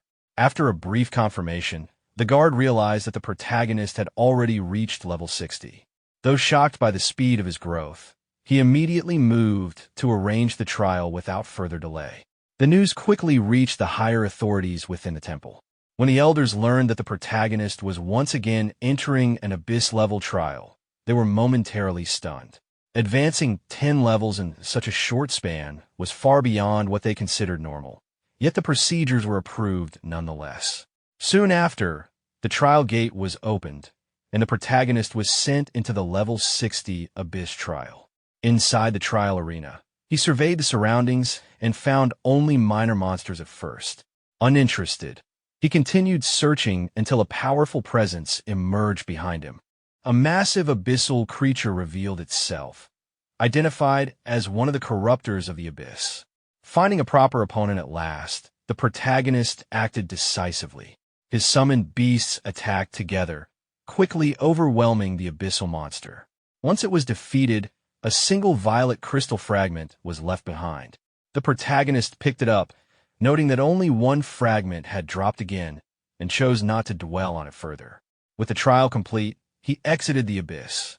Back in the city realm, news of a successful completion of the Level 60 Abyss trial spread rapidly. People discussed the timing of his advancement, argued over their predictions, and speculated on how soon he might reach the next major threshold. When the protagonist returned to the World Temple, he noticed an unusually large crowd gathered nearby. The elders confirmed the trial's result, while the onlookers focused their attention on him, clearly aware that his rapid progress was beginning to disrupt expectations surrounding the interdimensional battlefield itself. The scene shifted to the city streets, where news of the protagonist's successful completion of the Level 60 Abyss Ascension trial quickly spread. The announcement caused an immediate stir, drawing the attention of countless onlookers. Many people discussed how expected his success was, compared predictions they had made, and debated how far he might advance next. His rapid growth had already become something the public closely followed. When the protagonist emerged from the Abyss, he was met with an unexpectedly large crowd. Even the elders present could not help but comment on how disruptive his progress had become to the balance of the realm. Despite the teasing tone, it was clear that his achievements were being taken very seriously. The elders then handed over the reward he had earned from the trial and arranged additional support for him, including the services of a top-tier blacksmith from the World Temple. The artifact was forged swiftly, demonstrating the blacksmith's skill. After briefly reviewing the result and confirming that its performance met expectations, the elders urged him not to linger. One of them personally escorted him, clearly eager to send him back to the battlefield as soon as possible. As the protagonist departed, the crowd watched closely. Many people expressed amazement at how effortlessly he had cleared the Ascension trial, while others openly prepared themselves to take advantage of the opportunities his return to the battlefield would bring. His presence alone was enough to shift the atmosphere, filling others with confidence and anticipation. Soon after, the protagonist teleported back to the battle realm. Upon arrival, he noticed that the area was already packed with people.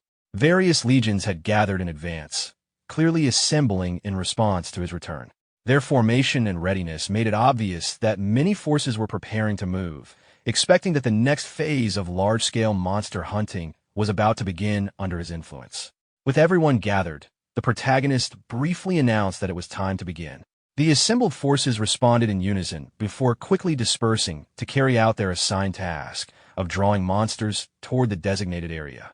After some time passed, the protagonist remained behind, resting calmly on the ground with the toad at his side. The surroundings were quiet, almost peaceful, though the toad warned him not to relax too much in case a large monster wave appeared. The protagonist showed little concern and assured him it would be fine. Before long, members of the Shadow Legion returned with urgent news. Their report was not encouraging. Despite using every method available, including deliberately engaging the aberrant creatures to provoke them, they had failed to gather them together. The creatures simply refused to move as expected. From this, the protagonist realized that the battlefield conditions had changed. The aberrant creatures were no longer behaving the same way, and the usual methods of luring them were no longer effective. Deciding to verify things personally, he moved deeper into the battlefield. As he advanced, his observations confirmed the report. Monsters were scattered, appearing only one at a time, with no trace of any aberrant bosses. He eliminated a lone monster with ease, but the situation became clear. The battlefield no longer allowed for efficient large-scale hunting, and the aberrant creatures seemed to have developed their own defensive patterns. Concluding that continuing would be pointless, the protagonist opened a portal and returned to the city with his companions. His arrival immediately drew attention. People crowded around him, eager to hear whether he had found a solution. He calmly explained that the bosses were deliberately hiding and were currently difficult to locate. The crowd reacted with surprise and concern, unsure of what to do next. The protagonist instructed everyone to disperse for the time being, stating that he would consider another approach later, as he needed rest. Elsewhere, within a noble's residence, news of the protagonist's recent actions was being discussed. Although his rapid rise to level 60 and the collapse of the battlefield were alarming, the noble viewed the recent change in the aberrant creature's behavior as a fortunate development. As long as the protagonist remained at level 60, he was still manageable. Orders were given to closely monitor his movements and act the moment he left the safety of the imperial capital. Later, the scene shifted to Duke Marison's mansion. The protagonist returned there and was warmly received by Sophia, who had been waiting for him. She expressed both relief and admiration after hearing everything he had done in the imperial capital. She acknowledged that his actions had significantly reduced pressure on the front lines. The protagonist responded casually, treating his achievements as routine, and the moment ended on a quiet, personal note rather than one of grand celebration. Sophia asked the protagonist whether he has anything planned after returning to Finya City. In response, he requests her help in contacting beast-taming merchants, explaining that he needs to acquire a large amount of beast-taming training materials. He clarifies that the resources are intended for 3 extraordinary-level beast-tamers and more than 1,000 commander-level beast-tamers, all of whom need to be trained to their peak. Although surprised by the scale, Sophia agrees to handle it and assures him that someone will contact him once everything is prepared. After thanking her for the assistance, the protagonist leaves.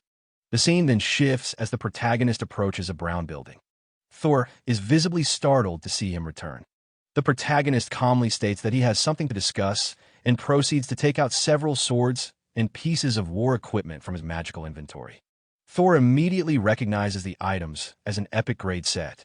The protagonist asks Thor to enhance the equipment, and Thor agrees without hesitation. Next, the protagonist produces a yellow crystal and asks Thor if he recognizes it. Upon examining it, Thor reacts with clear tension, identifying it as a rare material used for writing forbidden spell scrolls. He explains that forbidden spells are ultimate techniques reserved for magic-based classes that have reached the god level and are typically used only in real combat. According to Thor, the crystal serves as a source of magic, and when it is ground into powder, it can be used to inscribe forbidden spells onto scrolls. He also points out that the quality of the scroll itself is crucial and requires special types of fur, specifically pelts from rare creatures. In addition, the person writing the scroll must already be capable of casting the forbidden spell and must have a strong command over multiple elements. After hearing this, the protagonist decides that, since the item is tied to magic, he should consult someone more knowledgeable in that field. The scene then shifts to Sister Tao's residence. She's inside her home, checking her appearance in the mirror and considering her outfit. At that moment, the protagonist suddenly appears inside the house using a teleporter, marking his arrival there. Sister Tao is immediately irritated by the protagonist's sudden appearance, sensing trouble as usual. He calmly brings up his reason for visiting and asks her about the source of magic. She confirms that she knows about it and grows suspicious of his intentions. When he reveals the yellow crystal, her reaction is one of genuine shock, recognizing it instantly and pressing him to explain where he obtained such a rare item. He explains that it dropped from an immortal level boss, which further surprises her and makes her realize how far he has been venturing recently. As the conversation continues, it becomes clear that Sister Tao has been out of touch with recent events, having focused on her own matters. The protagonist then asks whether she is capable of inscribing forbidden spells. Sister Tao answers honestly, explaining that crafting forbidden spell scrolls is beyond most god-tier magic users, as it requires not only immense strength, but also deep understanding across multiple disciplines. She makes it clear that she possesses those qualifications. Hearing this reassures the protagonist, confirming that he came to the right person. However, she also explains that the source of magic alone is not sufficient, and that the process additionally requires the Elf King's fur. Although the requirement confuses the protagonist at first, Sister Tao assures him that she knows where to obtain it. After a brief exchange, she proposes a condition. Since the available magic sources are enough to create multiple forbidden scrolls, she will retrieve the Elf King's fur, but the finished results must be shared between them. The protagonist agrees without hesitation. With the agreement settled, Sister Tao opens a magical portal and leaves immediately, demonstrating her decisiveness. Left behind, the protagonist reflects on her abrupt nature and decides to check on his beast eggs next. The scene then shifts to the protagonist's beast egg farm. The area is under strict supervision, with the toad carefully overseeing the handling of the eggs and instructing the maids to be cautious to ensure proper hatching. Upon arriving, the protagonist observes that the operation is being managed well. The toad, however, reacts with visible annoyance, realizing that he has effectively been put to work maintaining an incubator. The protagonist brushes this off lightly, acknowledging the toad's experience with beast taming. Although clearly displeased, the toad can do little more than vent his frustration. Before leaving, the protagonist notes that most of his arrangements are now in place. He announces his next destination, the island of God Grace, where he intends to search for the sacred judgment item. He entrusts the toad with guarding the place in his absence and departs soon after. The scene transitions to a seaport. Standing there, the protagonist considers the location of the island of God Grace, which lies at the edge of the Sea of Despair, making travel by ship the most practical option. As he waits, a massive vessel named Poseidon approaches the port. Taking in the sight of the enormous ship, he is struck by its sheer scale and presence, quietly impressed as his next journey begins. As the protagonist moves toward the ship, the boarding process begins smoothly, and once everyone is on board, the vessel sets sail. While standing on the deck, he quietly observes the other passengers and notices that most of them are equipped with gear around level 80 or 90.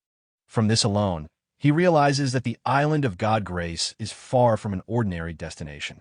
Not long after, a group of knights approaches him.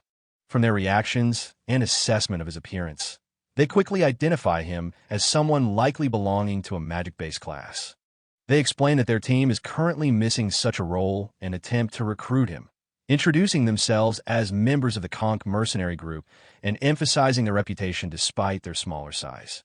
They also reveal their objective for this trip, which involves collecting a massive amount of wood spirit crystals. The protagonist listens, but makes it clear that he has no interest in joining them and has his own plans. When asked which mercenary group he belongs to, he states that he is not affiliated with any group at all. This response visibly surprises them. To them, boarding a ship headed for the island of God Grace without the backing of a mercenary group is extremely risky, especially for someone they assume to be relatively low level. Their attitude shifts from recruitment to concern. They openly question his judgment and warn him that the ship itself, the sea god, is not something to underestimate. Based on their experience, they advise him not to disembark once they arrive and instead return immediately.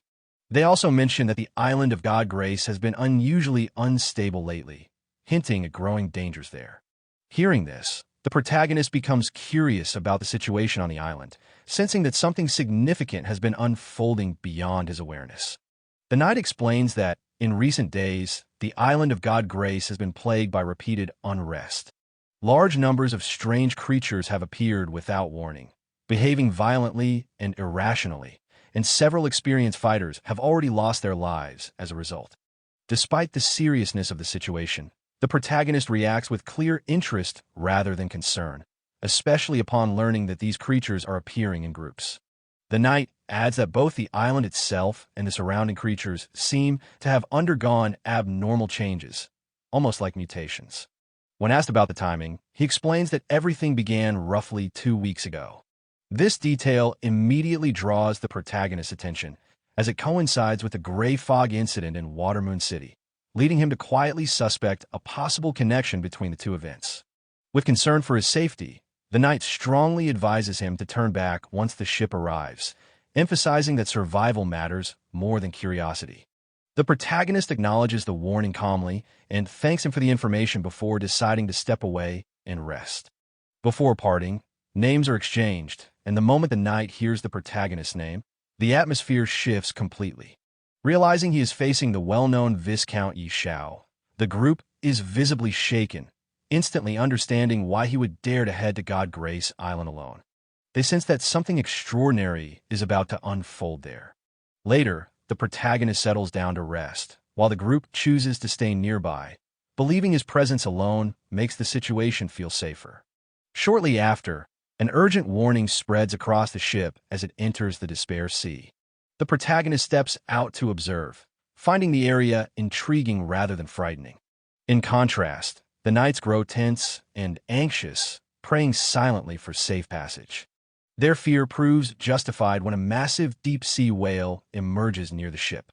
This creature is recognized as a level 100 monarch-class existence, a brutal ruler of the Despair Sea that has dominated the region for centuries. Encounters with such a creature are extremely rare, with only a handful recorded in human history. As the whale draws closer, the crew and knights prepare for combat. A god-level wizard steps forward and quickly deploys a powerful protective formation around the ship. The crew responds in coordination, readying heavy weaponry as the whale begins to move aggressively toward them. Watching the situation unfold, the protagonist remains composed, quietly observing the confrontation with clear interest rather than panic. At the old wizard's command, the cannons are quickly positioned and prepared. The knights are stunned to see the apocalypse cannon being deployed, knowing that a direct hit could severely wound even a monarch-tier creature. It had driven the deep-sea demon whale away before, but never so decisively. Before the cannon can fire, the whale releases a piercing ultrasonic wave toward the ship, beginning what the wizard recognizes as a forbidden spell. He urgently orders everyone to cover their ears while demanding that the mana infusion into the cannon be accelerated. The whale cannot be allowed to complete its chant. At that moment, the protagonist summons his pet dragon. The small dragon emerges and immediately advances toward the whale. Those watching are caught off guard, unsure of what they are witnessing. Reaching the whale, the dragon unleashes a powerful ultrasonic roar of its own. The sudden counterattack disrupts the whale's spell, causing it to falter mid-cast. Even the old wizard is visibly shaken at the realization that the forbidden spell has been interrupted. The dragon follows up with another decisive strike, forcing the massive creature off balance. With the opening secured, the protagonist calls the dragon back. The wizard wastes no time and fires the apocalypse cannon. The blast lands directly, triggering a massive explosion that engulfs the whale. When the light fades, the monarch tier creature is gone. The speed of the outcome leaves the onlookers struggling to process what just happened. As the ship continues forward, the crew struggles to believe the crisis ended so quickly. What should have been a disaster was resolved in moments. The knight openly shows his respect toward Knight Xiao, acknowledging that interrupting a monarch tier forbidden spell is no ordinary feat. Nearby warriors silently re-evaluate themselves, realizing how overwhelming the dragon's strength was. Some even question their own class choices after witnessing what a beastmaster can command. The old wizard observes quietly, recognizing Knight Xiao's potential. In his mind, he considers that someone like him may one day stand at the center of resolving the growing anomalies in the world. Meanwhile, the whale regains awareness but chooses to flee rather than continue the fight. Soon after, the island of Divine Grace comes into view. The ship approaches its shores, and Knight Xiao calmly notes their arrival. The island's scenery appears peaceful and unexpectedly gentle compared to the surrounding sea. As they disembark, the knight shares the island's history. Long ago, it was said to be a land of decay where no life could survive. Then, without explanation, it transformed. Creatures migrated there, the climate softened, and the land flourished as if blessed. Because of this sudden change, it became known as the Island of Divine Grace. Knight Xiao listens with interest, acknowledging the story without judgment. Later, as they approach a particular building, the knight explains that information can be purchased there, any knowledge, provided the price is sufficient. Knight Xiao responds simply that cost is irrelevant, as long as the information exists. After entering the building, Knight Xiao quietly surveys the interior. The place is styled like a bar, filled with an unusual and exotic atmosphere that feels more deliberate than decorative. The knight approaches the counter and orders a drink using coded language. The exchange is brief, but clearly symbolic. Knight Xiao questions whether such theatrics are necessary just to purchase information, noting inwardly that to an outsider, it would sound more like arranging an assassination than gathering intelligence. Taking a seat, the knight explains that although the Island of Divine Grace is rich in resources, respawns are limited and competition is intense. Powerful local forces are also involved, so discretion is essential. The more sensitive the information, the more carefully it must be handled. Knight Xiao accepts the explanation without further argument. Soon, a heavy-set man appears, identifying himself as the one who handles such requests. He begins outlining the rules and the cost of acquiring information, but before he can finish, Knight Xiao places a substantial pile of gold in front of him. The display immediately shifts the man's attitude. With business settled, the man asks what kind of information is required, offering anything from resource locations to rare knowledge. Knight Xiao states clearly that he wants the location of the gloomiest forest on the island, along with a map. The request causes brief confusion. The man explains that the description is vague, as several large forests could qualify. However, given the island's layout, only a few truly match such conditions. After thinking for a moment, he guesses that Knight Xiao is searching for a high-grade item rather than scenery. When Knight Xiao confirms this, the man admits that someone else recently asked for similar information. The implication lingers as the conversation continues. Knight Xiao briefly considers whether others, like him, may have received guidance from the Divine Tree. The information broker returns with an old chest, explaining that the map inside was drawn by his grandfather based on a previous explorer's description.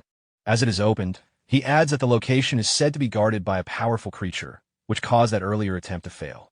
The place in question is identified as the Forest of Absolute Chill. According to past investigations, the source of the recent anomalies may originate there. Even so, the broker advises waiting until the current unrest settles before attempting anything. Knight Xiao acknowledges the warning, thanks him for the information, and leaves, stating he may return. Privately, he concludes that the Holy Severance item is likely connected to that forest and decides to investigate personally. After he departs, the broker questions whether he truly intends to go there. The knight confirms that he likely does, admitting he himself would not dare follow due to the obvious danger. Later, within the forest, Knight Xiao studies the map. The marked area matches his surroundings, yet the absence of creatures feels unnatural. The air grows noticeably colder, confirming he is nearing the correct location. A level 60 anomaly suddenly appears before him. He assesses it calmly and orders an attack. His dragon releases fireballs that detonate on impact, destroying the creature instantly. He levels up along with his dragon, noting the improvement without overreaction. Continuing deeper into the forest, he remarks that the number of anomalies is still low, limiting efficiency. As he advances, a distant sound reaches him, something resembling bagpipes, drawing his attention further into the forest. After moving deeper into the forest, Knight Xiao questions why music would be playing in such a dangerous place. Following the sound, he arrives at an old well. The melody clearly comes from within. After a brief consideration, he jumps down without hesitation. Instead of darkness, he lands inside a hidden space resembling a pocket world. The environment is stable and unexpectedly calm, and the faint sound of bagpipes continues to echo. In the distance, he spots a figure, an elf girl using a musical instrument to control two monsters. Though her method is unusual, it is clear she is struggling to maintain control and will not last much longer. Knight Xiao immediately orders his dragon to assist. The dragon advances and eliminates the monsters with a single decisive attack. With the danger gone, the elf girl approaches and thanks him for saving her. He asks if she belongs to the elf clan. Realizing he is human, she becomes alarmed, repeating what she has been taught about humans. In response, he deliberately teases her, claiming humans eat elves. Frightened, she asks to be spared. He agrees on the condition that she leads him to her village. After a brief exchange, she accepts. As he follows her through the hidden world, he notes how trusting she seems. Before long, they arrive at the elf village. As the girl steps inside, a woman calls out to her, asking where she has been. Mia runs to her grandmother and explains that she encountered anomalies. Her grandmother dismisses it, doubting Mia's strength. Mia insists that humans saved her and even claimed he would eat her. Hearing this, her grandmother notices Knight Xiao and immediately panics, calling the villagers together. Within moments, the elves surround him. An elf elder steps forward, green energy flowing around him, and warns Knight Xiao to leave. Knight Xiao calmly observes the elder's strength, noting it rivals a high-level mage. He explains that he only came in search of an item and has no malicious intent. The elder rejects his words, stating that elves do not trust humans. Knight Xiao reminds him that he saved Mia. The elder confirms this with Mia, who admits Knight Xiao defeated the anomalies but repeats his earlier joke about eating her. Knight Xiao laughs it off, questioning when humans ever ate elves. The elder acknowledges the favor, but still refuses to accept him unless he can prove he possesses something truly pure. Knight Xiao searches through his inventory and produces Aisha's glass bead. The moment the elder holds it, he is stunned by its purity and asks where it came from. Knight Xiao explains that he removed the gray mist from a city, destroyed the evil god statue, and received the bead from a girl named Aisha. Hearing that he can remove the gray mist, the elder is visibly shaken. He introduces himself as Alicia, the current leader of the elf clan, and formally invites Knight Xiao into the village, asking his name. Knight Xiao introduces himself. Alicia welcomes him respectfully. Knight Xiao reflects that having a reputation can sometimes be useful. While passing through the center of the village, Knight Xiao notices a clear stream flowing from a fountain and wonders where the spring water comes from. Alicia explains that it is the elf spring, something unique to the elf clan that has the ability to remove all negative statuses. Hearing this, Knight Xiao realizes the spring must be extremely useful and asks if he can take a small amount, promising to exchange it for something of equal value. Alicia agrees, but asks him for help in return. He explains that he must have come to the island searching for clues about the holy severance item, which Knight Xiao confirms. Alicia then reveals that the deepest space of the island of divine grace has already been occupied by the gray mist. Showing him a map, he explains that the island consists of 3 layers of space, and the gray mist has controlled the 3rd layer for hundreds of years. Knight Xiao understands that he wants him to enter the 3rd layer and solve the problem. However, he points out that the situation will not be simple, since the concentration of gray mist there is likely very high. Alicia acknowledges this, and says he will gather the strongest elf warriors in the village and personally accompany him to protect his safety, believing that his ability to remove the gray mist may be their only chance. Knight Xiao agrees to help on the condition that the holy severance item truly exists there. Alicia confirms that it does, explaining that the reason the island of divine grace is so full of life is because of that object.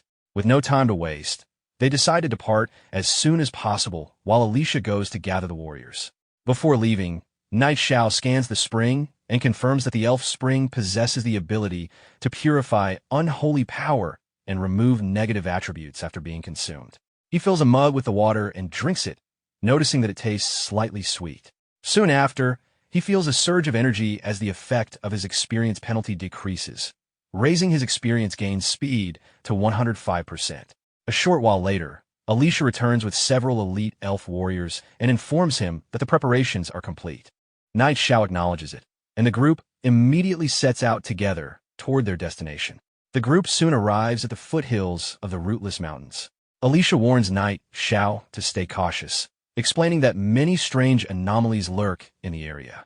Before they can move further, a loud roar echoes across the foothills. A giant three-headed hound suddenly appears and blocks their path.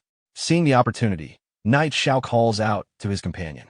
His pet dragon, Little Gray, appears at his command and immediately unleashes multiple streams of flame toward the hound. The powerful attack strikes directly, and the beast collapses after a brief struggle. The elf warriors are shocked by the display of power, realizing they have never seen a tamed beast from the human race that strong. After clearing the threat, the group advances toward a ruined structure nearby. Alicia explains that the entrance to the deeper area lies there. Knight Xiao decides to go in first and signals the others to follow. Inside the structure, Alicia instructs everyone to stay close to Knight Xiao and focus on protecting him. Suddenly, the ground beneath them shatters, and the entire group falls into the space below. As they land, Knight Xiao quickly warns everyone to defend themselves because gray mist is already spreading throughout the area. One of the elf warriors drinks water from the elf spring, and the mist immediately retreats from around him. Seeing this, Knight Xiao realizes the spring water can also repel the gray mist. Alicia suggests that he drink some as well, but he refuses, explaining that the current level of damage is still manageable for him.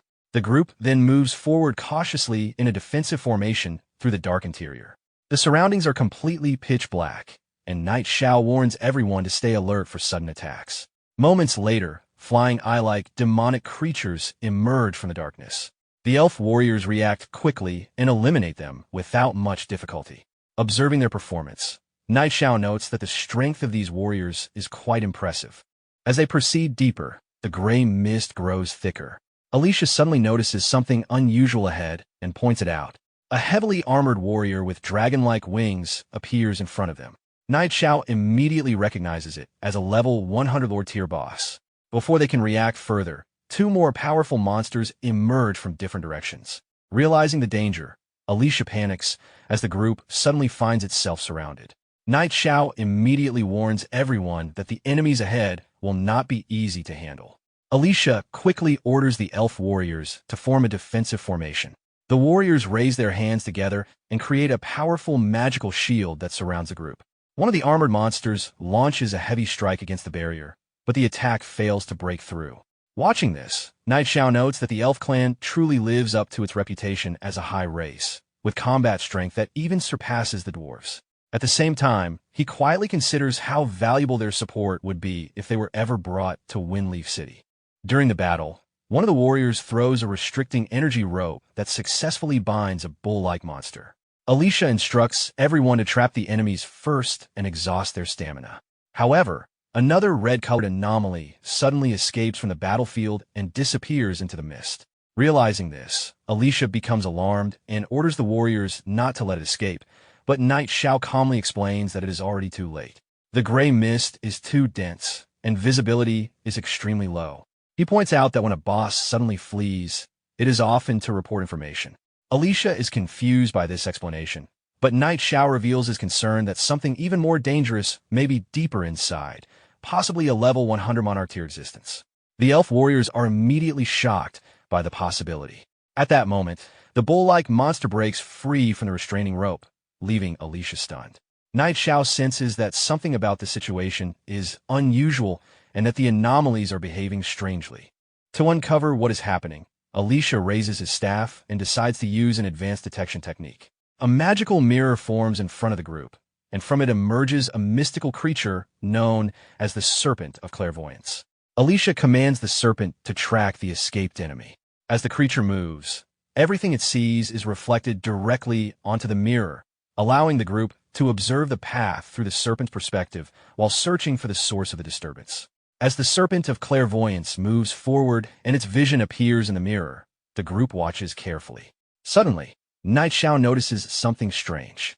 The boss they were tracking is killed almost instantly, disappearing in the blink of an eye. Before they can understand what happened, the magical mirror suddenly shatters.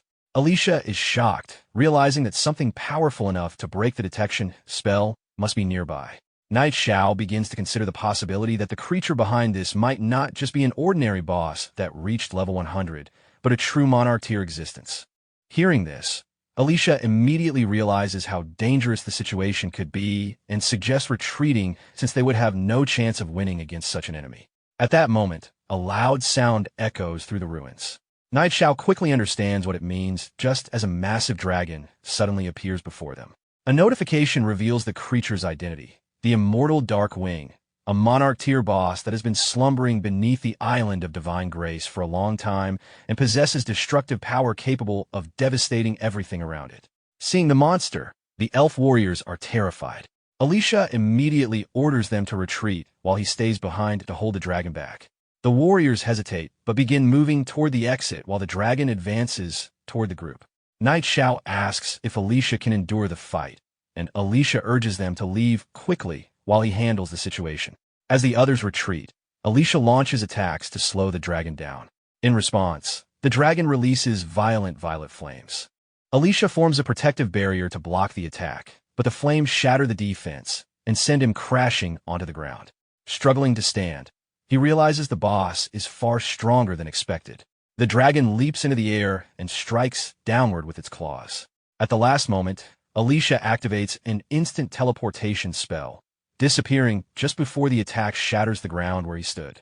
Reappearing a short distance away, he recognizes just how terrifying the monster truly is.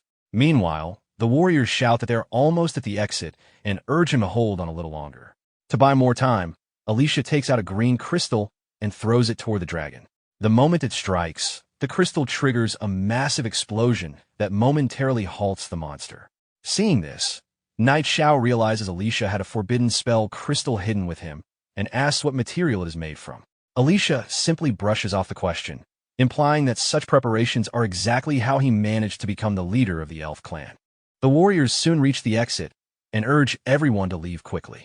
Alicia notices that Night Xiao is not moving and asks why he is still standing there. Night Xiao explains that since the others have already reached the exit, they should be safe now. However, he believes a confrontation with the boss is unavoidable and decides to handle the rest himself.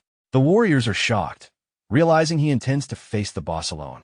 At that moment, the dragon breaks free from the forbidden spell and releases thick violet flames toward them.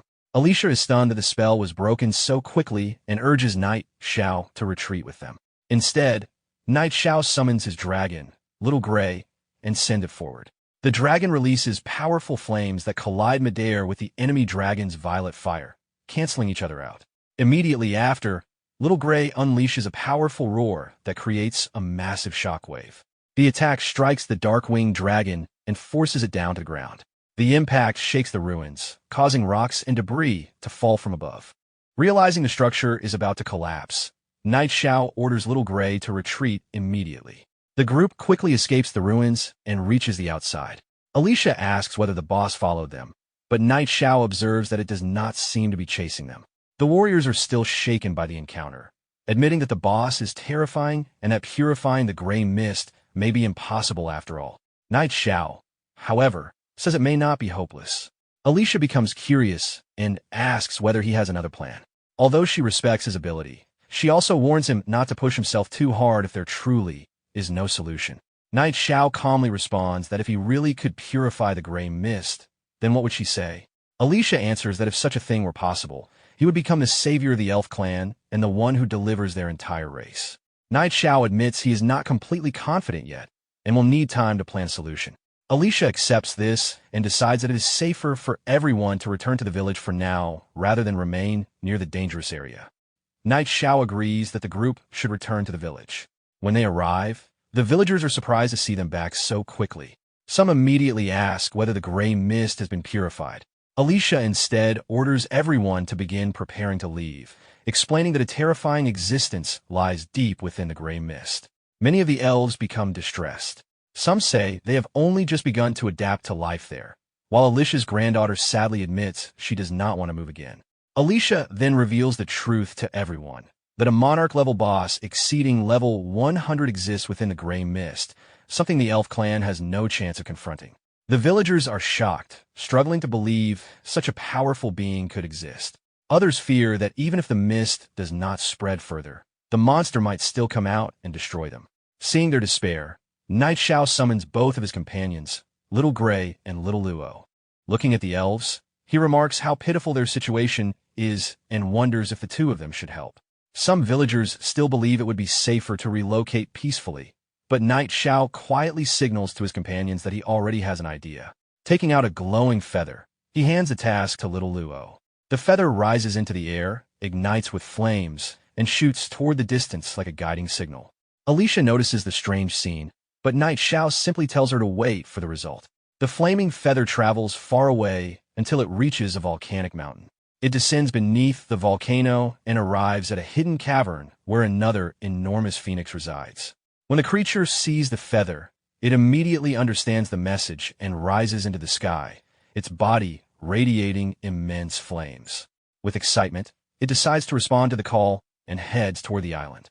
Back in the elf village, Knight Xiao sits calmly while looking toward the sky, wondering why the immortal divine phoenix still has not arrived yet. At the same time, the temperature in the village suddenly rises. The villagers begin to panic, feeling as if the sun itself has fallen to the earth. Others argue that such a thing should be impossible since the island of divine grace has never had a sun. In the middle of the confusion, one elf woman suddenly points toward the sky in shock and tells everyone to look. Far out over the ocean, a blazing phoenix flies across the sky. Sailors on a nearby ship notice the enormous flaming figure and immediately panic, thinking a powerful boss has appeared.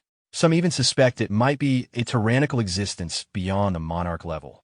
The crew quickly goes on high alert as the phoenix passes overhead, its intense light blinding everyone on the ship and wiping out their visibility. Before the crew can recover, a massive deep-sea demon whale suddenly surfaces beside the ship. Believing its territory is threatened, the creature launches a powerful attack toward the phoenix. An old man on the ship observes that the demon whale must have sensed a dangerous presence and decided to attack first. However, the phoenix blocks the incoming strike effortlessly with its flames. Seeing this, the old man is shocked by how easily the attack was stopped.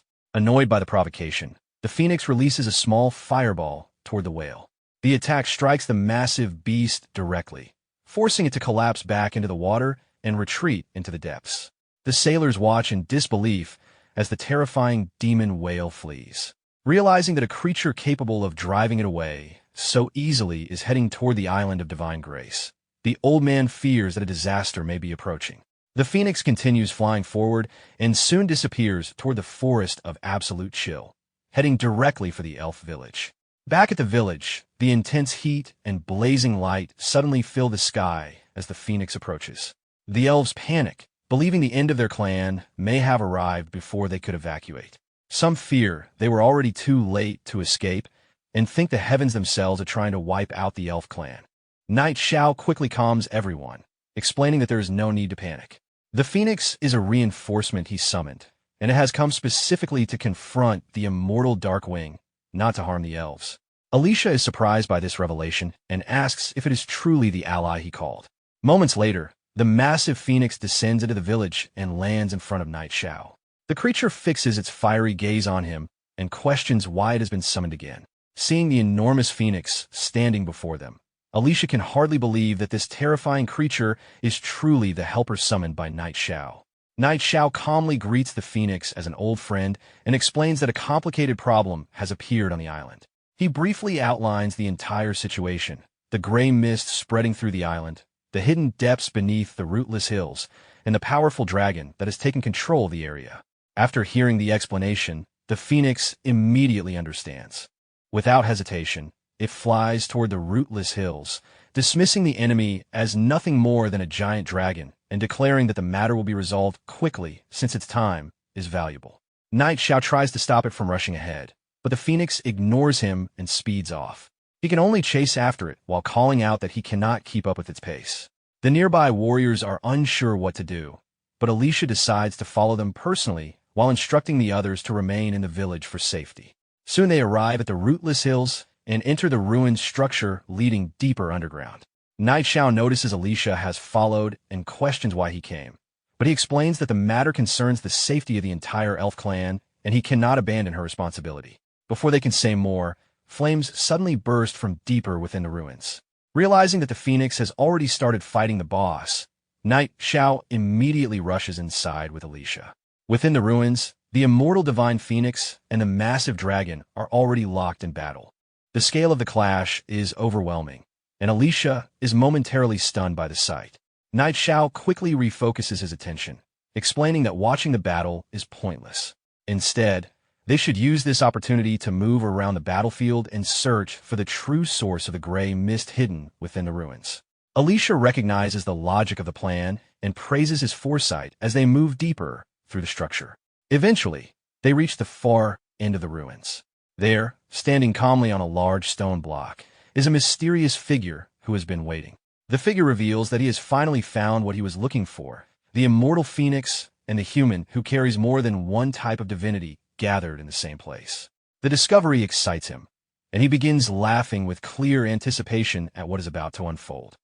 The strange creature's body suddenly begins glowing with violet light. Thick dark mist starts pouring out from its body, spreading rapidly in all directions. The mist continues expanding outward and rising into the sky until it completely covers the surroundings. Before long, the dark mist spreads across the entire island of divine grace. In the elf village, the villagers quickly realize what is happening and panic as the gray mist begins invading their territory. Back inside the ruins, the mist around the mysterious creature grows denser. Its body slowly rises into the air before descending again in front of Knight Xiao. At that moment, the creature finally reveals its identity, the evil god Sekhmet. As its physical body begins dissolving into energy, the evil god transforms into gray mist and escapes while spreading the corruption further across the area. Soon after, the evil god reappears before the flaming phoenix. The phoenix immediately recognizes its old enemy and becomes enraged. In response, the evil god shows no concern and remains calm. The phoenix launches multiple fireballs toward the evil god, attempting to strike first. However, the evil god rises into the air and summons a dragon behind him. The dragon releases a powerful ultrasonic roar that blocks and disperses all the incoming fire attacks. The evil god then transforms his body again into dark mist, shifting into a much larger form as he moves forward to seize the phoenix. Seeing this, the phoenix becomes even more furious. In response, the phoenix flies upward and releases massive flames from its body. It unleashes another wave of fireballs directly toward the giant hand reaching for it.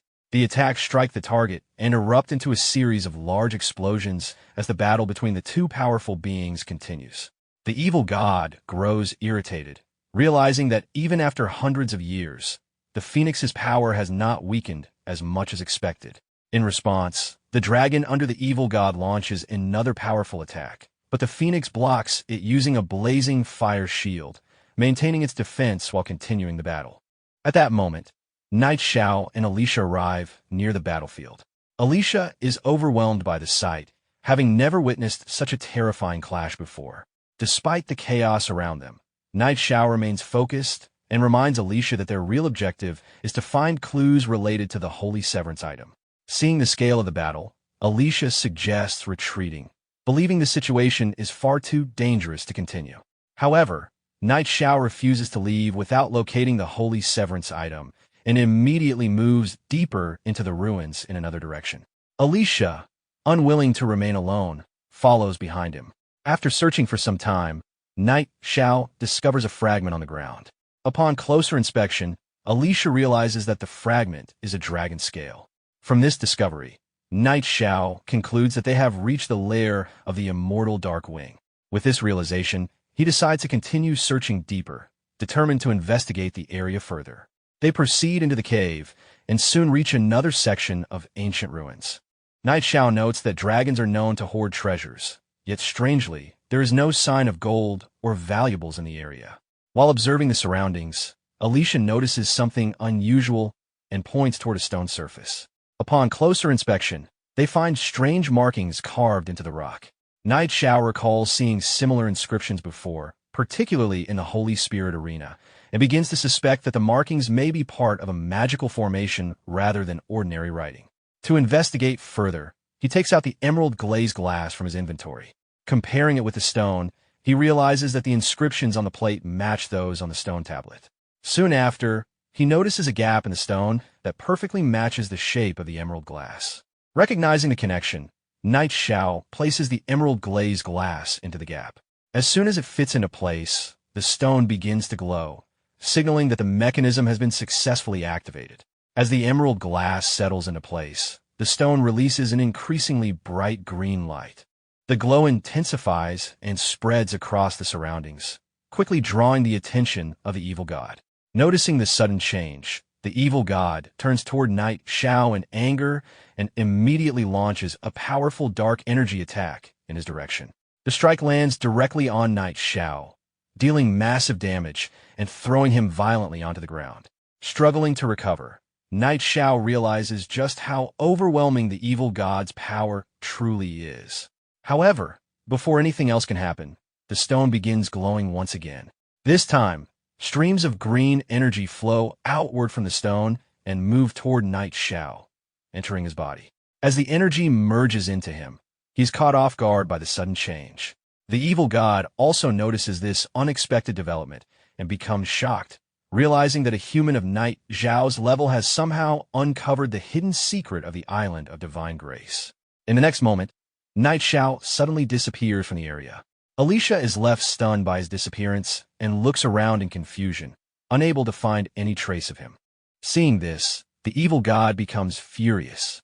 Its anger intensifies as its eyes glow red, and it gathers dark energy around itself once more. Enraged, it unleashes another dense and powerful attack toward the flaming phoenix. The phoenix immediately counters, releasing its own powerful energy. The two attacks collide in midair, creating a massive explosion that sends flames and violent shockwaves throughout the ruins. The structure begins shaking violently from the impact.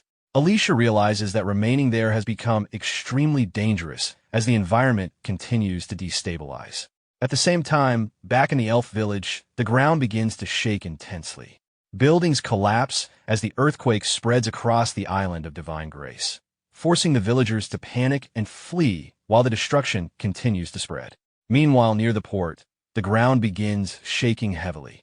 People at the dock panic and rush to board ships, fearing that if the tremors continue, the island itself may sink.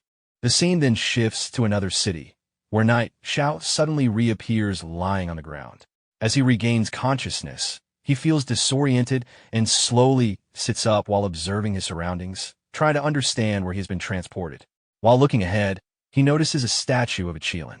The presence of such a creature seems out of place compared to the surroundings. As he approaches and attempts to touch the statue, it begins to shake, and its eyes start glowing. A strange voice emerges from within the statue, questioning who has disturbed its slumber. Realizing that the statue has awakened, Knight Xiao explains that he has come in search of the divine artifact, acting under the will of the divine tree. After hearing this, the statue responds that the divine judgment item is not something a mortal can casually obtain. However, it acknowledges that Knight Xiao possesses the right to carry divine power. At that moment, a portal appears beside the statue. The statue allows him to proceed, warning that success will grant him the divine judgment item, but failure will result in eternal destruction. Without hesitation, Knight Xiao accepts the trial. He steps into the portal, shielding his eyes from the intense light. Once inside, he finds himself inside an arena and quickly recognizes it as the Divine Spirit Arena, wondering why he's been brought there again. The same voice instructs him to choose a weapon and class. A translucent interface appears before him, confirming that this is the Divine Spirit's trial. He notices that only ordinary classes are available, as his previous special options are no longer present. With no other choice, he selects the Knight class. After making the selection, a sword and shield appear before him.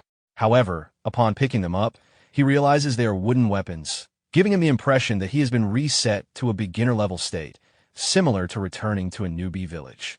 After receiving the wooden equipment, Knight Xiao opens his personal attribute window to check his condition. He quickly realizes that even his attributes have been reset to basic values, leaving him confused about how he is supposed to continue under such limitations. At that moment, one of the arena gates slowly opens, and a goblin warrior enters the battlefield. The creature advances while roaring and holding its weapon, immediately giving Knight Xiao a sense of familiarity, as if he has faced something like this before. The goblin quickly charges toward him and launches an attack. In response, Knight Xiao steps forward and delivers a direct strike with his wooden sword. The attack lands successfully and deals noticeable damage, which surprises him because the amount of damage feels unusually high for such basic equipment. Taking advantage of the moment, the goblin leaps into the air and attempts another strike. Knight Xiao reacts instantly, jumping up to intercept the attack and following up with multiple consecutive strikes. Each blow lands effectively, steadily weakening the goblin. The goblin attempts to retaliate with repeated attacks, but Knight Xiao blocks them smoothly with his shield. Maintaining control of the fight, he presses forward and eventually drives his sword straight into the goblin's chest. The goblin roars in pain before collapsing onto the ground, ending the duel. After defeating the goblin warrior, he receives a reward for completing the first duel. He is granted 100 attribute points that can be freely distributed. A selection panel appears, allowing him to allocate points among strength, agility, intelligence, physique, and luck. After considering his options, he prioritizes agility over strength and distributes 70 points into agility and 30 into strength. Before he can rest, a large white wolf suddenly appears inside the arena and begins howling. The creature immediately catches his attention, and once again, it feels strangely familiar to him. The wolf wastes no time and charges forward to attack. Knight Xiao reacts quickly, striking at the wolf while dodging its movement. However, despite landing his attack, he realizes that this time his strike fails to deal any damage, signaling that the next battle will not be as straightforward as the previous one. After the previous exchange, the wolf turns back toward Knight Xiao and roars in anger. He moves backward, realizing how durable the creature is as it prepares another assault. The wolf leaps forward once again, but this time Knight Xiao dodges swiftly and counters by striking directly at one of its legs. The sudden hit throws the wolf off balance, leaving it briefly confused. Taking advantage of the opening, he follows up with a quick series of attacks. The repeated strikes land cleanly, and under the pressure of continuous blows, the wolf eventually collapses onto the ground. With the second duel completed, he receives another reward of 200 attribute points. This time, he decides to strengthen his survivability by adding points to his constitution, raising his health to a safer level and reducing the risk of being instantly defeated. Before he can recover, a new monster appears inside the arena. It is a demonized dark abyss tiger, noticeably more dangerous than the previous opponents. The presence of the demonized status immediately signals that this battle will be far more difficult. The tiger attacks without hesitation. Knight Xiao attempts to counter, but the force of the strike sends him into the air, dealing heavy damage. The impact leaves him in a dangerous position with little chance to evade further attacks.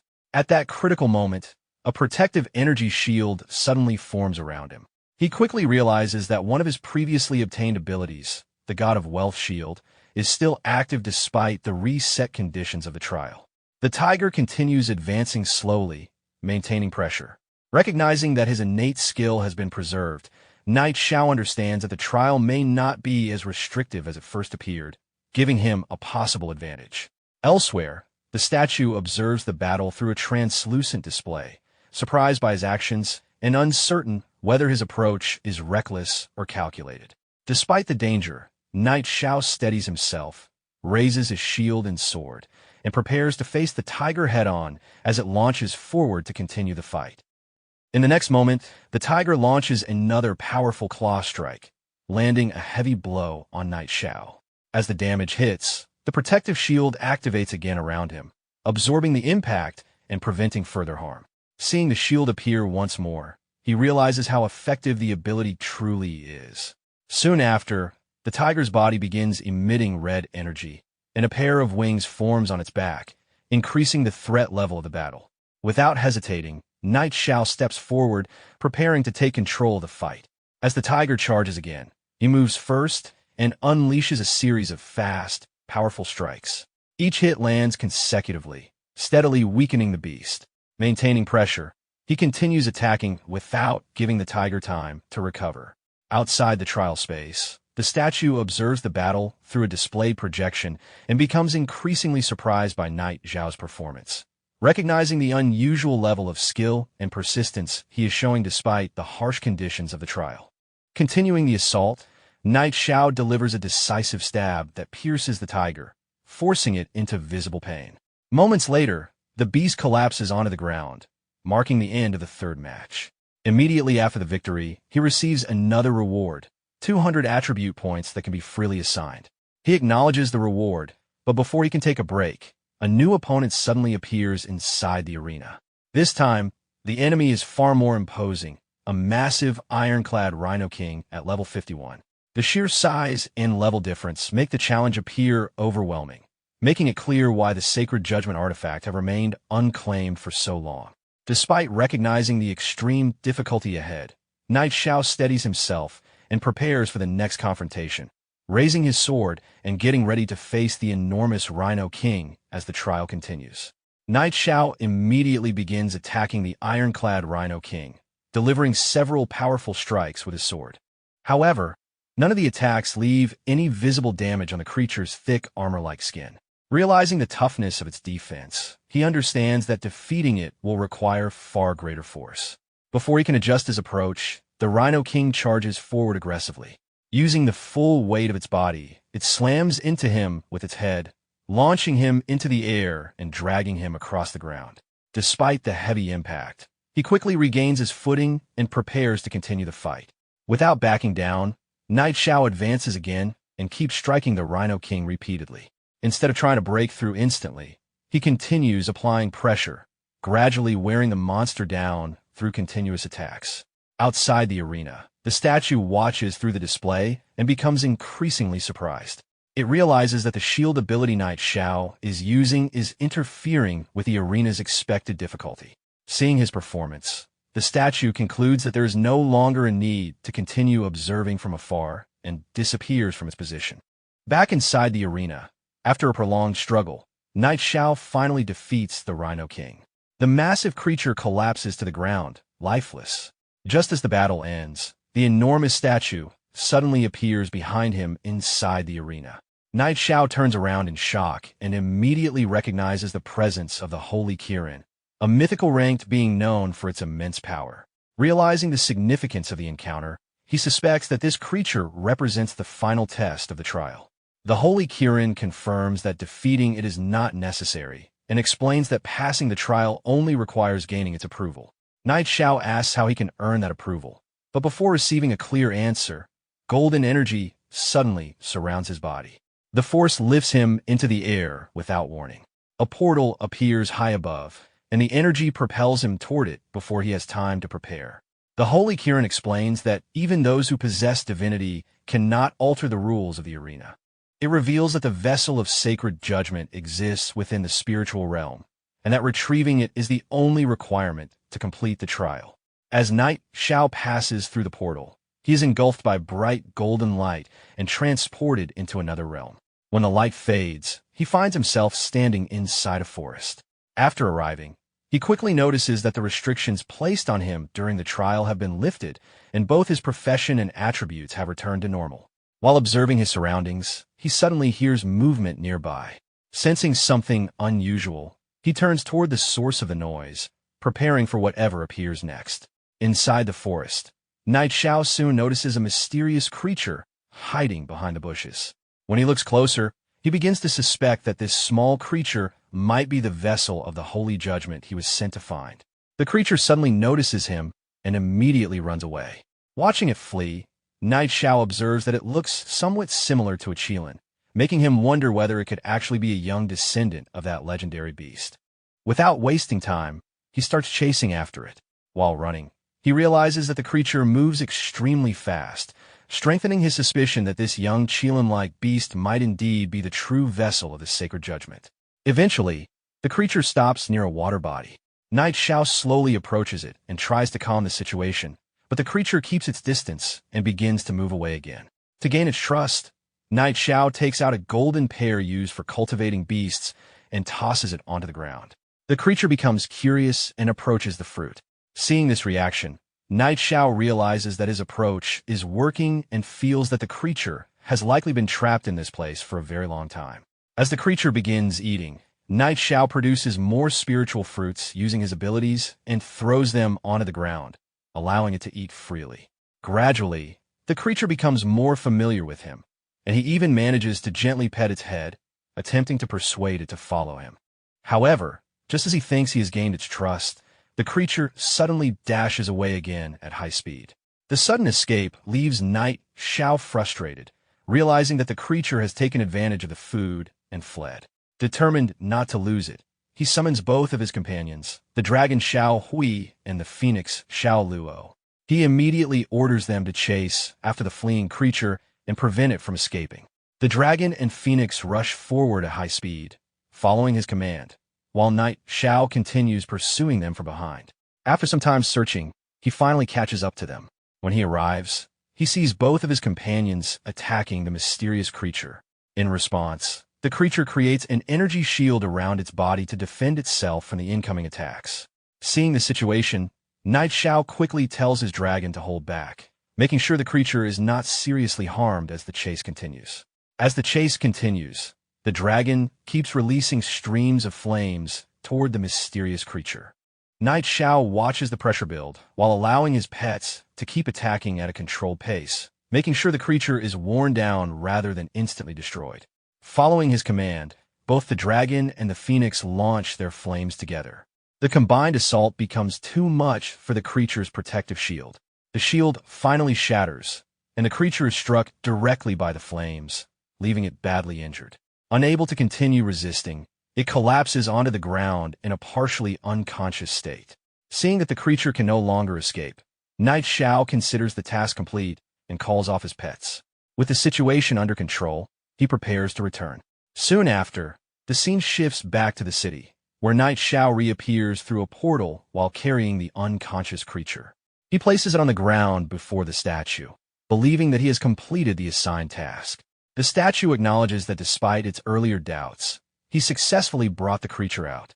Immediately after, the statue strikes the ground with its paw, causing the earth to crack and tremble. From beneath the fractured ground, a glowing golden crown emerges and rises into the air. The crown slowly moves toward Knight Xiao. As he raises his hand, the crown settles into his grasp. At that moment, he realizes that this object is the long-sought holy judgment item. Information about the crown appears before him, revealing that it grants massive attribute bonuses, increases all damage with additional Holy Spirit power, and contains multiple locked abilities yet to be unlocked. After learning its effects, Knight Xiao recognizes how powerful the artifact truly is, especially with its hidden abilities. However, the statue explains that the holy judgment item is incomplete, having been damaged during past battles. This means its full strength cannot yet be used. Knight Xiao immediately asks whether the artifact can be repaired. The statue confirms that restoration is possible, but doing so requires an extremely powerful life force, something equivalent to divine-level blood. While they're discussing this, the body of the mysterious Qilin-like creature begins to disintegrate and fade away. Seeing this, Knight Xiao worries that the creature may have died. The statue clarifies that the creature was born from the holy judgment itself, and once the artifact's power is restored, there is a chance that it will reappear again. Understanding the situation, Knight Xiao realizes that restoring the artifact will not be easy. With the battle on the island of Divine Grace still ongoing and the evil god actively fighting the immortal phoenix, he considers how dangerous the task ahead will be. After hearing about the return of the false god, the statue reacts with interest. For the sake of the little holy spirit tied to the artifact, it decides to help him this time, preparing to intervene in the ongoing conflict.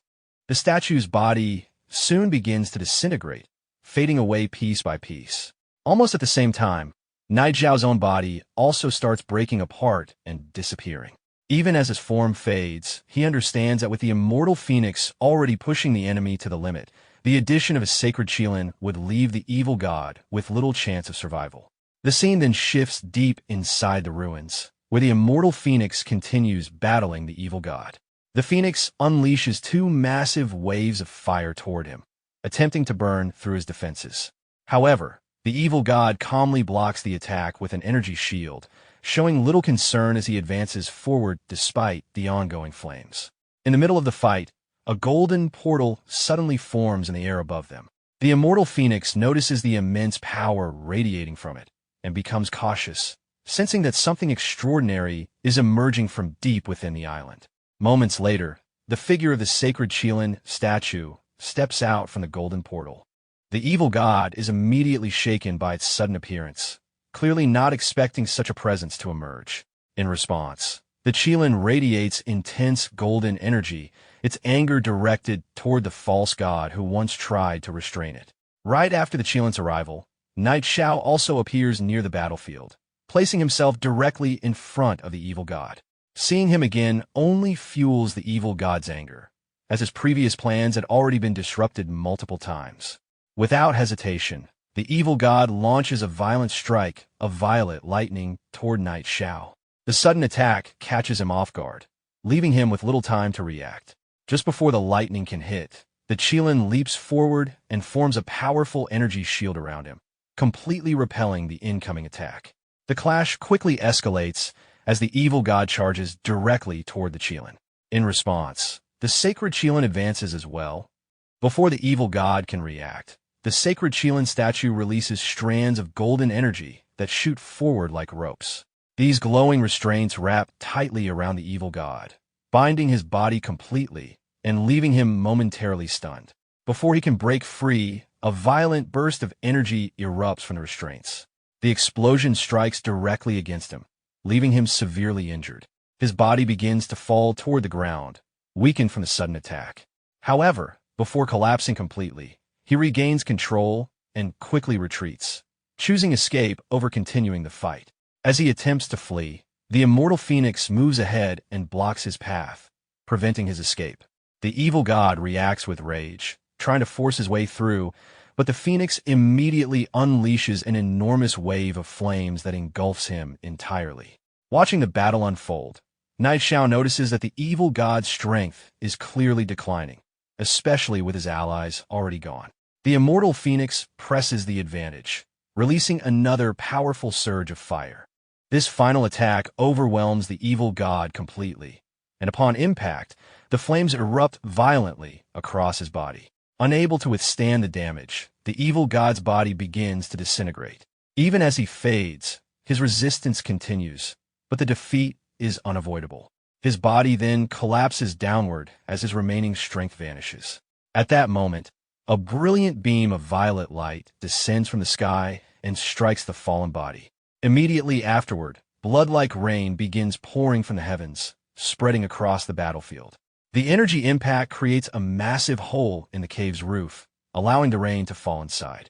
Knight Xiao watches the falling droplets and recognizes the meaning behind the phenomenon. The fall of the god has triggered the blood rain. The scene then shifts to the nearby village, where the same rain begins to fall. The elf elder Alicia observes the red droplets descending from the sky and quickly understands the danger, urging everyone to evacuate immediately as the signs confirm that a god has fallen. Far away, aboard the ship seen earlier, the old man watches the same blood rain fall across the sea. The sight leaves the crew uneasy as they begin questioning what truly happened on the island of divine grace and whether even gods can be defeated. The old man explains that even divine beings can fall when faced with an opponent stronger than themselves. Realizing the danger of remaining near the island, he immediately issues an order to set sail. One of the soldiers hesitates, reminding him that many indigenous people have not yet boarded. Despite this, the old man insists on leaving at once, warning that if they delay any longer, everyone aboard risks being trapped and destroyed along with the island. At the port, the remaining people who failed to board the ship panic as the vessel suddenly begins to move. Realizing the ship has already set sail without them, fear spreads among the crowd as they worry that they have been abandoned. Back inside the ruins, the defeated body of the evil god lies slammed into the ground from the earlier strike. Moments later, the corpse begins releasing massive amounts of violet energy along with thick dark fog. The energy quickly surges outward, spreading across the surroundings. The dark fog rapidly expands toward the village, covering the area as panic spreads among the villagers. Seeing the fog advance, Night Xiao looks upward in alarm as the spreading darkness begins to swallow everything in its path.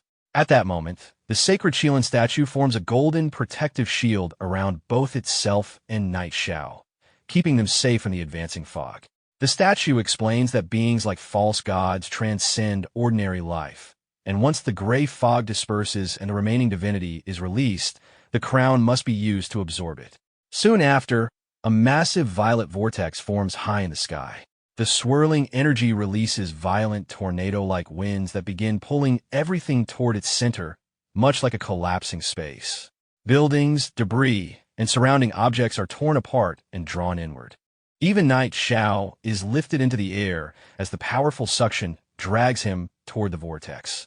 Seeing this danger, the statue quickly forms a spherical shield around him, ensuring that he remains protected while being pulled through the air. Below, villagers continue to panic as the gray fog spreads and destroys large parts of the village, making the situation appear hopeless. The once stable surroundings begin collapsing under the pressure of the dark energy. Amid the destruction, the immortal phoenix flies directly toward the vortex, releasing intense flames from its body while resisting the pull of the dark energy. From inside the protective sphere, Night Xiao watches the gray fog and wonders whether it can truly be stopped. The statue clarifies that once the divinity is absorbed, the fog will naturally disappear. Following this, the spherical shield carrying Night Xiao begins moving forward toward the center of the vortex, pushing through the violent currents. As they approach, the defeated body of the evil god suddenly rises into the air near the vortex. The violet energy surrounding it begins to shift, and golden light starts emerging from within the corpse. Seeing this transformation, Night Xiao realizes that the golden substance forming inside the body is divine blood. At the same time, the immortal phoenix also senses the change and begins absorbing the golden energy released from the fallen god, recognizing that this divine blood can restore its lost strength.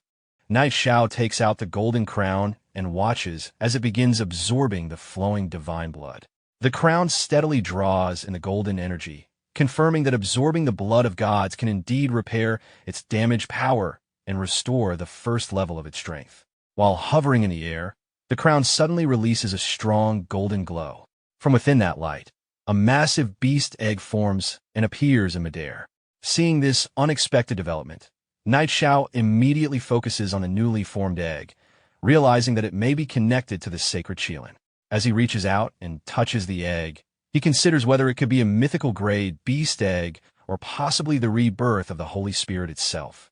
The sacred Qilin statue observes the situation and notes that the recovery of the small Holy Spirit has happened much faster than expected. Looking at both the crown and the egg, Night Xiao feels satisfied, recognizing that this journey has brought far greater rewards than expected. With both items in hand, he activates the crown once again. A brilliant golden light bursts out from the crown, becoming so intense that it forces him to shield his eyes. The light continues to grow stronger, gradually overwhelming the spreading gray fog that had consumed the surroundings. Soon, golden rays begin descending from the sky, pushing back the fog across the entire area. As the light expands further, a massive surge of golden energy erupts outward, completely dispersing the dark energy and restoring visibility to the region. Below, the villagers notice the sudden change as the gray fog vanishes. Their fear quickly turns into relief as the golden light clears the sky. Looking upward, they spot a figure hovering in the air and begin recognizing that it is Night Xiao. Seeing him holding the glowing egg, they realize that he is responsible for driving away the fog and saving their lives, filling them with gratitude and excitement. Elsewhere, near the ship that had already begun departing, the old man watches the immortal phoenix flying high above the island. Observing these events, he concludes that the appearance of such powerful forces on the island of divine grace must be connected to Night Xiao, realizing that his strength now rivals that of divine beings. Back in the air, Night Xiao studies the crown again and notices that its visible attributes have not changed much, even after absorbing the divine blood. The statue explains that the crown's remaining abilities will unlock only after the egg successfully hatches. At the same time, the statue warns that the death of a false god will inevitably draw attention from other dangerous forces. The immortal phoenix agrees, sensing that other false gods have likely already noticed the disturbance. Without wasting time, the sacred Qilin statue begins flying away and leads the immortal phoenix toward another location where it can fully restore its strength. The phoenix follows immediately, leaving Knight Xiao behind. Moments later, the spherical shield protecting him disappears while he is still midair. With no support left, he begins falling rapidly toward the ground, unable to control his descent. Within seconds, he crashes down onto the ground below. Nearby, Elder Alicia witnesses the sudden fall and stares at him in shock as the dust settles around the impact. After crashing down from the sky, Xiao sat on the ground, coughing heavily, while the surrounding villagers and Elder Alicia rushed toward him in panic. Everyone was shocked to see him fall from such a height, but Xiao casually brushed it off, claiming that he had simply flown down a little too fast. Once he recovered, he immediately turned the conversation toward the reward he had requested for resolving the gray fog crisis. With an awkward and worried expression, Alicia explained that the second space had already collapsed during the disaster, and the spring of spirits had completely disappeared along with it. Hearing that, Xiao was instantly stunned and complained that the elves should have at least taken a few jugs of the spring water before escaping.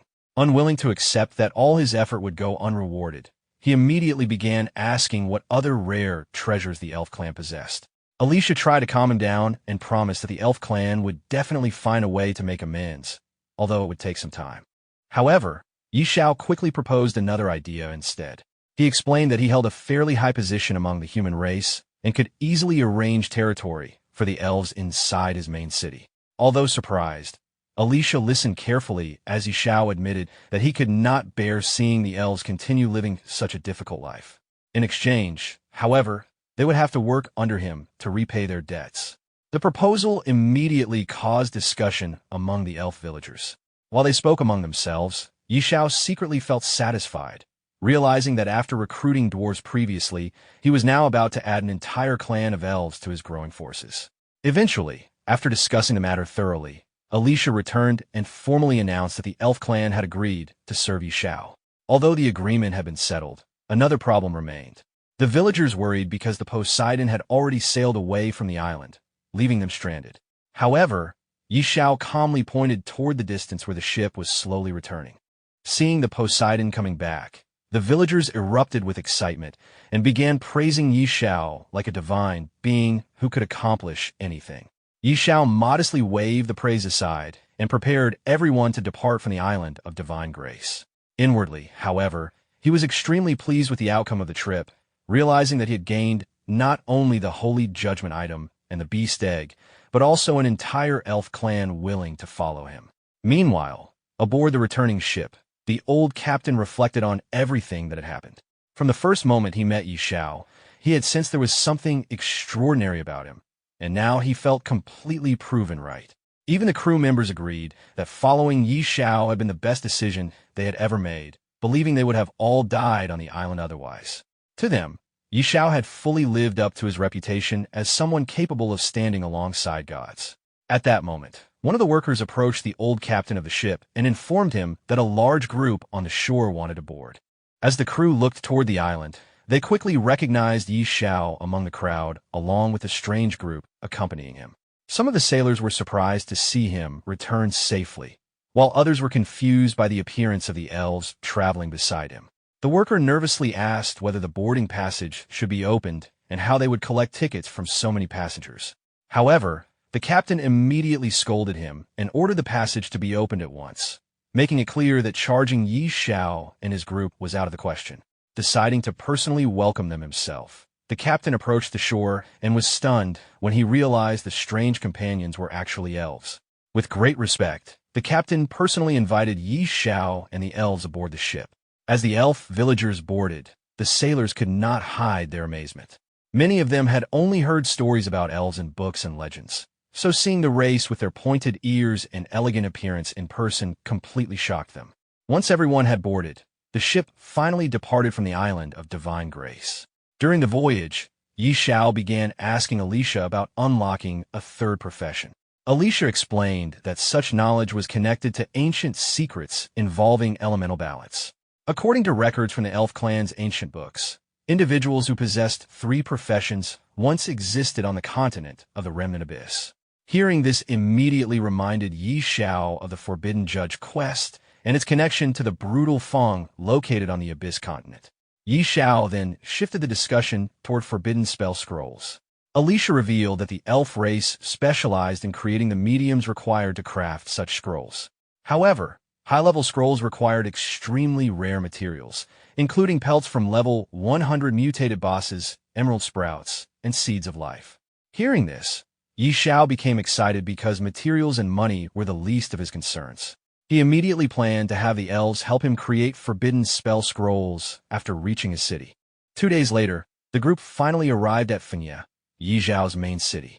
As the elf villagers walked through the streets beside him, they curiously observed the human settlement around them.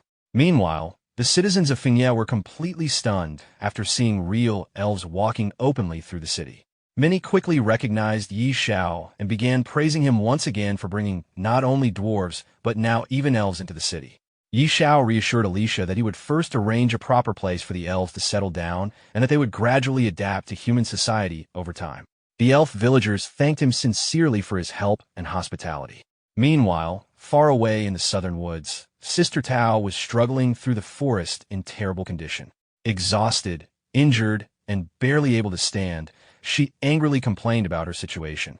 Despite being a respected elder of the Supreme Hall, she found herself chased relentlessly over what she considered only a minor injury, leaving her furious and frustrated. At that moment, a massive silhouette appeared behind Sister Tao. The enormous creature resembled a giant moose, and the sight of it immediately made her panic. Realizing the beast had caught up to her again, she gave up any thought of fighting and immediately turned to flee. However, the moment she started running, 2 giant moose-like creatures began chasing after her relentlessly. While desperately escaping through the forest, Sister Tao angrily shouted in frustration, unable to understand why the beasts continued pursuing her so stubbornly despite everything that had happened. Meanwhile, back in Fenya City, Yi Xiao guided the elf villagers toward a grand mansion. While walking beside Alicia, he explained that the building had once belonged to the Duke, but had now become the city lord's mansion after the previous ruler stepped down from the position. Hearing this, Alicia became surprised and wondered whether Yi Xiao himself was the city lord. However, Yi Xiao quickly denied it and casually explained that the current city lord was someone close to him before inviting everyone inside. As the group entered the mansion, Sophia immediately greeted Yi Xiao with a bright and cheerful smile, clearly happy to see him return safely.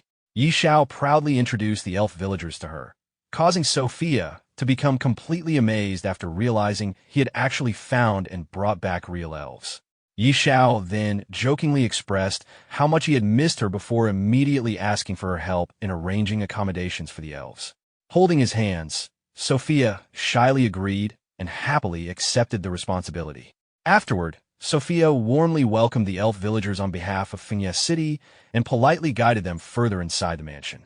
Alicia thanked her sincerely, impressed by the hospitality shown toward the elf clan. Later, our protagonist guided the elves to a suitable area on the outskirts of the city where they could establish their settlement. Alicia promised once again that the elves would do their best to create the forbidden spell scrolls he requested, while our protagonist assured them that he would provide all the necessary materials. At the same time, outside Fenya City, Sister Tao finally returned after suffering through countless hardships. Exhausted and covered in a miserable appearance, she proudly carried the valuable deerskin she had obtained. Unfortunately, the city guards completely mistook her for a beggar and tried stopping her at the gate.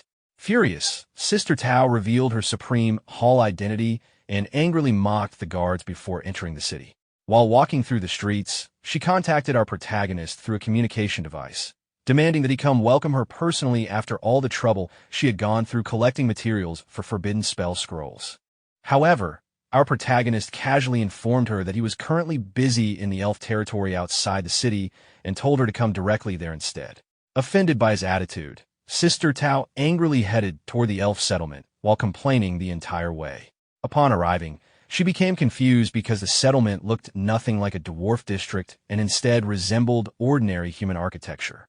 When she finally entered one of the buildings, she found our protagonist together with Alicia refining materials for forbidden spell scrolls.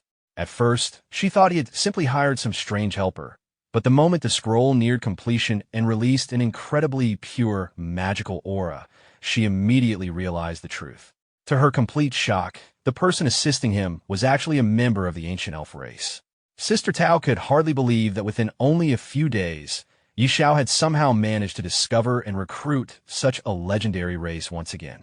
After several hours of refining, Alicia finally completed the forbidden spell scroll and handed it over to our protagonist, successfully fulfilling the expectations placed upon him. After completing the forbidden spell scroll, Alicia carefully informed our protagonist that the scroll still contained flaws because it was his very first attempt at crafting one. Due to insufficient control during the refining process, the final effect had weakened by around 20%, which was a significant loss for such a high-level item. However, our protagonist did not seem overly concerned. After examining the scroll himself and confirming the reduced effect, he casually brushed it off and joked that they could simply use others as test subjects for now. He then reassured Alicia that there were still plenty of materials available for further experiments, and even encouraged him to freely purchase more if necessary. Hearing this support, Alicia confidently promised that his next refinement would definitely achieve over 90% efficiency. Curious about the quality of the materials, our protagonist asked how the current scroll compared to one made from the fur of the elven deer king. After thinking carefully, Alicia admitted that although it was difficult to judge precisely, the effects should be roughly equal. Our protagonist then shifted his attention towards Sister Tao and finally asked why she had been looking for him. However, Sister Tao immediately acted irritated while secretly feeling extremely frustrated inside.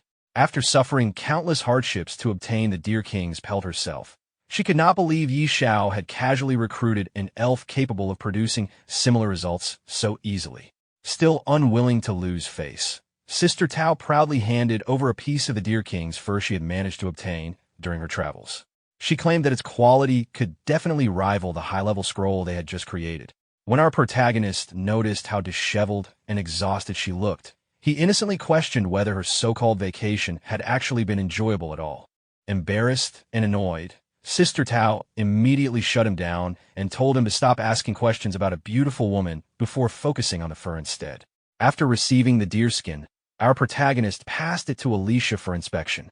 Alicia quickly confirmed that it was indeed an extremely valuable material since it originated from the elven Deer King. Hearing the praise, Sister Tao proudly declared that they clearly understood quality when they saw it. Meanwhile, our protagonist silently realized that Sister Tao must have gone through tremendous suffering to obtain such a rare item, so he decided not to pry any further into what had happened during her journey. A short while later, Sister Tao called him outside privately because she wanted to ask something important. Once outside, she questioned why even the elves had suddenly moved into Windleaf City. Our protagonist explained that it was a very long story connected to the fall of the evil god. Hearing that, Sister Tao became completely stunned and instinctively assumed Xiao had personally killed the evil god himself. Our protagonist immediately denied being the one who dealt the final blow, but Sister Tao still concluded that the entire incident must have been heavily connected to him regardless. After hearing the full explanation, she admitted that she had underestimated just how capable he truly was. Because of that, she suddenly offered him the opportunity to learn forbidden spells. Our protagonist was instantly shocked by the suggestion, but quickly became excited as well. However, he also understood that forbidden spells likely came with extremely strict requirements. At that moment, Alicia arrived and explained the conditions in more detail. According to him, learning forbidden spells normally required someone to possess a magic-based class, along with sufficiently high attributes and level requirements. Our protagonist immediately asked Sister Tao whether she knew any forbidden spells suitable for beast tamers. Sister Tao admitted that she personally did not possess such spells, but since she had already brought up the topic, she assured him there was definitely a method to obtain one. However, she warned him that the conditions were extremely harsh and would require a major sacrifice. Confused by her words, our protagonist asked what exactly she meant. Sister Tao then revealed that she had already noticed he possessed two professions. Our protagonist admitted that her observation was correct and wondered whether forbidden spells were somehow connected to one's profession. Sister Tao explained that in order to learn forbidden spells, a person normally had to abandon one of their professions entirely. Hearing this, our protagonist immediately fell into deep thought. Both the controller of the god of wealth and the god of beasts were god-level professions, and giving up either of them was completely unacceptable to him. Although he admitted the condition was difficult, Sister Tao continued persuading him by claiming that the resulting magic-based class will become unimaginably powerful. Still unwilling to sacrifice any of his current professions, our protagonist instead brought up the possibility of learning it as a third profession instead. The moment Sister Tao heard that, she reacted with disbelief and mocked how ambitious his dream sounded. However, Alicia unexpectedly stepped in and revealed that the elf clan actually possessed methods related to unlocking a third profession. This completely shocked Sister Tao, who immediately realized the elves might truly know the secret method to achieve something almost impossible. Our protagonist proudly teased her for not expecting that development, while Sister Tao admitted that if a third profession could really be unlocked, then everything would become perfect. At the same time, she could not help complaining that it felt like all the best opportunities in the world somehow always ended up in Yi Xiao's hands. After calming down, our protagonist curiously asked what this powerful profession actually was. However, Sister Tao refused to reveal the details until he successfully unlocked his third profession first.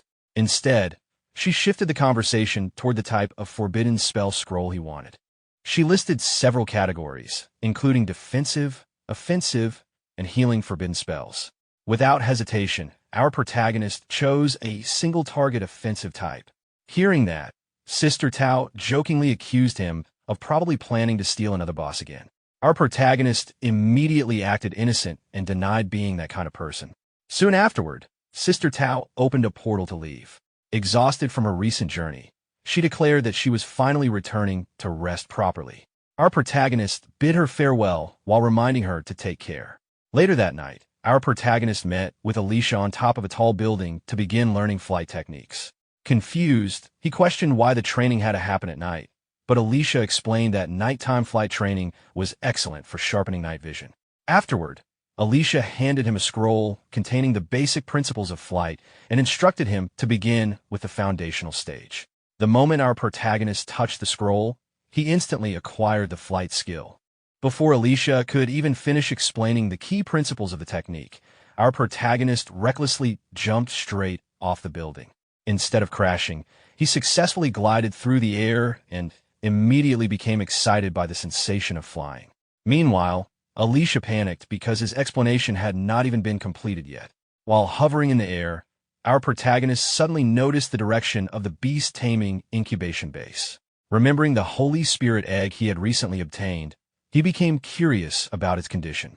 Without wasting another moment, he immediately flew toward the incubation base, eager to check whether the beast egg had finally hatched successfully.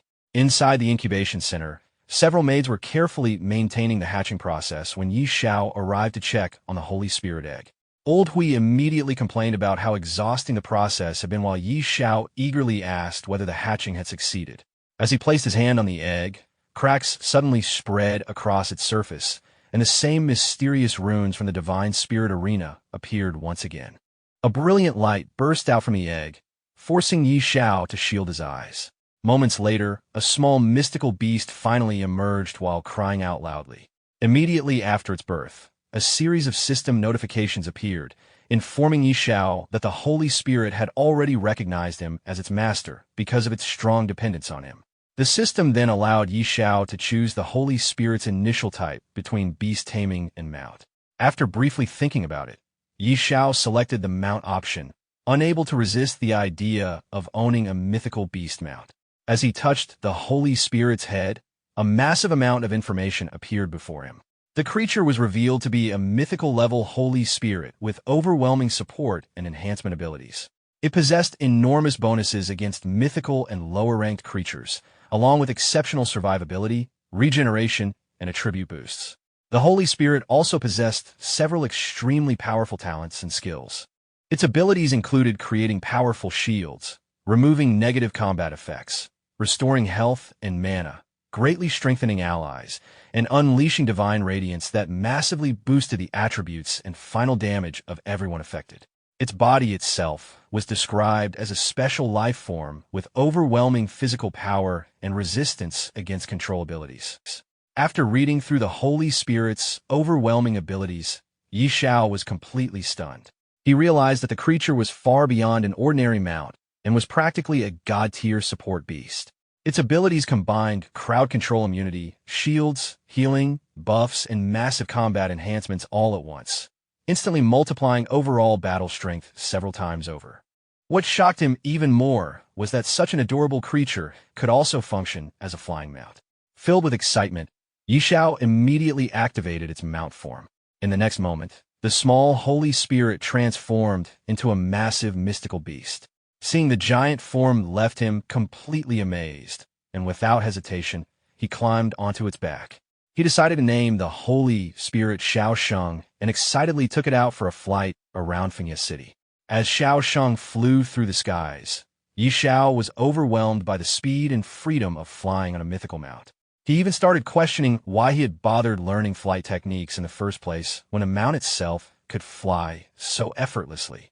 The sudden appearance of the enormous flying creature caused a huge commotion throughout Fengye City. Soldiers and civilians alike stared into the sky in shock and excitement. Many were unable to identify the creature, while others were amazed by how powerful and cool it looked. Some people were even confused because flying was normally forbidden inside the main city. However, once someone recognized Xiao riding the beast, the crowd immediately understood. They began praising him as the legendary figure of Fengye City, someone whose influence now dominated the entire city. The scene then shifted to another realm where several devil-like beings were gathered together with a long-haired man. They discussed the recent revival of the sacred artifact and realized that the holy judgment had already begun recovering. One of the devils blamed Semikurt's failure for allowing the situation to spiral out of control, only for the long-haired man to reveal that Semikurt was already dead. Using information he obtained before Semikurt's death, the man explained that both the escape of the immortal phoenix and the revival of the holy judgment were connected to the same human, Xiao. The devils were furious after learning that a mere human had interfered with beings on their level and had even played a role in Semikurt's downfall. Angered by this humiliation, one of the devils declared that anyone who defied the gods had to pay with blood. After discussing their next move, they decided to send their believers to eliminate Xiao. The scene then shifted once more to the radiant temple of the Dragon Phoenix Empire. A massive crowd had gathered before a dark priest standing on a stage. The priest loudly praised the Lord of Hell and declared Xiao an enemy of the gods. He accused Xiao of ruining the divine plans near Watermoon City and announced that the gods had issued a decree demanding his death. The temple followers who belonged to the notorious cult, known as the Temple of Glory, erupted into violent chants calling for Xiao's blood and swearing to carry out the will of the evil gods. The scene then shifted to a secret underground bunker where a mysterious meeting was taking place. A man dressed like an Arabian sheik entered the heavily secured facility and walked into a conference room filled with influential figures seated around a large table. Every participant concealed their identity behind unusual clothing and strange masks. One of the masked figures explained that the Temple of Glory was merely the surface layer of a much larger force. The conversation quickly turned toward whether they should take action against Xiao. However, several members immediately objected. The man wearing the red mask warned that Xiao's reputation and influence had already reached an extremely dangerous level, and targeting him would effectively make them enemies of the entire empire. The woman wearing the green mask agreed, stating that the risks far outweighed the potential rewards, while another masked man also supported the opposition. Even the muscular figure with the mechanical mask advised everyone not to act recklessly. Despite the hesitation, the man with the blue mask raised a glowing divine artifact and revealed that this operation was backed by a divine decree. According to him, success would grant them divine blessings from the gods themselves. The red-masked man pointed out that Xiao had already dispelled the gray mist, shattered realms, and seemingly participated in killing a god. To them, that level of power was more than enough reason to avoid provoking him. The woman in the green mask demanded greater guarantees before she would even consider joining the operation. The blue-masked figure insisted that the will of the gods could not be questioned, but at that moment, a mysterious man wearing a blank white mask finally spoke. He dismissed everyone's fears and claimed the real problem was simply preventing their identities from being exposed if the plan failed. When the red-masked man demanded proof that he could guarantee their safety, the faceless figure calmly removed his mask and revealed himself as Prince Karami. The revelation instantly shocked everyone present, especially after they realized a royal prince was secretly involved in the conspiracy. Karami openly declared that he and Xiao were sworn enemies. He assured the others that with him personally overseeing the operation, none of their identities would ever be exposed. After hearing the prince's promise, the hesitant members finally began changing their stance. The woman in the green mask agreed to cooperate, while the man with the mechanical mask also pledged full support. The blue-masked man then reminded everyone that Xiao was backed by overwhelming forces, including world temples, elves, dwarves, supreme halls, and even gods themselves.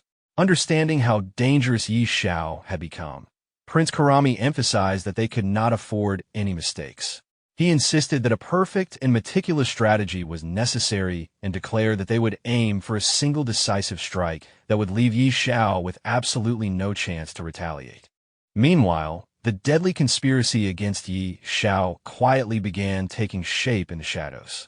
The scene shifted to the leveling area outside Finya City, where Xiao's dragon was relentlessly slaughtering monsters with overwhelming fireball attacks. While the dragon rapidly farmed enemies below, Xiao calmly sat on a nearby stone drinking coffee in complete relaxation. Despite his casual appearance, he was focused on raising levels as quickly as possible because reaching level 80 was necessary before entering the Abyss continent. During this moment, Xiao suddenly received a video call from Elder Alicia. The elf elder excitedly informed him that the first forbidden spell scroll had finally been completed.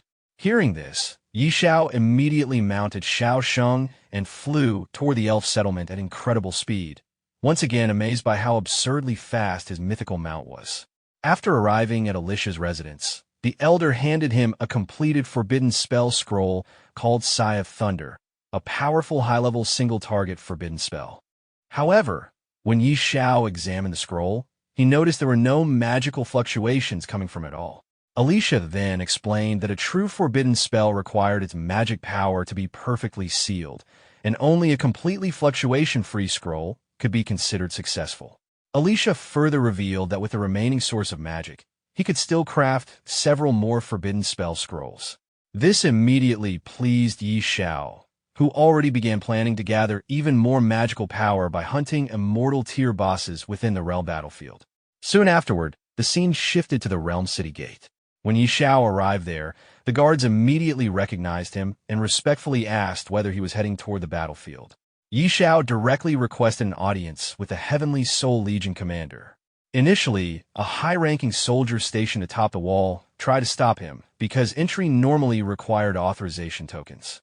However, the gatekeeper instantly scolded the soldier for disrespecting Xiao and ordered him to notify the commander immediately. Realizing his mistake, the soldier quickly apologized and allowed Xiao to enter. Inside the throne room, the Heavenly Soul Legion commander warmly welcomed Xiao and asked why he had come personally. Xiao straightforwardly explained that he needed to hunt a level 60 immortal tier boss and requested assistance from every legion in locating one. While most people feared immortal bosses and avoided them at all costs, Xiao was instead worried that the boss might hide before he could find it. Hearing this, the commander immediately stood up with excitement and promised full cooperation from all legions. Meanwhile, Xiao quietly prepared himself for his next journey into the realm battlefield.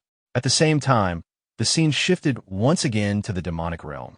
There, a massive demonic creature with glowing violet eyes roared furiously after learning that the Holy Judgment artifact had broken free from their control.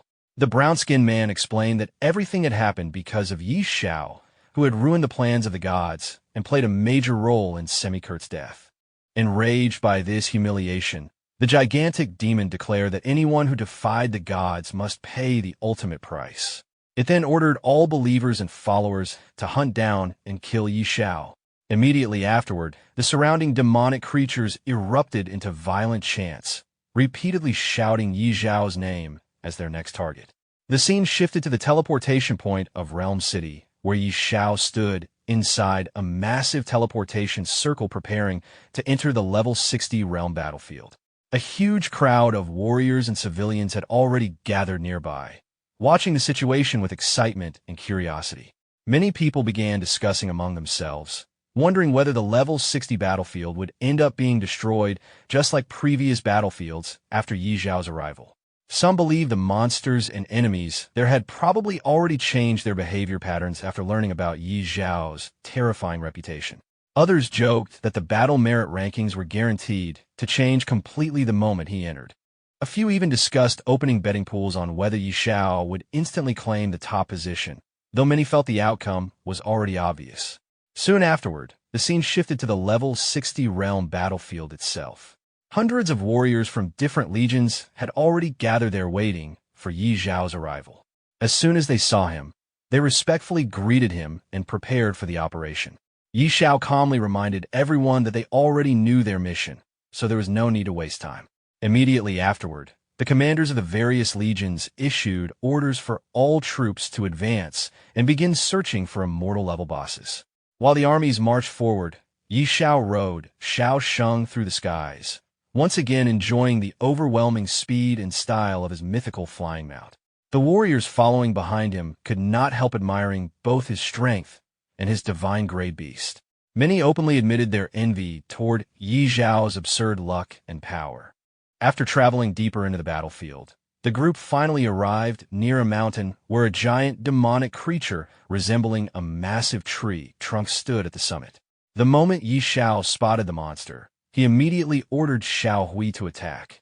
Following the command, the dragon unleashed an enormous fireball that instantly dealt devastating damage to the demonic beast. Watching the attack, Yi Zhao realized that Xiao Hui's growth had become terrifyingly fast, with its burst damage already surpassing 4 million. He even began thinking that the dragon might soon step into the god-level realm. Yi Zhao then ordered the dragon to continue attacking, causing the battlefield to be submerged beneath overwhelming flames as the dragon intensified its assault. Back in the city, countless people watched the battlefield scoreboard in shock and excitement as Yi Zhao's achievements rapidly climbed. Many were amazed at how casually he hunted bosses that normal people feared with their lives. However, not everyone observing the battlefield had friendly intentions. Among the spectators, a hooded warrior secretly monitored Yi Zhao's every move while holding a mysterious artifact. The individual instructed others to carefully gather all possible information regarding Yi Zhao's combat methods, especially his beast-taming abilities. They hoped to fully analyze his skills and prepare for future confrontations. At that moment, a system announcement suddenly appeared before every warrior across the city center. The notification announced that player knight Xiao of the Great Xia Kingdom had entered the level 60 realm battlefield for the first time and had already reached 500th place on the battle merit leaderboard, earning bonus attribute points and additional rewards for the Great Xia Kingdom war zone. The warriors watching the battle merit rankings became completely shocked after seeing our protagonist's rapid rise once again. Many of them immediately realized that another huge event was unfolding on the battlefield, while others excitedly hoped they might also benefit from the hidden quests and rewards triggered by Yi Zhao's actions. Meanwhile, some veterans had already given up trying to compete with him at all, knowing the gap between them was simply absurd.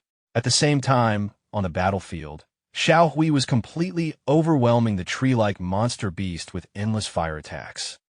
Just then, a soldier riding a beast mount landed near our protagonist and urgently informed him that a clue regarding an immortal-level boss had been discovered west of the mountain range.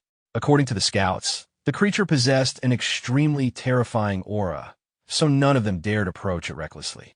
Hearing this, our protagonist immediately became interested and mounted Xiao Sheng without hesitation.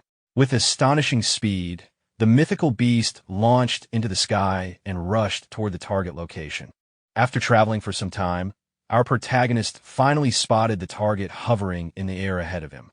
The creature resembled a grim reaper carrying a giant scythe and radiated an extremely sinister aura. The moment he saw it, our protagonist immediately ordered Xiao Sheng to charge. However, before Xiao Sheng could even close the distance, the immortal-level boss suddenly turned around and fled at terrifying speed. Seeing this, even our protagonist became shocked by how ridiculously fast the boss was. Meanwhile, the warriors below who witnessed the scene were completely stunned. None of them expected an immortal-level boss to run away immediately after seeing Lord Yixiao appear. Without wasting time, our protagonist immediately ordered Xiao Sheng to continue the pursuit. Back on the ground, one of the soldiers asked his commander what they should do next. After observing the situation carefully, the commander concluded that the boss clearly did not dare confront Yixiao directly. Because of that, he immediately ordered all troops to spread out and search every direction for traces of the boss's movements. He also instructed everyone to immediately report the appearance of any other high-level bosses. The soldiers quickly accepted the order and scattered throughout the battlefield. Watching Yixiao chase through the skies, the commander inwardly felt that any powerful boss discovered on the battlefield would definitely attract Yixiao's interest. Meanwhile, our protagonist continued searching through the air while riding Xiao Sheng. Even he admitted that the immortal-level boss was incredibly skilled at escaping. Then, just as he was searching, the infernal messenger suddenly appeared again directly ahead of him. The moment he spotted it, our protagonist immediately ordered Xiao Sheng to charge once more. At the same time, a system notification appeared before him, revealing the creature's information. The infernal messenger was an immortal-level mystic boss at level 65 with 20 million health points. It was described as a messenger from hell wielding a life-absorbing scythe capable of dragging its victims into eternal torment. After seeing the information, our protagonist calmly analyzed the enemy and concluded that although the boss was powerful, it was still nothing more than a slightly stronger toy compared to Xiao Hui and Xiao Luo. However, instead of fighting, the infernal messenger once again chose to flee at full speed. While chasing after it, our protagonist could not help but complain that running away might actually be the strongest survival ability in existence. He never expected that one day he would need to worry about whether he could even catch up to an immortal-level boss. Still, he remained completely confident. Since the realm battlefield had fixed boundaries, he knew the infernal messenger would eventually run out of places to escape. The infernal messenger continued fleeing desperately across the battlefield, while our protagonist chased closely behind on Xiao Sheng. Before long, they finally reached the outer boundary of the battlefield itself. Seeing the edge appear before them, our protagonist confidently declared that the boss had nowhere left to run now. At that moment, the infernal messenger suddenly turned around and violently swung its giant scythe. Rather than panicking, our protagonist laughed excitedly, thinking the creature had finally decided to fight to the death. Without hesitation, he immediately ordered Xiao Hui and Xiao Luo to attack.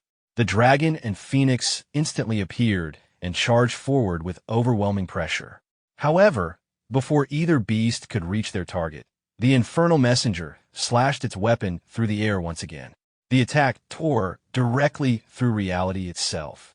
A gigantic spatial crack instantly appeared at the edge of the battlefield, forming a massive portal leading into complete darkness.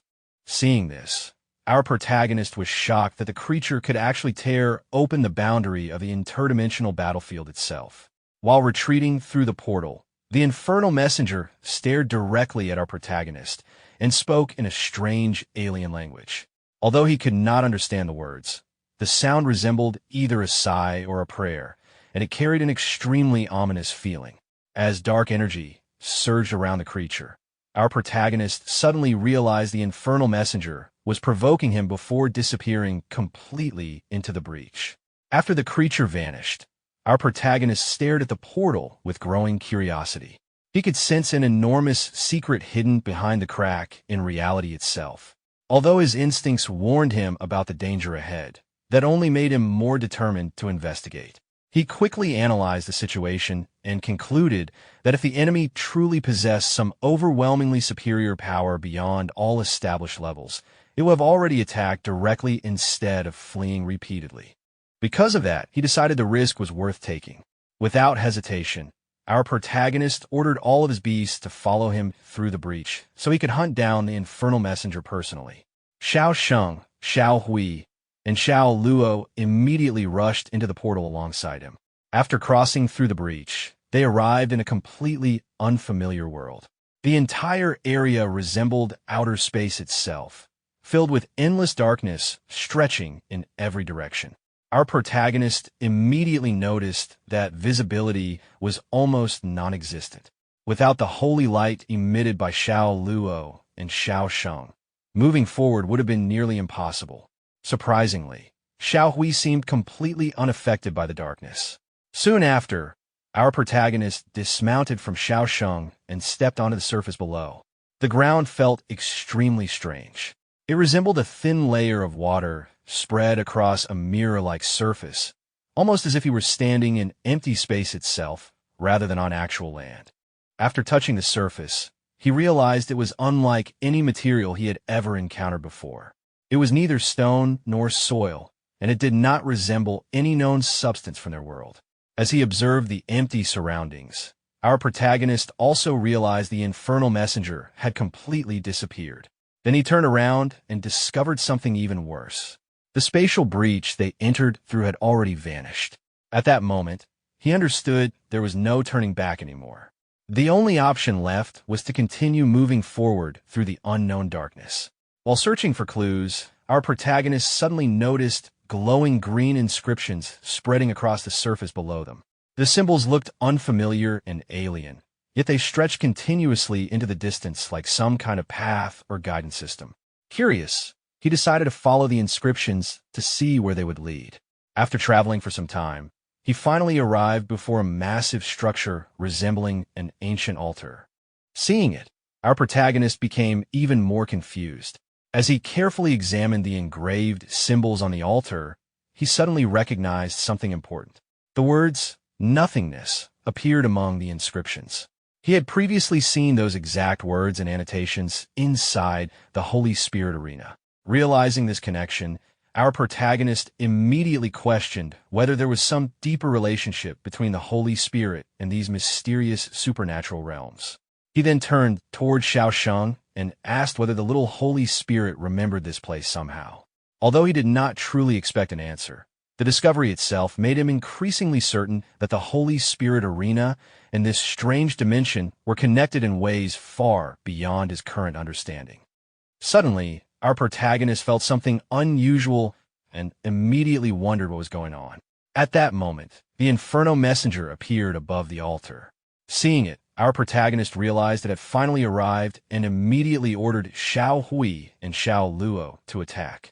Following his command, the Phoenix and the Dragon unleashed condensed fire attacks at the Inferno Messenger. However, the Inferno Messenger endured the attacks without moving and continued heading toward the altar. Watching this, our protagonist became confused. The Inferno Messenger was completely ignoring the attacks and seemed determined to reach the altar, making him wonder whether the altar was hiding some important secret. Suddenly, immense green energy erupted from the Inferno Messenger's body. In the next moment, its body began disintegrating and transformed into green energy that was absorbed into the altar. Seeing this, our protagonist was even more puzzled.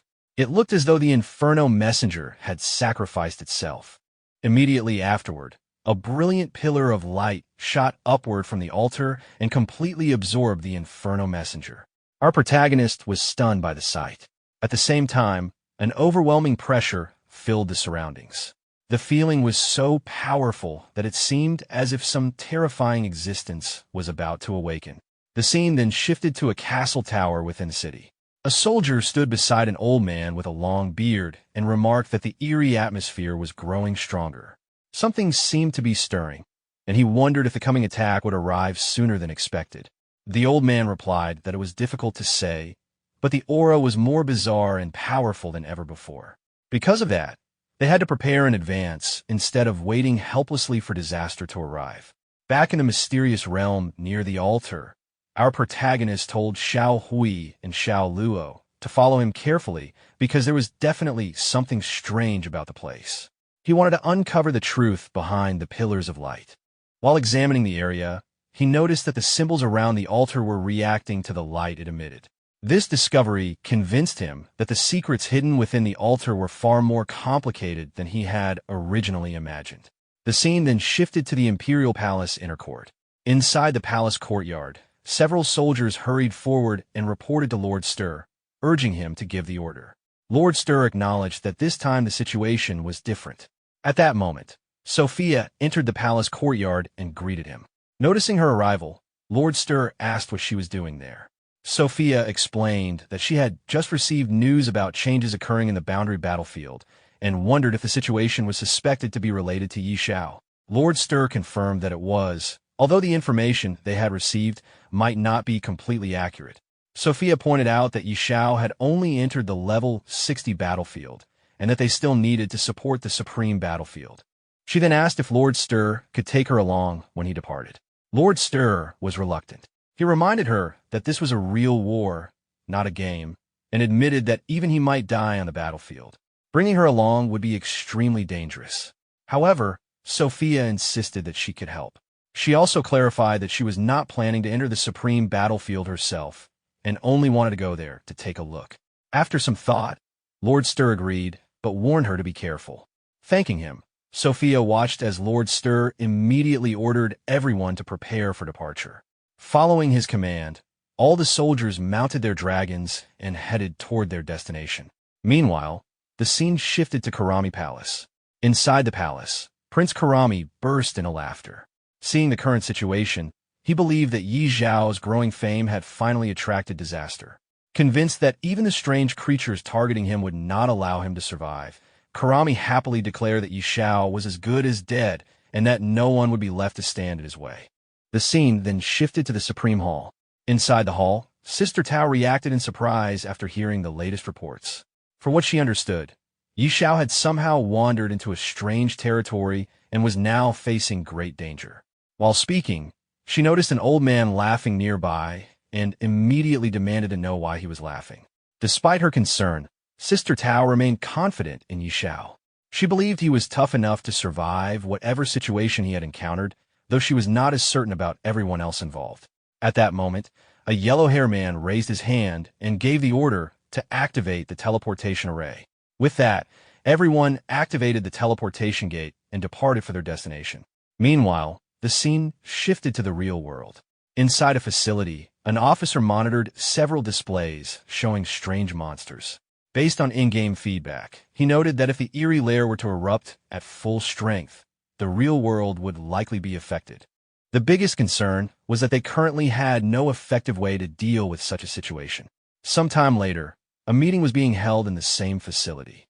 Upon hearing reports that the eerie nest might become active, the officer acknowledged that the situation would be extremely troublesome.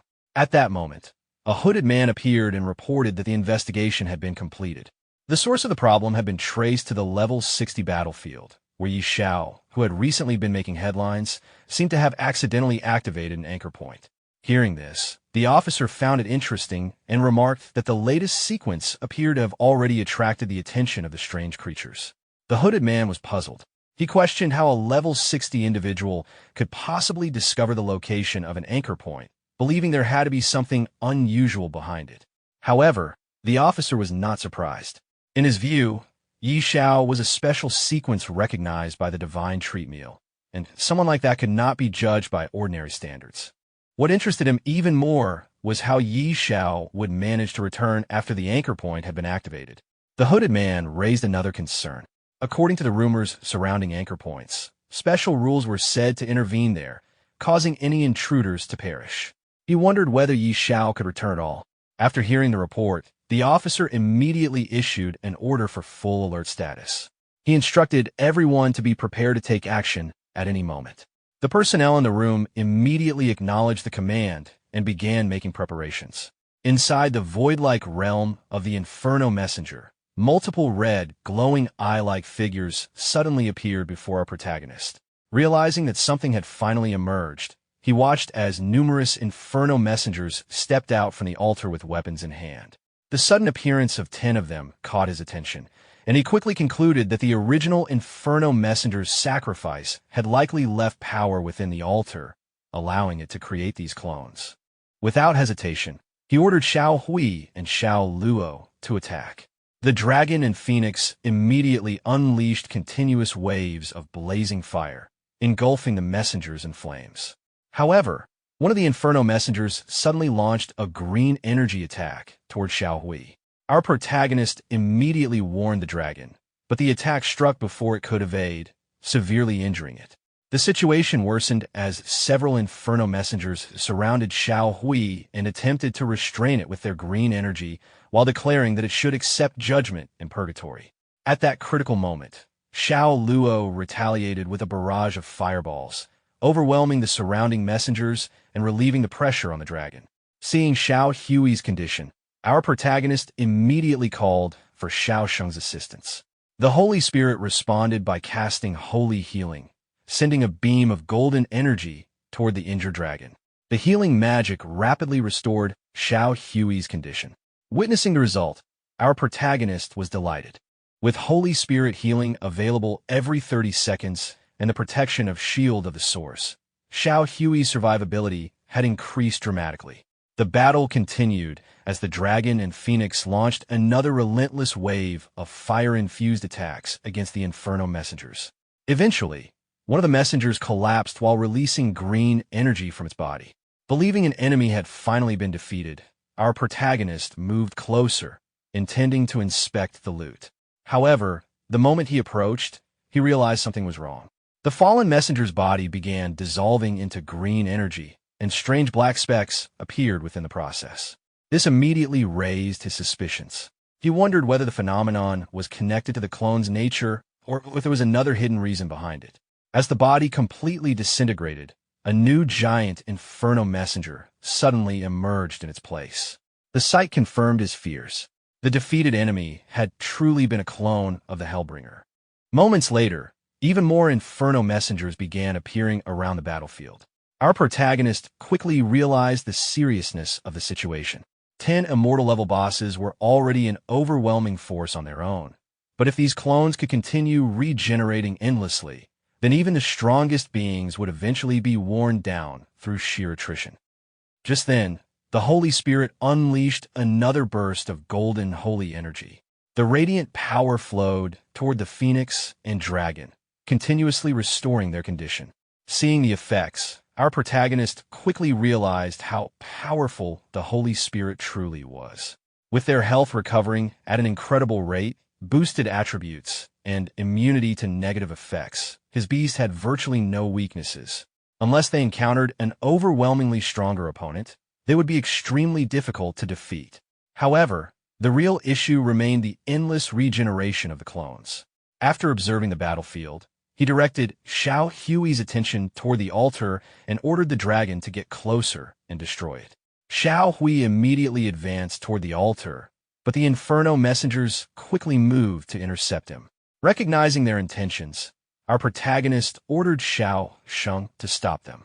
The Holy Spirit responded by creating a massive golden barrier woven together in a crisscross pattern, blocking the charging Inferno messengers. With the path temporarily cleared, our protagonist seized the opportunity and ordered Xiao Hui to destroy the altar. The dragon immediately unleashed a powerful wave of fire toward it. However, before the attack could land, all the Inferno messengers surrounding the barrier suddenly vanished and reappeared directly in front of the altar, sacrificing themselves to block the attack. The unexpected teleportation caught our protagonist off guard. He could hardly believe how desperately they were protecting the altar. Moments later, the messengers once again surrounded Xiao Hui. While the dragon fought back with continuous fireballs, our protagonist instructed him to keep searching for opportunities to damage the altar. Unfortunately, the situation only became more troublesome. More and more Inferno messengers gathered around the altar until it was completely hidden behind their bodies. Every possible opening was sealed. Watching this, our protagonist finally understood the core of the problem.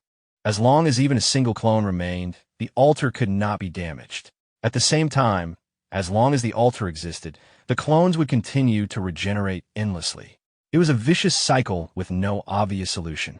Even though Xiao Hui and Xiao Luo currently held the advantage, endless battles would eventually drain their strength. After carefully analyzing the situation, Our protagonist clenched his fist and smiled. At last, he had found a way to break the deadlock. Having found a solution, our protagonist finally called upon Xiao to take the stage. The Holy Spirit immediately moved forward and unleashed a surge of holy energy before activating its unique innate skill, Prelude to the Holy Spirit. A massive wave of sacred power spread across the battlefield. Watching the scene unfold, our protagonist couldn't help but admire the ability. Among the 3 mythical-level beast tamers, this was the only innate skill that could be activated without any negative consequences, making it an exceptionally powerful, heaven-defying ability. The holy energy soon enveloped Xiao Hui and Xiao Luo. In addition to restoring them, it greatly enhanced their attributes and combat abilities. At the same time, a notification appeared before our protagonist, informing him that the Holy Spirit's buffs had been doubled and that his entire faction had received a 100% bonus. Seeing the effects, he immediately understood that the increase in combat power was far greater than the number suggested. Empowered by the buffs, Xiao Hui unleashed a devastating barrage of flames that completely overwhelmed the Inferno messengers. The difference in strength became obvious at a glance. Soon after, Xiao Luo joined the assault, covering the battlefield with countless fireballs. The clones were pushed back even further under the relentless attacks. As he observed the battle, our protagonist noted that Xiao Luo's area of effect capabilities were extraordinarily powerful, with sustained damage that even surpassed Xiao Hui's in certain situations. He also realized something else. Despite being immortal-level entities, these clones had yet to display any innate skills. Normally, bosses of this rank would possess unique abilities, but none had appeared so far. Fortunately, they also lacked the self-destruction ability encountered during the level 50 Abyss trial. Then, a brilliant pillar of red light suddenly burst into the sky from the altar. The sight immediately caught our protagonist's attention. The altar was clearly not as flawless as it had first appeared. Meanwhile, the Inferno messengers continued to be crushed by the combined attacks of Xiao Hui and Xiao Luo. Their defensive formation gradually collapsed, allowing openings to appear around the altar. Seeing this, our protagonist realized that the defenses had finally been breached and that the strategy was working far better than expected. Without wasting the opportunity, he shifted his focus entirely to the altar and ordered Xiao Hui to target it next. Meanwhile, at the edge of the level 60 battlefield, several hooded figures wearing strange masks had gathered near the location believed to be the anchor point. One of them examined the area, confirming that it was indeed the place they had been searching for. Another figure, holding a crystal orb, explained their mission. Their objective was to disrupt the anchor point's guidance, delay the coming bizarre riot, and prepare the area for the arrival of reinforcements. The others immediately acknowledged the orders and began carrying out the plan. While guarding the anchor point, one of the masked figures remarked that it had been a long time since the disturbance began, yet the anchor point still had not been fully activated. In his view, this meant that Yi Xiao was still alive and fighting. The situation only reinforced the rumors about his strength. The man holding the crystal orb agreed and explained that the longer they could delay the activation, the better. Ideally, they needed to hold out until reinforcements arrived so that everything could proceed smoothly. However, another member pointed out that the reinforcements would need at least half a day to arrive, making the task extremely difficult. Even so, one of the masked figures believed it was not impossible. After all, Yi Xiao was someone who had once destroyed an entire level 50 battlefield. If anyone could create another miracle, it would be him. As they continued discussing the situation, a massive crack suddenly appeared across the boundary barrier. The unexpected sight immediately shocked everyone. They stared at the rupture in disbelief, unable to understand how the supposedly stable boundary had been torn open. Moments later, our protagonist emerged from the crack alongside the Holy Spirit and the Phoenix. The masked figures instantly recognized him. His battle rune set was unmistakable, and only one person possessed the Courage battle rune set. Combined with the 3 powerful beasts accompanying him, there was no doubt about his identity. The man holding the crystal orb quickly sensed the aura of the creatures around Yi Xiao and realized that all of them possessed immortal-level power. The revelation left the others stunned. They could hardly believe that so many immortal-level beings were gathered around a single person. Just as they were still processing the situation, a violent vortex suddenly formed behind our protagonist within the crack in the barrier. The sudden change immediately caught his attention.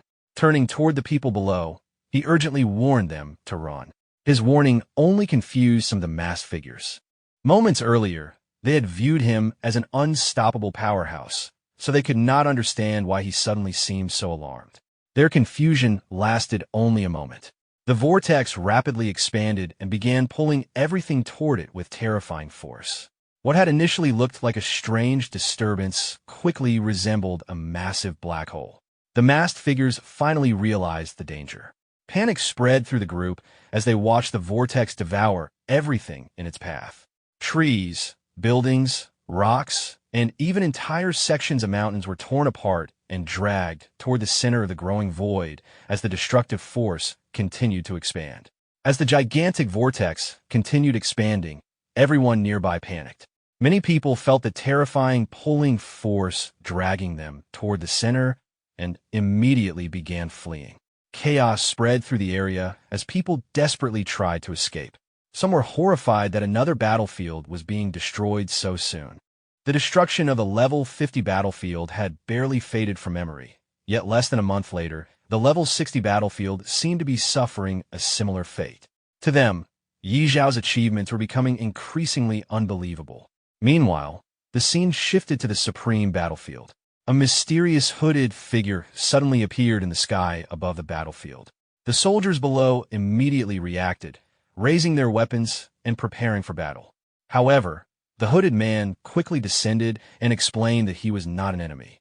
Recognizing him as Senior Adams, the commander immediately asked whether something had happened in Realm City. Adams revealed that the anchor point had disappeared and that the crisis was already over. The commander was stunned by the news. When he asked whether the incident was connected to Yi Xiao, Adams did not deny it. In the commander's eyes, only someone recognized by the divine tree could accomplish something so impossible. Adams agreed. Yi Xiao had already created countless miracles, and this appeared to be another one. Meanwhile, aboard the warship of the Supreme Hall, a man in a white hood approached Sister Tao after hearing the news that the anchor point had vanished. Unable to understand how such a dangerous phenomenon could simply disappear, he questioned her about it. Sister Tao seemed completely unconcerned. She mocked his surprise and acted as though the situation was perfectly normal. The white-hooded man found her confidence suspicious and pointed out that she spoke as if she understood exactly what had happened. Sister Tao casually explained that she had some connection with Yihan and had already witnessed far more outrageous events than this. Compared to those experiences, the disappearance of an anchor point was hardly worth mentioning. Hearing this, the man immediately became interested. Realizing that Sister Tao had been spending a lot of time in Fiancée City lately, he suspected she knew much more about Yihan than most people. Curious, he began trying to gather information from her. Sister Tao quickly realized his intentions and questioned him. The white-hooded man insisted that he was merely curious. In truth, he believed Yihan possessed astonishing potential. From his perspective, investing in someone with that level of talent would be an extremely profitable decision. Hearing that explanation, Sister Tao immediately understood his motives and pointed out that his sudden friendliness finally made sense. Meanwhile, the scene shifted to the imperial capital. Inside a meeting room, several influential figures had gathered. A man wearing a strange red mask brought the discussion to order and noted that everyone had already heard the latest news.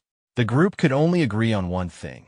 Yi Xiao was proving to be far more difficult to deal with than any of them had originally imagined.